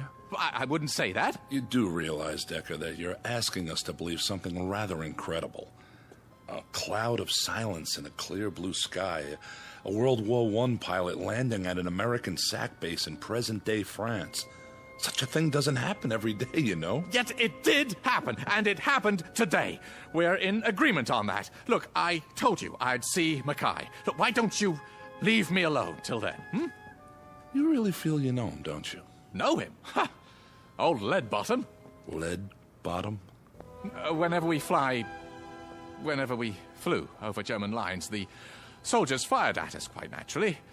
And one day Mac got hit in a most embarrassing spot. I always called him Old Leadbottom afterwards. It's a personal joke, of course. Mac's a proud sort, don't you know? He wouldn't like it if I bruited it about. Why did you keep insisting before that he was dead? Because the last I saw of him, he was caught in a circle of 7 German planes. 7 biplanes. There was nothing I could do, you understand? I was in my own plane, involved with 3 others. They were closing in on me. So he got away. I don't see how he could have. He not only could have, he did.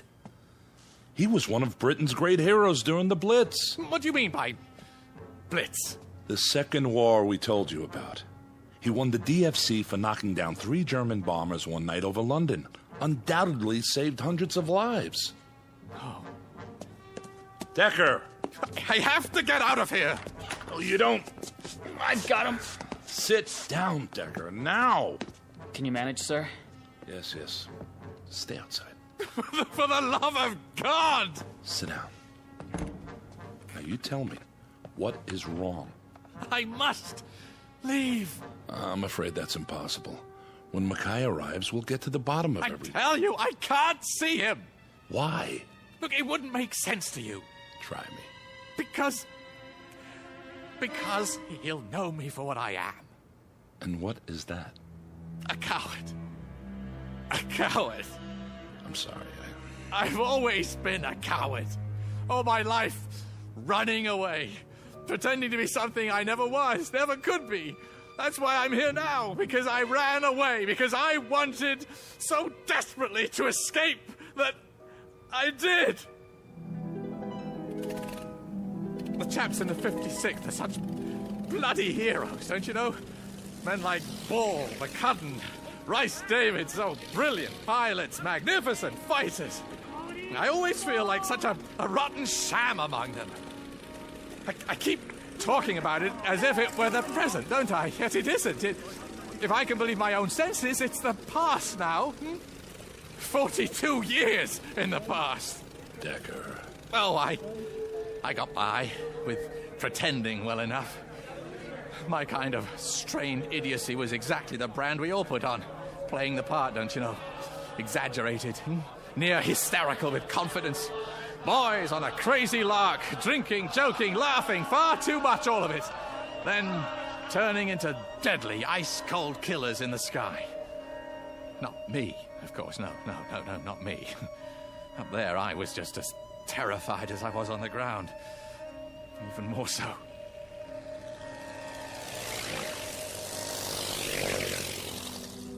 Mac and I were supposed to go on patrols together, flying back up for each other. Most of the time, I talked him into splitting up, but he didn't mind. I believe he actually hoped he'd run into trouble. Me? I'd just linger in the clouds, if there were any, flying back and forth around in circles, dreading the possibility that I'd see an enemy ship, waiting for enough time to pass so I could go back and pretend I'd flown the course. Sometimes I even thought I'll land behind the German lines, let myself be captured. Their pilots always get the best of treatment as prisoners of war. Except I've been afraid of doing even that. Afraid that somehow the truth would come out and I'd be discovered. Discredited. I couldn't bear that. I'm such a dreadful coward that I'm even afraid to admit my own cowardice. I had to carry on the self-delusion, don't you know? I've actually fired revolver bullets through the cockpit walls just so, later on, the chaps would see them and be impressed.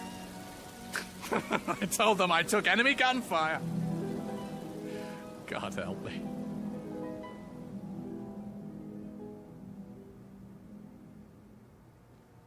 Fear isn't a crime, Lieutenant. Every pilot's been afraid at one time or another.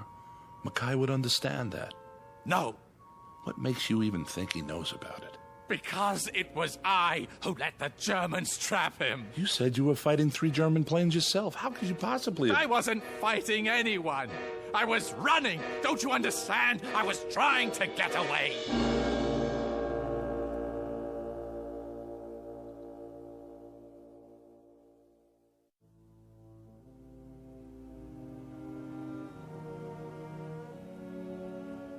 Easy, Lieutenant. It's true. When the Germans came at us, I flew away. I just deserted him, left him up there to die. But he didn't die. Listen to me. I don't understand what you're saying. I mean, it's not possible. Perhaps he got help. What? How's that? What is it? What you just said. I only meant that... That he got help. Well, could it be? Well, it's certainly in the realm of possible. Then don't you see? See what? Maybe I'm the one who helped him. Maybe... Decker, when I said he got help, I was referring to other pilots in the area, other fighter planes. But there wasn't anyone within 50 kilometers who could have helped him. Decker, what do you... Well, maybe it wasn't just an accident that made me land here. Maybe I was brought here for a purpose. To find out that Max survived. To find out that time has given me a second chance. I'm not sure You've got to let me go. I can't do that. You must! Don't you see? It's the only chance I have. The only chance he has. But he's alive, Decker. He's on his way here now. How can you be sure? How do you know that if I don't get back, he may not be here? How do you know that he won't have been killed 42 years ago? There's no reason to think that this man's I'm the reason, standing right in front of you. This is insanity. It isn't. Look, I tell you, history may be changed if I don't do something. Mac will have died because he had to die. Unless I help him. Stop it. I beg of you, in the name of pity, let me go back. I deal in human lives here, Decker. How to save them, how to protect them, and all that goes with it. My job is to issue orders, and those orders are reviewed. If they don't pass muster, someone else overrides them. You don't have to explain military procedure to me. Good, because there's more at stake here than personal opinion, no matter how strong. What goes down under my command is subject to scrutiny, very close, rational scrutiny. I follow your logic. The problem is it doesn't jibe with reality, military or otherwise. I'm talking about something much more important. Are you? Take a look out the window, Lieutenant. Those are jets out there, fueled and ready to go at a moment's notice. We're the DEW line for security in this part of the world. You won't know what I'm talking about, but there are bombs now that can destroy entire countries. Enemy forces held in check only by our presence. Not by feelings or emotions, but by the threat of mutual annihilation. Say I wanted to help you. Say I believed your story, no matter how outlandish it sounds. Even so, there's nothing, absolutely nothing I can... Well, maybe you can't, but I still can. Where's Major Wilson? Out of my way. What are you... I said, get out of my way. Here now, you can't... Stop it! Someone, please! Yeah, where are the hangars? Help! The prisoner's escaping! For the love of God, woman, I only want to see my plane. Where? The South Field, but... Thanks. You've just changed the course of history. Cheers! Hey, stop him!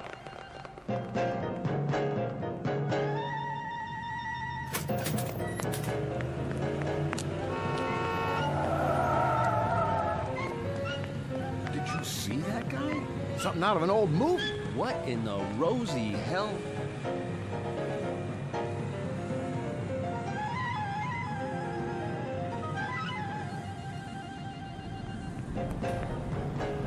Hey, fella, where do you think you're going? The Scout. You can't come in the hangars. This is off limits. No, the plane, the Scout.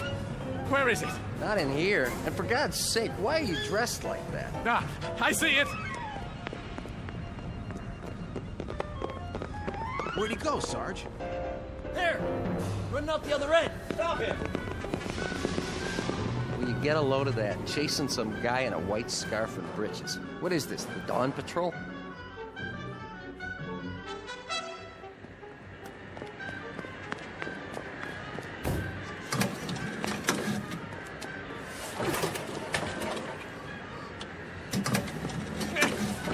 Come on, it's got to start!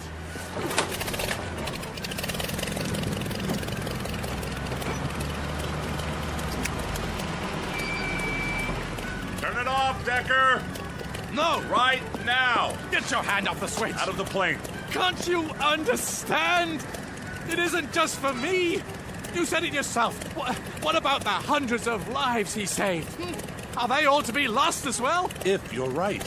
Are you willing to take the risk? Turn off the engine or I'll fire this pistol into your head. Fire, then. I'd rather die. Shoot him, Major. He's getting away. Shoot!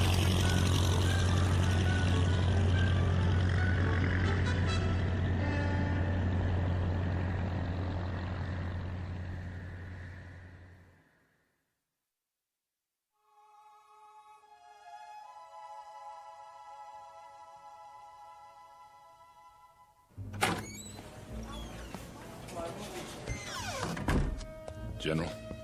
You're in trouble, Major. I hope you know that. I understand, sir. Well, what do you have to say for yourself? I don't know how to explain it. I just couldn't pull the trigger. Your thought processes elude me, Wilson. They positively elude me. Letting that maniac loose. Yes, sir. I'm trying to understand. You had him. How could you... Yes? Air Vice Marshal Mackay, sir. Fine. We were supposed to meet him when he landed. I know, sir. I'm sorry. Marshal Mackay. How'd you do, General? Very pleased to meet you, sir. I trust you had a comfortable flight. Oh, yes. Splendid. Good, good. This is Major Wilson. Honored, Major. The honor is mine. Now then, shall we begin the inspection? Or perhaps you'd care to have a meal first. Not really. I'm on a bit of a schedule this afternoon. Sir, may I ask you a question? Not now, Wilson. But what is it, my boy? Well, sir, do you know a man named William Smith Decker? Really, Major? Smitty?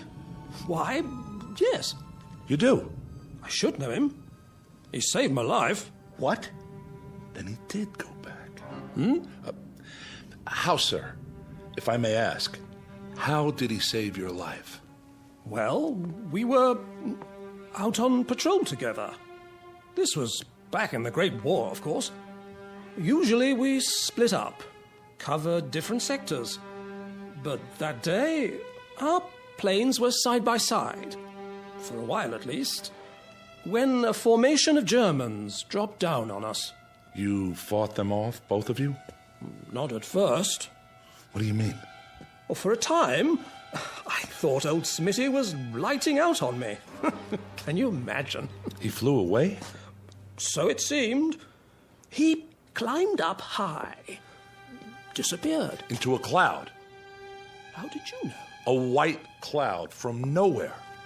Couldn't say. I suppose it was white. And then? Well, then, from out of the cloud, it seemed, Smitty came diving down, machine gun chattering away. Guess he'd been waiting for his chance. Knocked out 3 of the bandits before they got him. Saved my life, rest his soul. I say, what's all this about? How did you know? The Germans. Didn't they usually bring back the personal belongings of pilots who were shot down? Quite often. Did they bring back his? Why, now that you mention it, no. Are you sure?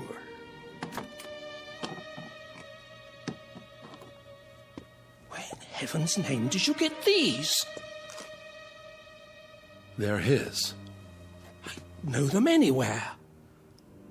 But how? So, you've never known exactly what happened to him, to your friend Smitty. What the devil is going on here? We might be able to fill you in on the details. After all these years? How could you? Maybe you'd better sit down, old lead bottom. What did you call me?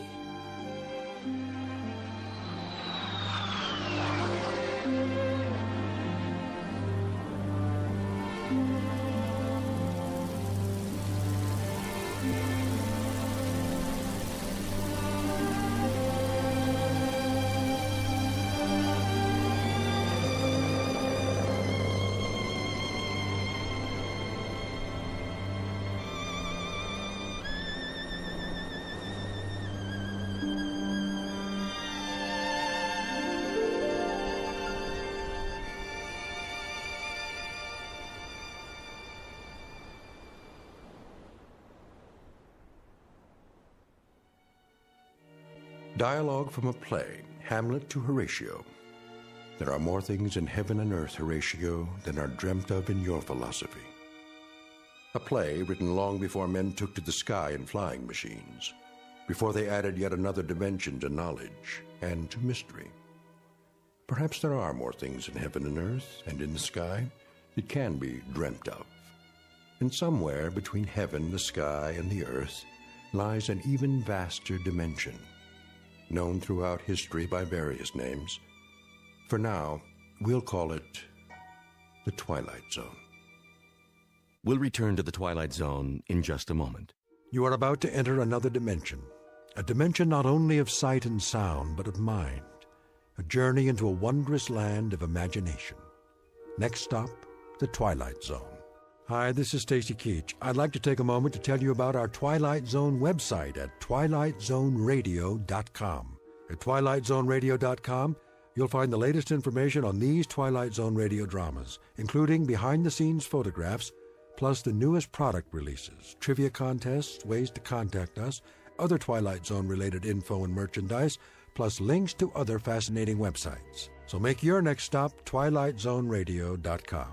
Visit twilightzoneradio.com to purchase these Twilight Zone radio dramas on cassette and CD, or call toll-free 1-866-989-ZONE. That's 1-866-989-9663.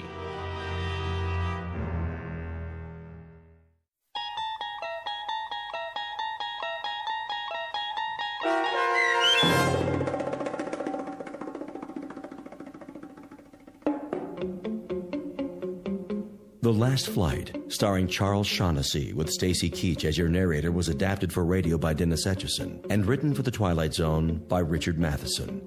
Heard in the cast were Mike Starr, Roderick Peoples, Nigel Patterson, Doug James, Jeff Lupetin, Kurt Napig, Steve Kay, Carl Amari, Richard Hensel, Jamie Barron, and Linda Reiter. The producers of The Twilight Zone wish to thank CBS Enterprises and the Rod Serling Estate for making this series possible. This copyrighted radio series is produced and directed by Carl Amari for Falcon Picture Group. Sound design and custom Foley effects for The Twilight Zone by Cerny American creatives Bob Benson, Craig Lee, Michael Slaybach, and Matt Sorrow. To learn more about the Twilight Zone radio dramas and to contact us, visit our official website at twilightzoneradio.com. Doug James speaking.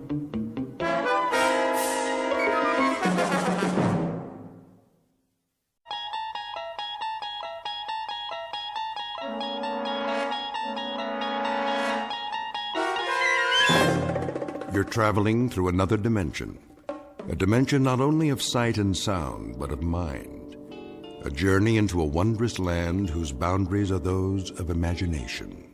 Your next stop, the Twilight Zone.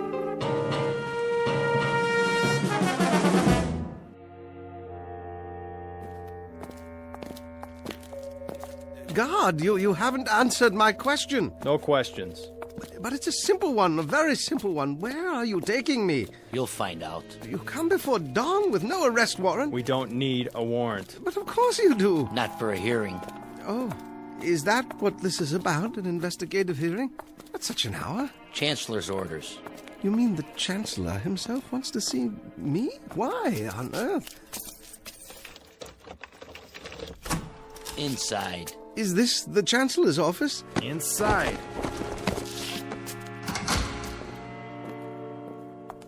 Hello. Hello. Oh, you'll forgive me, but it's so dark in here, my eyes.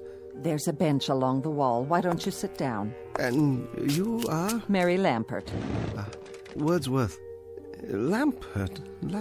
You work in the Central Registry? I don't work anywhere at all now, but it wasn't in the registry. I was an English teacher. Oh, yes. Yes, you requested some books from me last semester.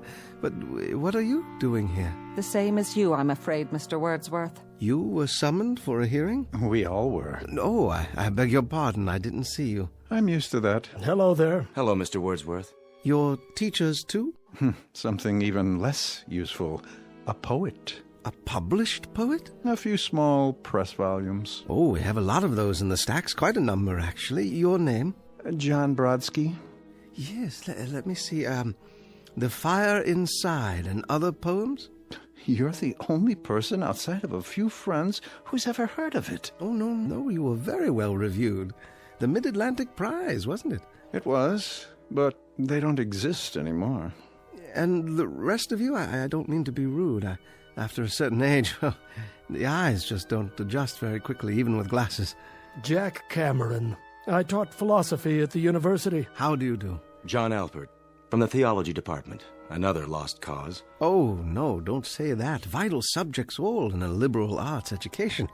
I'm sure you're here for some sort of a reassignment. Put out to pasture is more like it. They're closing the humanities wing. Are you sure? It's already done. The Chancellor signed it into law yesterday. To be replaced by what? Business law, medicine, computer sciences, perhaps. Something more practical. The word is they're not going to use human teachers at all anymore. I see. And what of books? They'll be obsolete too, what with the standardized software. In other words, will all be obsolete? That's the handwriting on the wall. But that's absurd. Well, what will they do with us? Pay us not to work? I think they have in mind something a bit more efficient. Such as? Lampert. Yes? This way. Yes, of course, I'm ready. I'll go first. Please, that's not necessary. Lampert, Mary, now. Now, wait a minute. Where are you taking her? Goodbye, Mr. Brodsky, Mr. Cameron, Mr. Alpert, and you, Mr. Wordsworth. I've enjoyed meeting you, however briefly. Well, we'll talk more later. When will I see you? Why, on television, perhaps. I'll hold a good thought for you. For all of you. Wait! Where are you taking her? You walk out of this room and into the next at your own risk, because it leads to the future. Not a future that will be, but one that might be. This is not a new world, brave or otherwise. It is simply an extension of what began in the old one. It has patterned itself after every dictator who ever planted the ripping imprint of a boot on the pages of history since the beginning of time. It has refinements, technological advances, and a more sophisticated approach to the destruction of human freedom. But like every one of the superstates that preceded it, it has one iron rule. Reason is an enemy and truth is a menace. This is Mr. Romney Wordsworth in his last 48 hours on Earth. He is a citizen of the state, but will soon have to be eliminated because he is built out of flesh and because he has a mind. Mr. Romney Wordsworth, who very shortly will draw his last breath in the Twilight Zone. And now, The Twilight Zone, and our story, The Obsolete Man, starring Jason Alexander, with Stacy Keach as your narrator. Who's next? Wordsworth? Romney? Wordsworth. Ah, yes. You should have the file on your desk, Chancellor. Field investigation finding. Obsolescence. Yes. Agreed. Correct. Send him in. Yes, sir. Guards! This way. Thank you. You may approach the desk. If you like. You know why you're here, Mr. Wordsworth? Not entirely, no. Ask him to speak up. I'd ask you to speak up, if you will. In general terms, yes, sir. But I do have a few questions. Your questions will be answered in due course. Now then, you've been under investigation, Mr. Wordsworth. I have? For the mandatory period of 1 year and 11 months. I was never notified of any investigation. Notification is not required under the new edicts. Really? I have the results before me. The determination is that you're obsolete.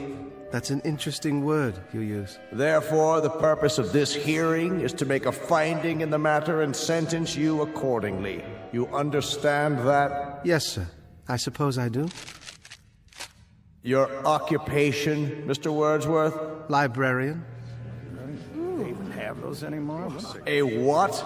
A librarian, sir. Has this man had counsel? Yes, sir, he has. Are you sure he knows his rights? He's been given orientation, sir. I'm told that you've had counsel and been given orientation, Mr. Wordsworth. Well, in a manner of speaking. Just prior to entering this room, I did have a brief conversation with someone or other. He was wearing a uniform, very much like your own. That would be one of the subalterns. So you've been instructed.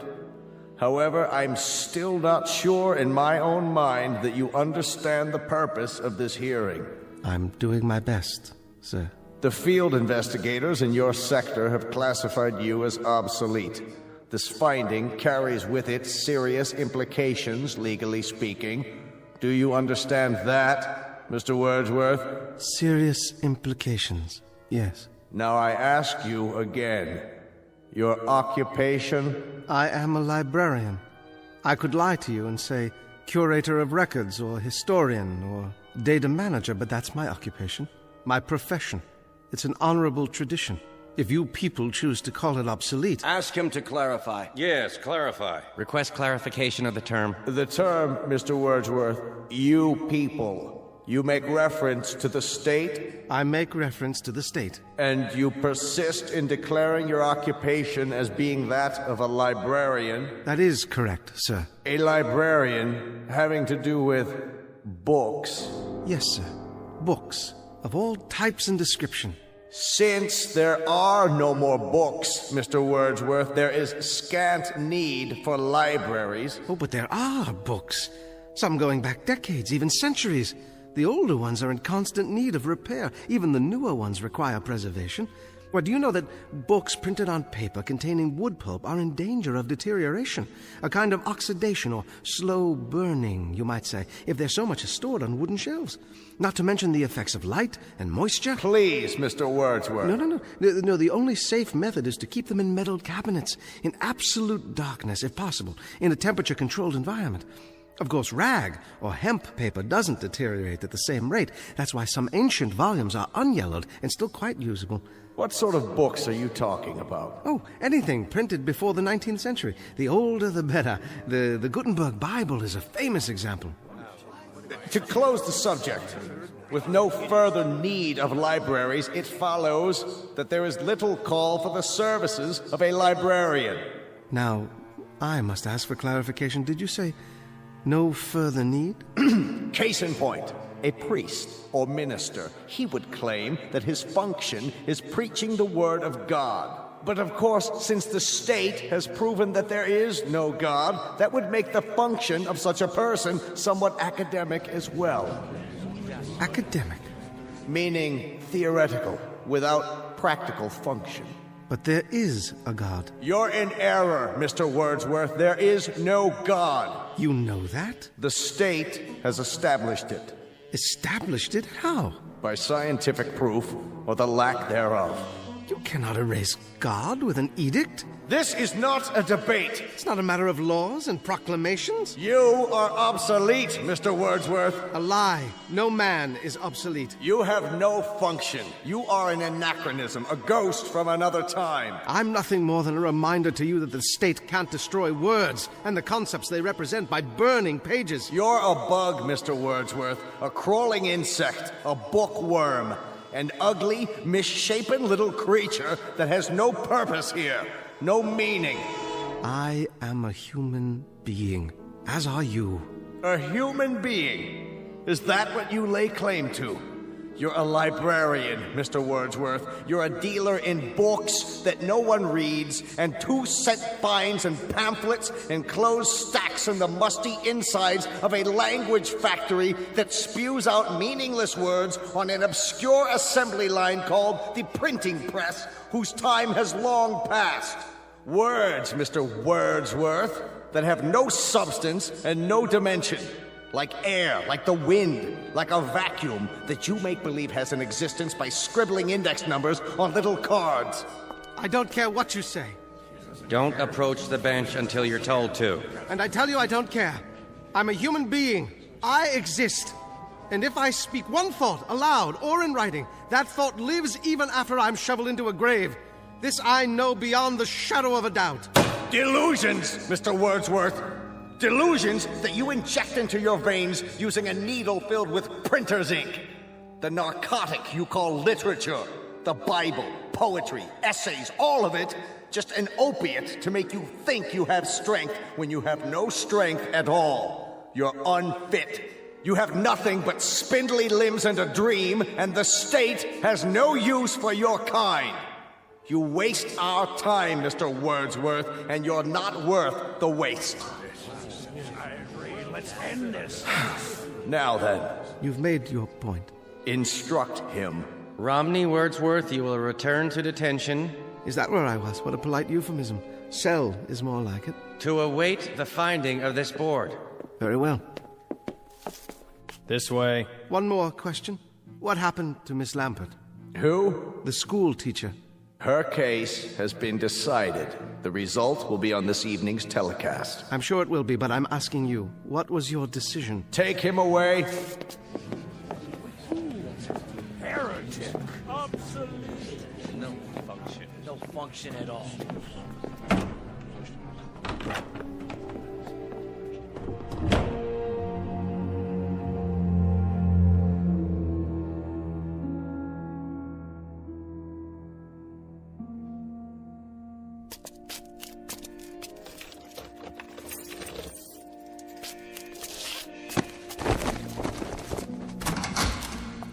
Mr. Wordsworth, how did your hearing go?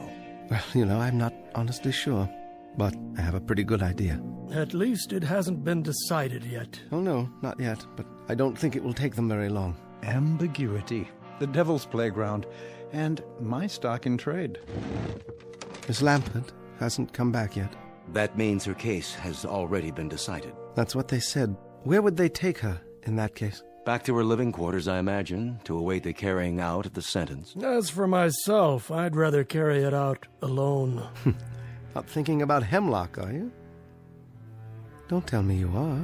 That's not what they use nowadays. Too hard to measure the dosage.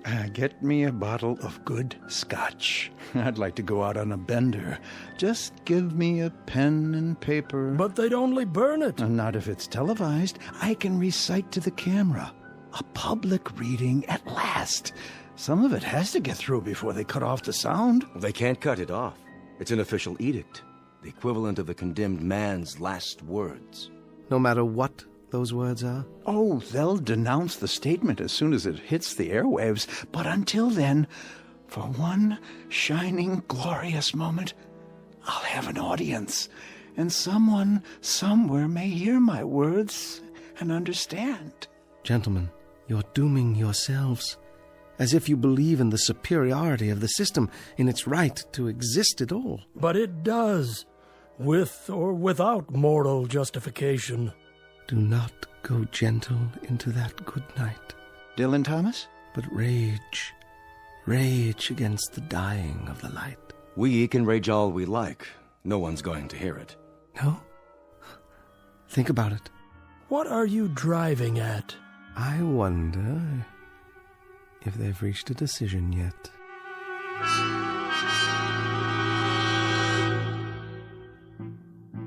How do you find, gentlemen? Obsolete! Obsolete! Obsolete! Obsolete! Obsolete. I concur. In the matter of Wordsworth Romney, the board has made a finding. Bring him before me so I can pronounce sentence. Escort him from the detention room right away.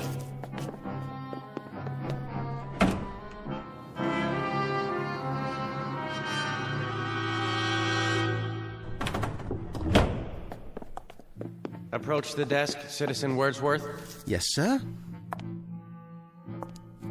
In the matter of your finding, the board declares you obsolete. Mm-hmm. Your rights are as follows. A comment, Chancellor. The lights, it's my eyes. Can some of the lights be directed at the desk so that I can see who I'm addressing? Your rights are as follows, Mr. Wordsworth. You are to be liquidated within a period of 48 hours. They still use that word? Liquidated? But you have an option as to method and precise time. Could you be more specific? There are several prescribed methods, Mr. Wordsworth, including pills, gas, electrocution, lethal injection. It can be done immediately, or an hour from now, or any other time that you request. Are there any other options?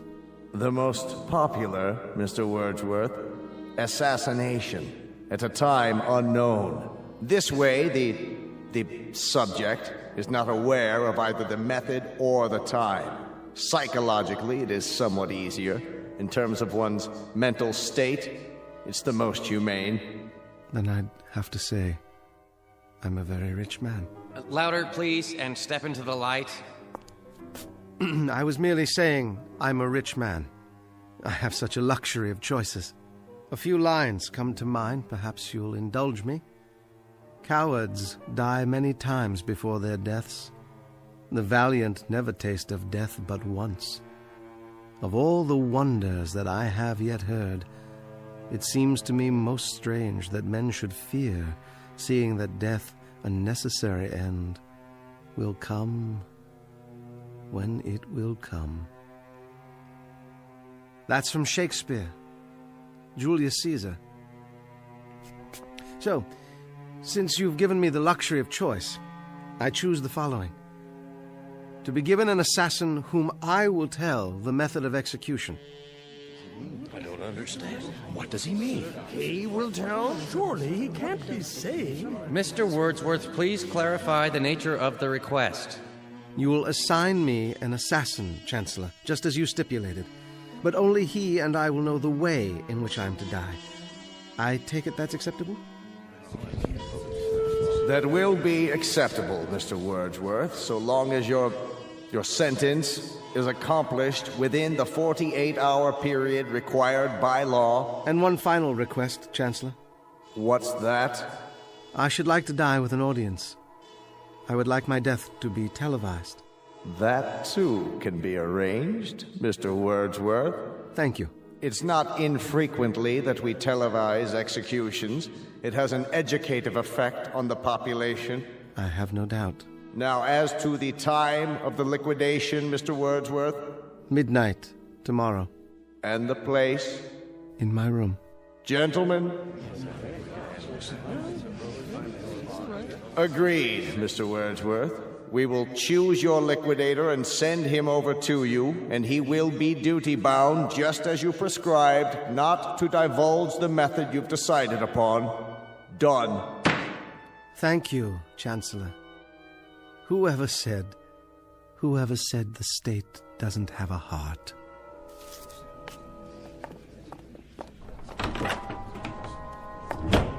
An odd one.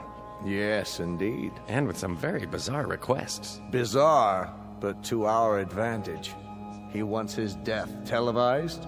All right, we'll oblige him. By midnight tomorrow, he'll be crawling up the walls with fear. And we'll televise every moment of it. His horror, his fright, and I dare say his belly-crawling supplications for mercy. What an example. We'll televise it, gentlemen, all over the country. We'll show the people.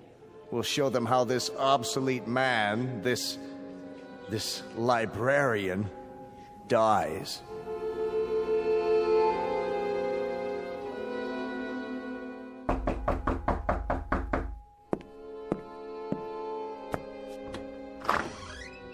Yes? Wordsworth Romney? I am. I'm here to install a television camera. Oh, yes. Come in. Come in. Bring the equipment in, please, guard. Then wait outside. Yes, sir.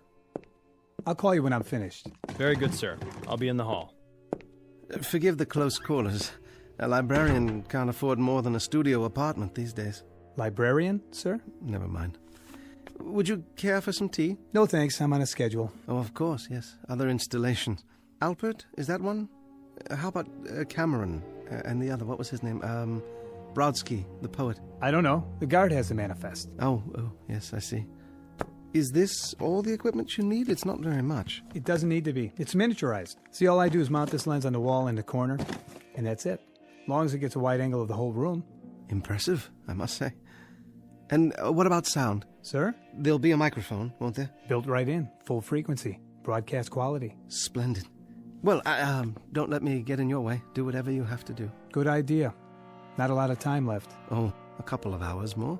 I mean, you probably want some time to yourself for whatever. Yes. I'll be out of here in 20 minutes. Wonderful. I mean, very professional of you. Do you happen to know what happened to the school teacher? School teacher? A friend of yours? Not really. I hardly knew her. Not on my list. Oh. You ought to turn on the TV. That'll tell you. Why didn't I think of that? You know, I spend every evening reading. These things are your books, huh? You mean you haven't seen any before? I remember when I was a kid. They had pictures in them. Oh, they have much more than that. And with my collection grown so large, there hasn't been time for television in years. Even the state broadcasts? The state broadcast? Oh, you mean the chancellor's speeches and so forth. And on the domestic front, the economy is on an upswing. With unemployment virtually nil, corporations are tightening their belts in preparation for higher productivity next quarter when the trade deficit reaches zero. The government is purging thousands of obsolete personnel with tens of thousands to go before year's end. Did he say tens of thousands? One example is Miss Mary Lamport, who was terminated early this evening. For those who missed the live broadcast, here is her final statement. I'd like to quote Saint Exupery. What is essential is invisible to the eye. And it was a Welshman named Dylan Thomas who wrote of the force that through the green fuse drives. Well, I've spent my best years nurturing that life force, helping it break through the concrete and steel that seal us away. And I now know that there is no force in the universe that can crush. That's the drugs kicking in. Drugs? Her choice. She wanted to go out painless. They gave her an injection. Sure kept talking for a while, though, didn't she? All those words. She almost made it. Made what? I've seen enough. Go on with your work. I don't mean to distract you. All done? Surely not. There. Go ahead. Turn your TV back on. See? There's you. There's me. You're right. Isn't that amazing? Sharp and clear for all the world to see. Fiber optics. Some picture, huh? Yes. I don't know how to thank you. What's the cost? No charge. A tip, then. Consider it a kind of bonus. One of my books, perhaps. No, thanks. You can take your pick. Any one at all. They'll only be burned afterwards. I don't have time to read. Thanks anyway. Guard. Trouble? No trouble. I'm finished is all. Let's go. Take it easy, Mr. Wordsworth. Don't fight it, okay? I'll do my best. It'll be easier that way. Well, now then. Nothing left to do but wait. 1 hour and 15 minutes. I'll set the clock, then lie down, and wait. It won't be long now.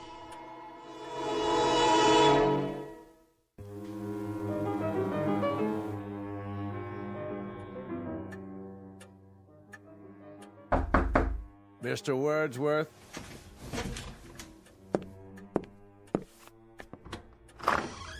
Come in, Chancellor. So, this is how a librarian lives. Have a seat, please. I'm sorry there's only the one chair, but with so many books. Thank you for coming. Very irregular, Mr. Wordsworth. Is it? Highly irregular. That you came at all? Do you know why I came? Do you? I invited you. By all means, you invited me. But why would I honor such an invitation? A cryptic note from a condemned man asking me to visit him during the last hour of his life. Not normal, I take it? Hardly the norm, Mr. Wordsworth. Hardly what I'm accustomed to. And somewhat suspect, too. How do I know I wasn't invited here for a last pitiful gesture of vengeance on the part of the condemned? Vengeance? After all, I'm more or less responsible for the finding in your case. Your demise in less than an hour. 45 minutes, actually. It can be attributed, at least in part, to my decision. Nonetheless, that was the finding. Do you mind if I smoke? No, not at all. You're my guest. I'll tell you why I came, Mr. Wordsworth. Please. Perhaps to prove something to you. And that is? To prove to you that the state has no fears. None at all. Well, you'll forgive me, Chancellor, but that has the elements of a joke. How so? Well, you come here to my room to prove that the state isn't afraid of me. What an incredible burden that must be, to prove that an obsolete librarian could have any effect at all on the state. I'll tell you why you came, though. I'll tell you the reason that you won't even admit to yourself. And what might that be? I don't fit your formula. Somewhere along the line, there's been a deviation from the norm. Your state has everything categorized, filed, and tagged. Strength. People like me represent weakness. You control and order and dictate. My kind merely follows and obeys. But something's gone wrong. I don't fit, do I? Oh, you fit, Mr. Wordsworth. In a few moments, you'll be cringing and pleading just like they all do. Yes, indeed, you fit. You've got a miserable, worthless little life, but you've also got an instinct for survival. And very soon now, when you know that life is slipping away, when your survival is just a question of minutes, we'll see which is stronger, the state or the librarian. All the country will see. Yes, they will. I take it you've had a discussion with whoever is assigned to your liquidation. Whomever. What? Whom, object of the preposition. Midnight, isn't it? A mere 40 minutes from now. That's the camera lens up there on the wall. See it? They brought that in earlier this evening. Very efficient. One man set it up in less than 10 minutes. We're being televised now. That's not unusual. In the mass executions last year, we televised around the clock. 1,300 people were put to death in 6 hours. You never learn, do you? History teaches you nothing. Quite the contrary. It teaches us a great deal. Our predecessors, Mr. Wordsworth, had the beginnings of the right idea. Hitler. Of course, Hitler. Stalin. Him too. But in contrast with popular opinion, their error was not of excess. It was simply that they did not go far enough. Too many undesirables were left around, and undesirables eventually form a core of resistance. Old people, for example, clutch at the past and won't accept the new. The sick, the maimed and deformed, they fasten themselves on the healthy body and damage it. So, we eliminate them. Just like that. Or people like yourself. They can perform no function for the state, so we do away with them. Only makes sense. What a charming room, Mr. Wordsworth. Small, but functional. Lived here long. For over 20 years. I built the bookcases myself. So I understand. That, incidentally, has kept you alive, that particular talent. Carpentry is a skill, and the state provides considerable leeway for workers who possess certain skills. This chair, for example. You made it. I would have made more furniture, but there wasn't enough space with the books. Unfortunately, you went as far as you could go, which was insufficient. So in a little while, it will be the end of a rather fruitless life as Mr. Romney Wordsworth goes to his own private nirvana.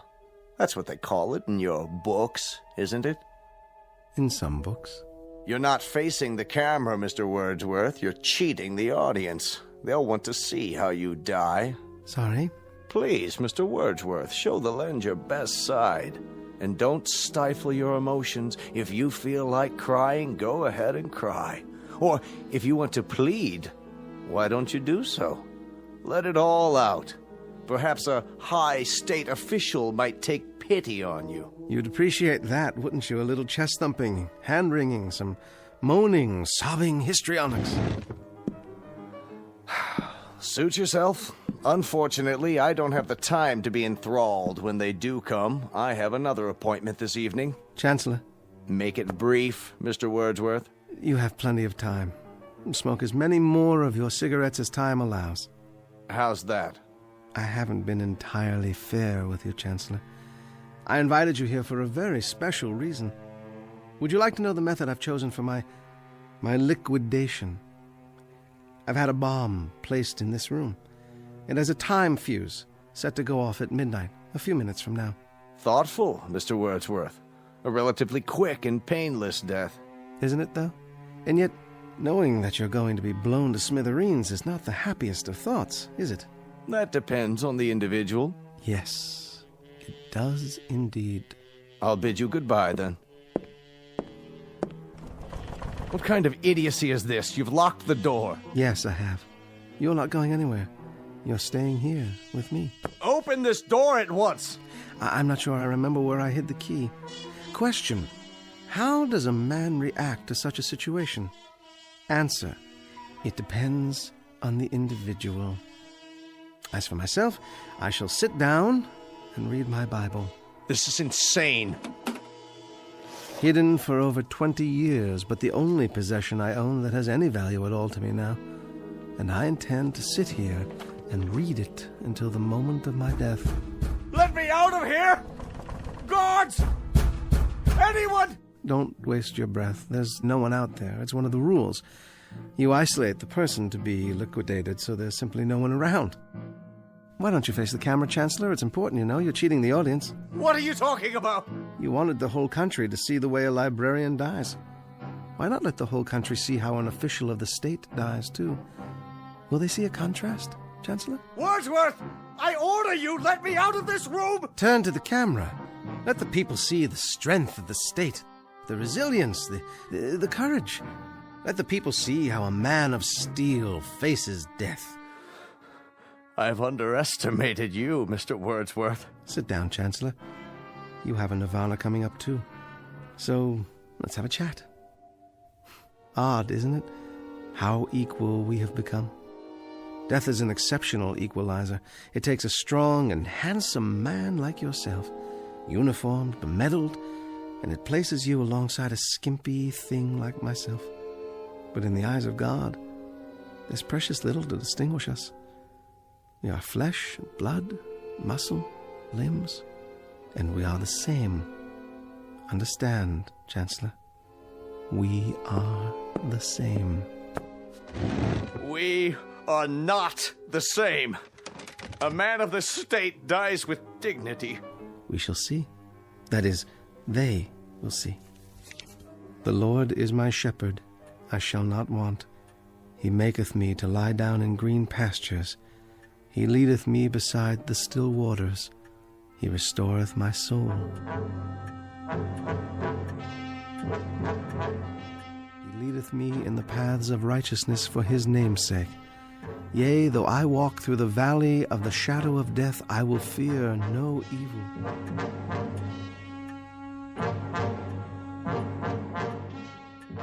Thou art with me. Thy rod and thy staff, they comfort me. Thou preparest a table for me in the presence of mine enemies. Thou anointest my head with oil. My cup runneth over. Surely goodness and mercy shall follow me all the days of my life, and I will dwell in the house of the Lord forever. Please! Please! There's only 1 minute left! Let me out! In the name of God, let me out! Yes, Chancellor. In the name of God, I will let you out. Here's the key. Goodbye, Chancellor.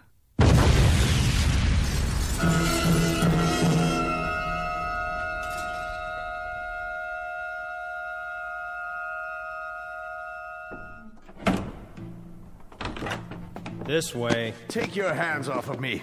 What is the meaning of this? You may approach. I don't understand what's going on. You all know me? No further. Stand where you are. There's been a misunderstanding. I've served the state for years. In fact, I'm the one who created the current edicts and passed them into law. I am the new chancellor. You have been removed from office. But why? The field investigators have declared you obsolete. You have disgraced the state. You have proven yourself a coward. You therefore have no function. I must protest. Let me speak. Return the prisoner to the detention room while we determine his sentence. The finding of this hearing is that he is obsolete. No! Wait! Hear me out! Obsolete! No! No, wait! Please! No! No! No! No! No!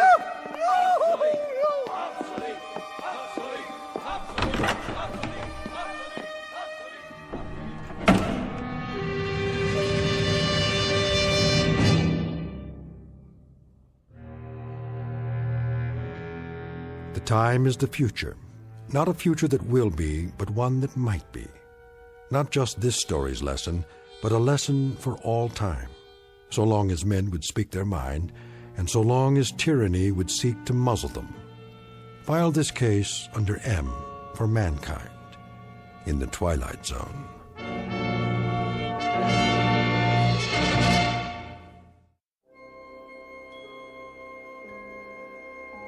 Hi, this is Carl Amari, producer of the Twilight Zone Radio Dramas. I'd like to take a moment to tell you about our official website at twilightzoneradio.com, where you'll get the latest news and information on these Twilight Zone Radio dramas. Plus, at twilightzoneradio.com, you can digitally download 3 free episodes or any of our episodes for only $1.95 each. In this age of ever-changing technology, we've decided to make these episodes instantly available to you by making the Twilight Zone Radio Dramas a digital download-only series. This means that this series will no longer be offered on CD. The CD collections at our website are now being offered while supplies last at buy one, get one free. So be sure to get your favorites before they're sold out. Be sure to visit us often, and I'll see you in the zone.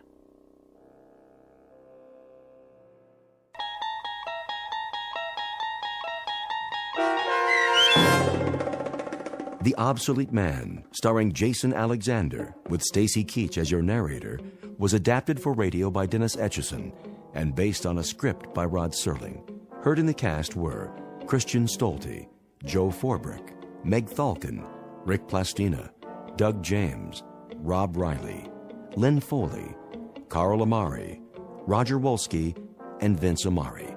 To learn more about the Twilight Zone radio dramas and to obtain audio cassettes and CDs of these programs, visit our website at twilightzoneradio.com. This copyrighted radio series is produced and directed by Carl Amari and Roger Wolski for Falcon Picture Group.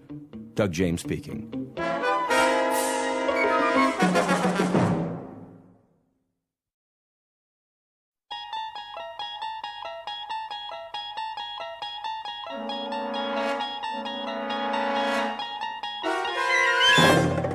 You unlock this door with the key of imagination.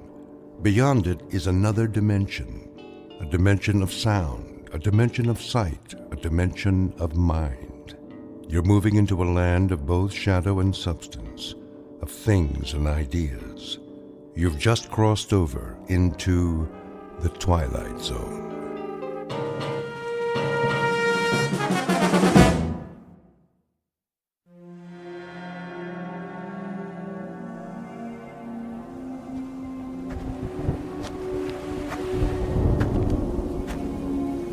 Looks like a storm's coming in. A storm? Did you say a storm? Don't you mean another storm? Like the one we had yesterday, and the day before, and last week, and all month? I'm sorry, Marie. Sorry? Like you were yesterday, and last month, and all year, and the whole 20 years we've lived on this freezing, nothing little island? I can't help it, Marie.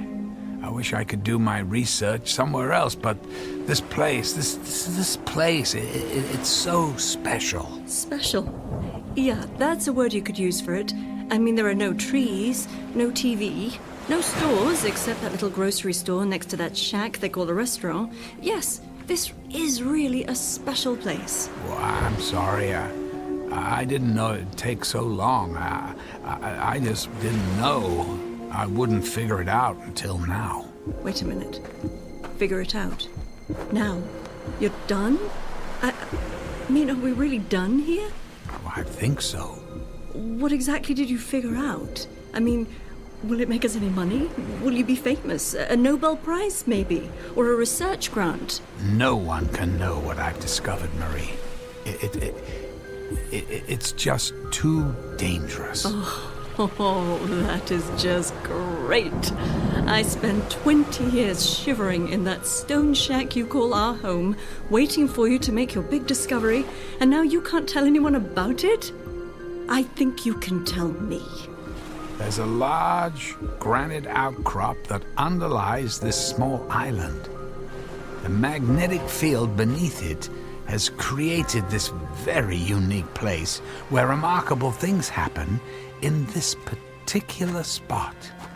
It's the only spot on Earth where it occurs. That's why this place, it's so special. A lot of physicists and geologists have theories about it, and I found it. What particular spot are we talking about? You mean that little sheet of rock that you point instruments at all day, every day? In 1908 in Siberia, there was an explosion. It was equal to a small nuclear bomb. Most people assumed it was an asteroid or a comet, but a few proposed that it was a collision with a rift in the space-time continuum. Another dimension traveling through space that intersected with the Earth and created a terrifying explosion. You want to blow up this island?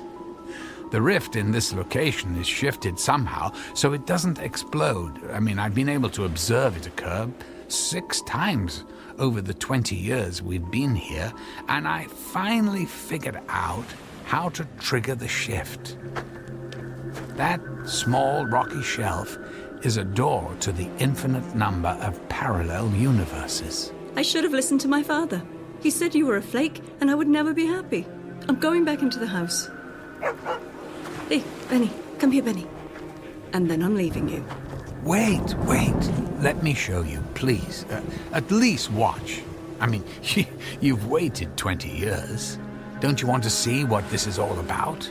I developed a handheld device that aligns the particles of the matter that fill that space a certain way.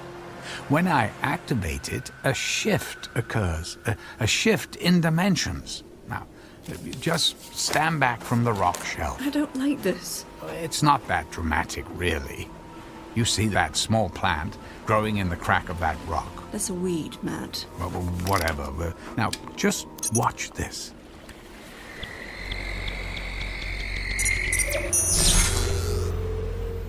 Huh? What do you think? The weed's gone. Pretty amazing, isn't it? Yeah, the guys at the hardware store will sell 1 million of them. Well, maybe 47 to the other people on this island who want to zap their weeds with your gizmo. Marie, it's not just the weed that's gone. It's everything that occupied that space. I mean, look again at that area. Notice how the raindrops and the spray from the ocean are just now wetting that circle of rock. That entire area of about 10 meters was exchanged with the matter that occupied that space in a parallel universe. Our weed and all the rock and the rainwater are now occupying that space in another dimension. And now, this matter is here to replace it. Look, I'll show you again. Sometimes the swap is a little more dramatic. It just seems that in many parallel universes, the same sort of things happen.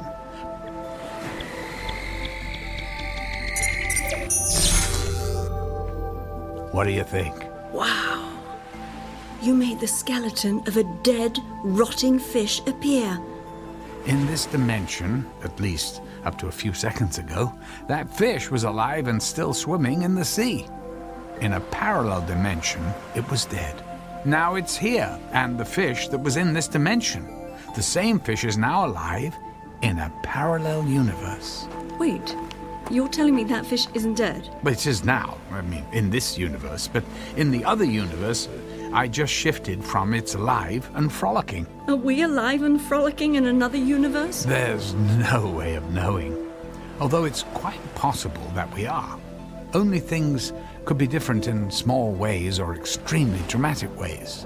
The possibilities are infinite, which would indicate the potential for significant change. So, if I stood on that spot, would I disappear? Marie, yeah, well, that's not a good idea. Or would the Marie from the other universe show up? Oh, good God. The thought of an infinite number of copies of myself living on this island is horrifying. It wouldn't be a good idea to stand on that spot. There's no coming back. I can shift space and cause the rift to occur, but I can't bring anyone back. It just seems to be a continual exchange of other possibilities. I want to try. Try what? I want to stand on that rock mat, and you send me away. Maybe things will be different. Marie, you can't. It's irreversible. There's no guarantee you'll even survive the shift. The weed survived. You brought it from somewhere else and sent it somewhere else. You have to do this for me. But you're not really changing anything. You're just exchanging it for something else. If you or I were to shift to another dimension, our counterparts would suddenly find themselves in this dimension. Things could be the same or very different for them. There's no way of knowing. But who's to say we're not having this exact same conversation somewhere else right now? If there are infinite numbers of us somewhere, there's a Marie who's making the trip, and I'm the Marie who's still stuck on this island. Give me that thing. How do you work it? No, please. Let go of the gizmo. I'm going. No, let's talk about this. You don't understand the consequences. Any consequence is better than this. Please, stop. No, let go. Benny, no. Come back here. Get away from that dead fish. Stay there, Benny. You're coming with me. Now, give me the... No! Oh, my God. Where's the dog? Matt, where'd the dog go? He's gone. Gone where? Benny, come back here. I don't know. I don't know. I told you. I can't control where anything goes. It just changes places. So how come another version of the dog didn't appear?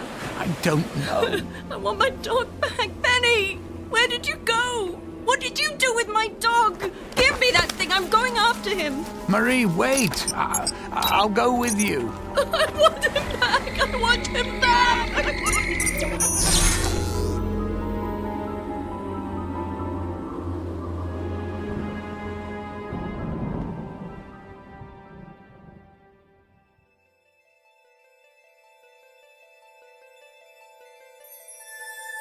Meet Marie Thompson, the wife of a physicist who spends his time studying infinite worlds, except the one that he shares with a woman. Her patience is worn thin by the constant erosion of wind, water, and the time she has spent on a cold and lonely island.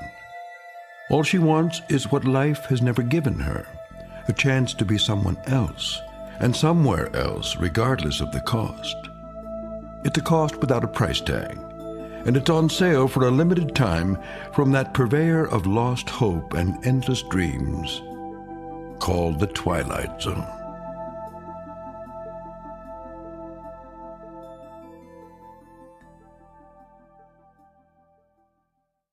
And now, The Twilight Zone and our story, Another Place in Time, starring Malcolm McDowell with Stacy Keach as your narrator.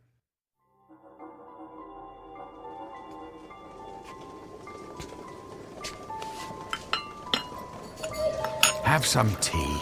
You're cold and wet. I'm sorry about the dog, Marie. You shouldn't have grabbed the device. We can get another dog. I mean, people do that all the time, don't they? I'm leaving you. I'm not staying here. Look, I don't blame you. I'll go into town and arrange the ferry, assuming there is a ferry. We're in another place in time now, Marie. Things might not be like they were. We might not even have a dog. I'm not leaving until I find Benny. Marie, where are you going? I'm going to find my Benny. If he's on the island, I'm going to find him. Mail call! Sorry, Marie, I didn't see you. It's okay. Well, you're not going out in that gale, are you? It's really starting to storm out there. I have to find something. Hello, Matt. Everything okay? Oh, yeah. Yeah, no, everything's fine, Jim. You probably should call Marie back. It's really starting to blow out there. Yeah, well, good idea. Jim, let me ask you something. Have you seen a dog? Oh, you mean Benny? You know Benny? Well, yeah. Oh, have you seen him? No. Well, I figured he'd be inside here with you folks. Marie, you found him. Yeah. He was running across the meadow. I called him, and he came running. He knows me. He actually knows me. Oh, that's great, Marie. I can't explain it, but that's great. Oh, Benny. Oh, look, Matt. Remember when that wolf bit his ear and tore it up? It's all better. Wolves? Yeah. Then he got cornered by a wolf and got a bit of a fright a while back. His ear was almost torn off, but it looks like it healed real well. Matt, I've lived on this island for 62 years. I've never heard anyone talk about seeing a wolf. Really? Well, that's great. Did you hear that, Benny? No more wolves to worry about. It probably wasn't a wolf. Must have been another dog or something. Yeah, I guess. Although I was always under the impression Benny was the only dog on the island. Well, look, you folks take care of yourselves. Well, we'll see you later, huh? Yeah, bye. Yeah, bye. Such a good dog. Good dog. You know, we should probably do more listening than talking until we get used to what's going on in this dimension. It worked, didn't it? I mean, it really worked. This is the best news I've had in a long time.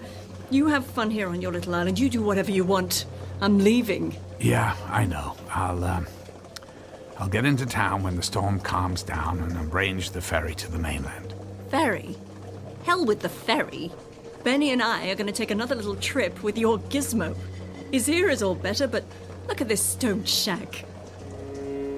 Look, Matt, nice job on the dog's ear. Now let's keep this thing going. It's progress. You are aware of the word progress, aren't you? I'll set you up on the ferry, and we can pack you up whenever you want. Pack?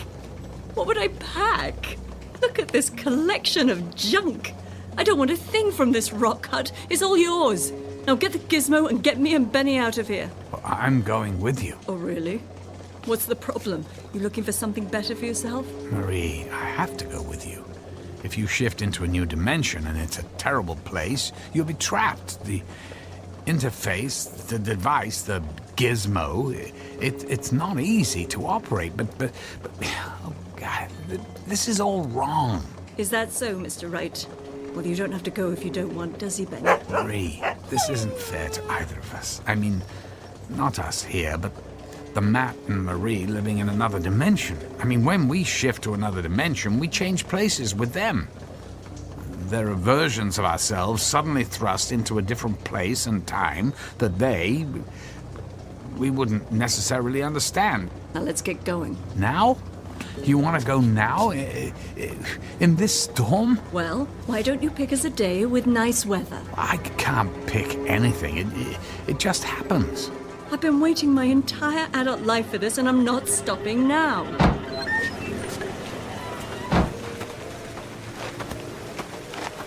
Ready when you are, Matt.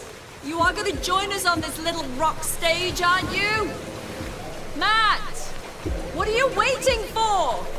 Get over here and let's get out of this storm! Grab hold of the dog and just do it! Fine, but we can't keep doing this, you know.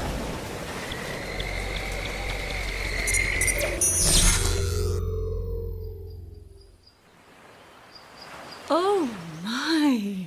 Nicely done, Matt. 5 sunny days a year on this island and you found a perfect one. This isn't about the weather. Marie, go slow. Ask questions, or better yet, just listen a bit. Listen? Okay, I'm listening. Oh no. Oh, don't tell me. Matt. Oh, Matt, not good. Not good at all. Glad you're here. We've got to go. What's the matter? What do you see? Hello? Are we listening? It's a baby crying. You know, maybe you're not so good at this shifting thing after all. I mean, it's coming from our house. Our same crummy little rock house, and now there's a baby inside of it. I told you long ago, no kids. Marie, that baby's parents, they're us. A version of us from this dimension who have suddenly found themselves in the place and time we just came from, only without their baby. I mean, think what we've done. That baby's parents are back in that storm we just left without their child. Do you realize what we're doing to people, ourselves? In an instant, they're in another place and their child is gone forever. Another version of ourselves will show up here.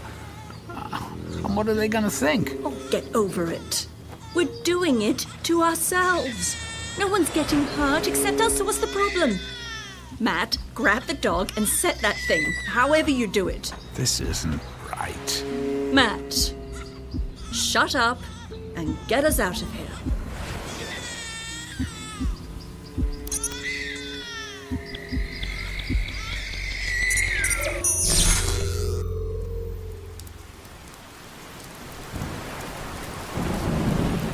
Rain. Perfect. What happened to the sun? God, this has to stop. Okay. Let's go take the break that you wanted. There's the shack waiting for us.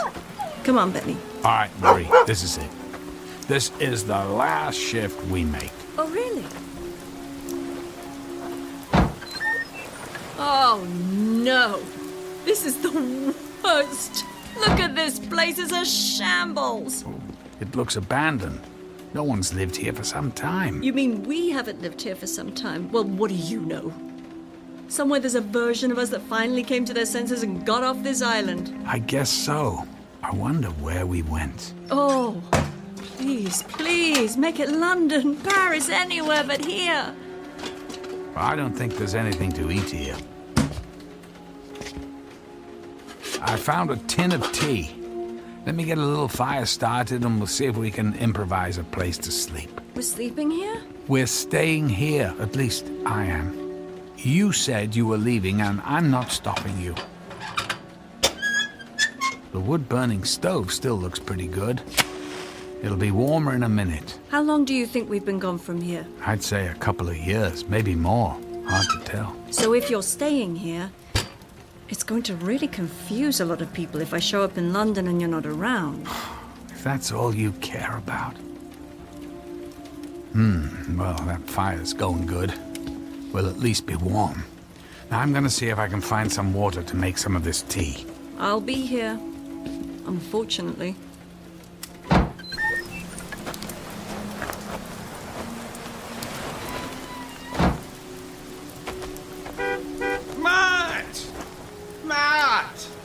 Is that you? Hello? Yes. Hello there, Jim. You know, I never thought I'd see you here again. Especially after what happened. Yeah, right. Well, we thought we'd come back, you know, for a visit. We? You're not here with Marie, are you? Marie? No. The dog. I came back with the dog. So, do you visit Marie at all? Yeah, I visit her. Yeah. saw her not too long ago. Do they still have her in solitary confinement, or have they let her into the general prison population? Prison? What's that? I mean, yeah, she's still in prison. I'm surprised you visit her at all. I mean, any mother who would kill her own baby. But then, well, she obviously needed psychiatric care. Look, I'm sorry to even bring it up. I just didn't figure you'd ever want to come back to this place after what happened here. I guess I just wanted to get some closure. Looks like you've got a fire going in your old house. I'm kind of cold. I'll come into town and see you tomorrow, okay? Sure. You take care of yourself.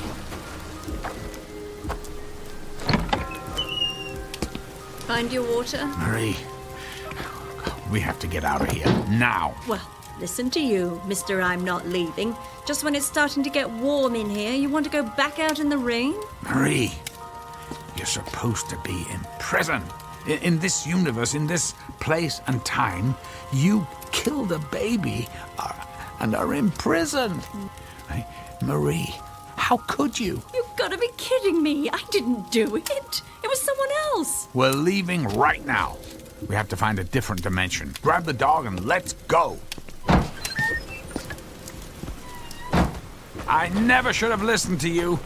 We have to find a dimension when we're not in jail, where an innocent baby won't be in danger. And then, this is it. It's over. Over for you, maybe, but not for me. Don't you get it?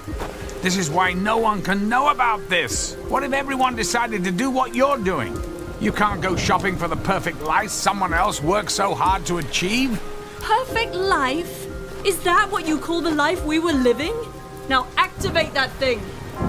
This has to end! You get it right next time and it'll end!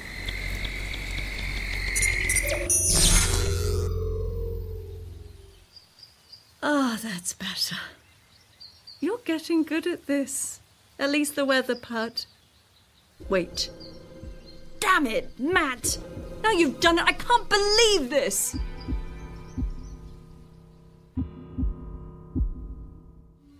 Damn you, Matt! Where's the dog? I thought, I thought you had him. We have to go back and get the dog. We can't go back. I've told you. There are infinite possibilities. We'll never find the same dimension. Only different ones. Then you're just going to have to find us a dimension where I have my dog again. Oh, but look. Look at our house. It's enormous. It almost looks like a small castle. Let's go see it. Maybe the dog's in there.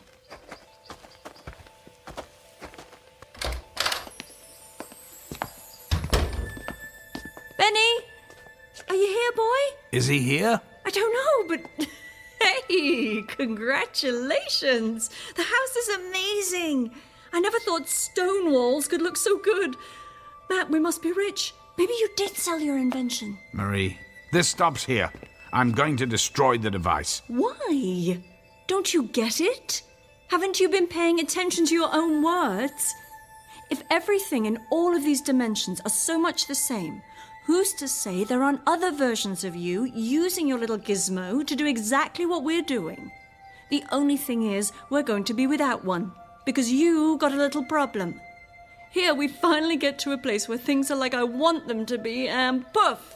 We're gone because we traded places with another version of me and you because they have the gizmo and we don't. I can only hope that if I make this decision now, there are other versions of me in other dimensions making the same decision. Fine. Destroy the stupid thing, but not until I have my dog back. You've taken everything away from me with your little lifetime of research. I finally got the house right, and now I want my dog. You should hide. For all we know, you might still be in jail. Don't you wish? Fine. I'll hide in one of the rooms. Look at all the rooms. Which one? Coming! Marie, go now. I'm going. Afternoon, Matt. Mail call. Hello. Hi, Jim. Oh, thanks. Why, Matt? You're not in uniform. That's quite a risk, you know. Right. My uniform. I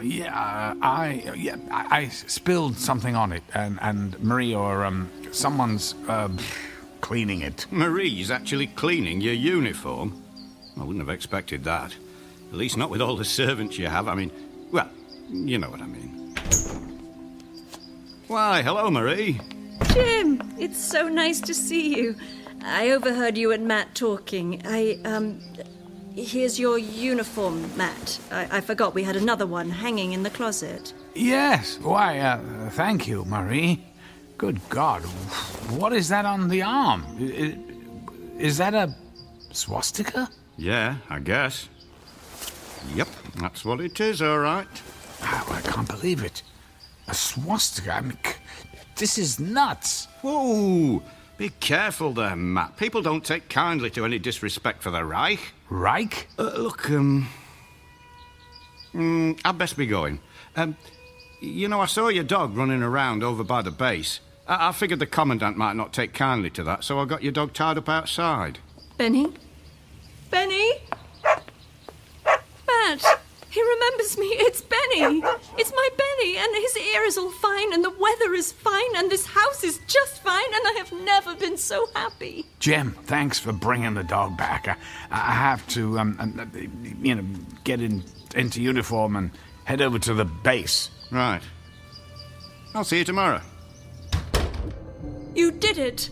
Matt, you did it. Marie, God, it's a Nazi uniform. It has a swastika on it. Don't you see what this means? It means the Nazis won the war.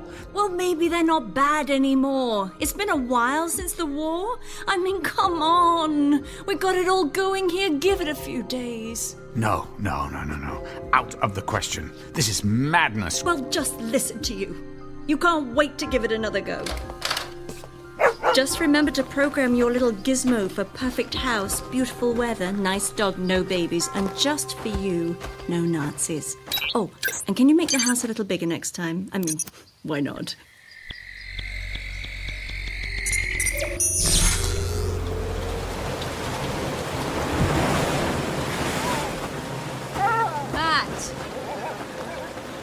Matt! What? Is this a cruel joke? We're right back where we started! Matt! Where are you going? I'm going inside.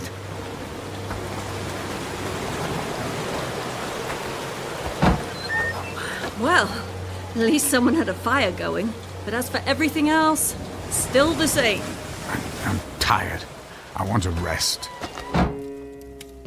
We're staying. We're staying? Are you sure? I mean, how do you know there aren't any Nazis here?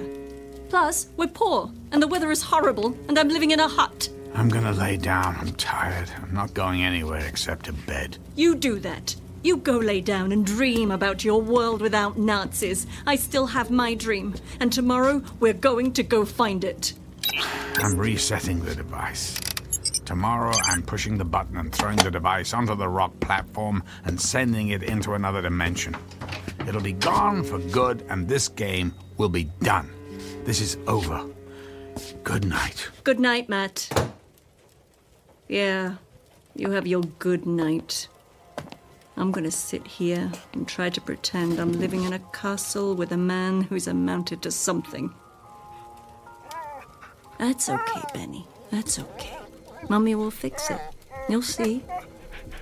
You see that gizmo sitting on the kitchen table there? That crummy old wooden wobbly kitchen table? That gizmo is going to take us somewhere special tonight, Benny. He's already set it up for us. All we have to do is stand on the rock ledge and press the button. And when we get back to the castle, you'll have your own room. And we'll take long walks in the sun, and Mummy will have a new version of her husband. You watch, Benny. Mummy will make it all better. Are you ready? Shh! Don't wake up, Daddy. We have a big surprise for him. A new Marie just for him. I'll just take our little gizmo here and... Come on. Quiet. Let's go.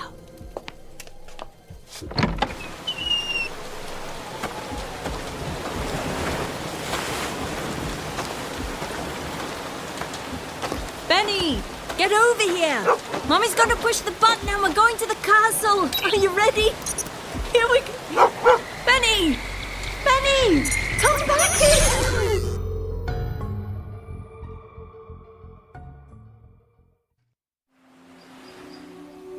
Damn dog! Hello? Hello there! Hello, Matt. I decided to go for a little walk. Oh, it's a nice day for a walk. And by the way, what a lovely house we have. And a garden. Well, thank you. Oh, Benny! Benny! Benny! Benny! Come here, you good dog, you. Now, Benny, is that any way to say hello to Mummy? Here, heel boy. That's a good dog, Scout. Scout? His name is Scout? Oh, that won't do at all. He's going to have to get used to Benny. Oh, I'm sorry, but, do I know you? Look, I know you're Matt. I have been a bit of a chore for the last day or two. Or was it 3? Heck, I don't even know if we're supposed to call them days. I mean, what are they anyway? Excuse me, but, what are you talking about? Well, I guess it's my turn to do all the explaining. Matt? We're over here. I'm talking to someone. Oh, Matt. Who is that in my garden?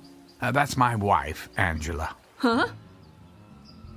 Sorry, I didn't catch your name. It's Marie, Matt. Ring a bell? Marie who? Marie White Thompson? Your wife? We met in high school, went to college together, and got married right before we moved to this, or at least a version of this island. Well, I only knew one Marie in high school, but we didn't go to college together. Yes, we did. Matt, it's me, Marie. Remember? Your high school sweetheart. What are you, an identity thief? So you remember? Well, the last thing I remember about Marie was her wake and her funeral. I just met her in high school. 3 days later, she was hit by a car and killed. What do you mean she was killed? Look, if you stole her identity, I'm calling the police. I'm not dead, you idiot! Hey, I don't know what you're trying to pull here. Matt? Hi, Angela. Look, this woman says she's someone I knew in high school who's dead. Oh. Angela. That's your name? Angela? So she's the best you could do? Hey, nice garden, Angela, but I've got news for you. He's no find. Matt, let's go back to the house, Oh, that's great. Matt, you can't get anything right even when you're not here. Benny, stop it! Whoever you are, I'm calling the police. Go ahead and call the police, you moron. I'm getting out of here. And goodbye, Miss Perfect Little Gardener Wife. Benny, get over here. Oh, forget it, dog. Stay here with these lovebirds. I'll find a new version of you in the next dimension. I think she's crazy. Crazy? Watch this, sweetheart. Matt, get over here! Matt, don't go near her. She's not acting right. Right's not the word for it. Matt! You programmed this thing before you went to bed. What did you do? I can't get it to work. Angela, go back to the house, call the constables. She sounds dangerous. Would you get over here and fix this thing? Is every version of you an idiot? You can't leave me here. This isn't how it's supposed to be. Things were supposed to be better. I can't get the thing to work.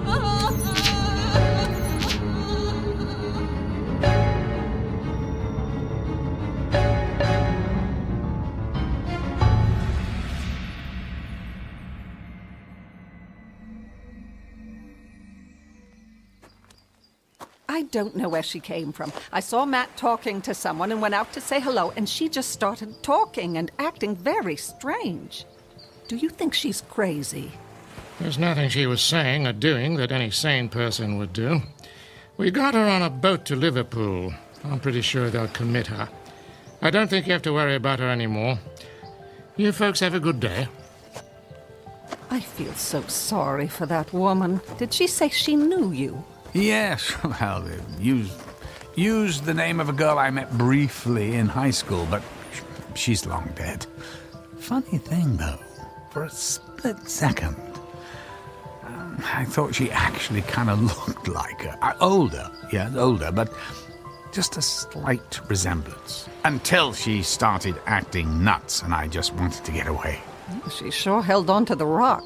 Oh, that's the other thing. She kept saying stuff about, about another dimension and parallel universes, or what, I don't know. That sounds like how you used to talk when we first got here. Yes, but there's nothing to it. I've been all over this island, and all the theories about it aren't true.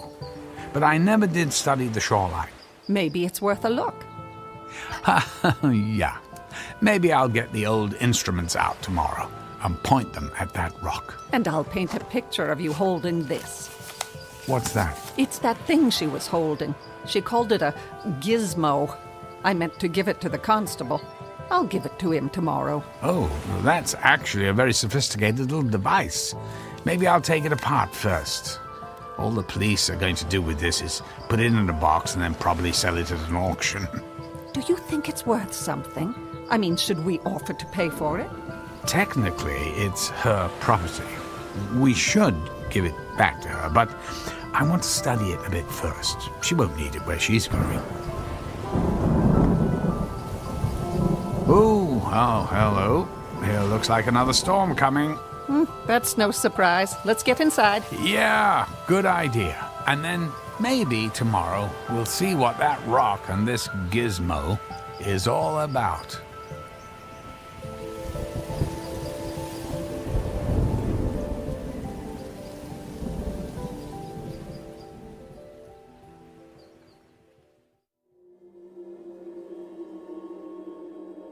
Is it possible we all live in multiple dimensions? One woman knows for sure. A woman on a mission who has found her destination. A destination not made of dreams, but a nightmare of her own creation in a universe that doesn't know her name. A nightmare that could only take place in that unique dimension known as the Twilight Zone.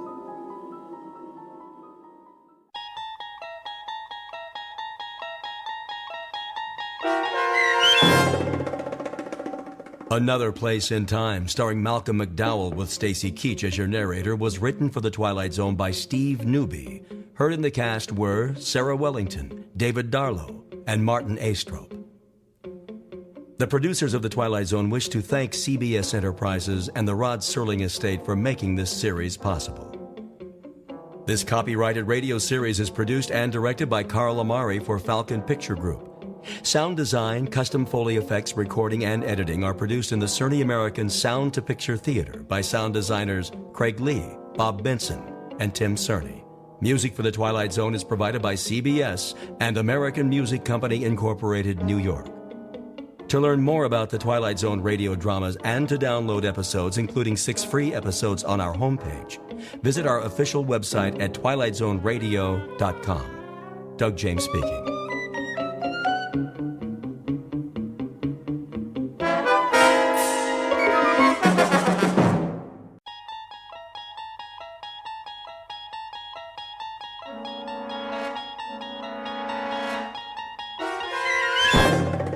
You're traveling through another dimension. A dimension not only of sight and sound, but of mind.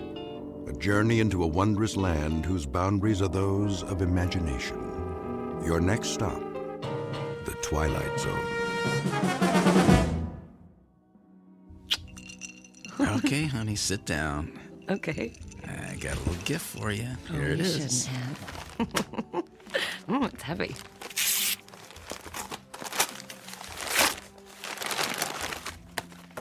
You like it? Well,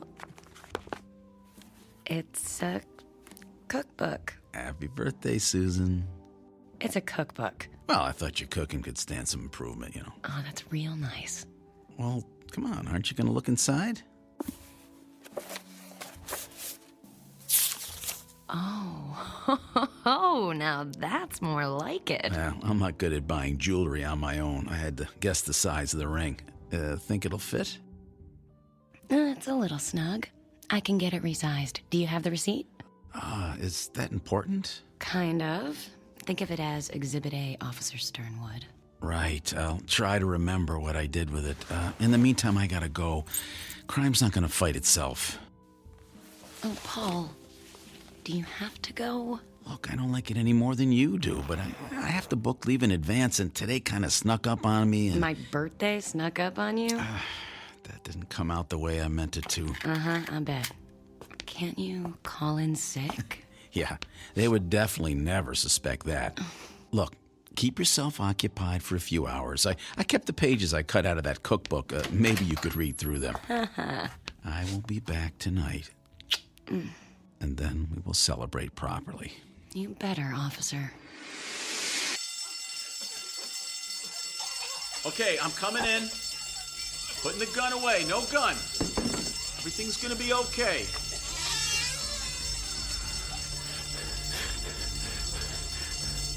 Now listen, Benny. Can I call you Benny? Look, I know you're not angry at these people. They haven't done anything to you. They just want to grab a burger and get on with their day. Now, whatever it is you're upset about, it's not right to take it out on them. Now, you're the one with the gun. You can do whatever you want. And I believe you are a decent man. You don't really want to hurt anybody. Look, we all just want to go home. You, them, me. Especially me. My wife's already mad at me for working on her birthday. And if I'm late for dinner, she's gonna kill me.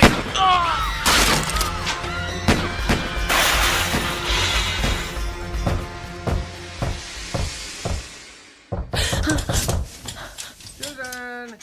Susan! Hey, Susan, are you in there?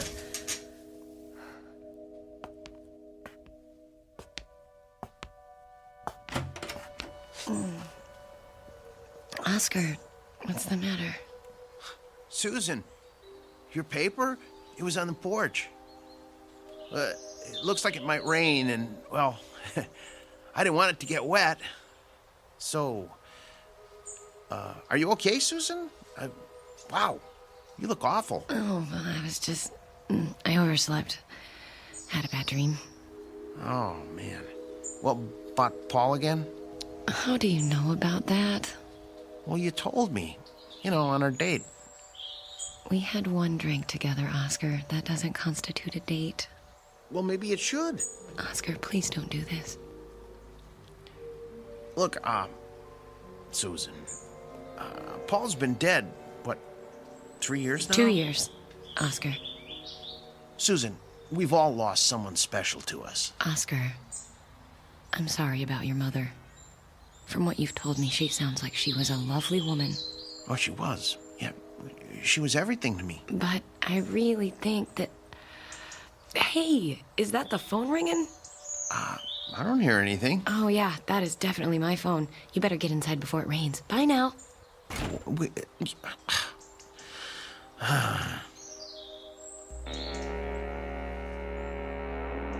Into everyone's lives, opportunity in one form or another is apt to come knocking. But opportunity is about to present itself to Mrs. Susan Sternwood, widow, in the form of one Hal Scratchman, traveling salesman.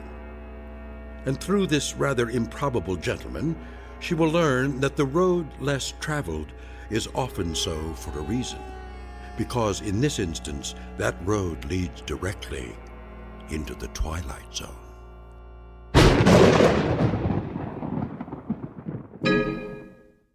And now, The Twilight Zone and our story, The Time of Your Life, starring John Rhys Davies, with Stacy Keach as your narrator.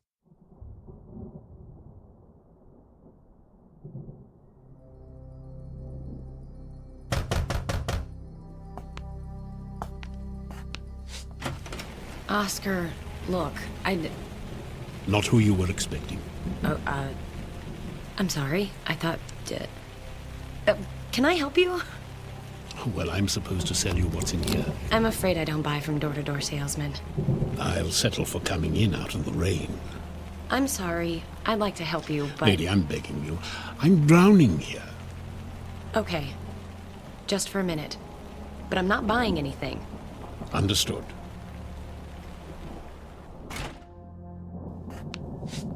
Thanks. Phew. Can't get used to the weather in this city. Oh? Not from around here? No, I come from some place warmer. Can I sit down for a few minutes? Well, actually... Oh, I won't ruin your furniture. I'll just sit on this newspaper. Thanks. You're welcome, Mr...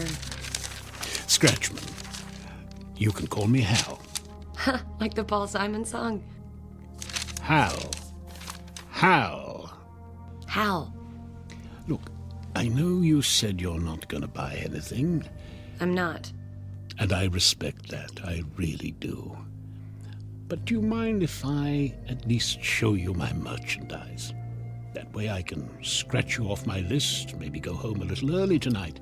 I guess. But I want you to understand that I'm... Oh, it's clear. I would never force anybody into anything they don't want to do. So what do you have in there? Watches? Clocks? Not clocks. A clock. Here, take a look.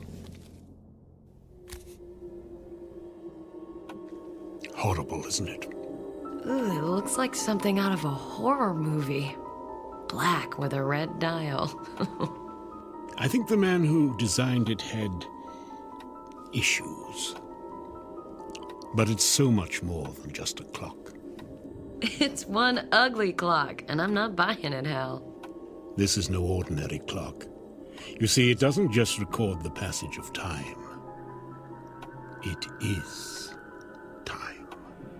Look, Mr... No interruptions, please. This is a very delicate operation. I'll just set the dial back 5 minutes. Aren't you going to get it? Yes? Mrs. Sternwood, glad to see you again. Okay if I come in? It's raining pretty bad. But you were just over there. You sat in that chair. Yes, and in 5 minutes' time I will be again. Pretty cute, eh? It's impossible. Admit it. You're impressed. And I bet you're wondering... Take me back in time? Yes. And a little more than 5 minutes. How about to the day of your husband's murder? Paul. I guess a wife of a cop has to be ready for the possibility that a husband may not come home one day. But that doesn't make it any easier, am I right? And on your birthday, too. How do you know all this? I like to keep well informed. I have a file on you, but it's back at the office, so what do you say? Say about what? Going back. Back to the morning of Paul's murder. Say, just before he left for work. You could plead with him, lock him in the bathroom, whatever you feel like. I leave that part up to you. Anything to stop him from answering that robbery call on his way to the precinct. So what do you say? Yes. You might want to take a while to think it through. Yes. Okay, we have a sale. But before we start down this path, I think we need to discuss terms. Do I have to sign something in blood? Blood? Eee. No, I'm sorry. I just thought... No signing, and definitely not in blood. I'll settle for a handshake. A handshake? And what's the matter? My hands are clean. Oh, no, it's fine. A handshake is fine. Then put her there, partner. All right. Fine, good. There. What next? Now we turn back the clock. Be seeing you, Susan.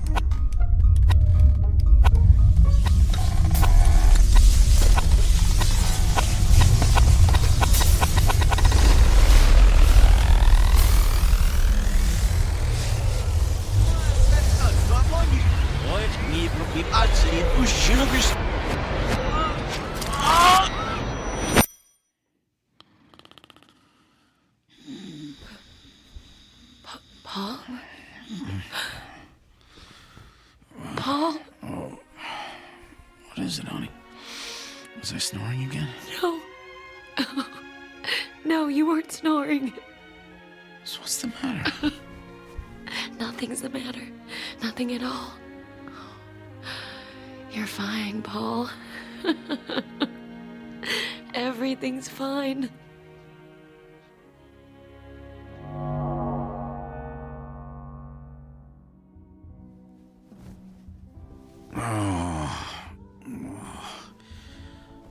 What time is it, honey? Honey? Whoa! Honey, whose birthday is it?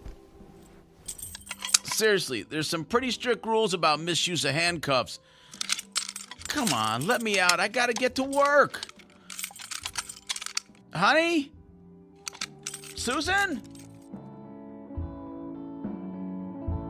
Honey? Mm-hmm. Susan? Yeah, well, hopefully it's just a 24-hour virus. Paul was throwing up all night. I really don't think he's fit for duty today. Susan? Okay, I'll tell him. Oh, and if you could pass the word on to Captain Roberts. Oh, thanks, Mike.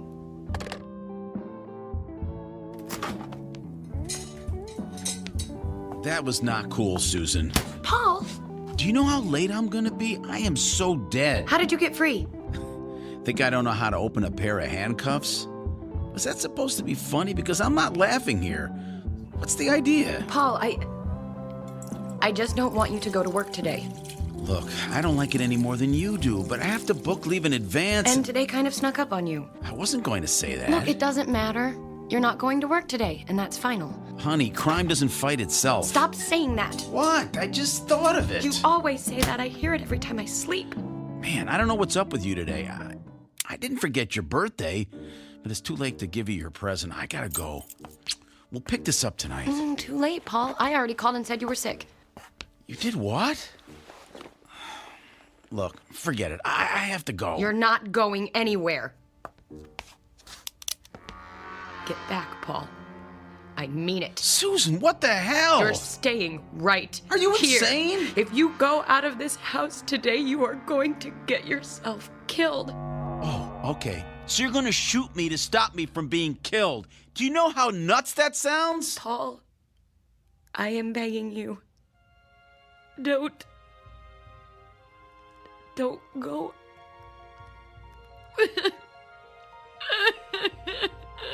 Hey, honey, look, it's okay. I'll call in sick. No, come on. Put that down. And we can open your birthday present. Oh, Paul. Oh, thank you. Thank you. All right, now, I have to explain. The present is kind of a joke, so don't get mad.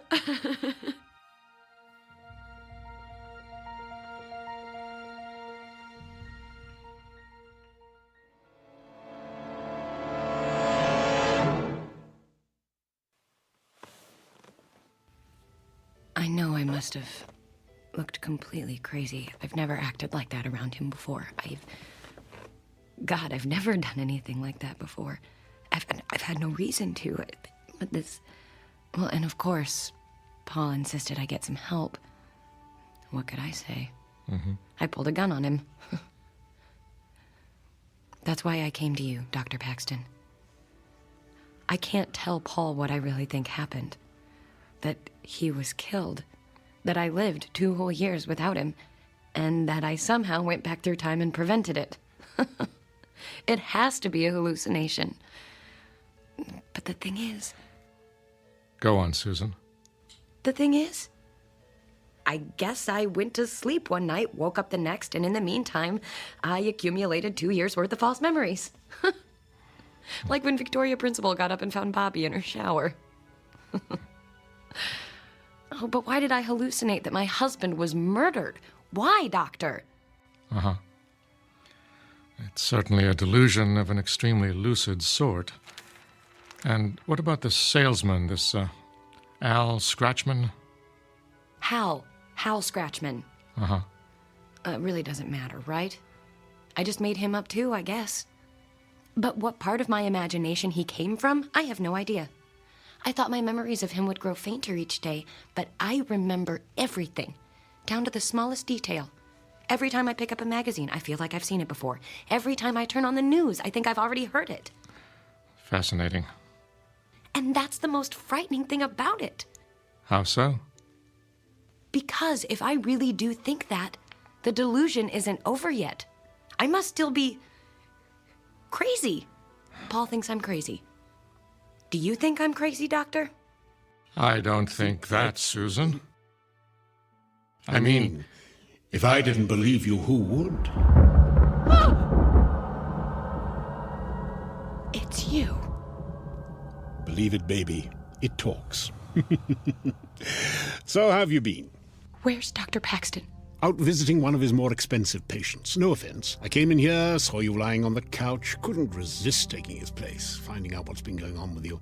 Oh, this is a great office. Look at that view. That is $1 million view right there. And air conditioning. I love air conditioning. I can never turn it up high enough. Oh my God, oh my God, oh my God, this isn't happening. Oh, you've got to love psychiatry.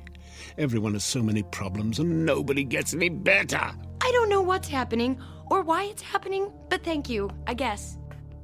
I'm leaving now. Goodbye, Hal. You are not going anywhere, Susan.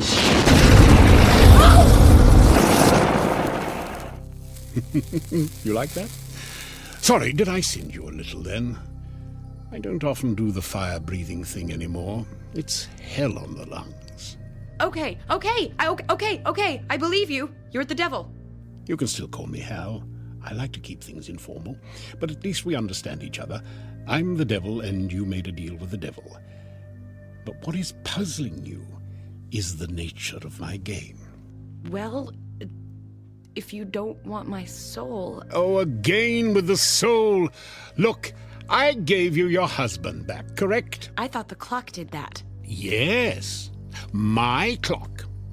You get 1 life from me, so I want 3 back in return. 3 what? 3 lives. Weren't you listening? It can be anyone you want. People you know and dislike, people you don't know and don't care about. Wait a minute.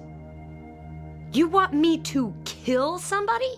3 somebodies. 3. I can't kill anyone.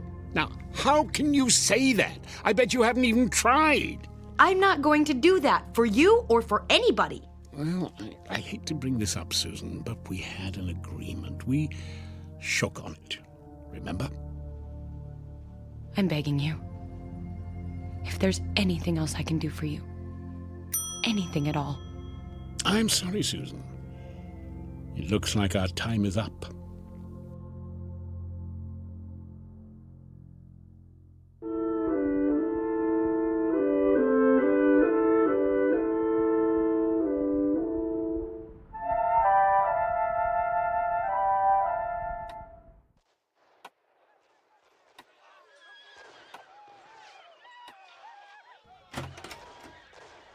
Hi, honey, you're home. Paul, I wasn't expecting you back so soon. Why? Do you have plans? Of course not. You okay? You seem a little jumpy. I'm just cold. So, how was your session with Dr. Paxton? Fine. Same as ever. Are we eating out, ordering in, or what? I thought we could... Paul, where did that come from? Where did what come from? Oh, the clock. Hey, pretty cool, huh? Paul, where did you get that? Oscar found it. Oscar? Yeah, he stopped by, wanted to borrow my power drill. I said it was somewhere in the basement and he could help himself. Half an hour later, he came back up with the drill and this. Isn't it neat? I don't like it. Yeah, it's a little odd looking at first, sure, with all the black and the red dial, but... Paul, I just don't want it in the house. I want to get rid of it. Aw, do we have to? I really like it. Susan, what's the matter? It's so... heavy. I can't budge it. Oh, come on. Here, let me try. Oh, sorry. Good thing that beer can was empty. Clock seems fine to me. You need to work out more. Paul, if you can move it, would you mind putting it back where you found it? Sure, I could, but I don't know. I just don't want to. I think it seems good right where it is, don't you think? Why, are you sorry you bought it? No. No, I'm not, Paul. Not for 1 second. All right, well, I'm going to get another beer. You want one? How about a coffee? Wow, living dangerously, huh? One coffee coming up. His fate is tied to the clock. He can't help himself. Hal, where are you? In here. Where? Over here. In the TV. What have you done to my husband? You mean apart from subverting the very nature of time and the universe in order to bring him back to life for you? Nothing. He can't understand why the clock's so important to him, but you can. I don't want that thing in my house. Sorry. Like the 3 lives thing, it's non-negotiable. I moved that clock before. Why can't I move it now? Because I don't want you to. I want it there as a reminder. We have a business arrangement. We could have handled this amicably, gone our separate ways, but no! You had to turn the murders of 3 people into a big deal. So now, I'm playing hardball. Time's running out, and so is my patience. Tick-tock, honey. Remember? Oh, Susan, sweetie, do you think you could change the channel? I think they're showing Ice Station Zebra over... Sorry, Hal. That is the end of our broadcast day. Coffee's up. Hey, why'd you turn off the TV? Bad for your eyes. Let's listen to the radio. That was 3 is the magic number. And that goes out to Susan On second thought, let's go out. I'm hungry.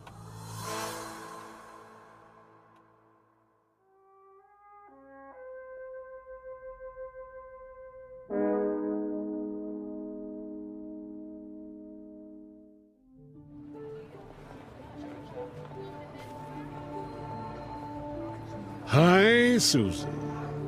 How was dinner last night? Did you go with the Italian in the end? You know, Hal, I'm not even surprised when you show up anymore. Pretty neat trick with the TV yesterday, huh? You see me on that late-night rerun of Northern Exposure? I don't watch late-night TV. Really? Well, that was a waste of time. Wait a second. If it wasn't you, who was that? Ah, who cares? Look, I think maybe we got off on the wrong foot. Don't you mean the wrong hoof? Oh, that's good. I like that. Just because your entire world could fall to pieces like that doesn't mean that you can't face up to things with a, what's the saying? A devil-may-care attitude? Atta girl! Atta girl! Now you're getting it. Listen, Hal, I was just on my way to get some lunch, but one of my girlfriends bailed out on me. I hate to eat alone, so... Care to join me? So you're telling me you want to dine with the devil? Well, it's just lunch. But why not?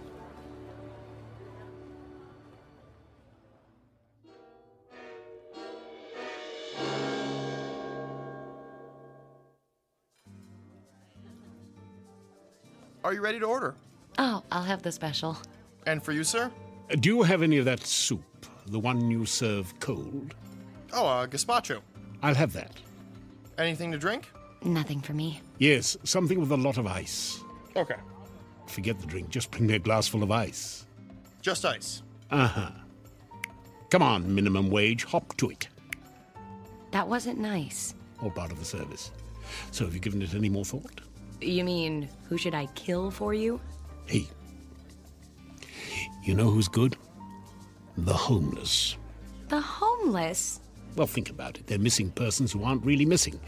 One more or less in the world who cares. I mean, it's not like anyone's keeping score. Don't you think those poor people have suffered enough? I'm the devil! I don't think anyone's suffered enough. And please don't try to pretend you care, Susan. I always give to the homeless. What do you want me to say? Good for you? I'm not in the good for you business. Have you ever thought it might be a blessed release for some of them? I doubt you're in the blessed release business either, Hal. Your ice, sir. If I found out you spat in this, there's going to be hell to pay. There's just one thing you guys have to do to be happy. Just one. Be nice to each other. And that's all. But no, you can't do it. I don't know why. I chalk it up to some sort of design flaw. Well, that's how you people are wired, I guess. And by people, I mean all people, everywhere, even the Swiss. What's different about the Swiss? Nothing. That's the point I'm trying to make. Keep up, darling. The way I see it, you needed someone to pin it all on, someone to take responsibility for all the badness. You needed me. You wished for me. You created me. Can I call you Mum? Under no circumstances. There. Now you know. I never told anybody that before. Why? Nobody ever asked me. They're all too worried about their own problems. Not me. Then you're dumber than you look. I like to hear you talk. I mean, really talk. And they say confession is good for the soul. No. We never use the S word at the dinner table. You know, Hal, you're really not such a bad guy. Don't be spreading that around. I've got a reputation to uphold. Hey! Can I get a little service here? My stomach thinks my throat's been cut. Hal. What? I'm hungry.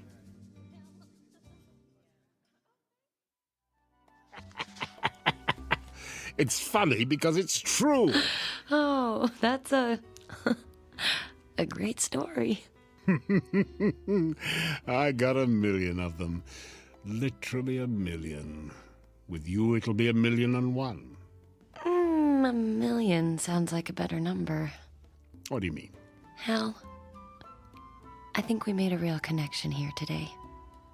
I think we could even be friends. And friends don't spoil things by letting business get in the way. You mean you want me to... Forget about the deal, Hal. Let Paul live. Give me a break. What do you say? Friends? I say... time's up, princess. What? 3 dead. You have 1 hour. Just 1. Or I take the clock, your husband, and your future. But... I told you I couldn't be conned, Susan. I'm not conning you.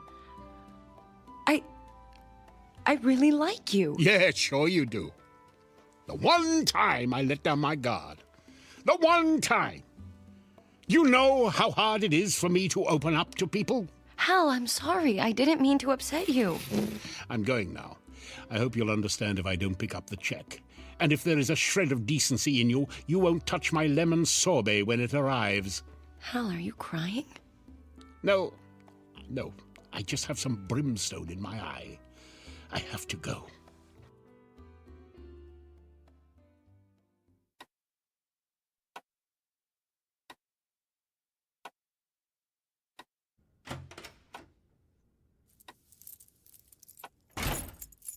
Hello, Susan. Paul, do you even go to work anymore? Who is he, Susan? Who is who? Paul, what are you talking about? Don't pretend you don't know what I'm talking about, okay? Just don't do it. I'm not pretending. I honestly have no idea what you're talking about. I know about the other man, Susan. Are you crazy? There is no other man. Oscar told me all about him. Oh. He's seen the two of you together. He's heard you talking. And you believe him, Oscar? Come on, Paul, I thought you were smarter than that. All right, deny you had lunch with him today. Yeah. Look, it's nothing, okay? It's nothing. Then who is he? I can't tell you that. Why not? It's complicated. How complicated can it be? You have no idea. Then why don't you uncomplicate it for him, Susie? What the hell? Hal, what are you doing here? You never called. And after I gave you my number. You're out of ice cream, by the way. Is this him? Are you him? I'm him. Or do I mean I am he? Grammar. Paul, it's not what you think. This man, Mr. Scratchman Hal, he's a traveling salesman. He came to my door one day. It was raining, so I let him in. Oh, so you're kidding me, right? No, he was selling clocks. Or a clock. The clock over there. I bought it, and that's all. Do you think that's all, Paul? If that's all, why is he here now? How did he let himself in? Did you give him a key? No! See? Always thinking. Natural-born cop. Suspicious, too. I like that about him. We could do business sometime. Go to hell. Not until I'm done here. And you, Susan, you're a real disappointment to me. What is he talking about? Is he crazy? He's the devil, Paul. The Are you crazy? Now, don't make me do the fire breath thing twice in 1 week. It's a real killer.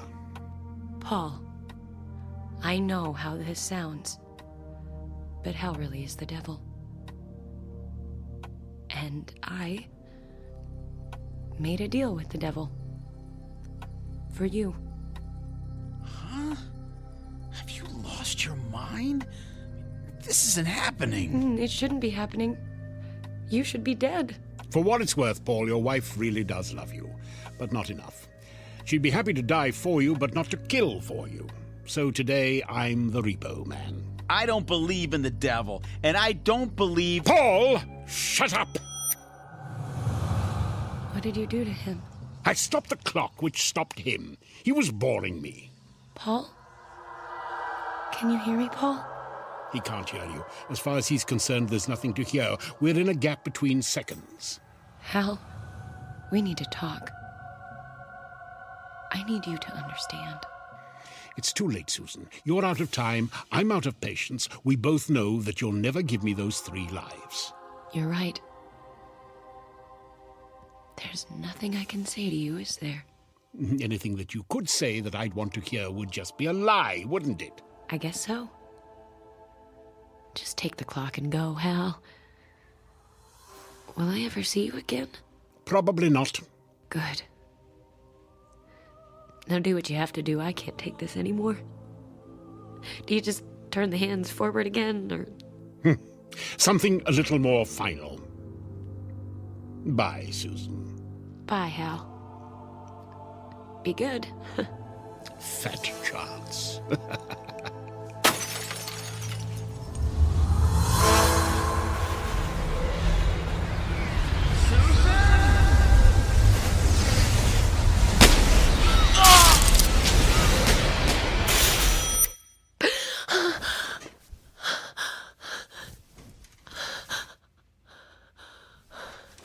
Paul? Paul? Paul?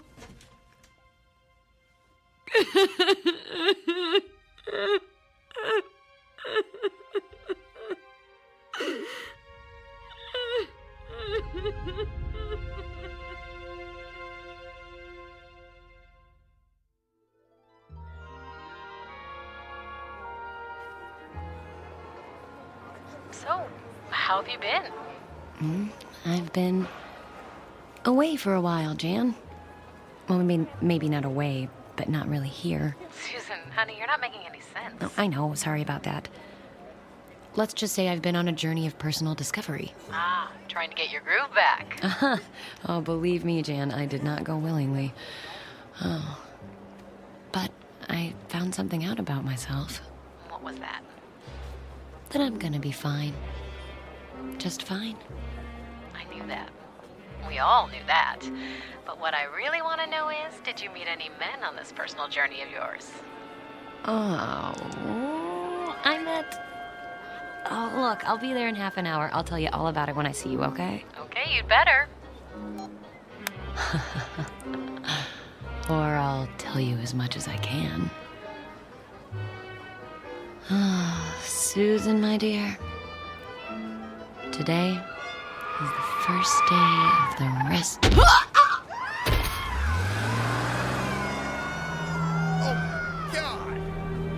He hit her!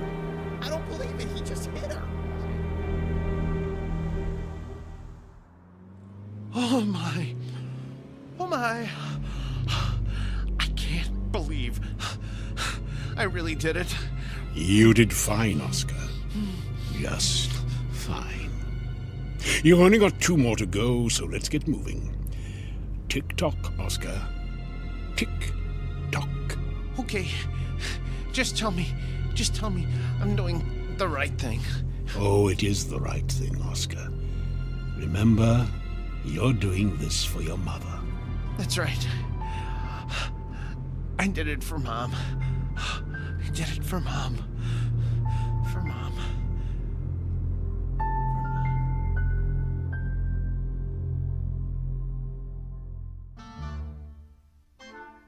A word to the wary. If you should happen to receive a visit from a man who makes you an offer that seems too good to be true, don't even think twice. Lock your doors, bolt your windows, and check your clocks, because the time of your life might just be the end of someone else's in the Twilight Zone.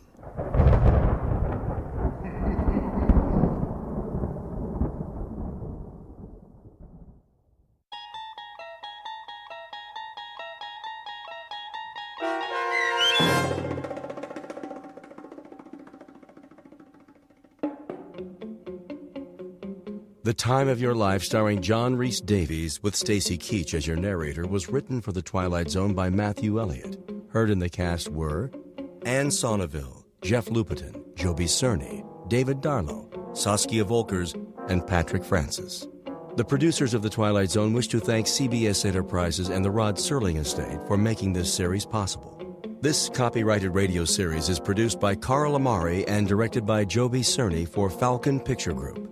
Sound design, custom Foley effects, recording, and editing are produced in the Cerny American Sound-to-Picture Theater by sound designers Bob Benson, Todd Beyer, and Tim Cerny. Music for The Twilight Zone is provided by CBS and American Music Company Incorporated, New York. To learn more about the Twilight Zone radio dramas and to download episodes, including 6 free episodes on our homepage, visit our official website at twilightzoneradio.com. Doug James speaking.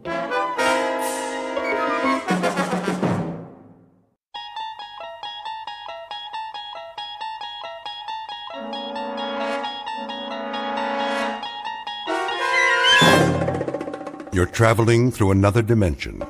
A dimension not only of sight and sound, but of mind. A journey into a wondrous land whose boundaries are that of imagination. That's the signpost up ahead. Your next stop, the Twilight Zone.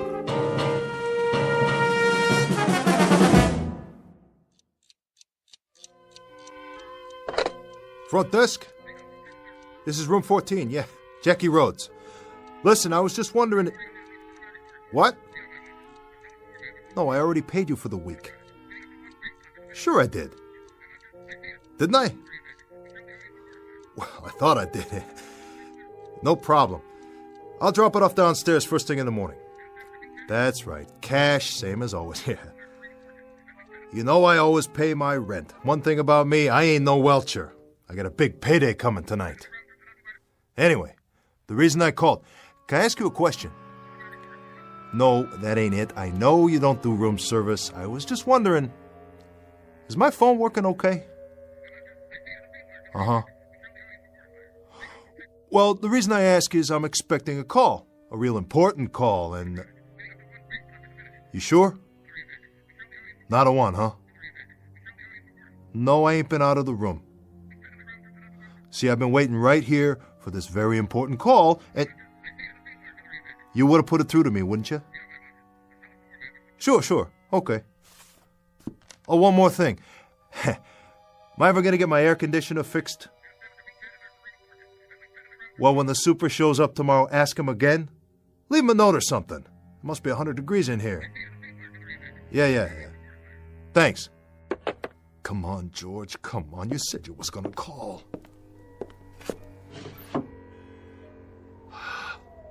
Oh, what a night. Can't even go out for a cup of coffee. Yeah.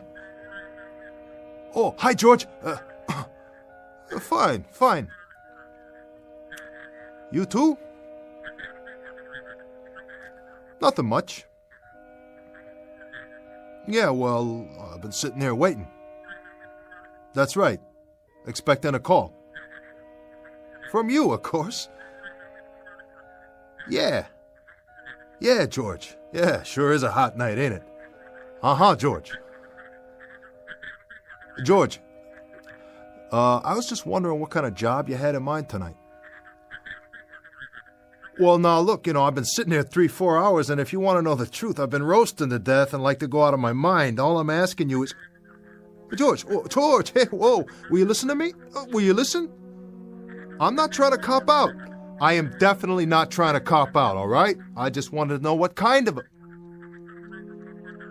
Well, because I got a tendency towards nerves, George. Well, you can sit in a hotel room only so long, and it's such a hot night. George, I ain't complaining. Whatever the job is, I'm up for it. Sure. You got a number one boy here is what you got. You know that. And I'm going to do the job for sure. George?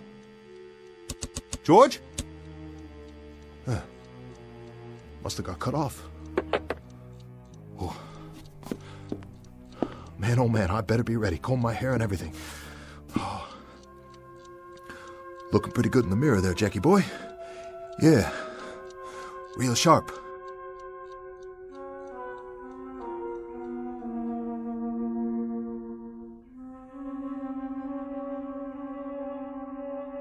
This is Mr. Jackie Rhodes, age 34.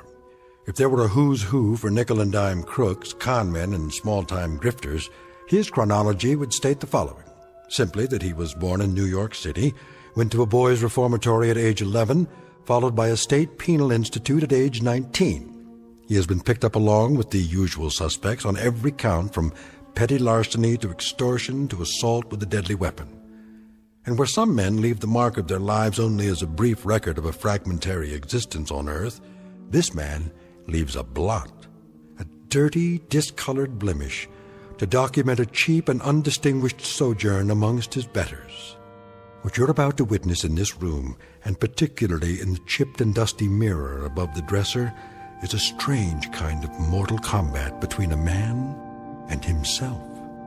For in just a moment, Mr. Jackie Rhodes, whose entire life has been given over to fighting adversaries of one sort or another, will meet his most formidable opponent to date, his own reflection, as seen in the mirror of a cheap Skid Row hotel room that just happens to be located in the Twilight Zone. And now, The Twilight Zone, and our story, A Nervous Man in a $4 Room, starring Adam Baldwin with Stacy Keach as your narrator.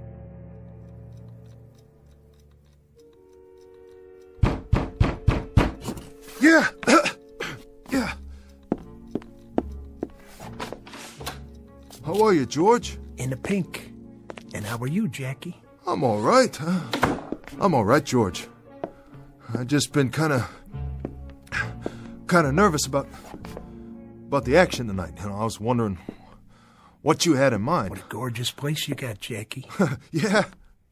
$4 a night. You can't go wrong. No, you can't go wrong.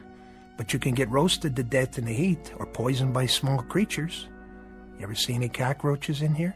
Nah. Me and the roaches, we got an understanding. That's good.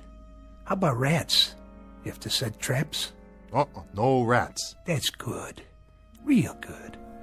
Personally, I hate rats. Know what I mean? Oh, yeah. I know what you mean.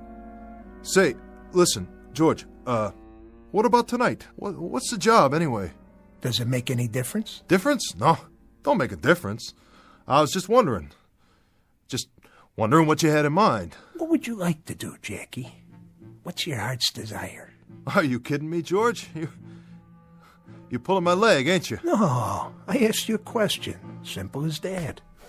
Well, if it was up to me, I'd like something with some decent odds for a change. What's that?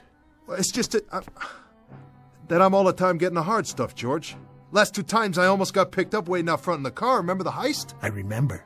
That stuff ain't for me, George. No? Because if they pick me up one more time, that's 3 strikes and out. I'm long gone and for good.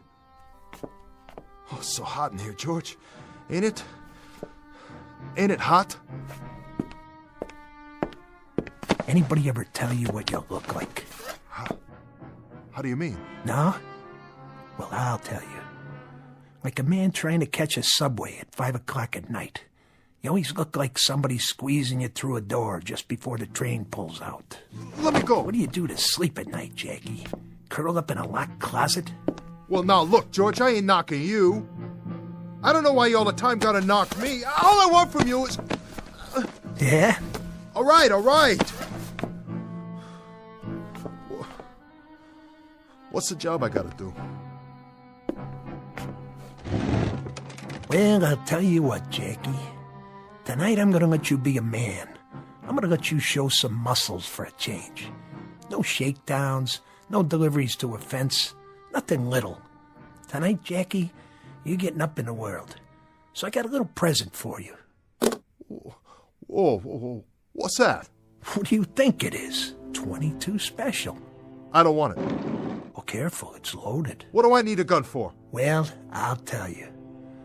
Old man runs a little bar on 38th Street, between Lexington and 6th. Feisty old bum, always giving us trouble. Don't like to pay off for the jukebox we got him. Don't like to pay off for the protection. We lecture him all the time and he spits in our eye. How do you like that for gratitude? Well, you don't keep this kind of stuff a secret for long. Lots of people hear about it. We go to another place and we say, "Here you are, pal, here's your bill for the jukebox." And you know what, Jackie? They want to spit in our eye, too. They hear there's an old gleep on 38th Street who don't pay, so why should they pay? Till tomorrow morning, when they find the old gleep sprawled out over his bar. And you know what? Everybody else falls in line real quick like. Now that's simple, ain't it, Jackie? Even you can understand that. Kill him? You want me to kill him? You're the one, Jackie. I just stopped by to tell you. And give you your present. George, I can get set up just for carrying that thing. You ever heard of the Sullivan Act? George, take it with you, please. This one ain't for me. Jackie, you're in hock to me all the way up to your collar buttons. So don't tell me what's for you and what isn't. But I ain't never done anything like this before. There's always a first time. No, George, no. I'm strictly for breaking and entering. I'm nickel and dime. You put me in an alley and I'll do a mug job, but I gotta do it from behind. George, I got no guts. That's me, understand? You know that. I simply got no guts. Why don't you get somebody else? Get a couple of torpedoes. That's why I need you, Jackie. Because my old barkeep knows every torpedo I got on the line. He wouldn't let him in the front door. You, he don't know. So you're the one. But George, you know me. I'm a gutless wonder. Tonight you gotta get guts, Jackie. I don't care where from. Look under the bed or go buy some. Or get them on the corner. But you find him and you do the job. The bar closes at 2. You beat her when he's about to lock up, and then you do it. George! I'll be back here at 2:30. If I find out that you welched on me, that you chickened out, you are dead. Please, George, please. Thanks a lot, George. Thanks a lot. Oh, never used a gun before. Never. What are you looking at in the mirror? Yeah, you, Jackie Rhodes. Some tough guy, huh? Look at you. So what's the beef? What's the big deal? All you have to do is go out there and get rid of an old guy, some dopey old guy, probably 90 years old, probably 100 years old. That's all, some old gleep. That's what George called him, a gleep. And you can't even do the job. Well, I wish I could trade you in. Yeah, Another model. Because this one's all dented and rusted out and don't work right no more. And it's scared. It's all the time scared. Why? Huh? Why are you so scared?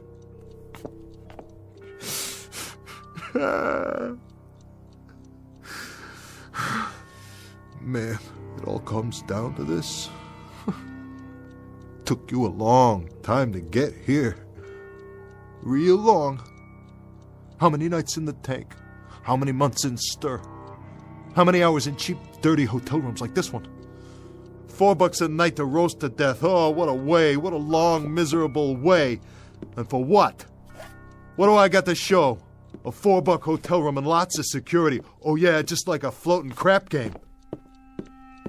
Look at you in the mirror. Yeah, you look at yourself for once in your life. Sweating like a pig, biting your nails. And those eyes, those beady, scared little eyes. George better stick with apples and oranges. He better start squeezing cantaloupes for a living, because he ain't no judge of people. And not this one. Jackie Rhodes, the big-time killer. Killer Rhodes. Well, I know you, Jackie Rhodes, and you ain't no killer. You're a softy is what you are, a great big soft bowl of oatmeal. You got no bones in your body. When the good Lord passed out spines, you must have gone for a beer and missed out. Oh, I wish I could trade you in on a new model. I swear to heaven, I wish I could trade you in right now. No matches. Great. A cigarette and no more matches. That is me all over. That's my little Jackie, halfway. Always halfway. The story of my life. A left-handed guy in the cafeteria line, a one-armed paper hanger, an icebox salesman at the North Pole. Need a match? Huh? Go on. Light yours off mine if you want. Who are you? Well, who do you think? The name's Rhodes. Pleased to meet you, Jackie. What do you say? Oh! Take it easy, Jackie. Come on back over here. Let's you and me have a talk. Yeah. Oh, you and me, we'll have a talk. Real heart to heart. Me in the mirror. We'll have a big, long talk, just the two of us. The two of us. So this is the way it happens, huh? I've had it. All my marbles gone. Finally. This is the way, right? Right here in this room. No, that's not the way it happens. You're all right. Pinch yourself. You didn't flip out. You're rational. You're sane. No, you got a different kind of problem, Jackie, my man. Very different. I'd say we've got different kinds of problems. And you're telling me that you're... I happen to be you, Jack. And you happen to be me. Say that again? Nice arrangement. Keeps it simple, don't you think? Let me get this straight. You're me and I'm you? Oh man, this is crazy. Really crazy. This is nuts. Look at it this way, Jackie. I'm part of you. Another part. An alter ego, that sort of thing. You get the drift? I'm the Jackie Rhodes who might have been. Oh, come on. I think you would have been called John Rhodes. A long time ago, Jackie, a very long time ago, you were up for grabs, you might say. You could have gone one way or the other. You could have turned out my way or your way. Take your pick. Well, you did. And it turned out your way. Your way, Jackie. This way. You understand what that means? No. No, I don't understand. What do you mean, my way? Your way's cheap, weak, scared, half vulture and all mouse. That's what you are, Jackie. So knock me. Go ahead and knock me. I'm this and I'm that. So what? Whatever I am, buddy, I got flesh, I got bones, and I breathe. And in just a couple hours from now, I'm going to put the finger on somebody and I'm going to cash in. So what do you do for a living? Haunt people in mirrors?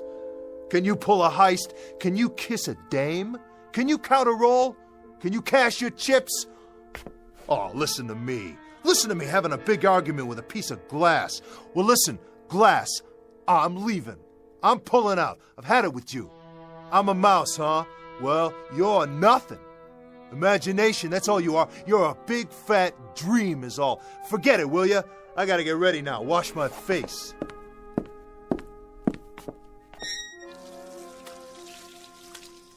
Whoa. Some dream. I must have been asleep for a minute. Jackie. Whoa! What are you doing in here? How can you be in this mirror, too? Go ahead, Jackie. Finish washing up. It's a big night. You leave me be. I know what I'm doing. You ain't even real. Stay calm. Get away. I'll shoot you if I have to. I mean it. Then where'll you be? In a million pieces, that's where. You can't kill me, Jackie. Because I'm not out here. I'm in you.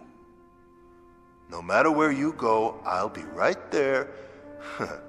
In a store window, in a shiny car, the water in the gutter, I'll be there.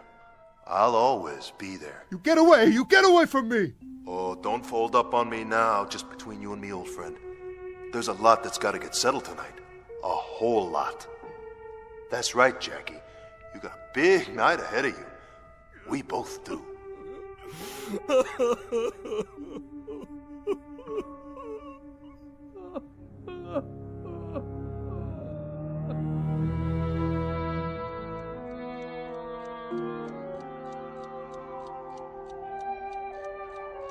What time is it, Jackie? Leave me alone. I thought you were going someplace. Yeah, I'm going someplace. What's it to you? What's it to me? Everything. It's everything to me. Whatever you do is everything to me. Get it? Yeah, I get it. I get it. Your watch stopped, Jackie? What? Check the clock by the bed. It's getting late. Later than you think. Get off my case, will you? Oh, this is rich. Nutso, that's what it is. Really wild. I'm talking to myself in the mirror and I'm hearing answers. I'm really off my rocker. I must be... Of course you're talking to yourself. That's what I am. A part of yourself. A part deep down inside that never came out before, so you couldn't see it. You never let it come out. Never let me come out. But there were moments, weren't there? Remember? What are you yapping about? Moments. When I still had a chance. Do you remember any of the moments, Jackie? The first one, for example. The very first moment. The first decision. What moment? What decision? We were 8 years old. I was never 8 years old. Oh, yes, you were. We were. If I can remember it, you can. In grade school. The teacher, Miss Sanders. Remember how nice she was? Always had a smile, and she wore a little locket around her neck. It was the class picnic. She was walking along in the park, pointing out the birds and the trees. We never knew there were so many different kinds of trees. Nobody ever took me to the park before. And the clasp on the locket broke, and she took the gold chain off and put it away. And a couple of the boys dared you to steal it. You didn't want to. But you did steal it. Right out of her purse when she wasn't looking. Why, Jackie? Why did you do it? I didn't want to steal it, okay? But they dared me. What was I going to do? I had to. I was a crummy little runt, and they dared me. Said I was chicken. And then, when was it? A year later? They dared you again? Yeah, they wouldn't leave me alone. They dared you to go with them and break into a grocery store. What did you steal in the store? I don't know. Something, anything, it doesn't matter. But you remember the dare. Of course I remember the dare. But you don't even know what you took. Look, wise guy, whoever you are, whatever you are, if you know so much, how come you don't know the most important thing? The important thing? And what's that? I already told you I was a runt, you dummy. I was a pasty-faced, skinny little nobody, and when you want to be in a street gang, you gotta go along with them, whatever they say. You back off, they give you the business. They call you chicken, yella. They know you don't got what it takes. So you went along, Jackie, and you made me go along too. And you got caught. Not the other boys, you. And you spent 11 months in a reformatory. What did you prove for all that trouble? Oh, what do you care? Tell me why you're saying all this to me, or shut up! Just shut up! Oh, knock it off! I'm trying to sleep in here! Keep your voice down, Jackie. Why should I? Because you're not the only person in the world. You can't just think about yourself all the time. There are others. Look, I want you to level with me now. What are you? No more fancy talk. What's all this alter ego stuff? You read that in a book somewhere? I think you know what I'm talking about. All right, you're part of me. I give you that. I ain't dumb, you know. No, you're not. You're inside my gut someplace. Well, what are you, a conscience? Is that what you are? You tell me. All right, you're a conscience. So what do you got to say about anything? What gave you the right? I haven't had anything to say about it until now. You never let me out before. But now I've got something to say about it. Oh, boy, do I. I've been waiting a long time. I never let you out. Oh, that's rich. Well, look, buddy, you ain't got no invitation now. I never asked you to show up, did I? So you can crawl back inside and hole up on your own as far as I'm concerned. Who needs you? You need me. I don't need anyone. You've always needed me. Yeah, sure. When you got out of the reformatory, there was a parole officer. Remember him? What parole officer? A very decent guy. His name was Moriarty. Oh, yeah. He liked kids. Had a bunch of his own. You always got the feeling that when he tried to do things for you and straighten you out, it was because he had kids of his own.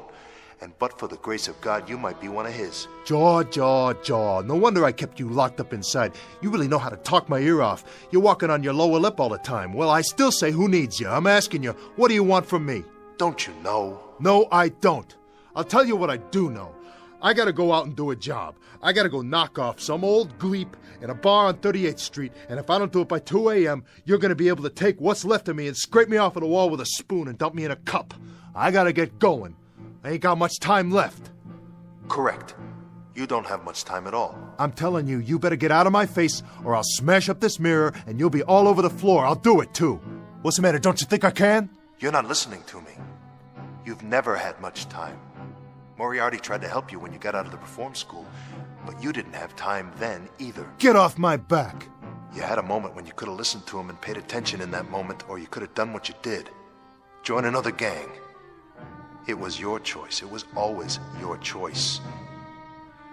And 6 months later, you were in jail again, only this time it was for real, and Moriarty couldn't help you any more than that girl Janie Reardon could. Janie Reardon? I remember Janie. She was a nice kid. She was more than that.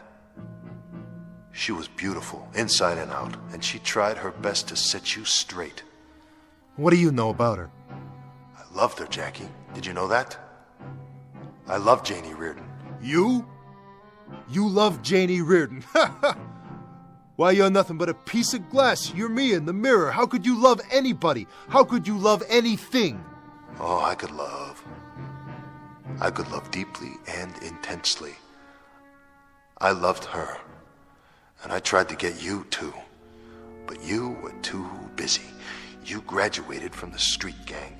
You moved up fast, didn't you? I sure did. You got mixed up in an extortion racket, shaking people down, parting them from their hard-earned money. Real sweet. You were a big shot, huh, Jackie? Still trying to prove something.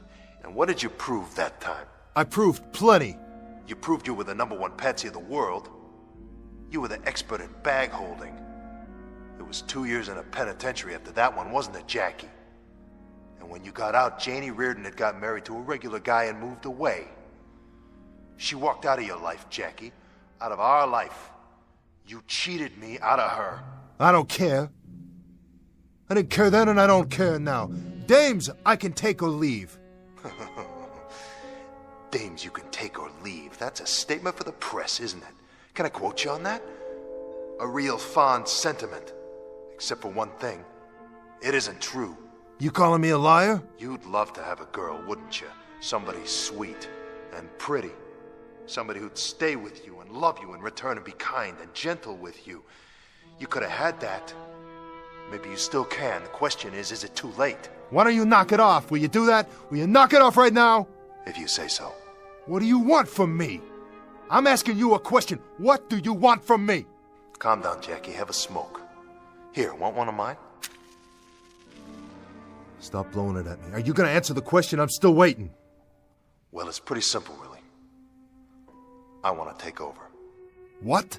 I want to be John Rhodes. I want to be all the instincts you buried inside. I want to be what's left that's still good in you. The decency that you never let show. I want to be the courage you left behind. I want to be all the dreams you ever dreamed but never had the guts to live. Fat chance, Buster. Big fat chance. I can walk out and grab a sandwich anytime, do anything I want. Can you? But you gotta stay in the mirror, and that ain't no statement for the press either. That's the goods. That's the ever-loving goods. You've had your chance, and look what you did with it. You blew it. Now it's my time, my chance. By the look of things, I'd say you need me to be the man for a while. Oh, yeah? I don't just talk the talk. I can walk the walk. I can go out and knock off an old man and cut me some nice cabbage for my trouble anytime I want to. And nobody's gonna tell Jackie Rhodes what to do or how to act or what to feel, not you or anybody else. Then why haven't you done it? What are you talking about? There's still time. Who's that, Jackie? How do I know? Don't you? Are you sure? Or did you forget? Maybe you wanted to forget. I didn't forget nothing. Then answer it. Go ahead. Shut your trap for a minute. Let me think. I gotta think. You know who it is, don't you, Jackie? Don't you?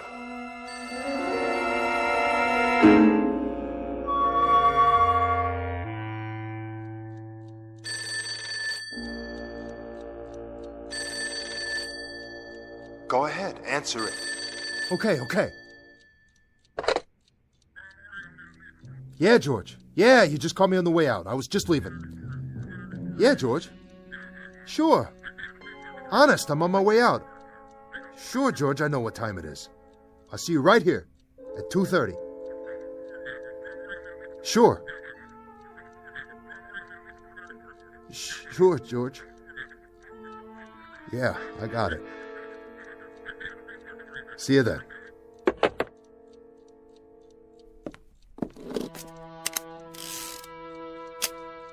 Still think you need the gun, huh? Sure, I need it. I got a job to do. Get out of my mirror. I want to see how I look. Doesn't make any difference, Jackie. Sure it does. Man's got to look sharp. Nobody thinks he's a bum or nothing. Nice tie. But you don't need that either. Oh, yeah? You're not going anywhere. No. You know why, Jackie? Because this job of yours, this killing, this last decision in a long line of dirty decisions, this is one I want to make. Back off. Jackie. What? Look at my face. You know these eyes. I said look. Okay, I'm looking already. What do you see? I'm not kidding, you know that. You can tell. I want out now, Jackie. I want to take over. I want to help us. I want to get a decent job and make some friends. I got a job and I got friends. Yeah, but what kind? I got everything I need. You got nothing, only an ache inside, no friends, and no honor. You're nothing. Knock it off! Hey! How'd you do that? I told you.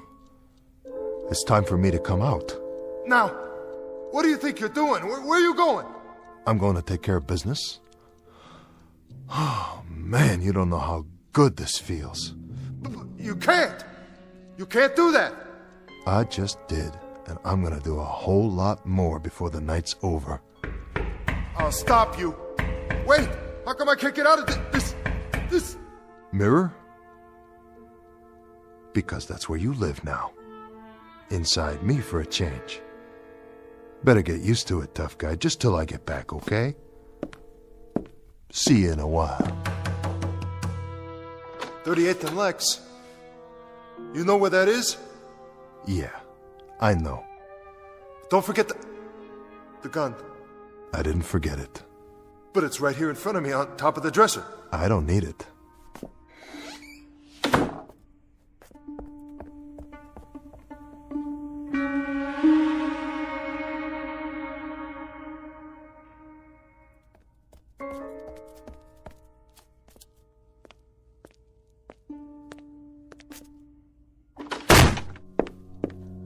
Get up, little man. I said get up. Hi, George. I'm gonna take your skin off foot by foot. You are. Nobody went to the old man's bar tonight, Jackie. Nobody at all. That right. That's right. At last report, he was extremely healthy. Thanks to you.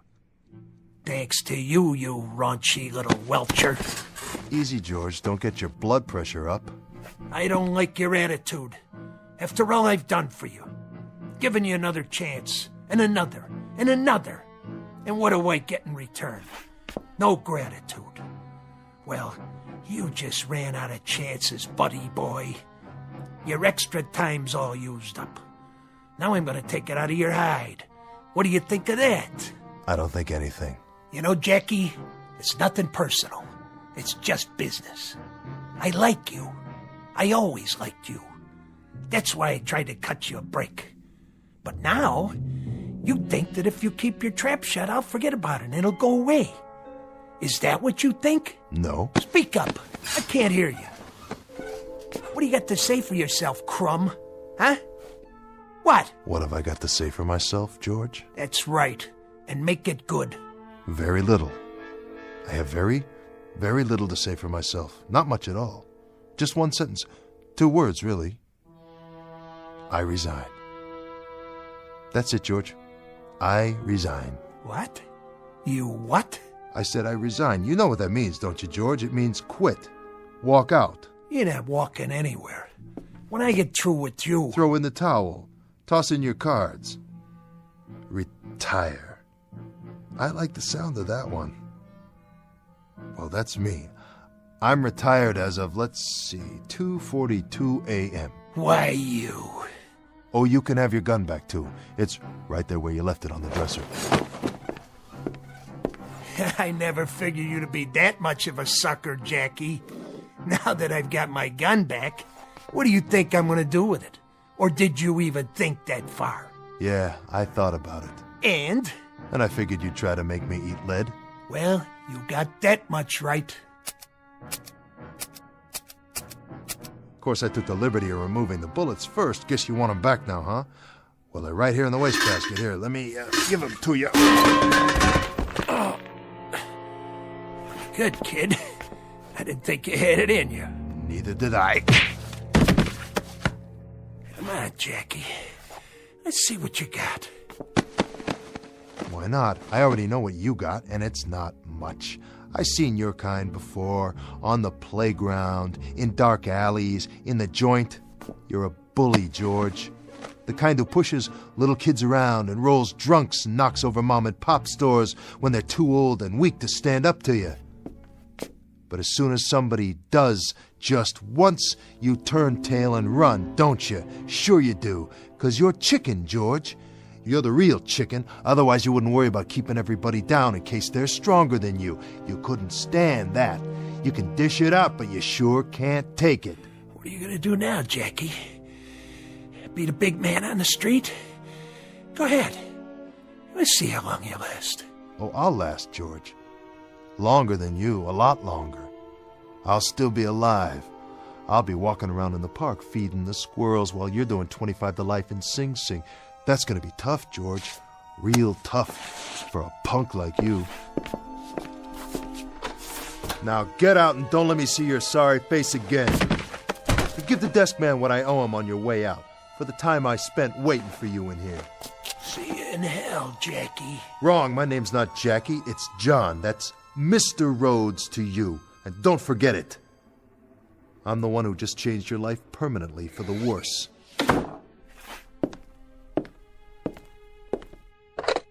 Hello, desk. This is Jackie. This is John Rhodes. That's right, room 14. I'm checking out. No, for good. I'm not coming back. No, as a matter of fact, nothing is all right. The room is too hot, too small, and too dirty. It's just a thing for bums, but not for me. Hey, Jackie. John. We're John now. That was really slick. You liked it? I saw the whole thing from the mirror. It felt great. It did, didn't it? Well, let's hope we don't ever have to do it again. So, what do we do now? Now? We go look for a real job. We get it together. We stop biting our nails and we start living a life. Oh, and you can come out of there now. Thanks. Ready? I guess so. Then, let's get gone.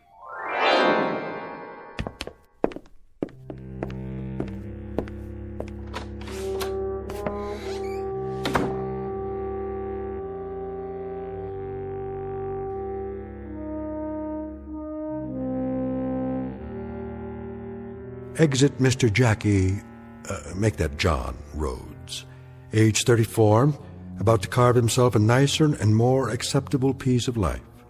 And while we do not offer this story as the norm or the rule, there is a school of thought that says there really are two people in each one of us. And so, for the gentlemen out there, a word to the wise, mind who you're shaving tomorrow morning.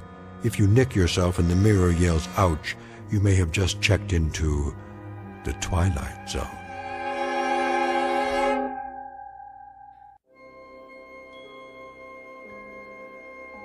Hi, this is Carl Amari, producer of the Twilight Zone Radio Dramas. I'd like to take a moment to tell you about our official website at twilightzoneradio.com, where you'll get the latest news and information on these Twilight Zone radio dramas. Plus, at twilightzoneradio.com, you can digitally download 3 free episodes or any of our episodes for only $1.95 each. In this age of ever-changing technology, we've decided to make these episodes instantly available to you by making the Twilight Zone radio dramas a digital download-only series. This means that this series will no longer be offered on CD. The CD collections at our website are now being offered while supplies last at buy one, get one free. So be sure to get your favorites before they're sold out. Be sure to visit us often, and I'll see you in the zone.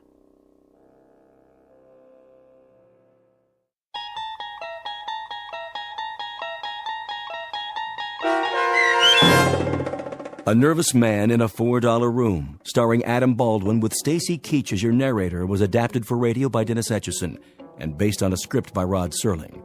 Heard in the cast were Turk Muller and Carl Amari. To learn more about the Twilight Zone radio dramas and to obtain audio cassettes and CDs of these programs, visit our website at twilightzoneradio.com. The producers of The Twilight Zone wish to thank CBS Enterprises, Carol Serling, Dennis Etchison, Dick Brescia Associates, Claire Simon Casting, Terry Jennings, Don Longo, the American Forces Radio and Television Service, our sponsors, and our radio affiliates for helping make this series possible. This copyrighted radio series is produced and directed by Carl Amari and Roger Wolski for Falcon Picture Group. Doug James speaking.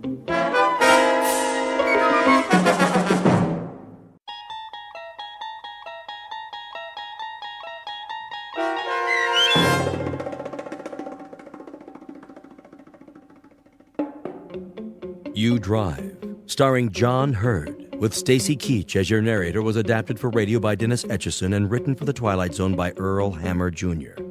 Heard in the cast were Meg Thalken, Jeff Lupetin, Ann Whitney, Doug James, Darren Stevens, Carl Amari, Alyssa Fraden, Elizabeth Lido, Kip Karstedt, C.J. Amari, and Christopher Bolf. To learn more about the Twilight Zone radio dramas and to obtain audio cassettes and CDs of these programs, visit our website at twilightzoneradio.com.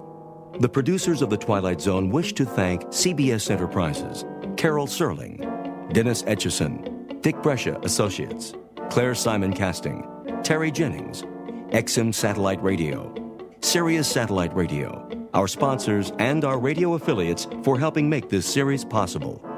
This copyrighted radio series is produced and directed by Carl Amari for Falcon Picture Group. Audio editing, sound design, Foley effects, and mix for the Twilight Zone radio dramas are by Cerny American creatives Craig Lee, Michael Slaybach, Bob Benson, and Jason Rizzo.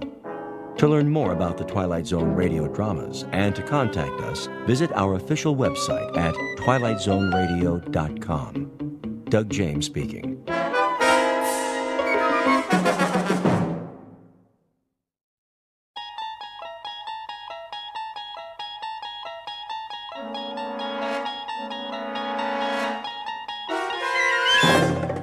You unlock this door with the key of imagination. Beyond it is another dimension, a dimension of sound, a dimension of sight, a dimension of mind. You're moving into a land of both shadow and substance, of things and ideas. You've just crossed over into the Twilight Zone.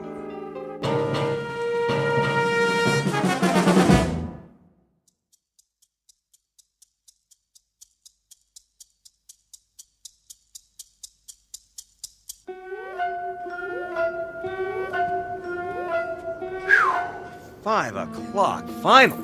The day's getting longer or what? Too long, if you ask me. It's that time of year. What do you mean? It gets dark so early. Then we ought to knock off sooner. 4 o'clock instead of 5. Oh, old man Roscoe would love that. Hey, Mary Ellen. Let me get those files for you. You want to carry my books, Rich? No problem. I guess not, for a big, strong man like you. I was wondering, how about I buy you a drink? No thanks. I have to drive home. Just one? Some other time. Besides, it looks like it's gonna rain. We could stop off at the corner. Leave her alone, Rich. Can't you see she's not interested? Just trying to be friendly. Good night, Mr. Pope. Don't work too late. I won't. Look at them go. Never worked overtime in their lives. You still at it, Ollie? Few more minutes, almost done. I was about to leave. Go ahead, I'll lock up. Let me give you a hand. What do you got left? Why does he always want to give me a hand? Thinks I can't do it, is that it? Oh, no, not that much. Just some letters. Well, give them to me. I'll do them for you. What's he trying to prove? Don't worry, I can handle it. I know you can, but I'm your assistant, Let me assist. Yeah, assist me right out of a job. That's what you're after, isn't it, Pete? That's all right. Come on. I'm your friend, too. Sure, Pete, a real friend. You want my desk, don't you? Go on home. You know, Ollie, you don't look so good. You're working too hard. You gotta take it easy, I'm fine. I'm fine, really. Just get out of here. Well, if you're sure. I'm sure.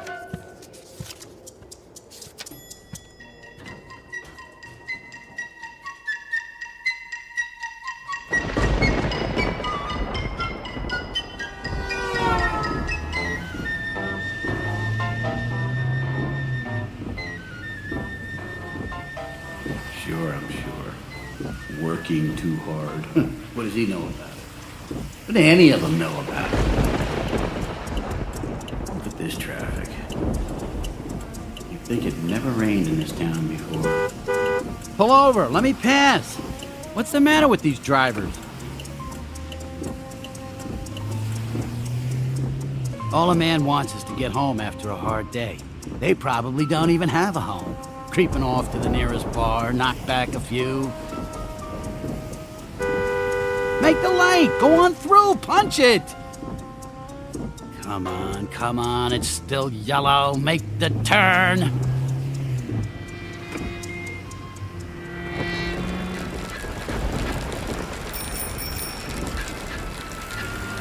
Hey, mister! Don't you see me?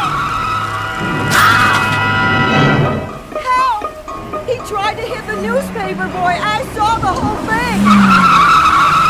Stop! Somebody stop that car! Help! Police!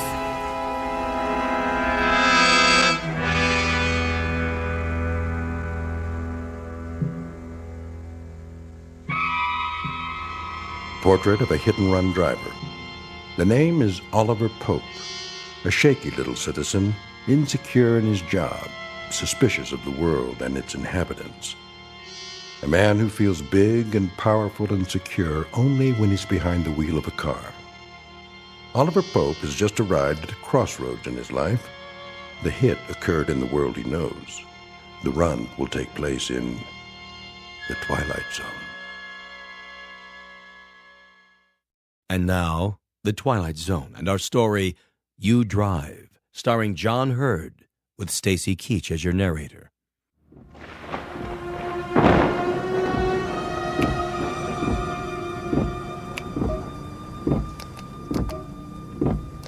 Come on, garage door. Open! What's the matter with this thing?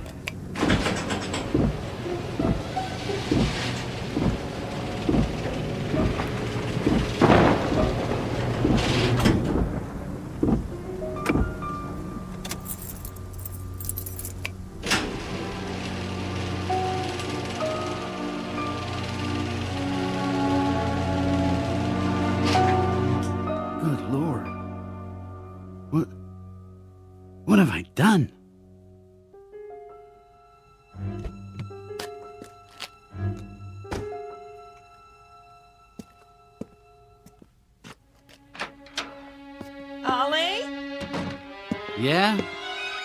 I'm in the kitchen.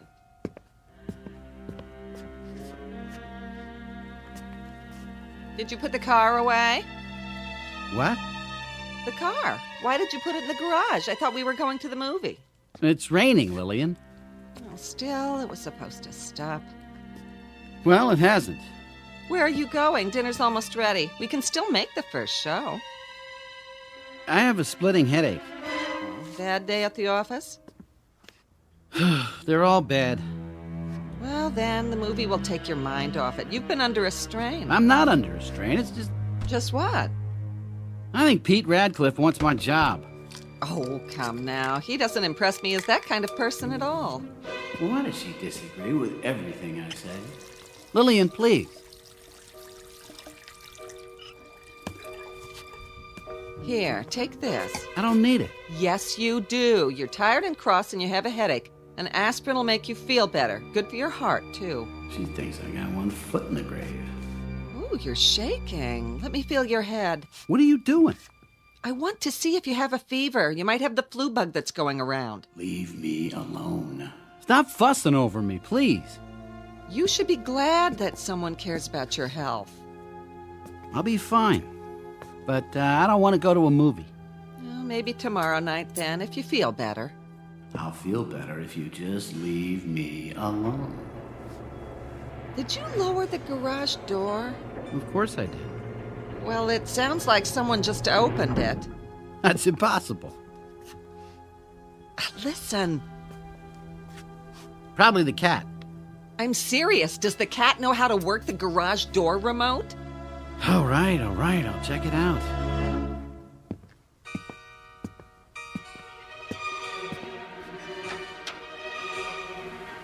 Who's there?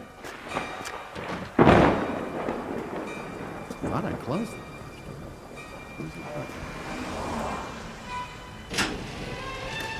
Who did that? I didn't even touch it. The headlights? Somebody in the car? Get out, or I'll call the police. No, you won't. You definitely don't want the police around. I'm not kidding. Nobody. You're cracking up, Ollie, old boy. Then who just turned the headlights on? There. Now they're off. Tell her it was a short circuit. The moisture. But the headlight switch was on. Somebody pulled it out. Did they? And who would that be?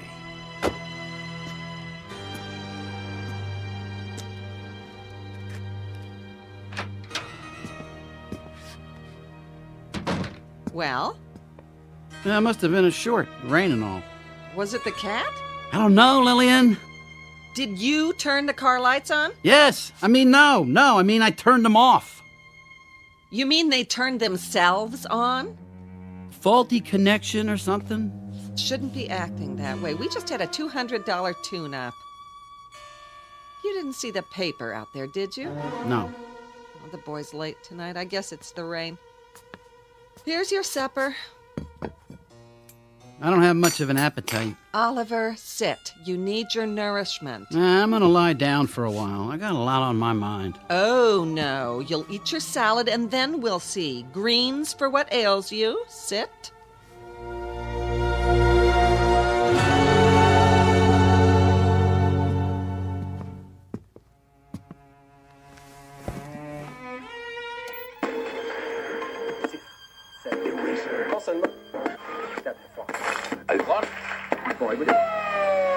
On his rounds in the rain when a hit-and-run driver collided with the bicycle. So far, an eyewitness has been unable to provide a description of the vehicle or a license plate number.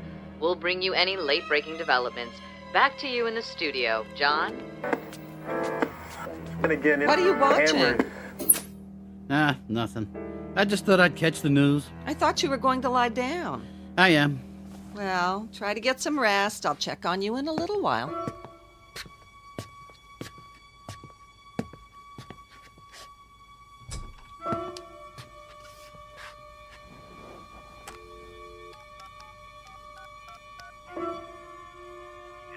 Yes, is this the TV station?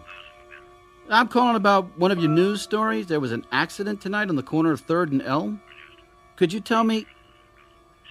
Oh, I'm a friend of the family. That's right. Could you tell me how the boy is? I see. Yes. That's terrible. Terrible. Critical condition. What do I do now? What if... You don't do anything. You'll be fine. Nobody saw you clearly. Put it out of your mind. That kind of thinking makes a man crazy. But it was me. I did it. Did you? If a tree falls and nobody hears it, did it happen? Answer me that. But I have to do something. That's right.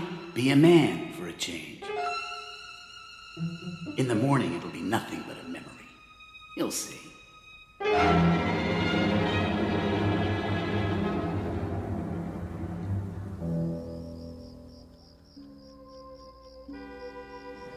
What in the... Ollie? Ollie, what is it? Nothing. Go back to sleep. Oh, come to bed. Why are you standing at the window? I couldn't sleep. Oh, there it is again. I thought I was dreaming. What? Some jerk waking people up in the middle of the night. But that's your horn, Ollie.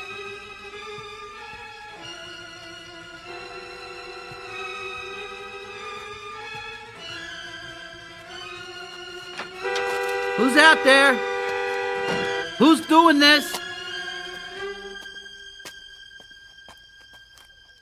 Huh. Wires must be wet. Take care of it first thing in the morning. That's enough! I had it with this piece of junk.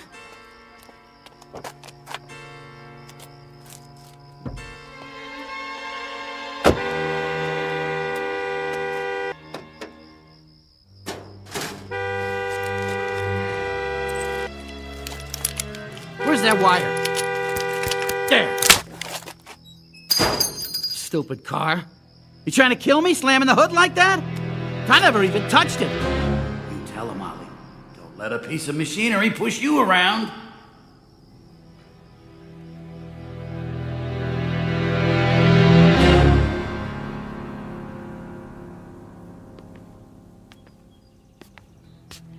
There you are. 1 egg or 2. Just toast. Oh, the morning paper came. Oh, terrible about that little boy, isn't it? What little boy? Oh, right there on the front page. Just 12 years old and they don't expect him to live. Oh, I hope they catch the man who did it so he gets what he deserves. How'd you know it's a man? Oh, didn't you read that far? There was a witness. Oh, drink your juice. I'll make your toast. You gotta have more than that. How can you expect to do a day's work on one piece of toast? I'm not going to work. I don't feel so hot. I thought you said you fixed that. I did. Are you sure there wasn't someone in the garage last night? I told you, okay? The car's old. Nothing works right on it. Our other car was old, and it didn't go honking its head off in the middle of the night. I'm gonna get rid of it. Oh, well, that's just great. Then what will we drive? You know we can't afford a new car. I don't care. Well, I do. I'm gonna take it down and have it looked at right after breakfast. You do that if you want, but I'm still getting rid of it. That's it, Ollie. You tell her. You're the boss of her and that car, aren't you? Well, aren't you?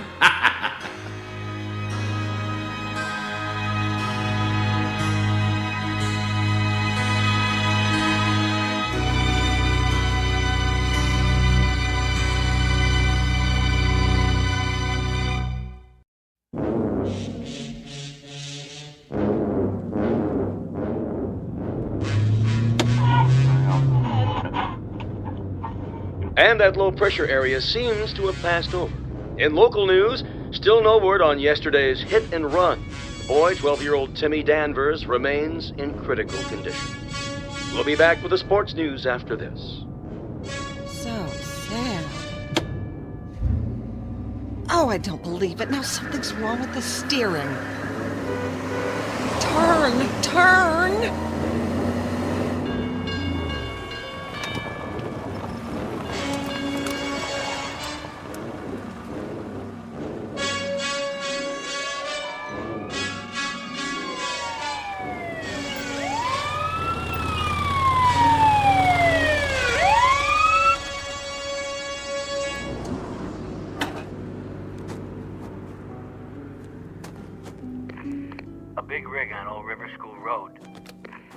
10-4. Help you, ma'am? Oh, officer, I am so glad to see you. My car seems to have broken down. Do you know where there's a payphone? Back a block at Lincoln. You'll see it. Thank you. Not out of gas, are you? No, the tank's full. Here, let me try to get it started. No, I'm afraid it wouldn't do any good. This car is nothing but trouble.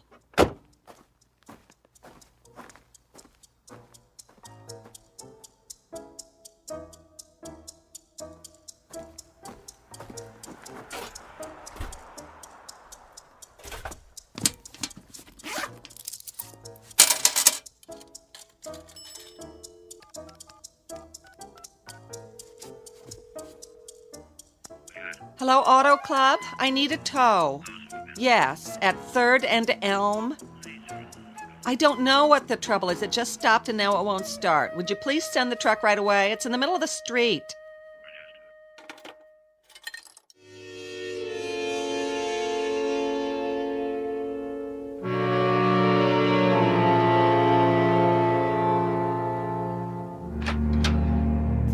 Ollie? In here. What took you so long? Oh, I have never had such a morning. That car! Where is it? I didn't hear you drive up. It's at the garage. I had to take a cab home. What happened? The strangest thing I've ever seen. It all started down there at the corner. I tried to turn right, but I couldn't. What do you mean you couldn't? The wheel wouldn't turn. It wouldn't let me go where I wanted to go. Where was this? Oh, it finally stalled at the intersection near Lincoln. Which intersection exactly? 3rd and Elm. Stalled? The motor died, and there I was, right in traffic. Oh, it was embarrassing. Even the policeman couldn't get it started. Police? What were the police doing there? A motorcycle officer came by while I was waiting. I think he wanted to watch the corner. It's that same corner where the child was run down last night. Maybe they're keeping a lookout in case the driver returns to the scene of the crime. Did he say whether they had any leads yet? Why, yes. As a matter of fact, he said they were very close to making an arrest. Is that right? The witness can almost remember the license plate. Oh, I hope they get him soon. None of us are safe with a madman like that around.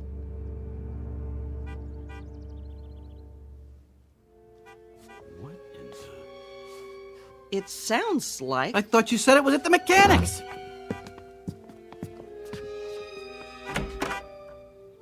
Oh, no! What are you trying to pull? Oliver, what are you talking about? You just told me you had it towed for repairs. I did. I tore out the wire to the horn last night. But what is it doing here? That's what I want to know.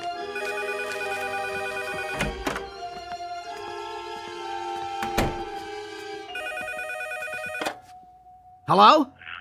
Speaking. No, I didn't pick it up. Neither did my wife. Yeah, I do know where it is. It's right here at my house. Didn't one of your guys bring it out? Well, I don't understand it either, okay, pal? But I want you to understand something. Don't go sending me any bill. It wasn't there long enough for you to even look at it. Guess you told him, but that still doesn't explain. Oliver, I'm confused. You're not the only one. What do you know about this? Was that the mechanic? He said they'd lost the car. Imagine the nerve of that guy. But it isn't lost. It's in our garage. Well, then you tell me how it got here. They didn't deliver it. Oh, I suppose it drove itself home. Don't answer that. Why not? Will you do as I say? If it's for me, I'm not here. Why? Ollie, what's happening? Your eyes. You look frightened. Nothing. I just don't want to see anybody. I don't know what's come over you, but if you don't get over these heebie-jeebies fast, I'm gonna call the doctor. Are you gonna let her talk to you like that? Be a man. Well, Pete Radcliffe. Morning, Mrs. Pope. Or afternoon, I guess it is. Oh, what a nice surprise. Ollie here? Yes, he's in the kitchen. Could I see him, please? Well, just for a few minutes. He's a little under the weather today. That's what I figured. I thought I'd stop by in my lunch hour. How's he doing? Oh, nothing serious. I think it's just a touch of the flu. He's in the kitchen. Ah, guess who's here? Hey, Ollie boy. I hear that mystery bug's got you down for the count, huh? Not quite. I'll be back to work tomorrow. Oh, I hope so, buddy. Kind of slow around there without you. He's lying through his teeth. What brings you over here, Pete? Well, you didn't show up this morning. I thought I'd do you a favor and empty that in basket of yours. Now that's going too far. Pete, I've got important papers in that basket. Not anymore. I took care of it. Every letter answered. Here they are. All they need is your signature. Give me those. Ollie! Gosh, Ollie, I was just trying to do you a favor. You want to do me a favor? Stop bucking for my job. I take one morning off and already you're making noises like you're the head of the department. Hey, you got me wrong. I was just trying to help so you wouldn't fall behind. Don't try so hard. Think I enjoyed sitting there dictating your letters? Well, I've got better things to do. So, go do them. Nobody's holding you here. I think maybe I will. In case you didn't know, a kid was run down on our street last night. Yeah, he lived just 2 doors away from us. Used to play with my kid. That was one nice, decent, fun-loving, ambitious little kid with a paper route, and some maniac smashed into him with his car and left him bleeding in the rain. We read about it in the paper. Such a shame. They didn't actually hit him, did he? Just ran him off the road. Same difference. Let me tell you, we're watching that corner. He'll show up. They always do. And when he does, he'll give himself away. You haven't heard how the little boy's getting along, have you, Pete? He's dead, Mrs. Pope. About an hour ago. Oh. So long. I'll be going now. Oh, I'll see you to the door. He knows. He doesn't know, Jack. Just tough it out, buddy boy. There's not a mark on your car. They'll nab somebody for it. Just you wait.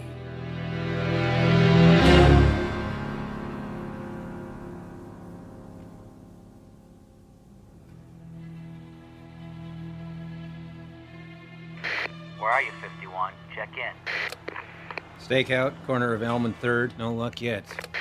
The chief needs you back at the station. That's Big 10-4. Are you leaving, officer? For a while, ma'am. I'll try again at rush hour. You see a suspicious car, you get the license plate this time. Should I try to stop him? No. No way. Keep your distance and call it in. We'll follow up.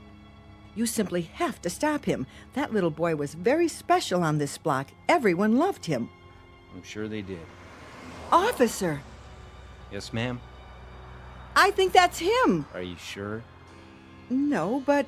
That won't do. You've got to make a positive ID. He's getting away. You know, if I had something more to go on... The car's the same color. Yes, he's the one. I'm sure of it. Wait here.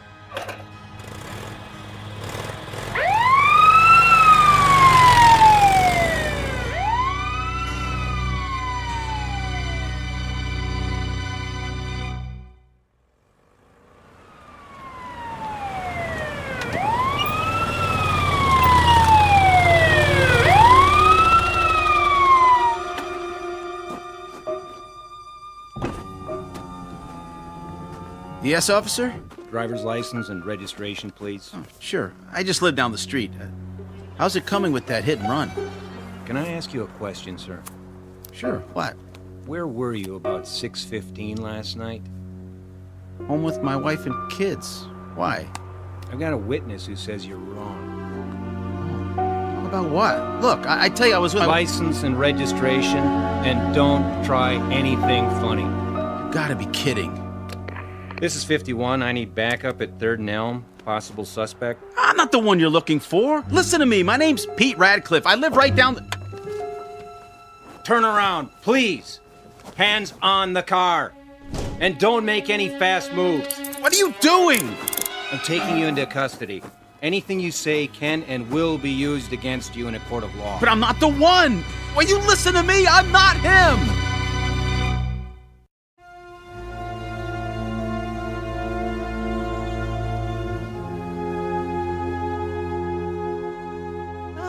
You are, just in time for dinner. You feeling better after your nap? I guess so. Paper come? By your plate.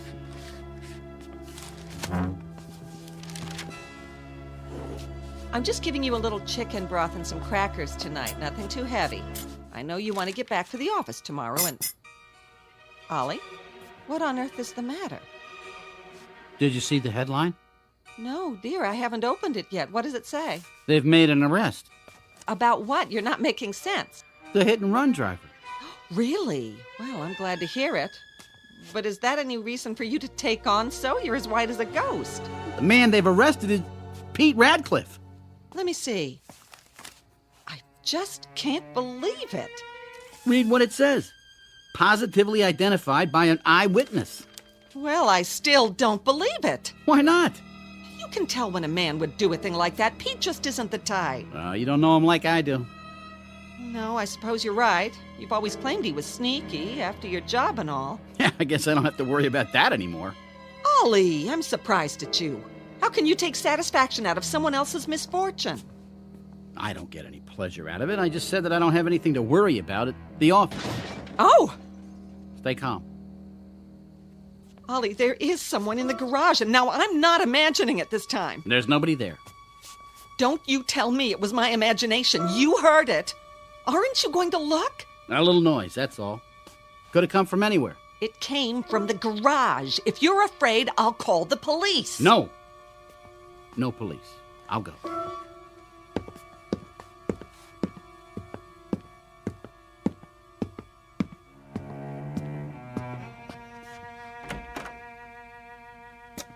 Now what?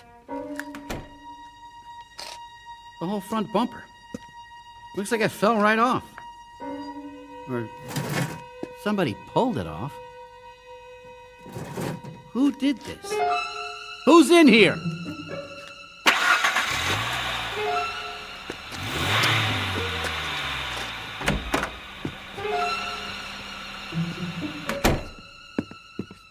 Did you see anybody?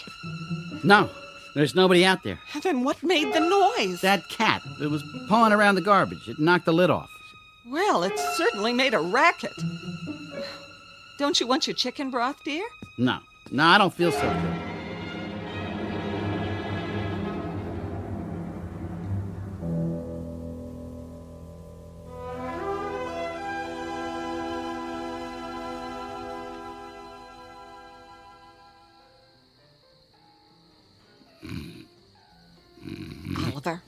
Oliver, wake up!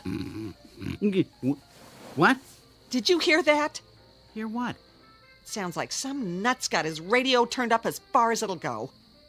Oh, see where it's coming from. Where's my robe?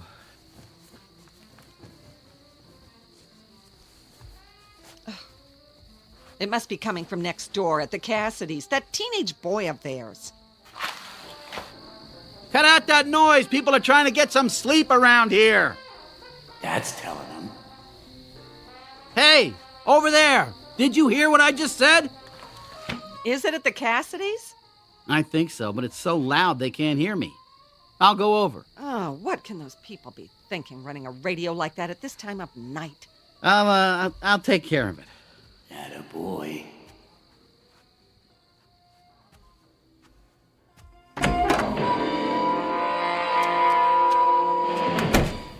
What is this? And now the news. An arrest has been made in the accident that fatally injured young Timmy Danvers. Radio in my own car. Somebody or something is trying to drive me insane. The suspect, Peter Radcliffe, has been identified by Mrs. Daniel Hastings, who was walking her dog at the corner of... Funeral services for the victim will take place tomorrow afternoon at the Church of the Good Shepherd. No! Take charge of it. Kill it. The right tool for the right job. How about a hammer? Yesterday's hit and run. Leave me be, you piece of junk! For the victim will take place tomorrow. Can't see! Turn those headlights off me! An arrest has been Off, made in I the said! accident that fatally injured young Timmy Danvers. Young Timmy Danvers. An arrest has been made in the accident. Fatally injured Timmy Danvers.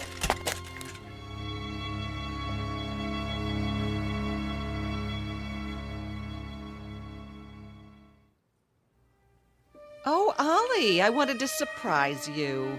I don't need any more surprises. I was going to bring you breakfast in bed. I'm not an invalid. A fever and a little lost sleep doesn't make me bedridden. Well, eat as much of it as you can. I still think you should have called the police. Why? To find out why prowlers are coming into our garage. This makes 2 nights running. I'll install a new lock when I get home tonight. Ollie, you haven't eaten anything. Not hungry. Ollie? Ollie, are you sure? Please, stop fussing. I have to get ready for work.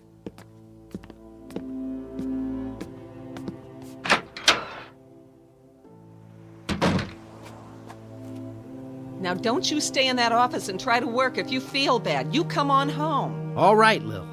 Aren't you going to drive? I thought I'd take the bus. Now? I don't trust the car. It's falling apart. So what should we do? Are you just going to let it sit in the garage? No, I'll put an ad in the paper. Maybe we can unload it on somebody.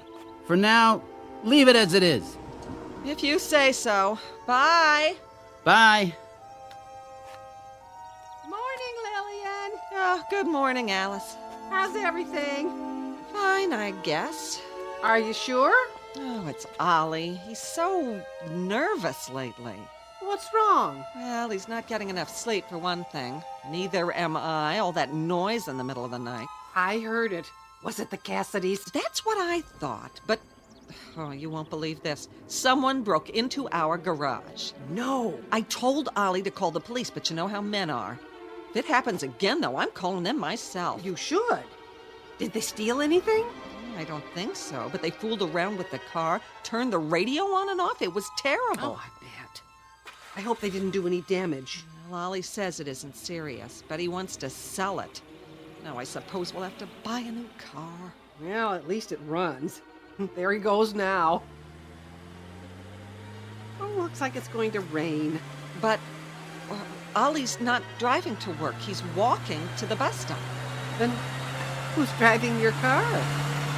Watch out! Alice! Lillian, maybe I'm going blind, but I'd swear there's no one at the wheel.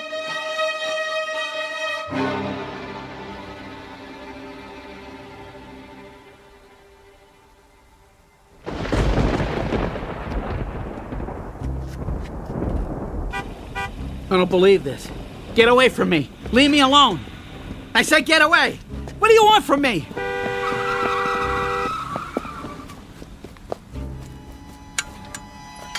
Hey, mister. What are you doing in my yard? I have to get to the next block. Out of my way.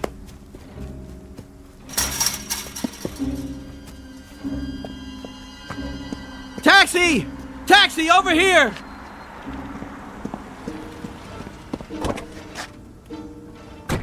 Thank God. So where are you headed? Anywhere away from here. Yeah, sure thing, pal. Just let me turn around here.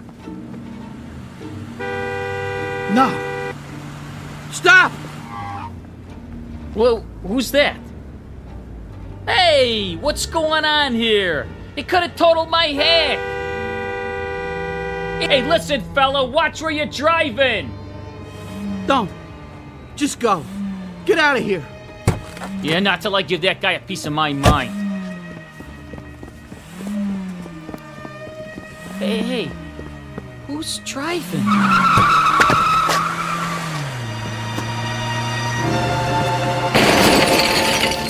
What the heck is going on here? Hey, cops! Somebody's tearing up my cab!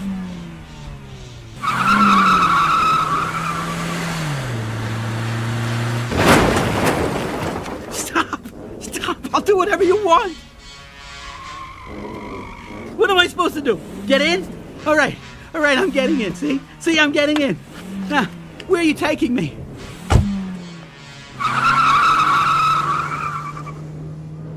Now you've done it. Is this what you want?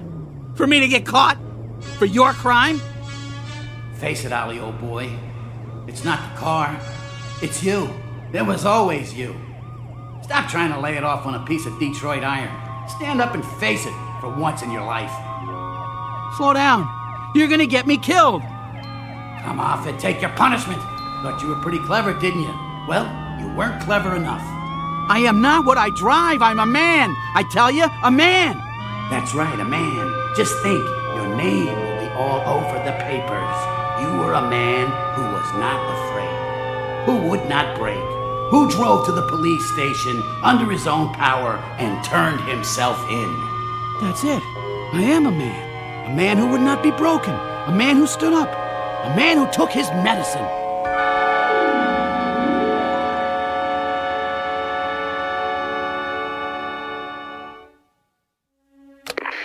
This is an all-points bulletin for drivers within the sound of my voice. Any persons attempting to conceal criminal acts involving their cars are hereby warned. Check first to see that underneath the hood there does not lie a conscience, and that the hum of the engine is not really the beating of something very much like a heart, especially if you're riding along a rain-soaked highway on your way to the Twilight Zone. More from the Twilight Zone after this. You are about to enter another dimension, a dimension not only of sight and sound, but of mind, a journey into a wondrous land of imagination. Next stop, the Twilight Zone. Hi, this is Stacy Keach. I'd like to take a moment to tell you about our Twilight Zone website at twilightzoneradio.com.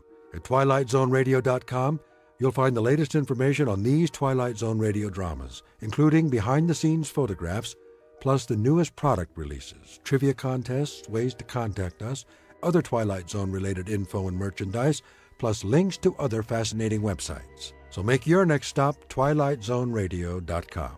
Visit twilightzoneradio.com to purchase these Twilight Zone radio dramas on cassette and CD, or call toll-free 1-866-989-ZONE. That's 1-866-989-9663.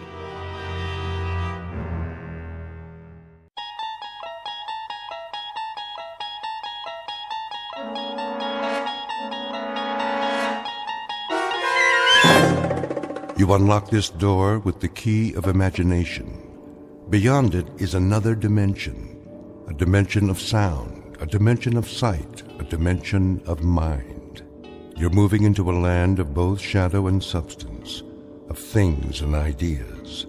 You've just crossed over into the Twilight Zone.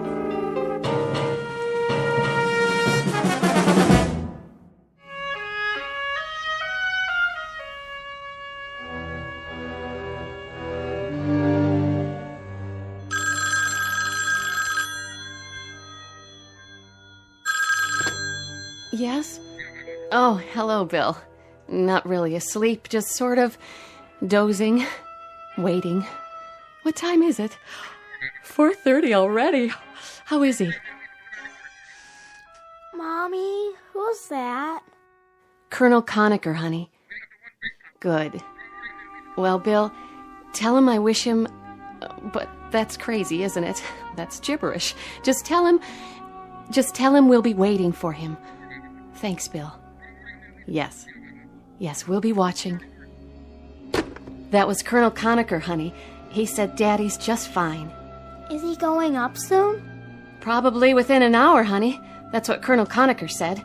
Do you want to go back to bed? No. I don't blame you. I can't sleep either. I'll tell you what. I'll make some coffee for me and some cocoa for you, and you get dressed in the meantime, okay? Then we'll turn on the television set. Okay, Mommy. And in this morning's news, all is set at the Cape for the big launch. Astronaut Robert Gaines will orbit the Earth alone, gathering vital information for the President's stepped-up space program. So far, Be safe, Bob. are clear, Be safe, darling. looks like a go. And come back In to world us. News, the stock exchange in London reports an opening gain, despite concern over yesterday's devaluation.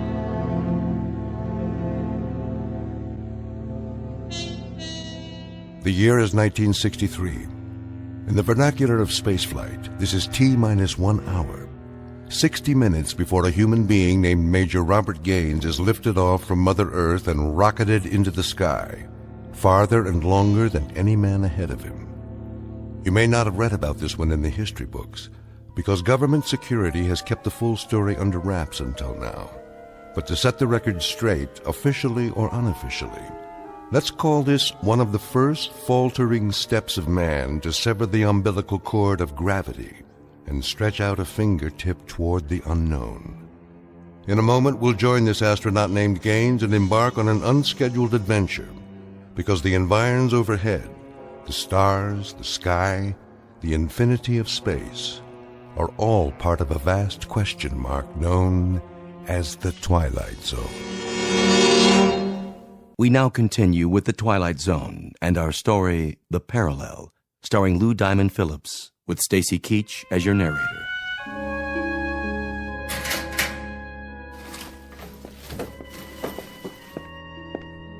Hello, Gaines. Hey, Conacher. Pulse normal? Reasonable. Someplace between nonchalance and panic. I know the feeling. I talked to Helen. She's fine. Says to tell you they'll be waiting. Bless you for that. Any messages for the angels? Well, you could give them a kiss for me. Any that you happen to meet. Well, on my last orbit around, I'll lasso a pair of gossamer wings and I'll ship them down to you Air Express. Collect.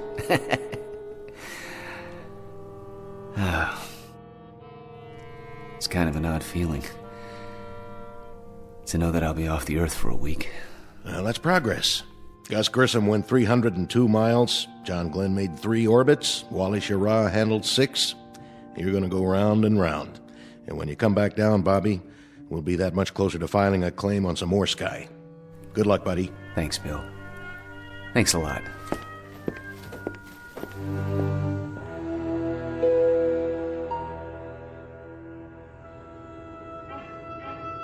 This is Capcom. The countdown for the MX-10 launch is T-minus 19 seconds. T-minus 19 seconds.